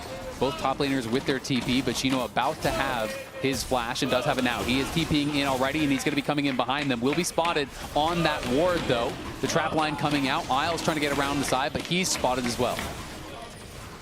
Dragon getting incredibly low, but no way in for Loud. They don't have any engage, so can't find the angle. Envy is behind them, but doesn't want to go in on a solo mission. Would just get knocked down, and now LYON can just back it up unless they feel like they found a fight here. Bull maybe going to face check in onto Isles, and Isles flashes in. The charm is there. Is the follow-up there as well? Inspired goes forward. The Grim Deliverance comes through. The Fear is going to land on Inspired. Inspired flashes out, staying alive for now. The knockup onto Shino. Shino can't finish the job. He's got to flash out. Envy is low, and Saint is going crazy. Saint and Berserker are untouched. Redbird will get away.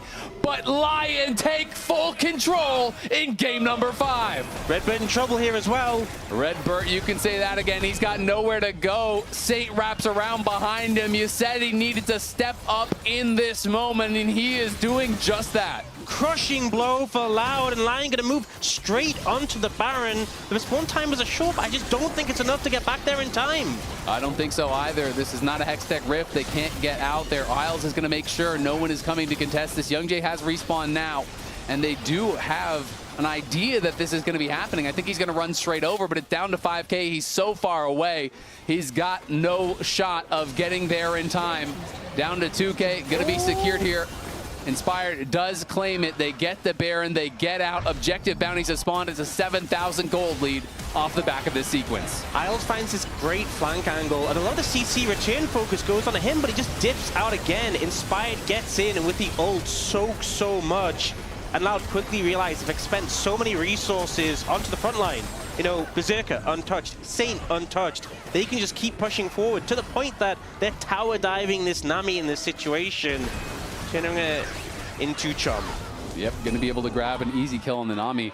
And that was honestly the goal difference in action for Inspired. He was barely surviving. The difference between him and Youngjae was that Youngjae's on brown boots, and he had tabbies plus 2 cloth armors on top. Yeah, that was the difference. He is surviving because of that extra armor, and now he is going to be close to the GA. Now a full death cap for Saint. He didn't even have to pop the Seekers, so go straight in towards that death cap. Third item done for Berserker. All of the luxury items coming through. Shino's lead now means essentially nothing. I think, honestly, Loud needed to get the trap set up, and they've struggled to do that. Struggled to get in early and get the Caitlyn in an ideal position. And now, 2,100 gold lead for Berserker over the Caitlyn. I mean, mid, jungle, and AD carry, all just massively ahead of their counterparts. And Shino's lead just not nearly as big as it was earlier in this game. It's so tough because, you know, Bull, obviously, you know, he is a target if Isles finds that flank, but even if he doesn't, at this point with the carry so strong, all Isles has to do is press the quickness and CC the melee champs when they go in on your carries, right? As long as they're not stacked and getting one shot, Berserker and Saint can cover for each other, and trying to fight through a Xin Zhao that is this strong is near impossible. And they just don't have the players in the spots to actually answer, so they're pushing through bot, but they give up the top tier 2, the mid tier 2, just to push in a wave on bot. Yep. Losing so much more gold at this point. Oh, gonna look public execution in onto Dokla. The fear comes out, and he looks like he's gonna be a bit of a freebie. Dokla overstays as the rest of the team is resetting. That is a pretty silly death from him. Yeah, not the first time this series. We saw even in that Gnar game where he was doing pretty great little overstays when the rest of the team resets. Kind of does put an end on the Baron push from LYON here. It's a minute 20 until that next dragon. It is Ocean Soul. Again, not the most impactful, but I feel like when you're already behind and you're struggling to kill off those targets, just that extra bit of health that comes in is going to be problematic for the side of Loud. I need to see them try and find some good setup, but the problem is they were struggling to set up for the Caitlyn when they were more even in gold. They're behind now. How do you push in? How do you get control? How do you contest this? Or maybe they just give it up and try and fight at a different time. 6K gold deficit. Yeah. It may just be the better play to just leave it for now. Yeah, I mean, if you try to contest and you get ace, the game's probably over. If you give it, then you're praying for an Elder flip, right? But is it going to get easier to contest later? I don't really think so. And then you're trying to contest it into a Soul. And, well, we've talked about this Soul not being that powerful. When Inspired is this fed, I do think it's actually really valuable for the Xin Zhao. You know, Crescent Guard gets so much value in a fight like this. Bull can't really do anything about him. And if he can just battle against these melee champs in the front line and win those 1v1s, which he can already, let alone with Soul, I think it makes it really tough. I think just getting onto a key target, if it's Saint, if it's Berserker, connecting that CC is going to be key. But you see, LYON are kind of flanking around here.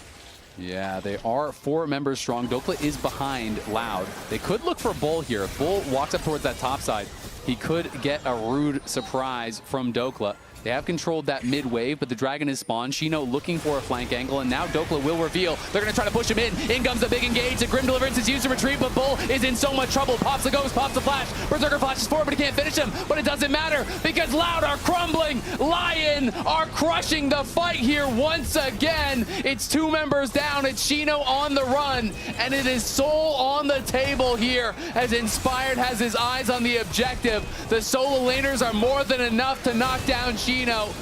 the Brazilian phenom will fall, and LYON, you have to feel like might have just sealed the deal. They pounce on their opponents, find great target selection, and just cut them down so quickly.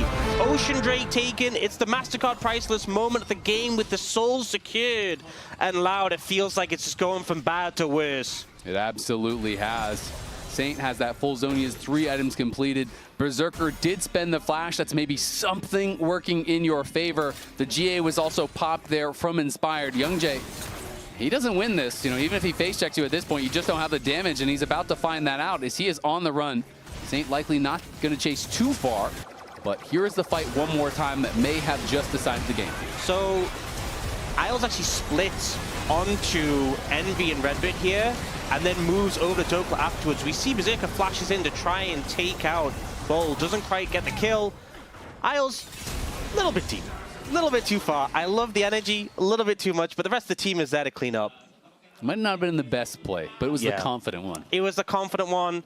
The rest of the team got the Dragon. They took out Shino, and now, unfortunately for the CB LOL representatives, the game is in a rough spot. Yeah, and you can see it, right? You know, that is the nature of competition. For there to be a winner, there does have to be a loser, but never nice to see the pain on the players' faces like that. As Youngjae going to get found out here, he is going to pop the Grim Deliverance in retreat.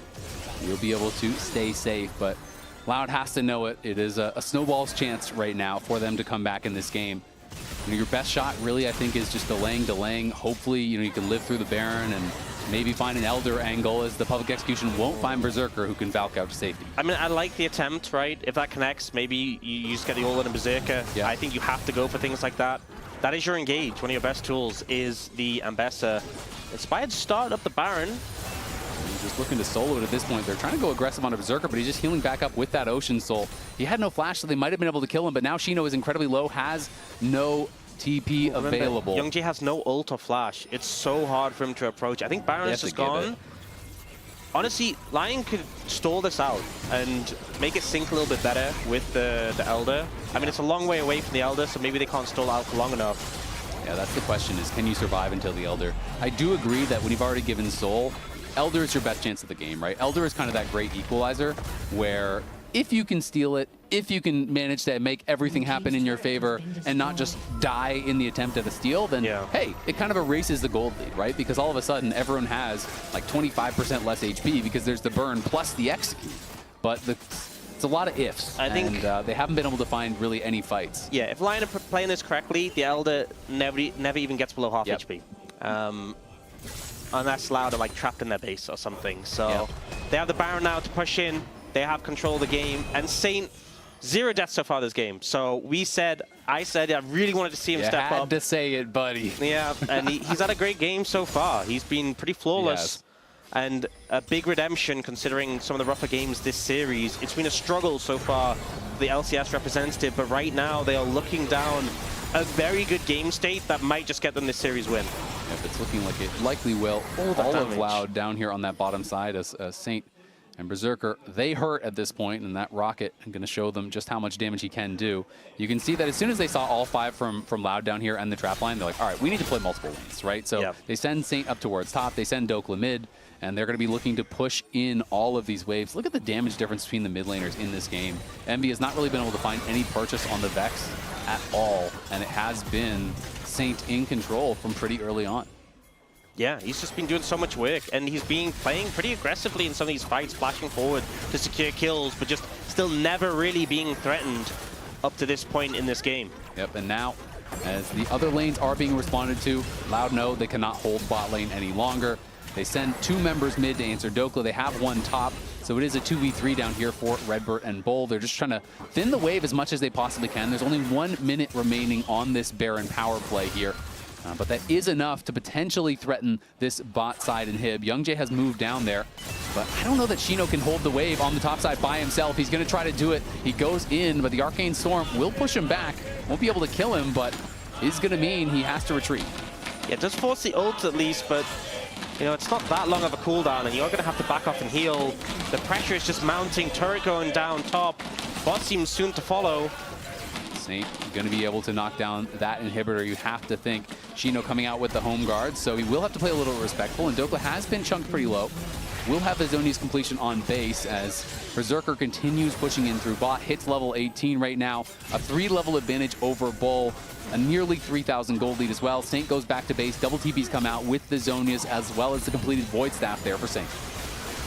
Oh, Engage coming in. Envy, this could be it. Envy gets burst down. They're going to try to send it on to Isles, but Isles has the team behind him. Shino has come in on the teleport, but he's chunked down already by Saint. Berserker Valks in. Dokla takes down Bull. The Grim Deliverance will get one back, but Inspired is standing and fighting. Saint and Berserker are untouched, and you know what that means. Loud can do nothing. The revive is there, but Berserker will camp the corpse and wait for another respawn here. Gets a kill. Saint knocks him down on the top side. It is Redbert alone against 4 members of LYON. Loud made him work for it. They pushed them to the brink, but LYON did not break. They win their first series here at First Stand, and they will advance to the upper bracket. Getting some revenge for the America's Cup. This time, LCS comes out above this CB LOL. It was a close one. It was hard fought by both sides, but LYON in the end come out ahead in this Game 5. Nicely done there by LYON. Really good series here from Loud as well. Very competitive, as you said. Very back and forth. Pretty impressive, overall, you have to say, from Shino. I think you can see why there's a lot of hype around him. But I also felt like Young Jay, as well as Envy, were playing great. And LYON just barely able to scrape by. Some really solid performances, I think, from the bot lane. Kind of the unsung heroes of this one. People don't talk about Isles a lot. If they're going to talk about the bot lane, they talk about Berserker. But I feel like Isles was so solid throughout this series. Yep. Even when they're in bad matchups, they're surviving. He's finding impact in the team fights. And LYON can be really happy that they were able to get through this one. Yeah, 100%. We will be hearing from the analyst desk now. So what do you guys think of that series? I think that was one of the most stressful series I've ever watched. Oh, great ending. That's what I think. Great ending to that series. The first and last page were comforting, but the rest of the series, I mean, CB LOL put up like an insane fight. The fans here have been awesome all day. We're going to have Dokla for the Rise and post-game interview once he gets here, but we're going to go over this last game a little bit while we wait for Dokla to get mic'd up. I'm still recovering. I need to lie down. What they did so much better in this one, it was basically what we were asking for. So much better for their dragon setups. So much better for their actual dragon fights. They had the real carries. Victor was going to be way more carry potential than a Vex in this game. They get there early. They have control wards. Look, control wards in both brushes. Isles is able to go start a lot of these out. Oh, this is actually a later fight. This is one of the later ones. They have Dokla there as well. That's the one where Vex was very separated, and so the Vex ult kind of shorted and didn't quite get there, so they didn't have every member in position here for Loud. Those are the benefits that you get when you start it really early on, get into position really early, and the benefits were there. And that fight was actually super important, right? Because then you get into Herald, you get down that tier 1, you get even more mid-prio. You're able to kind of spread and move your vision line up, which is what they did. But I mean, honestly, like all credit to Loud coming in here. I was thinking like, okay, America's Cup, those were one of those teams was the team I actually expected to see at First Stand coming out of CB LOL, right? Yeah. And so this is kind of shown us the strength of, top down, not just one team, but all 3, which is really impressive. Yeah, turning into a bit of Game 5 heartbreak as well. If you count Fury at MSI going to 5 games time and time again, and then this going to 5 games as well, can't quite get over the finish line. Player of the game, we're going to award player of the series later. For this Game 5 is Saint. Just a lot of mid-control and crucial carry scaling, which I think they were lacking in some of their previous games. So congratulations to Saint. Also curious in what the fan poll result is. Isles was in a tough draft for him, and he managed to still find some big engages. So we're going to pull that up as soon as we have it ready. Yeah, they actually were able to. I know there were some dicey moments in the 2v2. I was sitting next to Kobe, and he was just sitting there like clenching the entire time. I think Berserker deserves honors for being able to CS still. But they did, after they mitigated that, I thought Loud wasn't really able to move the Caitlyn around and kind of take down turrets like you'd want from a Caitlyn. That lane didn't really snowball like they'd wanted. And so that was also a huge part of this game. And the first gank from Inspired, as soon as we see Vex in this draft, I'm like, okay, good. Vex has low mobility. It's easy to take advantage of. And Inspired had a little bit desync timers on the jungle gank that he went for. And so they're able to find success and get the flash on the first gank towards mid lane. That is so good for Victor, getting early money. So Saint is able to really, really carry this one. Yeah, absolutely. Saint, player of the game in Game 5. The Oppo player of the series for all 5 games is going to be Inspired. I think extremely good Pantheon game, great Xin game. A little bit of question marks in the middle. The Mundo game. The Mundo game sucks, man. I'm going to say it. The Mundo game, when they died for that top scuttle crab, him and Saint, that was Inspired's fault. It was? Oh my god. But he made up for it, Kobe. It was. Calm down, Simba. I mean, you won, Kobe. You won. I had a heart attack in that one. Wukong as well. So the Xin Pantheon Wukong games, solid. Overall, really, really great. As we know, it's also the main shot caller. Really, really does so much for this team. Yeah, Maokai Mundo nearly sent you beyond. Well, honestly, I didn't even have a lot of problems with the Maokai one. The Mundo one. That's like one. a team thing. The Mundo that was a team fighting problem. The Mundo one, you were losing your mind though. But oh man, like you're saying, we were feeling a lot of relief, Jat, this series. Because we were pushed to the brink here. Loud really did show up and had really good performances. Do you want to? Really well played. Really well played. Amazingly. While we wait for Dokla, I know this probably would have felt better if Loud wins. if Loud had won, but we have signed. We have some signed Loud posters. So they're signed on the back. So I appreciate all the interaction for the graphic that we did with you. I'm gonna give you one for being our impromptu translator. I got you. Yeah, really good. You guys have all been seriously amazing. Thank you so much. The show would not have been nearly as awesome without you. Yeah, well played, well played. So yeah, where we go from here, we know that LYON is going to be playing Gen G in 2 days. We know that JDG is going to be playing against Loud, which is the tough realities of this tournament. When we have Korea versus China in the first round, the loser, that's potentially, that is a more formidable matchup than even LYON. So Loud is going to have a day to try and recover, bounce back, and then I hope that Dokla, gets here so we can talk to him. That's my biggest hope. I also hope he does well against Gen G. Dokla, come on, where are you? There we go, Big Dog. He's getting mic'd up right now. We're going to talk to him shortly. But yeah, the next upcoming match is also important for the group. I'm always excited whenever we get to play Gen G. Because if you do well, then you get so much respect, and you're just expected to lose anyway. So even if you get crushed, it's not as big of a deal. And when FlyQuest even pushed Gen G to 5 games, that was one of my favorite international performances that North America has ever had. Especially recently. And so I'm hoping that we can get a good live performance. Congratulations, Let's go. Congratulations. Let's go. Good job. Clutch it out. Yeah. Glad we won. Yeah, I'm really glad you won as well. How do you feel? Feel okay. Yeah. I took it upon myself we need to maximize practice. If exactly. So I took it upon myself to throw a couple of games so we can get to game 5. So we have maximum practice before we face the final boss. How did it feel getting to use the Garen pick and stuff like that? Yeah, that was one I wanted to play for a while. So it looked like a good angle there. I'm like, yeah, let's do it. Funny, we played Garen yesterday and it did not go well. It was a different matchup. So, it went better this time.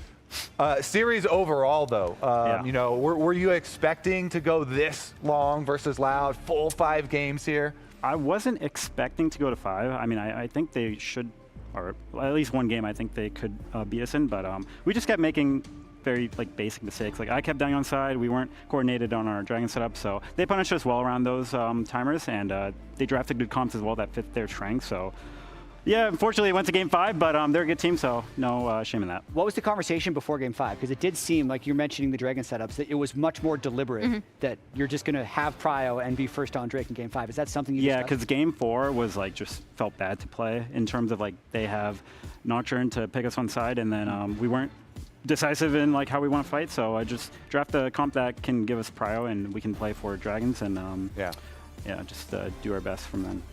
going into this, as you probably saw, NA teams kind of struggled against the CBL in America's Cup. Did that kind of change your perspective on preparing for Loud, or was it more like an internal focus for the team? It definitely made me respect them a lot more, given that we just got smashed America's Cup. But yeah, we're back on top now. So look at the crowd here. No one's happy about that. but yeah, I mean, it made me respect them a lot more going into the match. I think after game 1, I was kind of feeling it, and then I started dying a lot on side. So maybe I should have. Our game was nice. So just you know, drop the ego a little bit, and then yeah. All right. Well, you know, you're going against Keen. So about that ego. Yeah, there's no ego there. You feeling good about that matchup? Give me a Sion, give me a Sion. No, I'm just kidding. No, it'll be good because this is the first time I played against Gen G, and obviously they're probably one of the strongest teams in the world, if not. So it'll be a good test for us, especially early in the year, to see where we stand and what we need to work on. And if we win, you know, that'll be the glory's all ours. But you know, I like where your head's at. If we win, so, when maybe when we win. All right. I have a question. I don't know if you noticed, but Zeno from Loud kind of, you know, threw some trash talk at you. Yeah. Said that you don't go for comfortable picks because you don't want to go one-on-one. I was just wondering, what do you have to say about that? I'm really curious. Well, I think, I don't know, there's like two perspectives. Like some of it can be true, but I think like counter picking is way more valuable if you can get use out of it. So, I don't know, I think like you don't want to just handshake a matchup. Like you want to try to abuse your counter pick. So I feel like I really try to do that a lot, and that's my strength. So yeah, you can think that, but in the Renekton Gnar lane, that's pretty standard.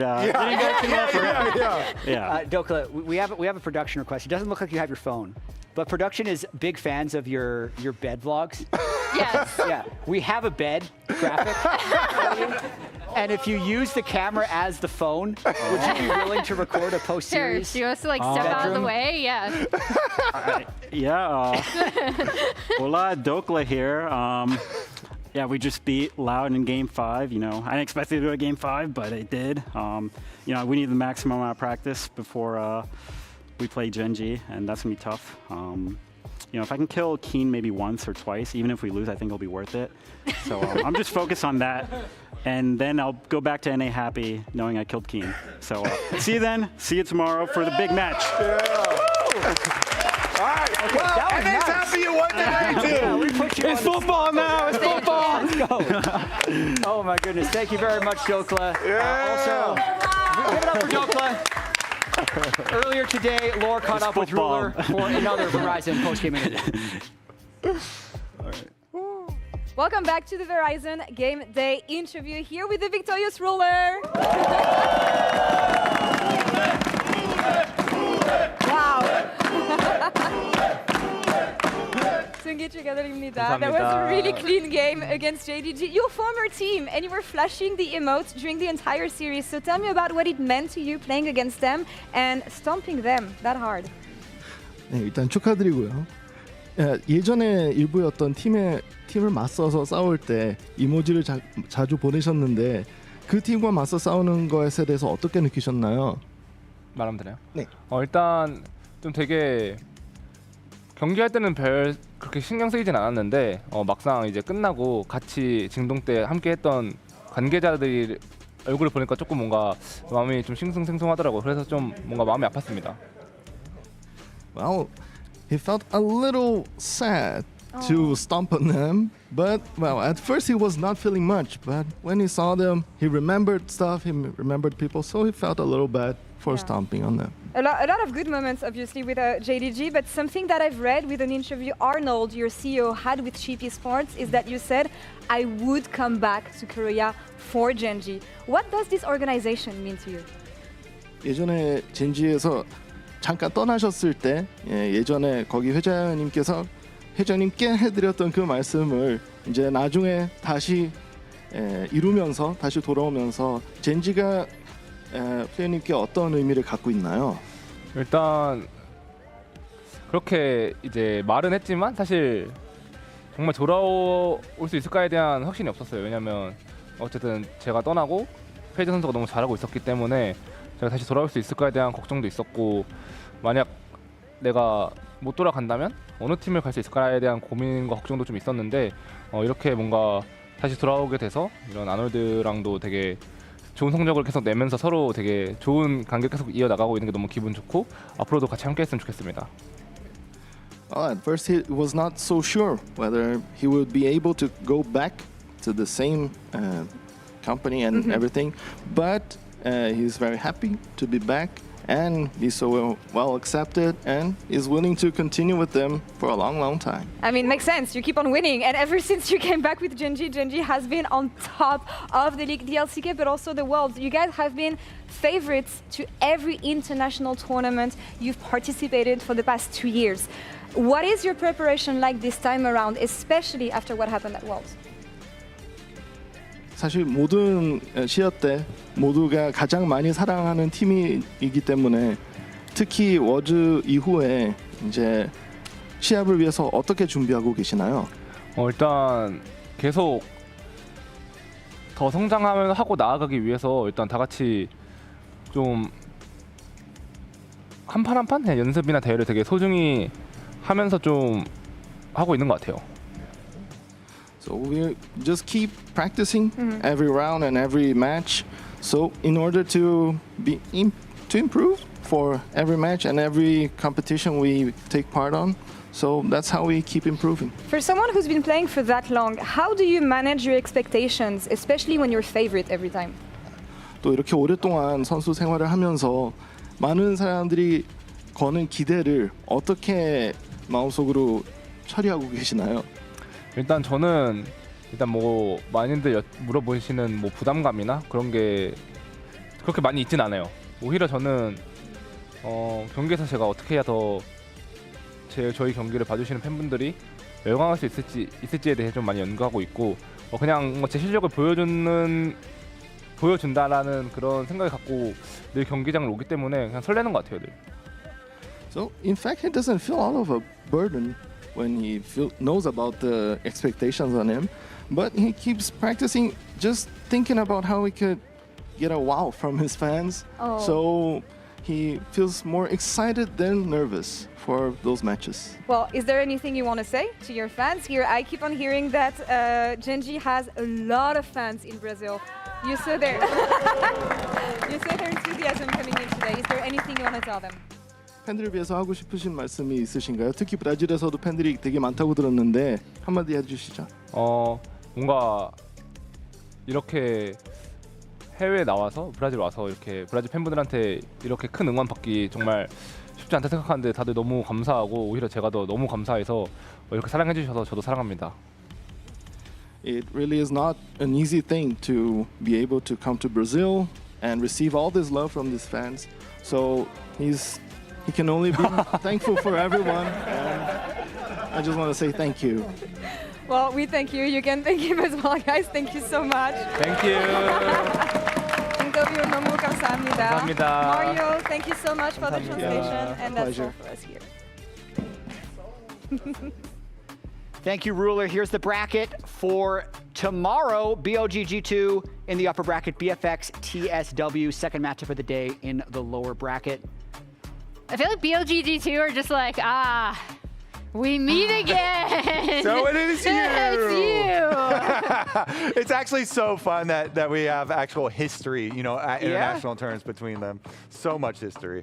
Inspired versus Genji-ish? Yeah, we got history too. We got history too. And now that all the fans are gone, we can really celebrate. We did it! Woo! And I feel guilty. They saved it in the best of five. We were able to get the win in the end, and we earned the right to play Genji. It is a really big honor to play the very best team in the world and see what you can learn on stage. Yeah. Tomorrow's schedule, as well as we just mentioned, BLGG2 is going to be first up. TSW versus BFX is going to be second up. Match 1 and match 2 starts at 9 a.m. Eastern, 2 p.m. Central European for best of fives. I had a self-deprecating joke. Yeah, say it. I love it. Well, I love deprecating we earned the right Jack. to play JDG in a later round. actually. Just after we lose to Gen G and have to fight them to make it into bracket stage, because Gen G's going to clean us. Or not. Or not. Inspired can push them to 5 games at least. We know that is true. Okay, that's it for us. We'll be back tomorrow, 9 a.m. Eastern, 2 p.m. CEST for BOG versus G2. See you then. Killing Chovy? Chovy has to flash the win, and red card came out. Hongkyu wins, it flashes in! They pack the dash away from it. Junja with the crescent guard isn't able to escape. Ruler takes the kill. And Vampire, even with the encore landing onto 4, it's just not enough! They just don't die! He needs more. Okay, he's got 124 right now. Xiaoshu just winning! The 1v1 against King. Ruler, they're going to get caught out by Xiaoshu, and the chase continues. Shut down to Junja. Duro next. Holy shit. Run away from the fight, the spiraling despair on Xiaohu. He can't get close enough. Grim Deliverance only delivers him to his demise. Gen G proving they deserve the title of champions elect here as they sweep away JDG. I can see Pantheon here, okay? Pantheon no flash, okay? Oh, nice. Nice, good. Nice. Nice. In trouble. Yeah, Shino in a lot of trouble here. Dokla going to go forward. He flashes, but Dokla trying to chase in. Gets him with the boomerang. It's a solo bolo. Look, Seraphim. Seraphim. Nice. Look, just go. Yeah, I'm tanking. Just go. Towers one shot. Keep going. Look. Yeah, I'm going. Keep look. I'm going. Yeah, they know me. It's fine, they know me. Arrow. Nice. Go back. Very far. Nice, Angie. Let's go. Brown can be bot. Brown flash. Brown bot. I'm brown. Out to somewhere. We can fight. I'm looking at the part. Yeah, look front. Yeah, looks good, guys. Look here. Nice. I'm gonna stun Kian. I'm looking. We can end. Nice. Go for it. Remember flash. So it's like the Garen game we had when the Alistar, you just ult them. Oh, Shino. Sorry, guys. Okay, next time just sleep more against Chovy. You'll need a lot of sleep if you wanna be Chovy. A lot of sleep, maybe like 12 hours sleep.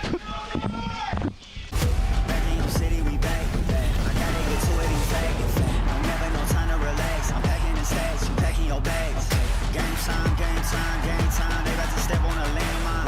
Dialed in like a landline. We on the way. Oh my God! It's a massive grab! Wow! Game time. They about to step on a landmine. We on the way.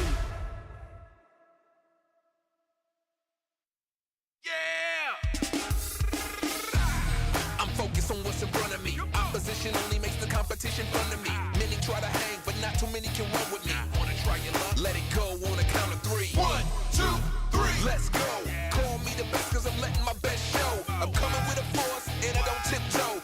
Either I'm fast or you are too slow. I'm not telling you what I think, I'm telling you what I know. And you don't have to like me, but I know you need me for sure. It's best you believe me. This is hard work, nothing about this is easy. It's tough. Being good ain't never good enough. It's tough. Give your all while never giving up. It's tough. Being good ain't never good enough. It's tough. Give your all while never giving up. I was born ready to play. I hustle and I grind for it every day. They say I'm battle tested in every way. Catch me if you can, I'm ahead and you ain't. I came too far for me to backslide. I took off and didn't land, I'm that fly. If you need the job done, I am that guy. Go and ask them, they'll say I am him. I'm not telling you what I think, I'm telling you what I know. And you don't have to like me, but I know you need me for sure. It's best you believe me.